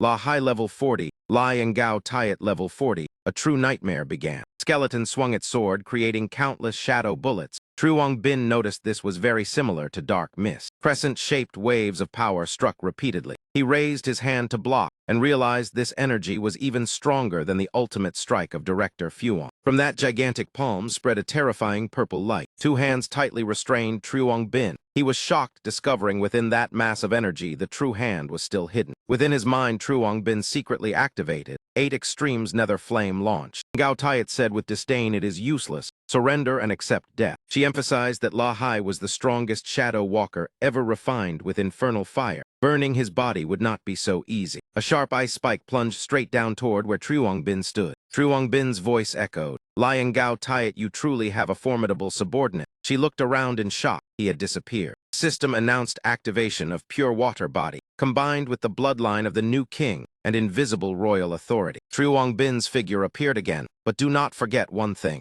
Beside him were two Thien, Tin Gyro, and countless other companions. He said confidently, "I also have people standing behind me." A tremendous surge of energy erupted at that moment. System update: 4 blessings of the king continuously transmitted the strengthening effect of the king gem to allies. Truong Bin called out, "Everyone lend me a hand." Everyone responded together. "Being able to help you is what we have long wished for. Finally, it is our turn to act." Tran Min clasped his hands, forming a seal, and said, "Truong Bin, use this." The giant god heavenly sword appeared towering before them. Truong Bin accepted the power. 8 extremes nether flame, sacred contract. Giant god heavenly sword fused into the 8 extremes divine flame sword. And Gao Tiat still sneered confidently, saying, "Useless. Before the power of La Hai and me, every weapon is merely scrap iron." He ordered the skeleton to take La Hai's gigantic weapon. A terrifying slash descended toward Truong Bin. "Before us, you are nothing more than an ant." Truong Bin immediately raised his sword to block that attack. The entire space was instantly filled with icy cold air. When Truong Bin's sword shattered, and Gao Tiat mocked, "Scrap iron will forever remain scrap iron." But she quickly noticed the fragments were burning. Something was wrong. It was a trap. Gao Tiat immediately left the skeleton, saying, "Such useless tricks." Lai Tine saw the direction she fled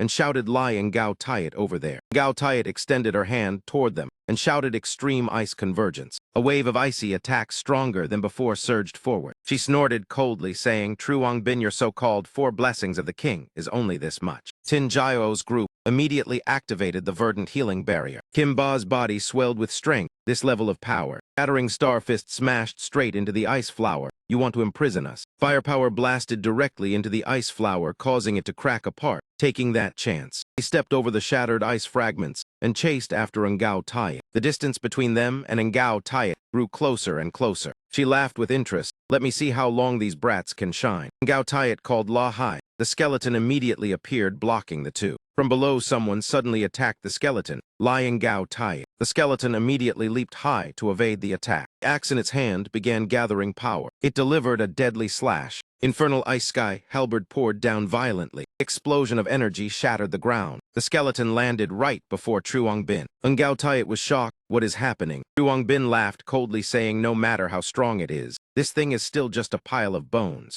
Thanba said, "First I transformed into air and slipped into the bones. Then I became bone to control it. But this monster is too large." Truong Xuan also used vines to bind the skeleton's legs. "We will hold it." Truong Bin go deal with Lai and Gao Tiat. Truong Bin immediately handed the battlefield to them. Understood. Seeing that intention, Ngao Tiat said with disdain, "Truly naive." After that, she activated Extreme Ice Soul, Blizzard Fury. Snowflakes instantly shattered, and Gao Tiat's eyes revealed shock. My skill was neutralized. She glanced down at Tu Thien below. It was that girl. This was the ice control technique of the Lu family from back then. Truong Bin said this strike carries the unfinished wish of all the fallen companions. Sensing danger, Ngao Tiat shouted, "Lasat, return immediately." On Truong Xuan and Than Ba's side, they struggled to restrain the skeleton. "This is bad. It is breaking free." In the sky, a massive energy suddenly spread outward. All energy gathered toward the floating skeleton. Flames burned through its body. The sky turned crimson from blazing fire. Thick smoke billowed everywhere. Truong Bin was shocked. La Hai actually helped her block the fatal strike. "Next time you will not be so fortunate." Gao Tiat cursed angrily, "You worthless brats." She created a gigantic ice vortex, daring to cause chaos before me. Tu Thien recognized it was Frozen Heaven Thousand Blades, the legendary Soul Guard ice prison. She remembered the rumor that soul-devouring ice prison could freeze even time, but only a king could cast it. Tu Thien immediately shouted a warning, "Everyone be careful." The ice layer before her cracked with sharp sounds.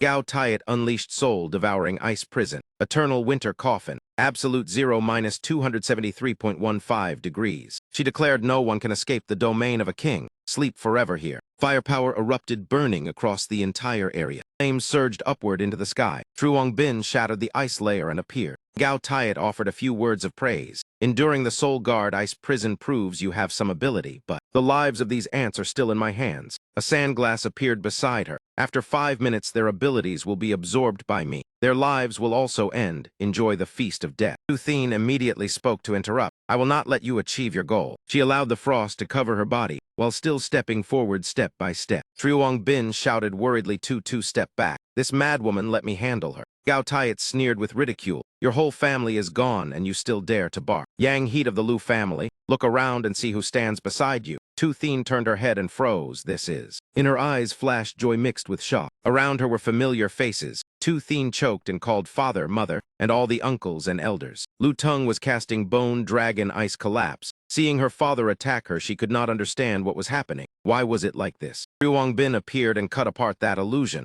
The dead cannot be brought back, but the living can still be saved. The past cannot turn back, but the future can still be changed. Do not be trapped in illusions of the past. Find a safe place first. But Thine shook her head. No, this time I will not run away again. You are right. Instead of regretting the past, I must protect the people who are here. Truong Bin, help me buy some time. Domain can be broken by me. For dying master once said, my disciple, I know many memories you have forgot, but never forget the crimes of Lai and Gao Tai. In master's hand was a sealed item, divine heart melting ice art. This is a forbidden technique that consumes life. If not necessary, do not use it. Thine crushed that item. Today I will shatter your ice prison. Heart in her chest glowed blue. Energy spread around. Gao Tiat lost patience. She attacked and shouted coldly, seeking death. Ice arrows that shot out were immediately blocked by Truong Bin. Your opponent is me. He finished speaking as his illusions appeared holding swords. The illusions rushed forward together, attacking Gao Tai. But she immediately vanished, useless. Within my domain, you cannot kill me. At that moment, a crimson flame erupted around Thine.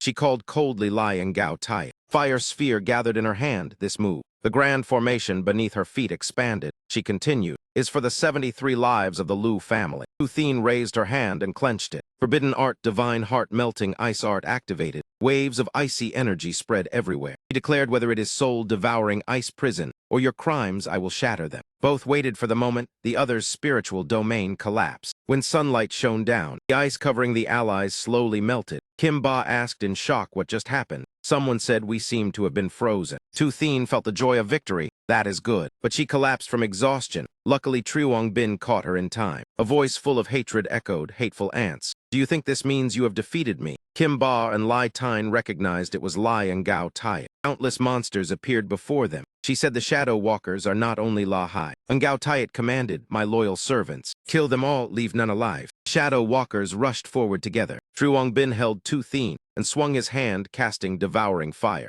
Their power blasted the monsters away. The charred corpses fell to the ground. Tinjio pointed in one direction. Truong Bin, look over there. System displayed the notification Royal Authority Suppression. He was shocked, that is. Before them, a soul bound behind Gao Tiat appeared. It was Tran Quan Din. Tinjio guessed that Lai and Gao Tiat no longer had enough strength to seal the girl's soul. As long as the link was severed, she would suffer backlash from King Power. Truong Bin understood. He gathered flames in his hand. I will go there. Gao Tiat hurriedly ordered, stop him. Forever Truong Bin advanced, the firepower burned the monsters. He looked at the circle on his wrist and silently pleaded. That name was called Van Hao. When his soul approached the girl, he called painfully, Quan Din. His father, Quan Din, do you not recognize father? That is true, you were still young then. Now father has become like this. Van Hao said apologetically, I am sorry for not being by your side. He took out a small teddy bear. Quan Din, look what father brought for you. Facing the enemy, he comforted her. Quan Din, do not be afraid, as long as you return to Minchow City. The girl trembled and called father. She choked, asking, is it really father? Van Hao hugged her. You have suffered recently. Father promises from now on no one will control you again. You are not the saintess and not an infinite awakener. You are only father's daughter. As the soul chain began to crack, he said happily, very good, the connection is weakening. Truong Bin seized the moment now. He slashed forward, break. A sphere of energy appeared and blasted Truong Bin away.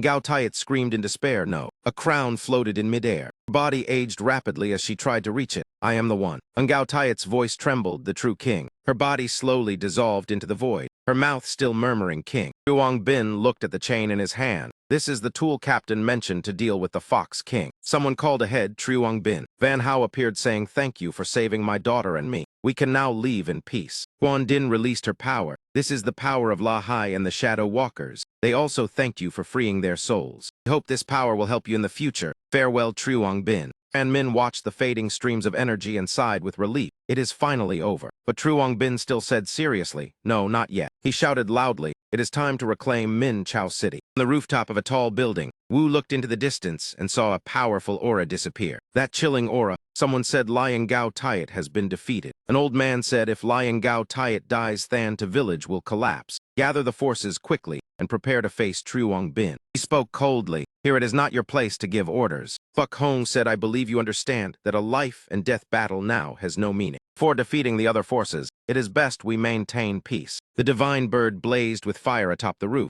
Thai Vu said coldly, is that so? This is what you call peace. Go deal with your dead birds. Wu Duong raised his hand and called Little Crow, come here. Someone exclaimed in shock. A child actually controls a king. A cold voice echoed. The traitor is Chu Trak Min, and you still dare to come talk about cooperation. Kong was shocked. That voice is. The Fox King appeared. I already said killing Tu Du Thoi Bok was only a matter of time. Ai Vu immediately knelt, welcoming the return of the Fox King. Someone hurriedly explained that everything before was Chu Trak Min's scheme. We only ordered the capture of the Saintess. He has received punishment. Please forgive us, Fox King. Fox King snorted coldly, all lies. If you did not possess king power, I would have devoured you long ago. The divine bird soared into the sky. From its body, a torrent of firepower erupted violently. Fox King looked surprised, then mocked. The sun divine bird of the Chu family actually recognized a child as its master. It would be more fitting to call it a chick. Fuck Hong stepped forward to interrupt. Please do not be so disrespectful. Fox King, surely you already know about Lion Gao Tiat and the strength of Than to village.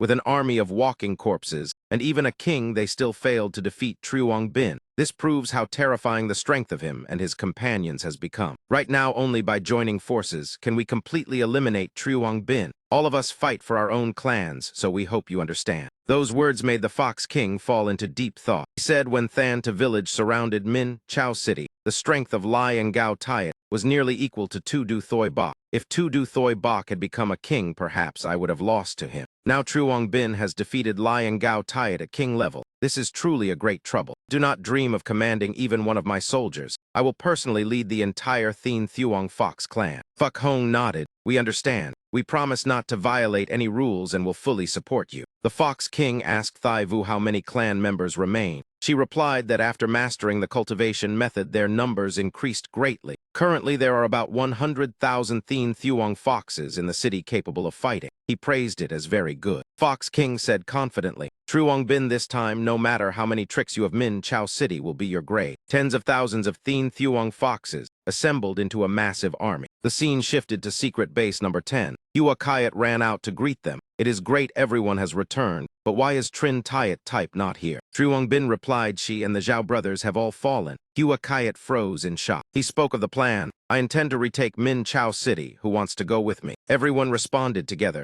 The Thien Thuong Fox clan and the Chu family have killed too many of our comrades. We will not forgive them. Truong Xuan and his group stepped forward. Do not forget us. I never thought in this life I would still fight for Min Chow City. Truong Bin entrusted 2 Thien to them for care. When fighting Lion Gao Tiat, she forced herself to use burning heart-melting ice art, so the origin of her life force was severely damaged. Thur Chung and Man Nai also remained at the base. 2 protested, we can also fight, do not treat us as useless. Truong Bin explained, Man Nai knows the base well, so cooperating with the barrier will be effective. Thur Chung, your ability is extremely important. If we do not return, you must protect everyone. Hearing that they reluctantly agreed, but at least let us provide remote support. We will surely win. Night fell. In the meeting room, a satellite map appeared with a red mark indicating Min Chow City. Truong Bin analyzed earlier. I sensed the aura of the sun divine bird from the direction of Min Chow. The Chu family may have allied with the Thien Thuong Fox clan. The enemy is numerous and has 2 kings, so we cannot confront them directly. We must use traps and feints to divide the Fox clan. Tran Min Chu Than Bok Long Fuck Ba will handle the setup. To Than Ba scouts the defense lines. The main front will be handled by me Deep Truong Kshu and Kim Ba and Feng Quan. Truong Bin assigned Tin Jio her task. Your ability is very important. I need you to lock the positions of the Fox King Thai Vu and the Sun Divine Bird.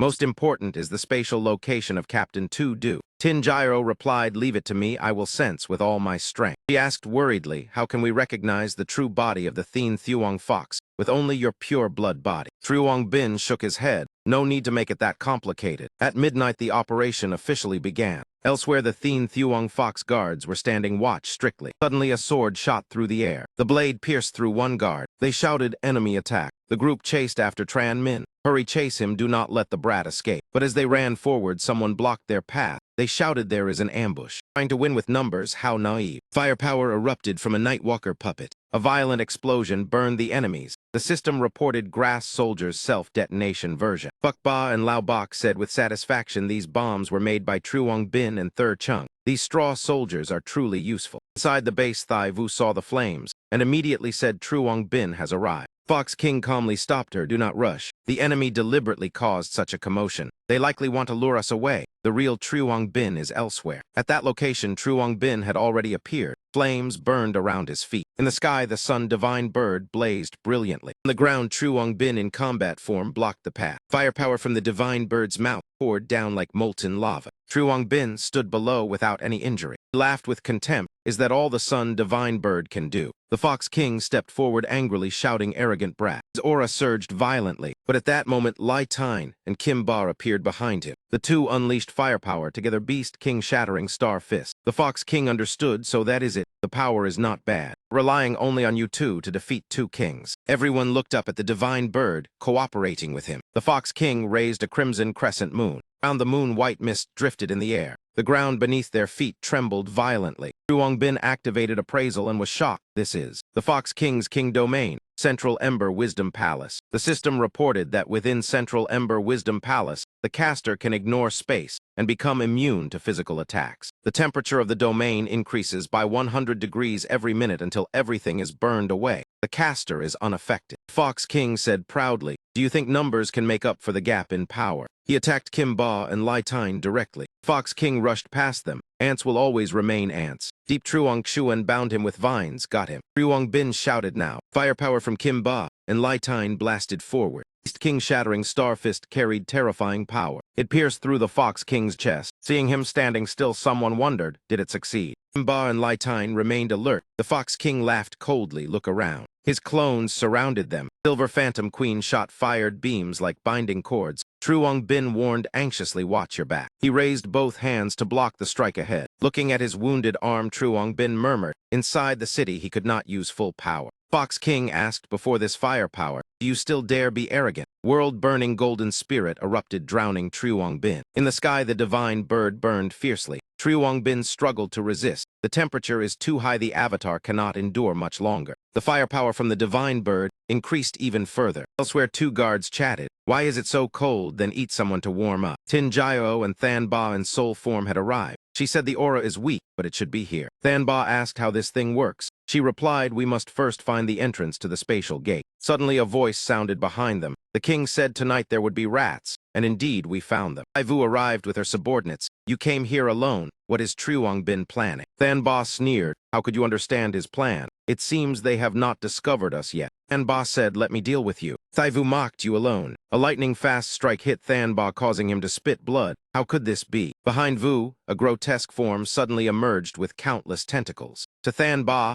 "I know your ability can turn your body into inorganic matter. But if you transform into air, then everything will become extremely troublesome." From the very first moment your gaze met mine, you had already fallen into my illusion. Prepare to die. At the most critical moment, sharp streaks of light flashed past, severing the tentacles piece by piece. He immediately spun around with vigilance and asked, "Who is there?" A familiar voice sounded. "Long time no see, little fox." The surrounding space instantly turned freezing cold. Dudu Thoibok stepped forward, his eyes calm. "The debt between us," he continued coldly, "has still not been settled until now." The subordinates that Thai Vu brought immediately shifted into a defensive stance. Dudu Thoibok immediately activated the gasification ability simulation. The simulation had been upgraded to golden blood. He declared that he would copy the golden bloodline and increase sword energy to the speed of light. "Let us see where you can escape." A barrage of sword lights descended from above onto the positions of the subordinates. Chaotic waves of sword energy swept through, gradually eliminating all of them. One of them tried to escape, but Tudu Thoibok restrained him with energy. A gigantic hand rose from the ground and crushed him in its grip. replicated Earthrock Grand Control. He replicated Flame Burst, causing the man's body to explode instantly. Tinjayo hurried anxiously to Than Ba's side. Tu Thoi Bok instructed her, "First take your grandfather to receive treatment for his injuries." Than Ba was still unwilling to accept it. "What about that fox then?" He answered calmly, "It already ran away. But with injuries like that it can no longer pose a threat. Leave the foxes in the city for everyone to deal with. I must go find Truong Bin." Tinjayo silently prayed. "Truong Bin, you must hold on." Earlier he had given her a section of chain. "When the moment comes, just keep one end touching yourself and the other touching Captain Tudu's soul." Tinjayo asked curiously, "Can this thing truly break the Fox King's illusion? If so, then why not use it directly against him?" Explained that he had already verified the function of the chain. In truth, it is the manifested object of Lai and Gao Taiet's plunder ability when it reached its limit. In the past, the captain once tested it with his infinite replication ability, but still could not copy my infinite ability. Therefore, at first, Lai and Gao Taiet could not steal Tran Quan Din's power, but she used this chain to break the rule. This chain does not belong to her. Otherwise, she would have used it against Captain Tudu long ago. As long as you connect with the captain, then everyone's strength will temporarily be shared with each other. Thanks to that, his soul can be awakened and his body restored. She hesitated and said, "But what if not even a trace of the captain's soul remains?" Tudu Thoi Bok reminded that this chain was never meant to directly break the illusion. The captain wanted us to defeat Lai and Gao Taiet first to obtain it. Perhaps at the training ground, he deliberately said something different to hide the mysterious person. He believed that I would certainly discover the true way to use the chain and plan to rescue him. Moreover, the current enemy possesses the power of 2 kings. We cannot lack the captain's strength. More importantly, I believe in him. At this moment in the final land, the Fox King was present here. Imba's group was trapped inside a barrier. Laitine felt that the temperature here was so hot that even my Crimson Emperor immortal body could barely endure it. He turned and asked, "Truong Bin, can you still endure it?" The Fox King increased the flames and laughed with contempt. A bunch of cowards clinging to life. Under that attack, the barrier began to crack. He asked in a low voice, "How long do you plan to hide in there?" At that moment, too, Du Thoi Bok appeared. "No need for you to worry about that." Fox King was struck. Kim Ba called out joyfully, "Captain," he said, "sorry for making him wait so long." He said in shock, "Tu Du Thoi Bok, were you not already dead?" He replied calmly, "Someone arrogant like you naturally cannot understand. Never underestimate the potential of humanity." Tu Du Thoi Bok handed the chain to Truong Bin. "Take it. Use our hope to shatter this hell." Truong Bin said confidently, "With this chain, both the captain and I will reach the king level." He nodded in confirmation. "Therefore, my purification skill can also affect the Fox King. His domain is broken. He will no longer be invincible." Truong Bin looked forward to the next step. He declared in the name of the 2 kings that the counterattack officially begins. Inside the solar divine bird, Ku Duong said with disdain, "Hope truly is something nauseating." Outside the divine bird unleashed world-burning golden spirit. The boy shouted, "Under this light, all of you will turn to ashes." Tudu Thoi Bok immediately replicated the ability Mirror Wolf Reversal. The system announced, "Mirror Wolf Reversal compresses space to form a reflective mirror, capable of redirecting all visual attacks below level 40. A white leaf appeared and blocked the divine bird's attack. Fox King roared in anger, "Do not become too arrogant." He unleashed the move Space Pursuit, shattering the surrounding barriers. From those cracks, a gigantic black claw stretched out. Energy from the skeleton erupted, creating violent shockwaves. Everyone below struggled to endure it. Skeleton emitted a low roar. The surrounding cracks continued spreading wider. Terrifying lightning kept flashing across its body. Tudu Thoi Bok opened a spatial gate. "This place is too dangerous. You 3 enter the city and help Tran Min." Kim Ba immediately replied, "Understood, Captain. You 2 be careful." Ku Duong continued increasing his power and laughed with contempt, still stubbornly resisting. Terrifying heat from the divine bird spread everywhere. The boy said, "I will use this heat to crush all of you." The skeleton was engulfed in a sea of flames. The stream of energy grew increasingly violent and spread throughout space. Fox King thought to himself that this power was too great. Even his personal space might be burned away. Tudu Thoi Bok also became extremely vigilant. A golden supernatural power suddenly erupted and covered the skeleton. The system announced, "Myriad Reflection Mirror." Combined with Mirror Reversal, it forms absolute defense against both physical and magical attacks. The divine bird's firepower rushed forward like a gigantic bullet. Truong Bin and his companions also raised their hands using their power to block the incoming shockwaves. Skeleton struggled to endure while surrounded by flames. Ku Duong laughed madly and shouted, "Struggling is useless, go die." Tu Du Thoi Bok completely ignored the boy. After all, he was only a little brat. The sphere of causality reversal began to activate. The system announced, "A king-level infinite skill capable of absorbing the opponent's ability then copying and counterattacking. The sphere of causality gradually sucked the sea of flames backward, and it expanded into a massive dark mass within. Opposite it, the divine bird continued releasing flames endlessly. Realizing the danger, the boy shouted loudly, "Little bird, fly away quickly." But Tu Du Thoi Bok would not allow it. "If you want to run now, it is already too late." Sphere of causality began releasing terrifying power. Causal reverse transmission strike exploded. Devouring torrent burst released raging flames. Seeing this scene, the Fox King cursed, "Damn it." Inside, Ku Duong clenched his teeth. He did not expect things to go beyond control. The sphere was also pressing toward him. A colossal pillar of fire crashed straight down onto the ground. The space was filled with scorching heat. The divine bird was struck directly. It completely lost the ability to resist. It could only let the flames devour it. Fox King beside it was also dragged in. "You dare injure me so severely." Truong Bin declared, "Minchow City is our homeland. Outsiders like you have no right to decide its fate." He replied, "I only want my race to no longer wander homeless. Is that also wrong? Moreover, the real play has only just begun." Fox King revealed a proud smile that made everyone uneasy. Truong Bin realized something was wrong. This is not right. Why has the domain not disappeared yet? From above, a gigantic fireball was falling. Tu Du Thoi Bok immediately realized the situation was extremely dangerous. The immortal divinity activated, rebirth through fire. That divine bird appeared once again. Only now did Truong Bin realize that the previous strike had merely knocked it down for a moment. Tu Du Thoi Bok continued, "It seems we must think of another method."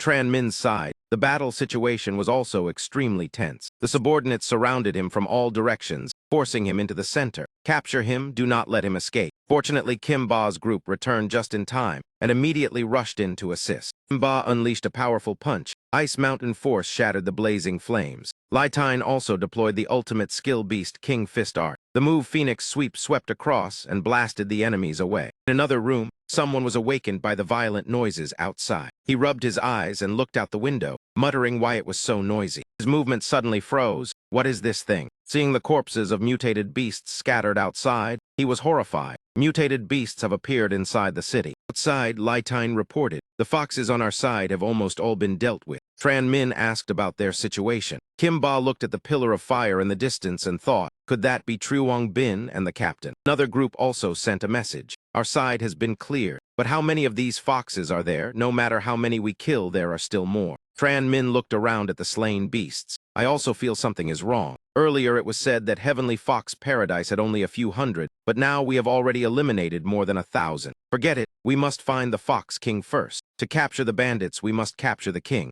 Everyone gather at the city lord's mansion." Everyone responded in unison. "Understood." The heavy door was blasted open with tremendous force. Inside, Thai Vu revealed a cold smile. "Finally, you have arrived." She sat calmly on the chair in the main hall, her expression still full of arrogance. Tran Min stepped forward, leading the group. "As expected, you are here. Death is already upon you, yet you still cling to the city lord's seat. It seems arrogance and greed truly are the nature of foxes like you." He pointed his sword at her. "You have killed far too many innocent people, including our comrades." Tran Min declared coldly, "Blood must be repaid with blood." Suddenly the space trembled violently, yet Thai Vu remained calm as the sword thrust forward. Tran Min's eyes showed clear shock, because the figure of Thai Vu had vanished from before him. Thai Vu appeared behind him, a crescent moon floating in the air. Truly a group of fools. Crescent expanded and released immense power that blasted him backward. She said, "My father prepared everything long ago. I have inherited the power of my royal father, the one who possesses immortal divinity and spatial ability.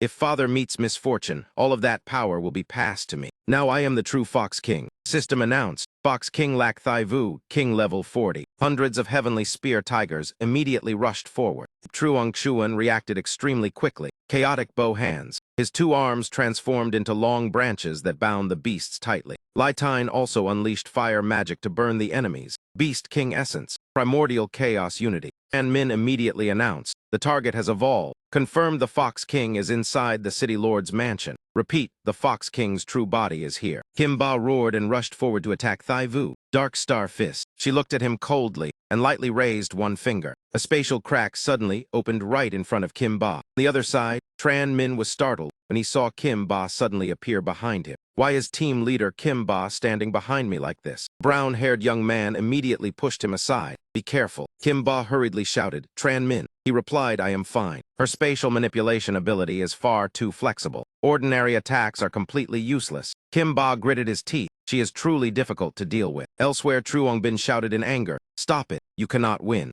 Chuku Duong gritted his teeth and replied, "In your dreams." A stronger wave of magical power continued to strike. "Today either you die or I perish." Ryuong Bin gritted his teeth and resisted. "This is bad. At this rate the energy will soon run out." Tu Du Thoi Bok said. Ryuong Bin, find a way to restrain its movements. Ryuong Bin turned in shock. "Captain," he said, "I have found the breakthrough. That boy Chu has fused with the divine bird and possesses immortal divinity. But that also creates a fatal weakness. We cannot kill the divine bird, but we can affect the mind of that child. To do that we must get close. Create an opportunity for me." He raised his hand. Violet-blue magic surrounded his fingertips. Ryuong Bin replied, "Understood." He immediately created a vortex of purple magic and hurled it forward. A gigantic magic hand appeared in midair. That hand plunged directly into the sea of fire. It slowly spread its 5 fingers. Ryuong Bin continued resisting the incoming magic. He broke free from the giant body and carried out an appraisal. Ryuong Bin shouted, "Found it." He swung his sword and slashed into the sea of fire ahead. Bright flame. A chain instantly bound Chuku Duong tightly.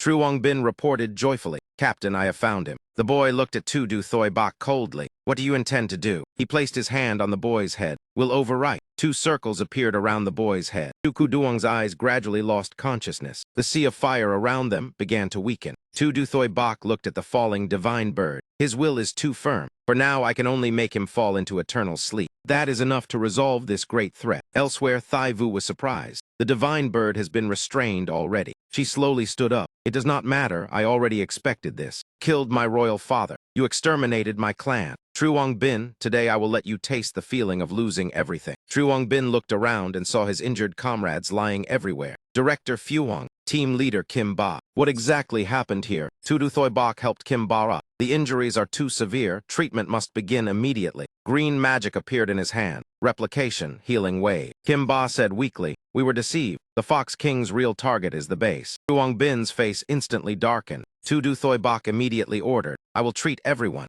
Ryuong Bin, return to the base immediately and provide support. Ryuong Bin instantly rushed away like a streak of light. In his heart he silently prayed, "Everyone hold on." At the base, Thai Vu ordered her subordinates, "Devour them all. Leave no one alive." The monsters responded excitedly. "Understood." The defense system issued an announcement. Level 1 defense mode activated. First bulletproof barrier was deployed. A blocking gate appeared before Thai Vu. The 2-meter-thick fireproof gate of the second defense layer closed. The 5-meter-thick armored steel gate of the third layer also sealed shut. All entrances were locked. The air began to be extracted, creating a vacuum state. Thai Vu was shocked. "What is this?" Red magical power appeared in her hand. The surroundings instantly turned into barrier walls. Thai Vu extended her finger and touched the wall before her. An explosion rang out. The wall instantly shattered. She laughed with disdain, just childish tricks. Chuang Thur Trung stared at the defense system screen in panic. "Impossible. How did they still break in?" And I said anxiously, "Why can we not contact the chairman's group? The other members are also outside.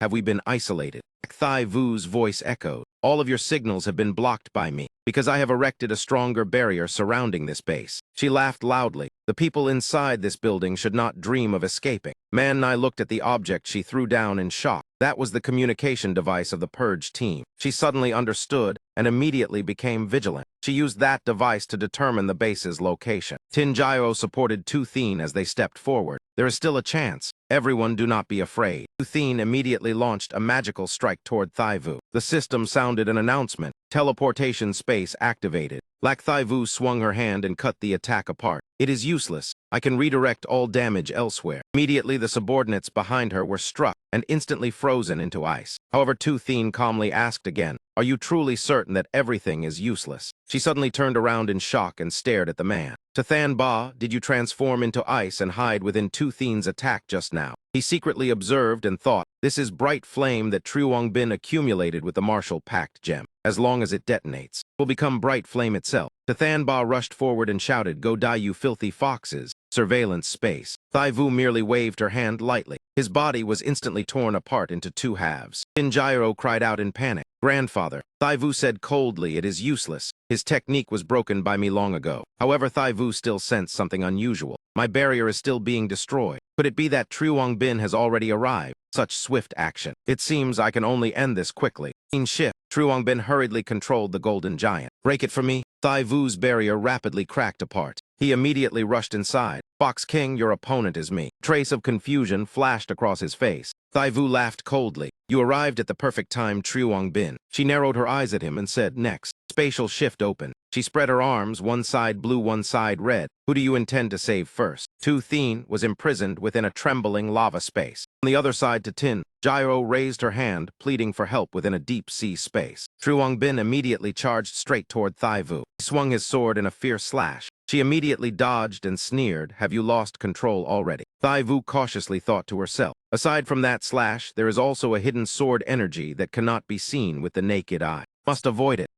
Bin sneered. As expected, your spatial ability only works against attacks that can be seen. But this time, he simultaneously placed both hands onto the two spaces before him. His two arms immediately pierced straight into those two dimensions. Thaivu spoke. A feigned attack, quite clever but useless. I have severed the link between those two spaces. You cannot save them. Just watch them die in agony. Bin roared. I will make you feel despair deeper than death. He swung his sword repeatedly. King's shadow. Thaivu said with disdain. Even if it becomes stronger, it will only shatter space. Bin immediately slashed once more toward her. King's invisible. Thaivu commented coldly. This trivial trick cannot kill me, mortal. No, Bin replied. Therefore I will burn everything here so your true body will have nowhere to hide. A surge of purple magic erupted around him. Violent vortex of energy swept straight toward Thaivu. She sneered, are you not worried about the injured comrades around you? That does not resemble your style. He immediately rushed forward. So you finally revealed your true form. Thaivu immediately raised her hand to block the attack. Such a strange appearance again. Could it be that fire and bright flame have already arrived here? Thaivu stared at him cautiously. What exactly is this boy plotting? He muttered, you still have not realized it.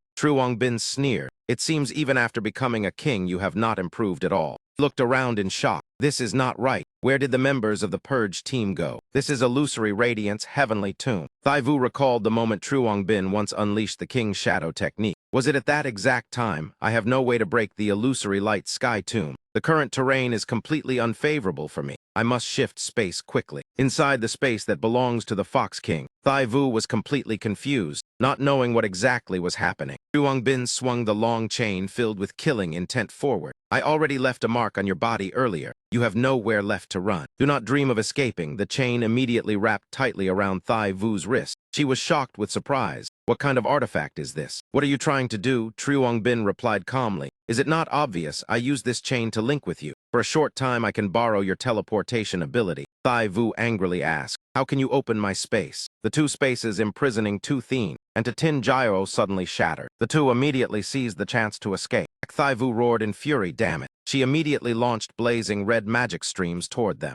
Bin quickly raised a barrier to block the attack. You two go first. Tin Gyro turned back and warned, Bin, be careful. He replied calmly, just leave it to me. In his heart he thought silently. Before, when facing this person, I only knew fear and ran away, deceiving myself that everything was just an illusion. Now things are different. I already have the strength to confront you. Bin spoke with challenge, Thaivu. Our real battle is only beginning now. Thaivu shouted violently, Bin. Why did she rush so close to him? Do you obstruct me again and again? 4 violent red magic streams attacked Bin at the same time. He responded calmly, I also want to ask you, why did you collude with the heavenly azure fox? His blade slashed straight toward her, Thaivu. Thaivu's eyes gradually turned blazing red. So you finally recognized me. That is right, it is me. I willingly opened my arms to embrace the darkness of the lunar eclipse, voluntarily allowing the Fox King to devour me. He laughed coldly. Only then could I gain the power to tear everything apart. A strange space gradually appeared above her head. Inside appeared the scene of a small girl being bullied. Look, this is Minchow City where I grew up. The grace it gave me. Only rotten leftovers, cold punches, and endless humiliation. It stole my last warmth and extinguished my final will to survive. Even though I lost far too much,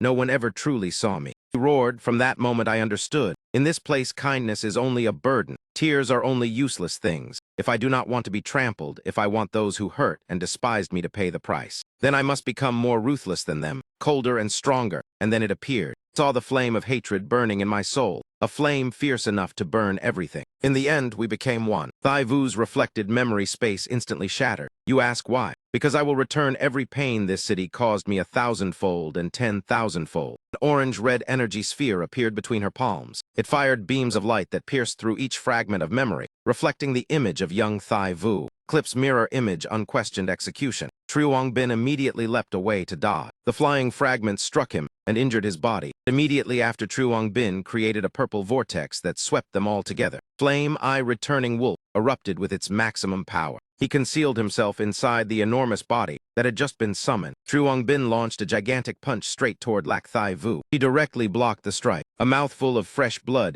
instantly spurted from her mouth. Truong Bin stood still in vigilance, carefully observing the opponent's reaction. Give up resistance. The way you and the Fox King fight, I already see through it. As long as I determine your true body, you have no chance of winning. Thai Vu laughed coldly. Really? I see you are also badly injured. Truong Bin immediately charged forward again. Everything ends now. When he touched her, Thai Vu still showed a mocking smile. Today, even if I must die, I will make you feel all of my pain. Middle world, eternal night descent. White smoke spiraled around Truong Bin's body. Lak Thai Vu's voice echoed, useless. This space itself is me. Cannot leave here. Scenes from Lak Thai Vu's past appeared one after another. Truong Bin slightly frowned. He raised his hand. A small flame ignited on his finger. Kingly Profound returned to nothingness. The surrounding space immediately cracked apart. Thai Vu, your hatred, I already understand it. Rushed straight forward, but this battle should end now. In his heart, Thoi Bok began to worry. I wonder if Truong Bin is all right. Earlier, he even told me to proactively cut off the chain link. What exactly is he planning? Suddenly, screams rang out everywhere.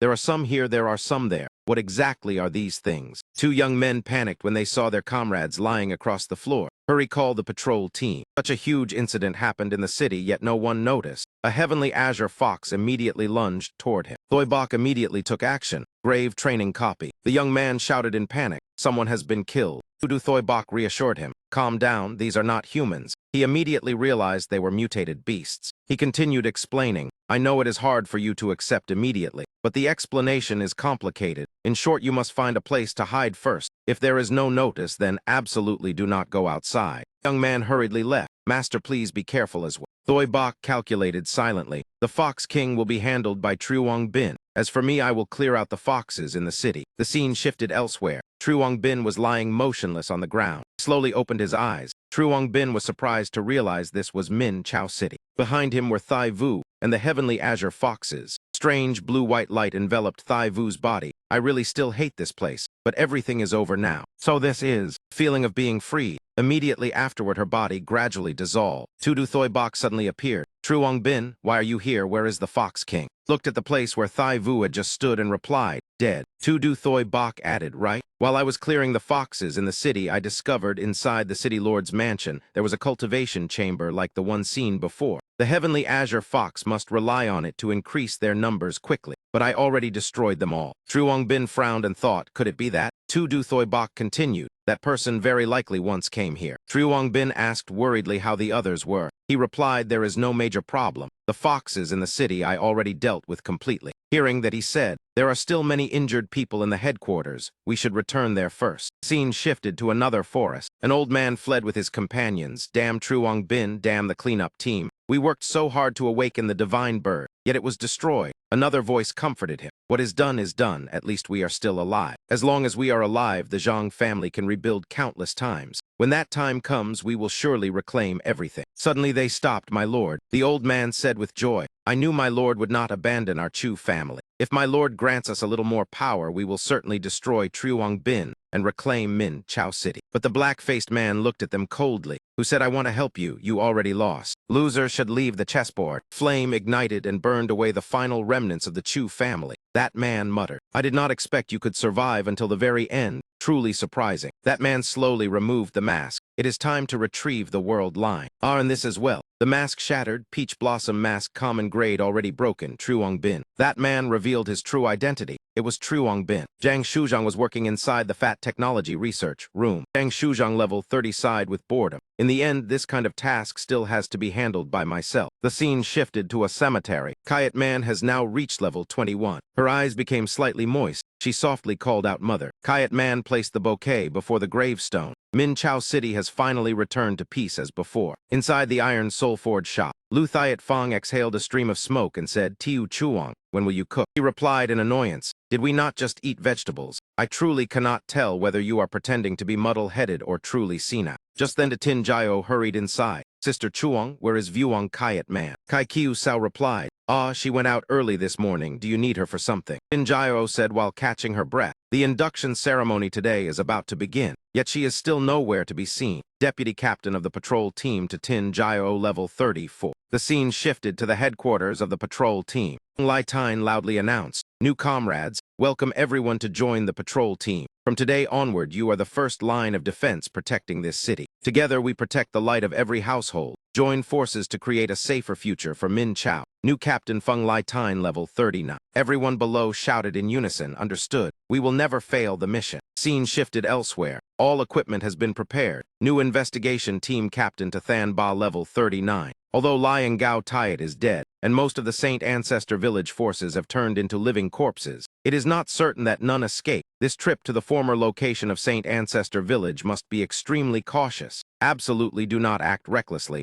Everyone behind responded together, "Understood." To Than Ba muttered, "I am already old. The future of the investigation team lies in the hands of young people like you. You must grow quickly so I can rest assured handing over the mission." People behind revealed traces of emotion. "Captain," he shouted loudly, "what are you doing? I only want to retire early so I can spend time with my granddaughter. Why are you acting as if I am about to die?" Scene shifted elsewhere. Man Nai looked tiredly at the stack of documents on the desk. The Heavenly Azure Fox has already been dealt with, yet why is there still so much work? Man Nai, level 31 sighed, "When will I finally get a vacation?" Hua Kitch took the stack of documents and said, "Your wounds just healed. You should rest." Hua Kitch, level 29, "Leave these documents to us." Beside her, Tran Lak Vi, level 28, also nodded cheerfully. Man Nai cried out in emotion, "Sister Hua Lak Vi, you two are truly my saviors." Kim Ba, Tran Min, and Tu Thien suddenly walked over. Tran Min, level 35, Tu Thien, level 36. Man Nai asked in surprise, "Team leader, where are you all going?" Kim Ba replied, "Someone discovered traces of the Chu family in the north. We are going to check." Kim Ba, level 39, continued, "The Chu family is extremely cunning. This time we must eliminate them completely."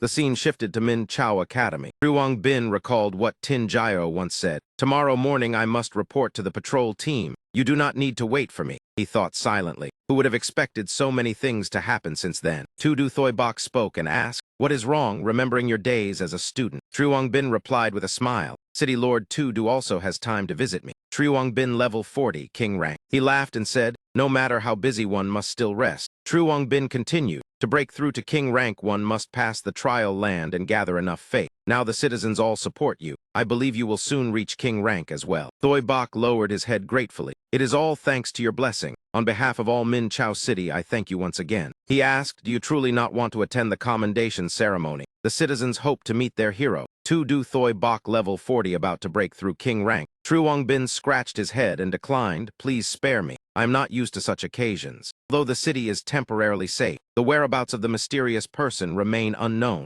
If the Heavenly Azure Fox was raised by him, then another Fox King may appear in the future. Therefore, we must always remain vigilant." Tu Du Thoibok frowned and said, "You are right. In short, the future will still require your attention." Captain Truong Bin. Truong Bin nodded slightly. "New captain of the cleanup team. At that moment, a man and a woman appeared, found you. Why did you run here?" Tu Du Thoibok immediately panicked. He complained, "I have not slept for 2 days. Let me rest a little." The two replied, "Impossible. You still have many documents left unstamped." Truong Bin watched this scene and secretly felt relieved he had refused the invitation to become Deputy City Lord. At Saint Ancestor Village, a gloomy atmosphere covered everything. Than Ba led the group, walking past crows flying low over the ground. They entered a room filled with black smoke. "This is the best room in the entire village. Lion Gao Tiat must have lived here before." Than Ba looked down at the floor and said, "This is charcoal used inside the house. Lion Gao Tiat would certainly not do this. The one who could live here and ignore those corpses could only be someone from Saint Ancestor Village. Indeed, someone survived."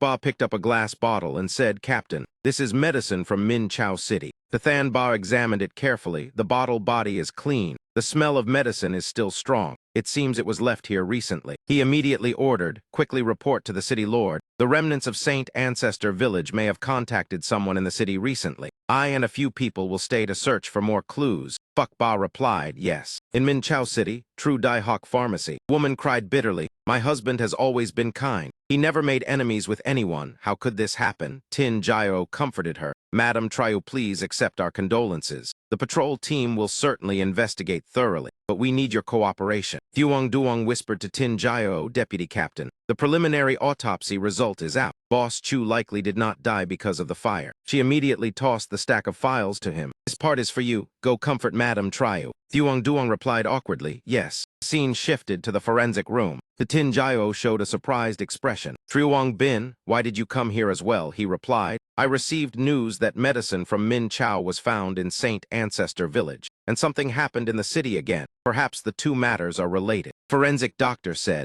the bones were severely shattered due to strong force while he was alive. If the force occurred after death, the burned bones would crumble rather than appear like this. Therefore, the fire was likely only meant to conceal the cause of death. Tin Jio thought for a moment. That is right. When the pharmacy caught fire, we arrived immediately and extinguished the flames. But when the body was discovered, the soul had already dissipated long before, proving he died quite a while earlier. According to his wife, Boss Dai Hao had no grudges with anyone, so who could be so cruel? Truong Bin placed his hand on the corpse. King Execution Mark, the superior skill of the Wind Whisperer. He heard the sound of a medicine bottle being crushed, and the words, what is so frightening about awakened ones? In the future, everyone will awaken. Jinjio asked, how is it? He replied, I heard some sounds, but the condition of the corpse is not enough to reconstruct the entire scene. Take me to the pharmacy to take a look. Tin Jio looked around and said, according to the patrol member report, the shop was almost completely burned. The safe remained intact. The murderer was not after money. If Madame Triu spoke the truth, then the possibility of personal hatred is also low.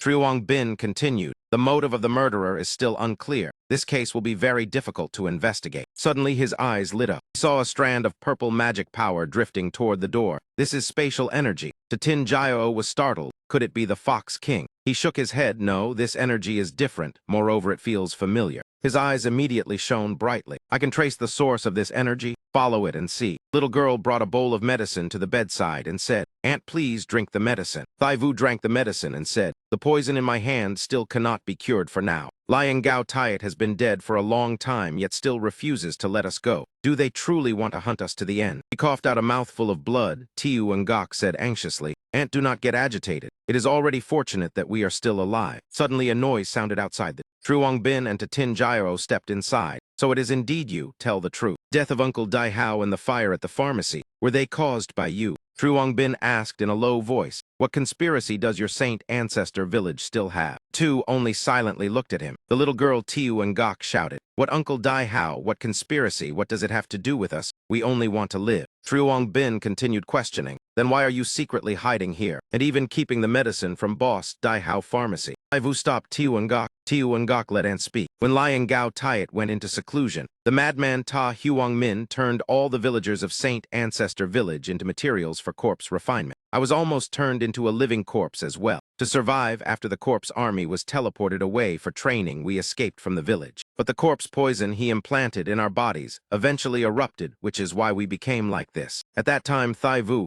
used spatial technique to steal the medicine bottle. This medicine can slow the decay inside the body. We often used spatial ability to secretly steal medicine. Today, when we heard you say the pharmacy had an incident we only just learned, how could it possibly be us? Truong Bin asked, Tin Jio, is she telling the truth? Tin Jio answered, her soul is very stable, she is not lying. Truong Bin asked further, then how do you know this medicine can restrain decay? The medicine bottle appearing in Saint Ancestor Village, is it related to you too? Thai Vu replied, the strange thing is this medicine was originally researched by Ta Huang Min. But after we fled to Min Chow, we discovered the pharmacy also sold it, and it even carried the Min Chow label. At first, I thought it only looked similar. Later, when I was driven into a corner, I accidentally discovered that the effect of this medicine was exactly the same as the medicine once formulated by Ta Huang Min. As for the bottle that appeared in the village, we have not returned there for a very long time, so it certainly has nothing to do with us. Jio picked up the notebook and said, according to the investigation, this medicine was once sold at Uncle Dai Hao Pharmacy. Moreover, according to him, it was used to assist awakened people in cultivation. There was no mention at all of its ability to restrain decay. Truong Bin muttered, assist cultivation. It seems Chu Dai Hao was not simple. He may have contacted Saint Ancestor Village or been used by someone. In short, this matter is far more complicated than I thought. Thai Vu stepped forward and said, enough. Everything I know I have already told you. If you insist on taking my life, then do it. But please spare Tiu and Gok. That child has never helped Saint Ancestor Village do anything. Tiu and Gok hurriedly stopped her. Aunt, please stop talking. Truong Bin silently looked at the two of them. He ordered Tin Jio contact the hospital. Send them for strict quarantine treatment. If they cooperate and behave well later, I will find a way to treat them. Tin Jio replied, understood. Thai Vu asked in shock, you do not plan to kill us? Truong Bin said, Lion Gao Tiat is already dead. Killing you now would not change anything. We still have more important matters to deal with. Wait, Thai Vu suddenly spoke. I know Ta Huang Min once had a secret chamber in the village. Perhaps clues can be found there. The scene shifted to Ta Huang Min's secret chamber. Than Ba pressed a brick on the wall. A secret door immediately opened on the floor. One person in the group threw a torch down into the cellar. The Than Ba stepped down and said, "Two of you stay up here, the rest follow me down." Everyone answered together, understood. When they reached the cellar, they saw rows of green glass jars containing grotesque body parts. The group stopped. Than Bok muttered, "The aesthetic taste of Saint Ancestor Village is truly strange." Suddenly, he saw many pairs of eyes lighting up in the darkness. Someone suddenly rushed forward to attack Than Bok. Enemy ambush. He quickly dodged, but a rope wrapped tightly around his hand. Than Bok jerked hard, causing the opponent to lose balance. I have seen this trick many times. But when he was about to finish the opponent, the man suddenly disappeared. What is this? Spatial crack opened, and that man poked his head out again. In an instant, dozens of spatial cracks appeared. A voice sounded, "Eliminate the intruders." Than Ba looked around vigilantly. "We have fallen into a trap." Everyone immediately fought back. Than Bok shouted, "Captain, physical attacks cannot deal with them. Even when dispersed, they gather again." White-blue vortices appeared. Than Ba shouted, "This must be his ability. Two of you use the yin-yang stone talisman. The others provide support." Than Bok immediately rushed forward. Understood. Great air severance. A powerful gust of wind blasted toward the black-clothed figures. They still rushed forward. Do these people not need to? A yin-yang circle lit up. The bodies of the black-clothed figures immediately twisted. All the clones vanished, leaving only one person in the center. He shouted, "What is happening?" Than Ba looked at him and said, "So those shadows were all created by you. Turning into shadows and splitting into clones is truly difficult to deal with. Fortunately, we have the yin-yang stone talisman." He grabbed his collar and asked, "Who are you? Why did you come here? Who sent you?" His head suddenly burst into flames. He shouted for power sec, for eternal power. After saying that, he collapsed backward. Than Bok checked him and said, "Dead." There are no signs of life. Than Ba frowned. This man seems to have never been a living person. What kind of organization is the power sec? One person in the group looked at the wall in shock. "Captain, these symbols." Immediately afterward, the group felt a strange tremor. Than Ba face changed. Self-destruction trap, retreat quickly. Just as they reached the surface, the cellar below exploded. After a long while, the smoke and dust gradually dispersed. Than Ba transmitted a message to Truong Bin. "This is the investigation team. Based on the clue provided by Hong An, we found the secret chamber. But inside, we encountered a suspect with shadow transformation and clone abilities. After using the yin-yang stone talisman to restrain him, he died. Before dying, he mentioned the power sec. After that, the secret chamber activated a self-destruction mechanism, causing the entrance to collapse. No additional clues were obtained." Truong Bin replied, "Understood. Bring the body back. Perhaps more clues can be found from it." The group replied, "Understood. We will return to the city immediately." Truong Bin turned to the woman in front of him and asked, "Madam Triu, have you truly never participated in purchasing this medicine and do not know its origin?" He nodded and said, "Purchasing and selling medicine were all managed by my husband, Uncle Dai Hao. But many customers once complained that the medicine tasted terrible and advised us not to sell it anymore. Since I was not responsible, I did not pay attention. Only one person was very strange." She continued, "Every time I came to change shifts, I saw him just finishing buying a bottle and leaving. Later, I tried arriving earlier, but he still bought it before I came, as if he knew the timing in advance. At that time, I only thought he was eccentric, so I ignored it." He suddenly stood up and searched in the cabinet. "Ah, that is right. According to city regulations, when buying special medicine, real name registration is required." Madam Triu placed a notebook on the table. "Here it is. The book records all buyer information since opening. But these past few days, because we just changed to a new book, and then the fire happened, it has not been recorded yet. But I met that strange person several months ago, so it should still be recorded in the book." Scene shifted to night. A man stood sneakily outside the city gate. He kept looking around with vigilance. At that moment, Truong Bin's voice sounded, "I knew you would come, Lu Kuang." He clenched his teeth. His expression immediately darkened. A surge of magic power burst forth, turning into a stream of fire shooting straight toward Truong Bin. Truong Bin quickly dodged. Fire attribute ability. "It seems the pharmacy incident truly is related to you." Purple strands of magic power immediately stretched out. They quickly bound the man tightly. In just a moment, the battle ended. Truong Bin looked at him with satisfaction.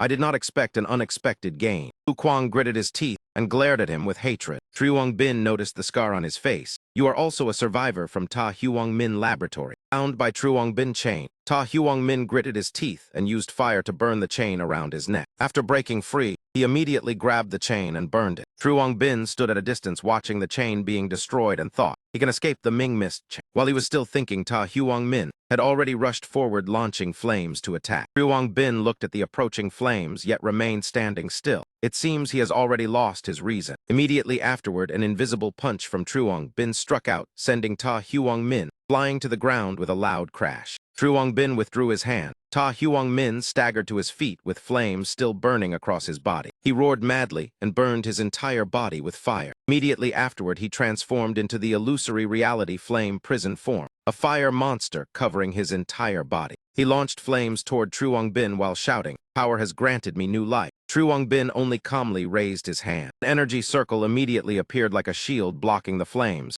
Truong Bin said, "Stop resisting. You cannot escape." Ta Huang Min was blasted backward. His own flames burned him, causing him to scream in agony. Truong Bin was briefly stunned by the sight, but immediately he regained calm and waved his hand, creating an energy sphere, trapping him inside. Unwilling to accept defeat, Ta Huang Min gathered his last bit of strength trying to break the sphere. Unexpectedly, the effort had effect. Cracks began appearing on the sphere. Shortly afterward, the sphere shattered. Flames erupted violently. Ta Huang Min collapsed unconscious on the ground. Truong Bin stepped forward and said, "Even self-destruction just to avoid being captured." He sat down and touched his back and said, "What secret are you all hiding?" Truong Bin used memory reading ability. He saw Ta Huang Min handing medicine to a man and saying, "This is the power the organization grants you. 3 days later, come to Laboratory A. The people there will arrange surgery for you." That man was Chu Dai Hao. He took the red pill given by Ta Huang Min and said excitedly, "This is for me. Finally, I can become an awakened one." After handing over the medicine, Ta Huang Min said, "I will go first. Stay in contact." Truong Bin stood watching that scene with arms crossed, thinking, awakening without talent. Even a child would not believe such a trick. But Chu Dai Hao had no suspicion at all and immediately swallowed the pill. Seeing this, Ta Huang Min hurriedly reached out to stop him with a shocked expression. "Stop." After swallowing the pill, Chu Dai Hao threw his head back and laughed loudly, then said, "See, I finally obtained power." But right after that, he suddenly coughed up a mouthful of blood, terrifying red streaks appearing in his eyes. Chu Dai Hao's entire body twisted, the joints of his hands snapping by themselves. He lost control and shouted, "Stop. This is my power, stop." Then he collapsed onto the ground, screaming in agony. Ta Huang Min looked at the scene with a trace of fear. Looking at Chu Dai Hao's corpse lying dead, Ta Huang Min frowned in irritation and said, "Truly a madman. If you wanted to die, then fine. Yet you died in such an easily discovered place. No, the patrol team cannot be allowed to find any clues." As he spoke, flames burst from Ta Huang Min's hand. He intended to burn this place down. The flames immediately erupted violently,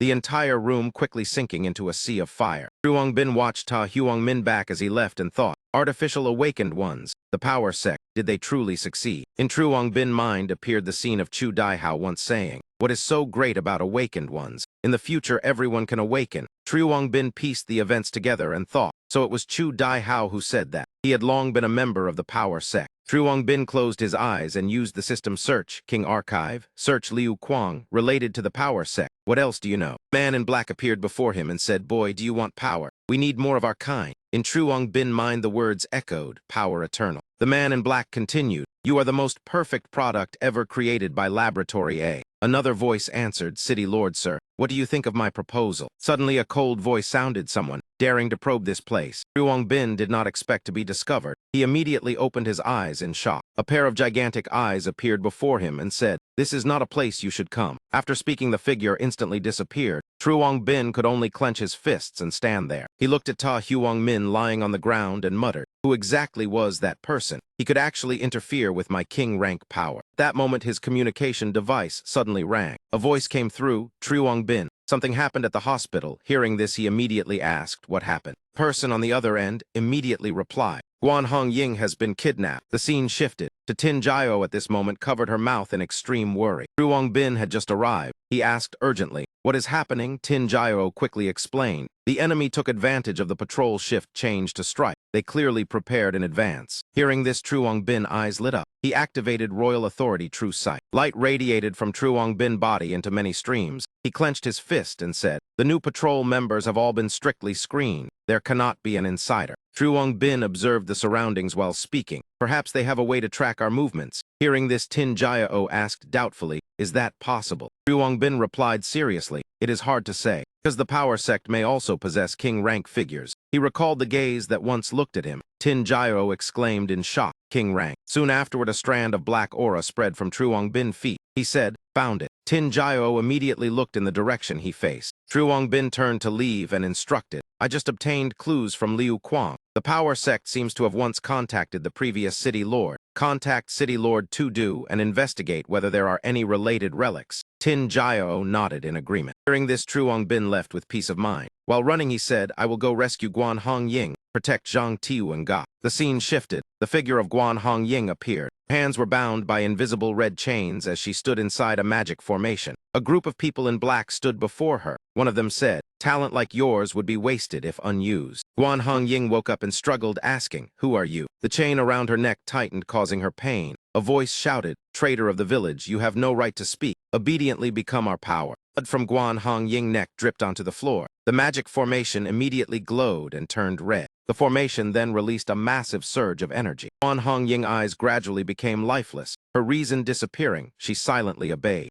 At that moment, Truong Bin broke through the wall and rushed in. Bricks and stones shattered and flew everywhere. He looked at the people in black and revealed a provocative smile. Seeing him, they immediately became furious. Truong Bin stood before them and said, so this is Laboratory A, disguised as a tunnel, quite sophisticated. The group immediately tore off their clothes, revealing bodies covered in sharp spikes. They rushed forward shouting, Truong Bin. Looking at the blood-covered figures charging at him, Truong Bin thought silently, they know me. One person attacked head-on. Truong Bin simply turned slightly and dodged with ease. He raised his hand. Flames instantly wrapped around his wrist. Truong Bin said softly, explode. A tremendous power instantly engulfed the entire building. Truong Bin flames burned all of them. They could only scream in despair. At this moment, the sky also began to brighten with dawn. Truong Bin walked over, removed the chains from Guan Hong Ying and helped her up. One man in black, who seemed to be the leader, spoke. Indeed, a king rank. He rushed forward with the spiked figures and said, but it is not over yet. The spiked figures quickly melted into black viscous substance. Black substance gathered into a massive mass. Behold the art of the power sect. They quickly transformed into a horned skull monster with red eyes, Heking Beast. Number 701. Truong Bin looked at the monster and thought, this source of power feels very familiar.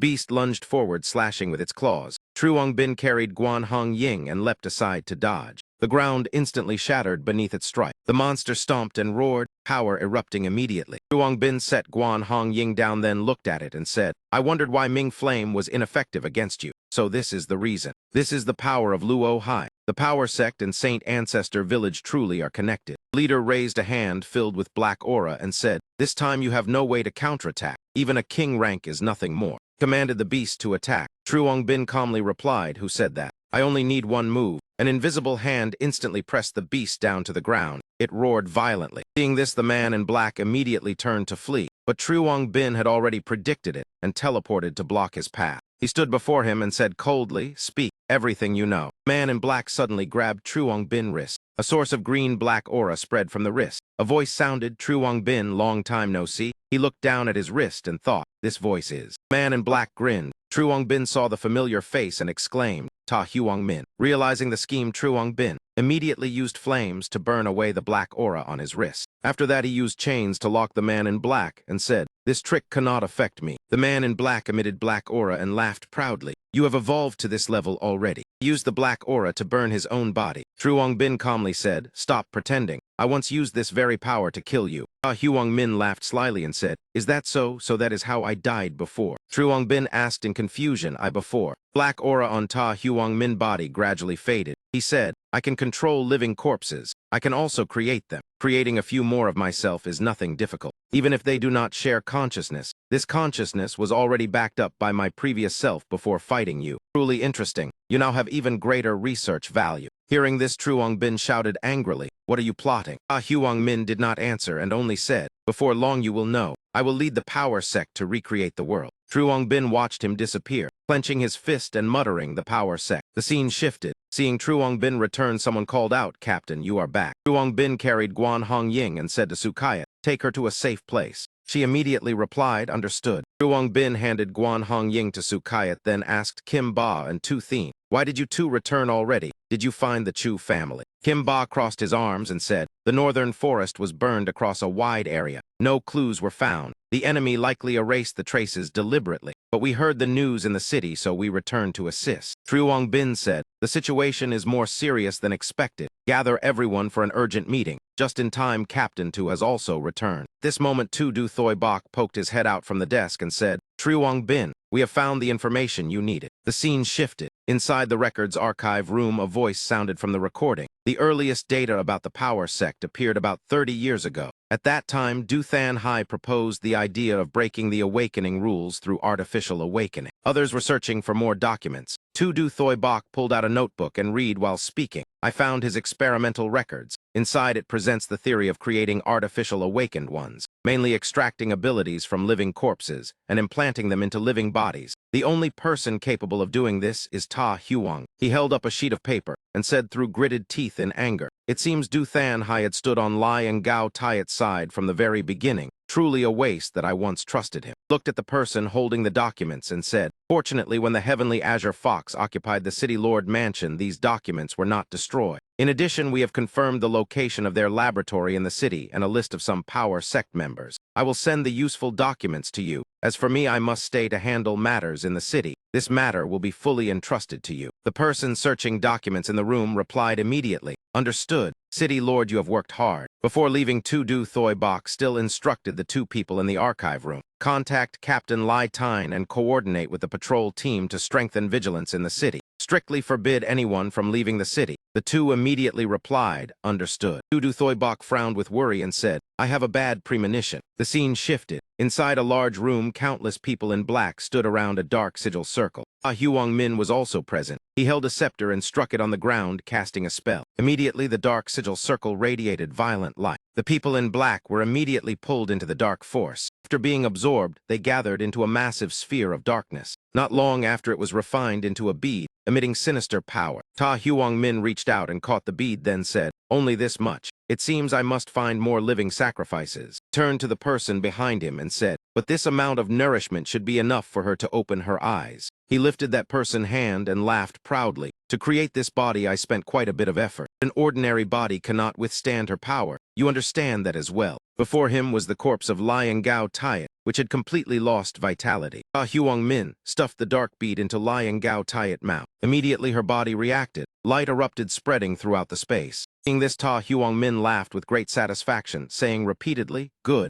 very good." A gigantic ice dragon appeared behind Lion Gao Tai. Ta Huang Min spread his arms proudly and said, "This is true power." The scene shifted. Inside another room, a group of people in blue were transporting large crates. The leader loudly reminded them, "Slow down, be careful not to damage them." He checked each step and thought, "Now that the pharmacy has been destroyed, I must find another way to move this medicine out of the city." At that moment, the office door was kicked open, causing someone inside to turn around in shock. Tathan Ba rushed in with the patrol team. He shouted loudly, "Do not move." Seeing people arrive, the leader immediately shouted, "Protect me." Two men behind him tore off their cloaks and rushed forward. The two men stood guarding both sides of the leader, while he also launched attacks toward the patrol team. Than Ba immediately transformed and blocked all the attacks for his team. He looked at his hand covered with green liquid and said, "Corpse poison." Stepped back while Lai Tyne rushed in with more people. Lai Tyne shouted, "Attack! Be careful of their corpse poison." Lai Tyne team quickly subdued the two guards. The leader seized the chance and tried to escape. Tathan Ba immediately noticed. He returned to his normal form and blocked the man path, trying to run. Slammed the man to the ground and said, "Surrender now." The other cloaked figures were also subdued by the patrol team. Tathan Ba took out a communication device and reported. Warehouse in West City discovered a large quantity of medicine. All power sect members have been subdued. No other abnormalities detected.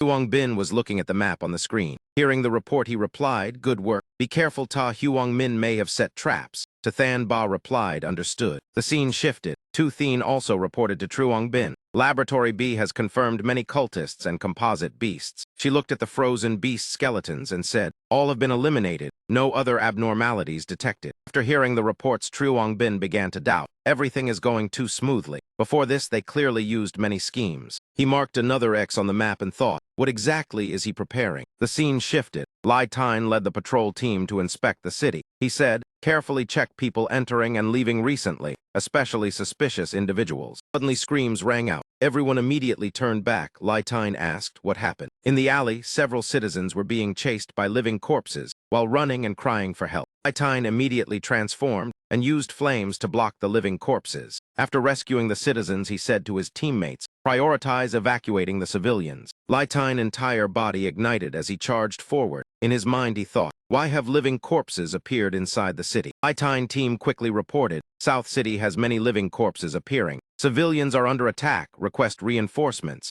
Soon afterward, other districts also sent urgent messages. East City and North City both have living corpses. Then the transmission was cut. Truong Bin left the room and said to Man Nai, Hua Kitch and Tran Lak Vi, I will go to the scene to support. You remain to assist in dealing with the living corpses in the city. The three answered together, understood. The scene shifted. A living corpse lunged to attack a citizen lying on the ground. That moment, a sword slash cut across, causing it to howl. The group of Kim Ba, Tu Thien, and Tran Min had arrived. Tu Thien held blue flames and said, This is Tu Thien. We have arrived in the North City area, beginning elimination of living corpses. Where Ta Huang Min stood on a rooftop laughing smugly. He said, Stir up greater chaos. At this moment, Lai Tine had found him. He rushed forward to attack and shouted, Ta Huang Min. Ta Huang Min glanced at him and laughed. Is this not Pavilion Master Fuang? Lai Tine attacked. Ta Huang Min simply waved his hand to block it and said, Long time no see. You are still as hot-tempered as ever. Ta Huang Min tightened his grip on the scepter as flames erupted. But today I do not have time to play with you. Let her entertain you.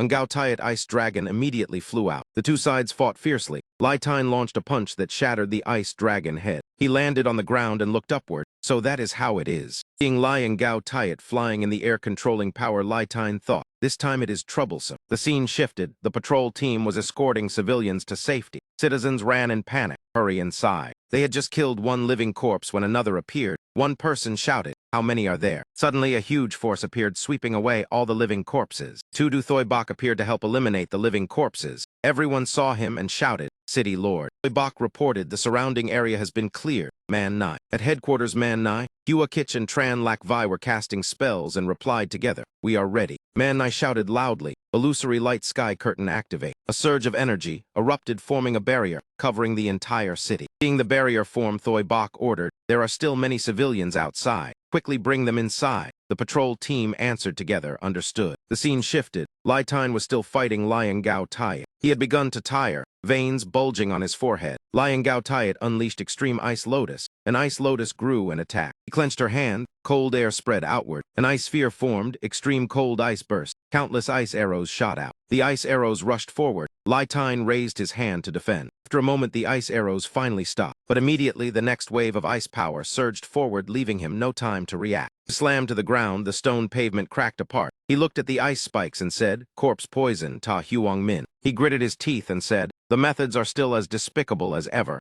Leapt back up. Flames erupted, burning the corpse poison. But the corpse poison had not fully dissipated, he thought. The corpse poison has been improved. Even the Scarlet Emperor immortal body can only suppress it. Suddenly, a hand rested on his shoulder from behind. Truong Bin stepped forward and said, You have worked hard, Captain Fuang. Leave the rest to me. Truong Bin faced Lion Gao Tiat. His power erupted. A gigantic phantom of Truong Bin appeared, striking twice, sovereign over the world. Lion Gao Tiat formed an ice sphere to defend. Truong Bin's continuous attacks caused it to crack. When the ice sphere shattered, she controlled the ice dragon to attack. Truong Bin reached out and caught it, threw the ice dragon far away and sneered. Is that all? Compared to the real Lion Gao Tiat, it is far inferior. She tried to launch a sneak attack from behind. Truong Bin immediately caught the ice arrow and said, Moreover, this is only a fragment of Luo high power. A pink invisible hand appeared on his body. Truong Bin clenched his hand and crushed the ice spearhead. At that moment, a skull-shaped force suddenly appeared behind him and merged into his body. He said coldly, With such little ability, you still dare boast before this one. The chains controlled by Truong Bin immediately tight and bound Ta Huang Min completely. Han Jiang spread his arms wide and unleashed all his strength to shatter the chains imprisoning him. A crimson energy covered Ta Huang Min from head to toe. He laughed loudly and said, So it really is you. But power at this level is still far too weak. That man looked impatient because he did not want to waste time. As soon as he finished speaking, a brilliant pink magic circle appeared in his hand. Ta Huang Min burst into loud laughter, his laughter echoing throughout the surrounding space. The magic circle before Ta Huang Min gradually expanded and became enormous. A series of other magic circles appeared on the rooftops of the buildings, simultaneously shooting columns of energy straight into the sky. The citizens in the city were quickly restrained, their life force being drained little by little. Ta Huang Min proudly said that thanks to the Wei Li faction, he had built the great sacrificial formation in the city. Only the lives of 100,000 citizens were enough to restore her peak strength. That stream of life force was flowing entirely into the body of Lion Gao Tiat. He looked at Truong Bin and arrogantly told him to celebrate. The frozen empress had truly returned. After absorbing the vitality, Lion Gao Tiat's body began to change. Her eyes emitted a chilling light. Lion Gao Tiat's strength rapidly recovered, and she immediately launched a series of ice attacks toward Truong Bin. Lion Gao Tiat used the skill Ultimate Ice Bow Blade Arrow Rain. Countless sharp ice arrows shot toward Truong Bin. That moment too, Du Thoi Bok appeared and used the skill Copy Bow Mirror Shield to create a giant shield that blocked the ice attack. Thoi Bok's entire body radiated white light. He clenched his fist and said he never expected Lion Gao Tiat to restore her royal power. Stood beside Truong Bin facing Lion Gao Tiat and calmly said, "But if you want to defeat both of us, you have no chance." Ta Huang Min raised his hand and pointed at Thoi Bok, then asked loudly, "You have also broken through to the king level. It seems being city lord has brought you quite a bit of faith." Blue energy flames erupted around him. In his heart he thought that this meant another key had appeared. He pondered briefly, then said, "Do not conclude so early." He laughed and said the play had only just begun. Wings suddenly grew behind him. Ta Huang Min flew into the air and spread his arms, letting darkness cover the entire space. Truong Bin and Tu Du Thoi Bok immediately raised their guard when they saw that scene. Ta Huang Min raised his hand and laughed loudly, then said, "Surprise. For humans to break through to king level, they must meet 3 conditions. First, they must possess an infinite level ability. Second, their level must reach 39. Third, they must obtain a certain amount of faith from the people. But in reality, someone long ago broke the rules to break through to the king level. Would you say that is correct?" Hearing that, Truong Bin frowned and asked, "You mean someone like me?" He stared at that man and said, "Then the one behind you is that person." Ta Huang Min continued to tempt him, telling Truong Bin to join their side. Perhaps that great lord could revive the teammates who had fallen. Before he could finish speaking, Truong Bin controlled the giant body to rush forward and threw a punch while roaring, "Shut your mouth." Ta Huang Min immediately created a shield to block the punch. He smiled sinisterly and said, "Vent your anger as much as you like." He said the greater the opponent's power, the more valuable the data. At that moment, shadowy arms appeared everywhere and held Truong Bin tightly. A sharp energy suddenly slashed forward and cut off all those dark arms. It was Tu Du Thoi Bok. He quickly flew behind Ta Huang Min, intending to strike while the enemy was exposed. He used the skill Copy Chaotic Sword Light and slashed a series of sword energies into the enemy's back. Ta Huang Min's body immediately turned into a mass of green slime and counterattacked toward Thoi Bok. Quickly dodged to the side. Seeing that, Ta Huang Min laughed and said, "Your speed is quite fast." But he said that kind of attack was useless against him. Then half of his upper body formed and looked at Thoi Bok while laughing loudly. Facing that arrogance, Thoi Bok simply replied calmly that "You are no better." His eyes suddenly became cold and filled with anger. 2 white energy pillars shot straight into the sky. Below, Lao Fuang and Tran Quan Din both looked up. A voice rang out saying the sacrificial formation was still operating. Everyone quickly destroy the formation. Lao Fuang immediately used the communication device to report that he was in Lai time and would destroy the southern formation right away. In another place, Lao Bok and Fuck Ba were commanding robots to block the living corpses. Lao Bok anxiously asked if it was finished because he could not hold on much longer. Fuck Ba stood behind him and patted his back, then said everything was ready. Fuck Ba held the control switch in his hand and immediately pressed it down. A tremendous explosion sounded. The violent shock sent debris flying everywhere. Immediately afterward, other explosions erupted in succession, destroying all the magic circles on the rooftops created by Ta Huang Min. Among the ruins, Fuck Ba and Lao Bok finally crawled out. As soon as Lao Bok came out, he cursed, asking why the detonation was not announced first. Fuck Ba curled his lips and replied that he had been urging non-stop. Lao Bok looked at the scene before him, still somewhat stunned. He saw that the living corpses had completely disappeared. He asked where they had gone. The scene shifted elsewhere. The blocks of ice suddenly shattered, and Lion Gao Tiat opened her eyes. Body floated in midair with both arms spread wide. Blue flames erupted around her body. Truong Bin held a sword in his hand and immediately rushed straight toward her. He swung the sword, releasing 2 waves of force with the skill 4 aspects devastation, which destroyed the lower half of her icy body. Truong Bin pressed the advantage and continued attacking. Ta Huang Min only stood outside observing. Finally, the upper half of Lion Gao Tiat's body also shattered. Truong Bin and Tu Du Thoi Bok floated in the air, looking at Ta Huang Min kneeling on the ground. Truong Bin said the play had ended. Ta Huang Min raised his head and laughed arrogantly, saying Truong Bin had underestimated the arrangement of that great lord. The keys had now gathered. His body gradually dissolved. Before completely disappearing, he still stretched out his hand, saying the final victor would certainly be that great lord. After he vanished, Thoi Bok looked upward and said perhaps he had not completely died. But the sacrificial formation had been destroyed, and the Wei Li faction in the city had also been eliminated, so so he would find it difficult to cause more trouble. Truong Bin replied that the most worrying thing was still the mysterious person behind him. Truong Bin raised his hand, and purple flames ignited. With determined eyes, he said sooner or later he would drag that person into the light. After the battle, the city began to be repaired. Truong Thur Trung told a homeowner that the house had only minor damage and would be repaired tomorrow. The city lord had prepared temporary housing, so he should stay there tonight. The homeowner gratefully thanked him. Little boy holding a teddy bear stepped forward from behind his father and innocently asked if the monsters would come back and when the children could return to school. The father rubbed his son's head and comforted him, saying the city lord would certainly find a way. Though he said that the father still felt sorrowful inside, wondering when normal life would return. Seeing that expression, Truong Thur Trung did not know what to say and could only remain silent. Just as Thur Trung was feeling awkward, someone approached. It was Tu Du Thoi Bok. He walked forward from behind and said that no matter what happened in the future, he would do everything to protect the people and the city of Minchow. The father immediately saluted the city lord. Thoi Bok knelt before the boy and created a white bird, then said that before long Minchow would truly welcome peace, so they should trust them. Hearing that both father and son felt relieved and smiled, the scene shifted to the training room, where a group of youths continuously dodged attacks. A voice urged them to hurry because the enemy would not give time to prepare. Ao Fuong stood with arms crossed supervising and said the patrol team was the first line of defense of Minchow. To prevent the tragedy from repeating, we must be faster and stronger. A white-haired member who was training immediately shouted in response, yes. The scene shifted to a hospital corridor where doctors were supporting patients and pushing beds back and forth. In front of a hospital room, 2 guards stood watch. Truong Bin walked inside. He came to the bedside of Quan Hong An, where Tiu Ngok and Tin Jio were standing. Hong An sat up and said she had heard that living corpses appeared and then vanished in the city. That ability resembled their teleportation. She guessed that when she was captured for experiments, Ta Huong Min had taken her ability. During that, Tin Jio asked worriedly what he wanted to do with the ability. Truong Bin said in a deep voice that perhaps his goal was to create a king. Truong Bin recalled the battle with Liang Gao Taiet and said her living corpse could not reach true king-level power and also did not use the shadow path power of Tran Quan Din. Perhaps the problem lay here. Ta Huong Min used sacrifice to satisfy the condition of fate, but Liang Gao Taiet herself did not possess an infinite-level ability, so she could not completely become a king. Therefore, Ta Huong Min collected many different abilities and fused them to attempt to create an infinite ability.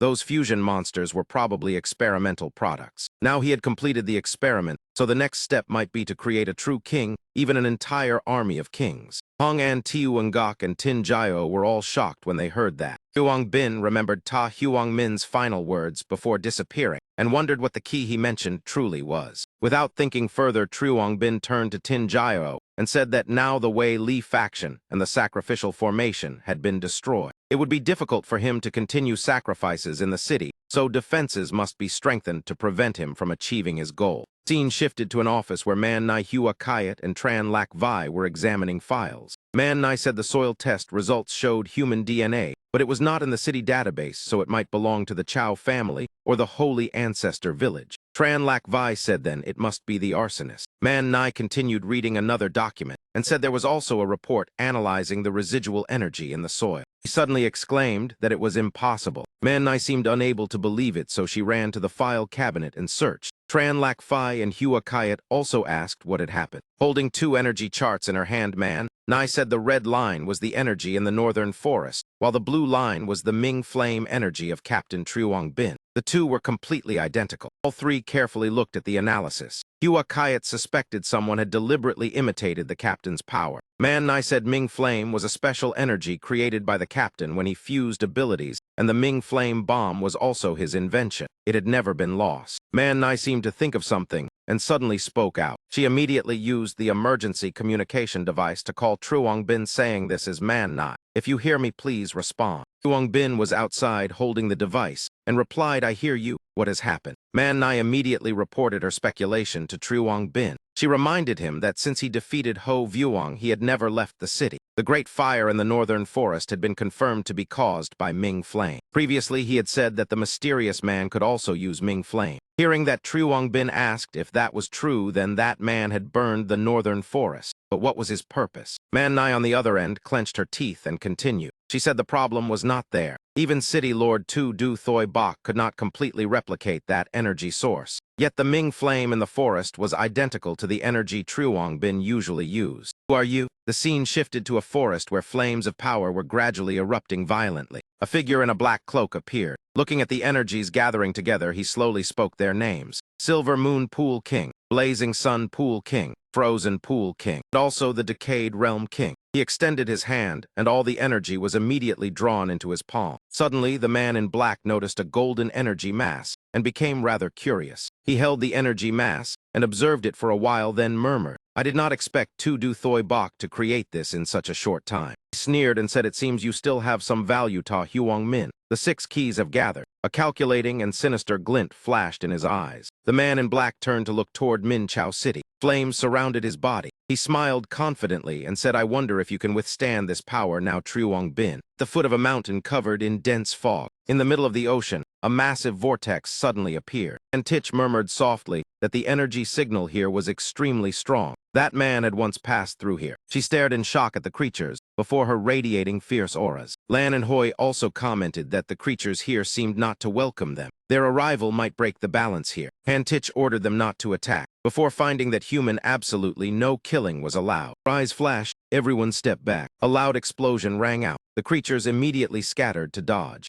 They looked around in panic, searching for the source of the explosion. And Tich narrowed her eyes and said, "The main target is over there. We move." The scene returned to the base. Man Nai said indignantly to the minister that she did not want to question anything, but everything was too abnormal. The Ming Flame in the northern forest was indeed Truong Bin energy. Tu Thien placed his hand on her shoulder to calm her. He said they had all witnessed Truong Bin grow. He had neither the reason nor the ability to do such a thing. That mysterious man had already used many unpredictable tricks, and this time it was probably the same. Man Nai shouted angrily that she knew that. But could it be that they had no other way? Senior Sister Type had already. Truong Bin suddenly stood up and clenched his fists. No matter how many schemes that man had, he would find him. He must avenge Senior Sister. At that moment, a panicked voice sounded. "Captain, 3 strange people have appeared at the north gate. It does not seem like a good situation." The scene shifted to the north gate. Han Tich coldly told Tu Du Thoi Bok that they had no ill intent. They had only come to retrieve what belonged to them. Thoi Bok replied in a deep voice that if there was no ill intent, then why had the gate guards been knocked unconscious by their pressure? What exactly did they want? Truong Bin also arrived. He observed the 3 people before him and sensed immense power, something he had never felt before. Could they be wild humans from outside the city? Hoi immediately showed anger. He did not expect them to come to the door themselves. He attacked at once. A stream of blue water shot straight forward. He shouted loudly, ordering the sacred relic to be released. Truong Bin blocked the attack and thought to himself, "Sacred relic." Tu Du Thoi Bok also quickly murmured an incantation. A golden magic arrow immediately shot toward the one fighting Truong Bin. Once Lan, the twin of Hoi, waved her hand lightly and blocked the attack. Thoi Bok was shocked to see that a simple wave of her hand had neutralized it. He said sternly that they were indeed very dangerous. He would not allow them to advance another step. And Tich gritted her teeth and said, "The one who stole the deep blue heart of our clan is you. The power you use is the proof." Truong Bin shouted back, "What is the deep blue heart?" He had never heard of it. He thought to himself, could it be that his power had been imitated by that mysterious man? He quickly said, "Wait, there truly is someone who can copy my ability. That man is also our enemy." And Tich frowned and coldly asked, "Do you think saying that will make us believe you?" An and Hoi immediately charged forward again. Both of them raised their hands and shouted the skilled deep-sea shock burst. Tu Du Thoi Bok immediately prepared a defensive stance. But suddenly he froze. He was shocked to see darkness spreading around him. What was happening? Outside, Truong Bin called out in alarm to the city lord. He saw him surrounded by streams of blue water. And Tich immediately rushed in front of Truong Bin. She raised her hand and said, "Let me confirm something myself." Truong Bin stood still and allowed Han Tich to examine him. Blue light immediately enveloped his body. Han Tich closed her eyes, sensing the energy. Truong Bin watched the floating streams of water before him with some tension. After a moment, Han Tich withdrew her hand and said, "It truly was not you. Your energy resembles the thief, but I cannot sense the sacred relic aura on you." After that, she immediately withdrew the spell controlling Tu Du Thoi Bok. He frowned and said so. It was a type of mental attack. Truong Bin quickly stopped everyone and said, "Stop." The misunderstanding has been clarified. Lan and Hoi bowed their heads, apologizing that the thief was too powerful and cunning. They dared not be careless, so they attacked first. Tu Du Thoi Bok nodded and said it was understandable. We are also searching for that mysterious man. If it were us, we might have done the same. He continued that this place was not suitable for discussion. They had come from afar, and the matter was important. If it was not inconvenient, they should follow them to discuss clearly about the thief and the deep blue heart. The scene shifted to the base, where everyone sat together, and Titch began explaining that their clan had lived beyond the sea since ancient times. They could be called the Ocean People. If traced further back in history, they and the human race, and even many intelligent races, shared the same ancient origin. Ancient times, the world was filled with primordial mutated beasts unimaginably powerful. They could tear apart heaven and earth. The ocean people, the forest people, and the mountain people all struggled to survive under their claws. To survive, the ancient races finally cast aside their grievances and formed an alliance led by the human race. It was an era filled with sacrifice, yet blazing with heroism. However, the war still could not end. At that time, the human leader gathered the power of all races and created the Silent Core. This core generated immense energy, forming the silent wall to separate them from the ferocious beasts. That wall was not material, but an extremely powerful energy barrier. Minchow City was also within that system. The first function was to resist beast invasion. The second was to divide territories for each race to develop separately, avoiding meaningless conflict. Titch said the deep blue heart guarded by the Ocean Clan was a crucial part maintaining the barrier. Now it had been stolen, so they were able to enter human territory. Tu Du Thoi Bok suddenly understood. So the ancient records that mentioned distant continents, but none could cross the endless sea, were not because of storms or distance, but because of the separating barrier. Human history was only an incomplete fragment. And Titch added that when the deep blue heart was stolen, the barrier had developed a gap. That meant the protective layer of both races had been broken. If ancient beasts or hostile races invaded, it would be extremely dangerous. I asked worriedly how strong those beasts were. Were they kings? And Titch asked in surprise, kings. She said, if you mean power like those two, then that is only a low level. Even ordinary ferocious beasts could destroy the entire human race. Tu Du Thoi Bok's face immediately darkened. Everyone exclaimed in shock, what? And Titch reassured them that they did not need to despair. The human race was once the strongest race. Their current decline was because their ancestors had dispersed their power when creating the Silent Core. If they came into direct contact with the ancient force in the core, the human bloodline could awaken, becoming superior kings. That was probably also the purpose of the thief. Huang Bin thought that the mysterious man was already very strong and now also possessed the sacred relic. Could he defeat him? If those ferocious beasts were truly as terrifying as they said, then his current strength was still far too weak. Huang Bin stood up and said he would go with them to retrieve the sacred relic. He said since the truth was known, they could not sit and wait for death. Besides, everyone needed to become stronger. Tu Du Thoi Bok also nodded in agreement. He would handle everything in the city. The Wei Li faction had been destroyed. The Chu family and Tian Chang Fox had not moved, so he should not worry.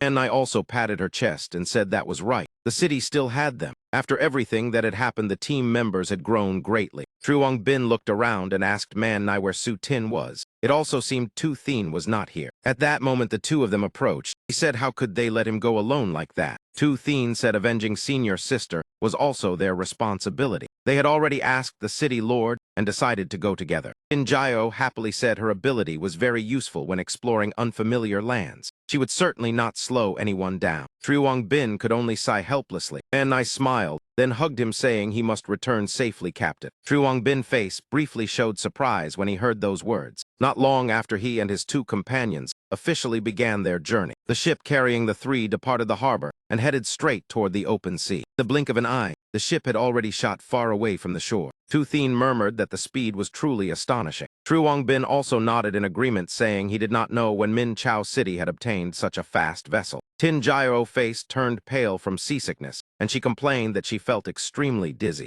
Titch took out a pale blue pill and said, drink this. It is made from ice heart algae of the extreme cold sea region and can reduce dizziness. Tin Jiao immediately opened her mouth and swallowed the pill. She was surprised because its taste was both sweet and cool like mint candy. Han Titch smiled and explained that the hull of the ship was made from flowing light coral of the endless sea, a special life form capable of absorbing ocean energy for propulsion, so it could move extremely fast. She asked whether the human race did not have such transportation. Huang Bin said in astonishment that meant this ship was truly a kind of special creature. Tu Thin thought for a moment, then said that in his memory, the endless sea only had ordinary coral, and he had never heard of glowing coral like this. Han Tich calmly said perhaps the differences between sea regions were greater than imagined. The same ocean, yet completely different ecosystems. The methods of ancient sages were truly unpredictable. He announced that they were about to pass through the barrier. The three looked in amazement at the glowing blue barrier before them. This was the silent wall. The ship slid into a small gap in the barrier. And Tich explained that when the barrier was intact, it could not be seen with the naked eye. But since the core had been lost, it had become clearly visible like this.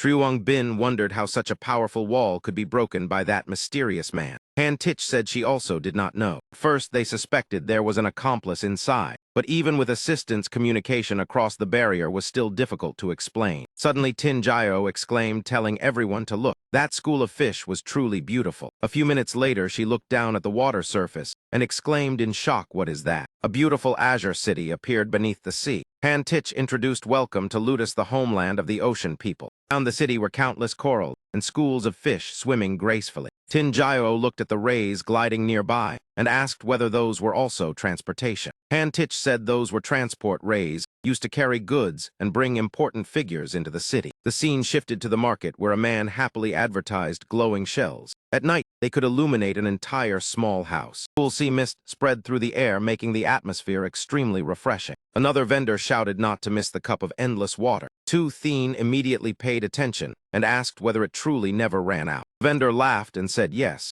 Just shake the cup gently, and it will condense clean moisture from the air. Tu Thien looked at the item in amazement, then thought that the ocean people had integrated water manipulation ability into everyday life. Perhaps here he could also find a way to improve his strength. After a while, they arrived before a tall tower. Han Tich said that was the tide tower used to stabilize water currents around the city and maintain circulation. The Great Elder was waiting for them inside. The scene shifted inside the tower. Zhang Lan was already waiting to welcome them. He said he never expected that in his lifetime he would have the chance to receive such famous human guests. He respectfully bowed and introduced himself as an elder of the Lotus Parish named Shang Lan. He invited everyone not to be formal. Truong Bin also bowed in return and said their purpose was to track the mysterious man who had stolen the deep-sea heart. This matter was not only for the two races, but also to prevent a great danger. Shang Lan led them further inside and said Han Tich had already informed him about their situation. He invited them to follow him to the ancient capital where the deep-sea heart had once been placed. There they could investigate personally. Not long after the five arrived at a circular platform in the middle of the tower.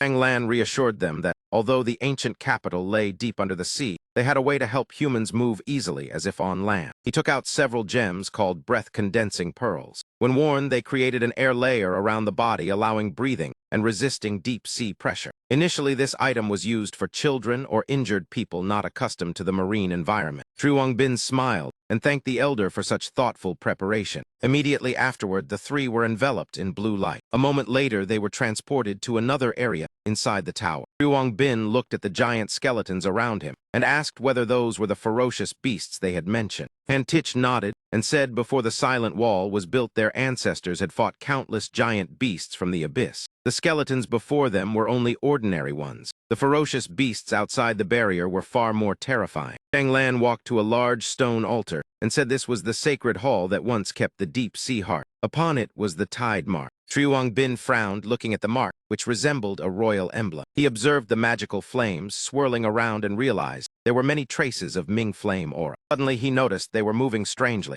Truong Bin raised his hand and fired a streak of flame into the air. A hook-shaped image immediately appeared. Han Tich excitedly said that was a high-level tide mark used for positioning within ocean currents. Only elders and a few high-level guards possessed it. Perhaps there truly was an insider. Shang Lan slammed his staff onto the ground and ordered everyone to return immediately to the Tide Tower. He had to convene the Council of Elders and find the traitor. In the meeting chamber of the Tide Tower, Shang Lan stood and said the mark found at the altar could only be created by elders. Therefore, he demanded everyone provide an explanation. Shang Ming angrily stood up and said if the evidence was that clear, then the highest investigation protocol should be activated and the recent activities of everyone checked. Another elder opposed, saying that if the opponent could steal the deep-sea heart, then forging a mark would not be difficult. If they suspected each other, they would only fall into the enemy trap. Tinjayo gently closed her eyes. Her blue-white eyes began examining the souls of those around her. Truong Bin asked whether she found anything.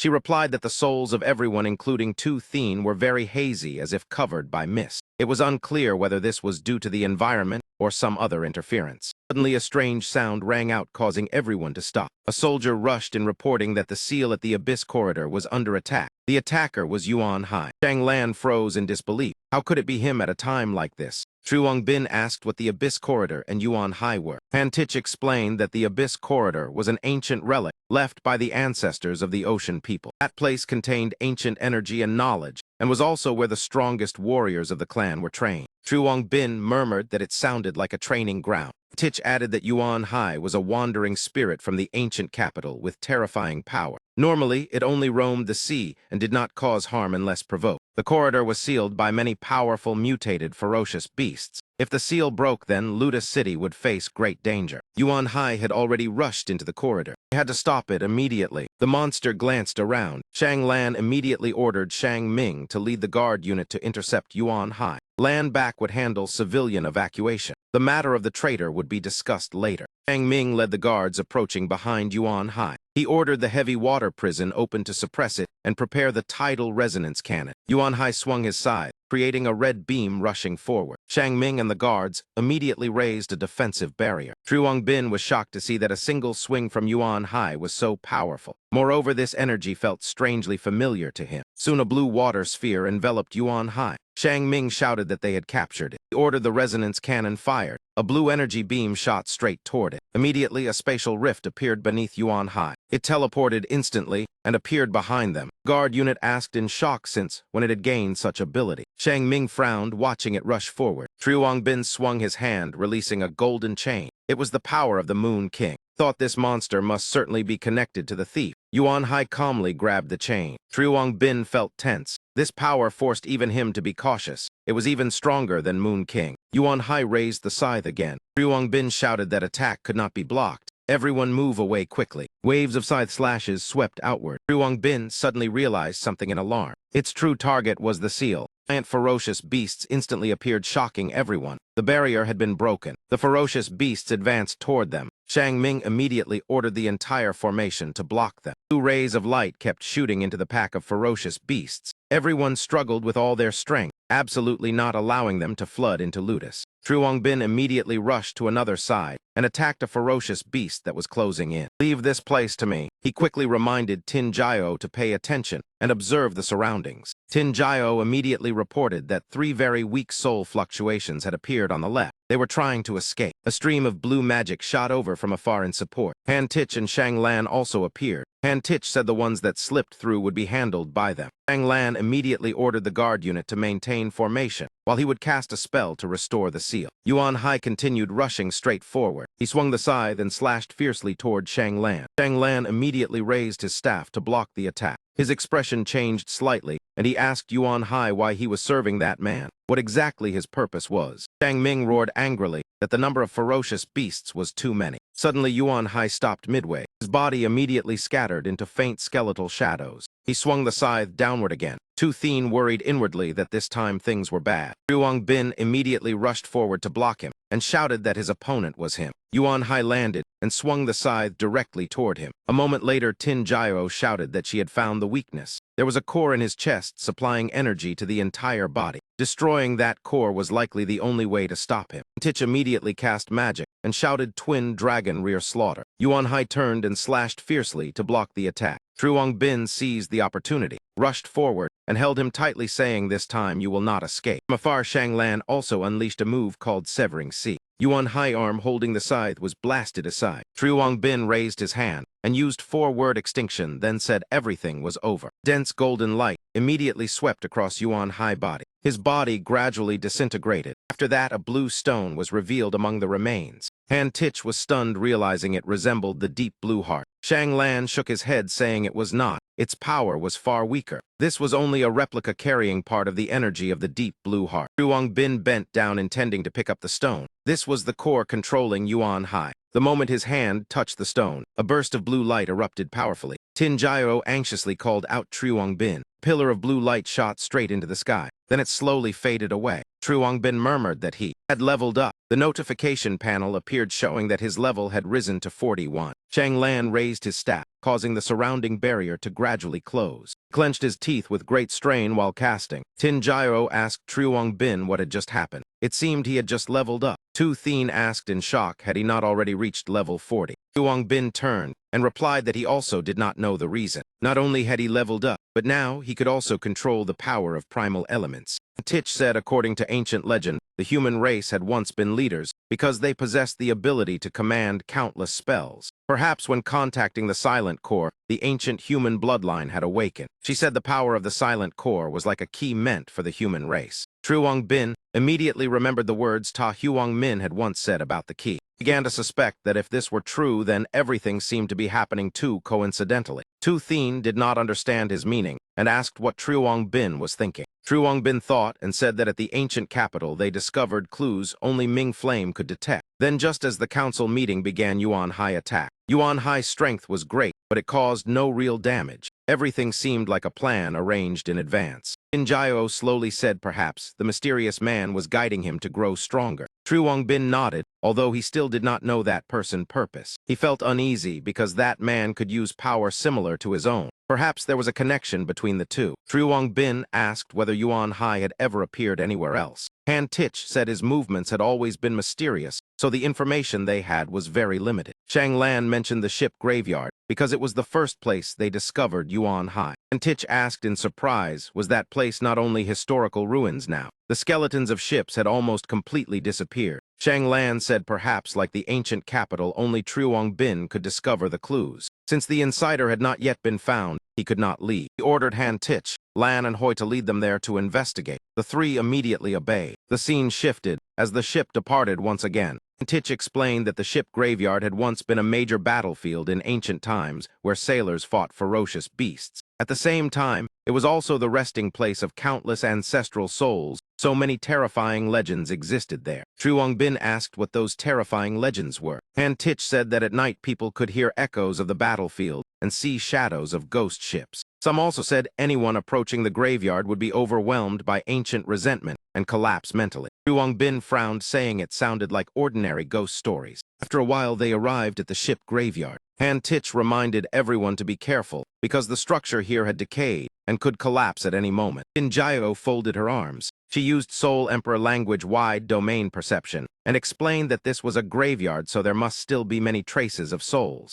She would try to find clues. A few minutes later, she pointed forward, saying something seemed to be in that direction. A deep trench extended that way. A strange glow began appearing in the distance. Tin Jiao frowned, saying something was interfering with her ability. She said it felt exactly like when they were inside the Tide Tower. The souls here seemed covered by a thick mist and could not be clearly observed. Everyone immediately became alert and decided to move forward to investigate. Truong Bin stepped forward, and Tich led the way holding a glowing orb. Suddenly, Truong Bin felt that something was wrong. He stopped and said, "This is an illusion." An explosion sounded around him. Truong Bin turned back and saw Tin Jiao and Tu Thien standing still with eyes closed. Even Tin Jiao had fallen into the trap. Suddenly, something else caught his attention. Truong Bin observed the strange red masses before him and wondered whether they were the ones playing tricks.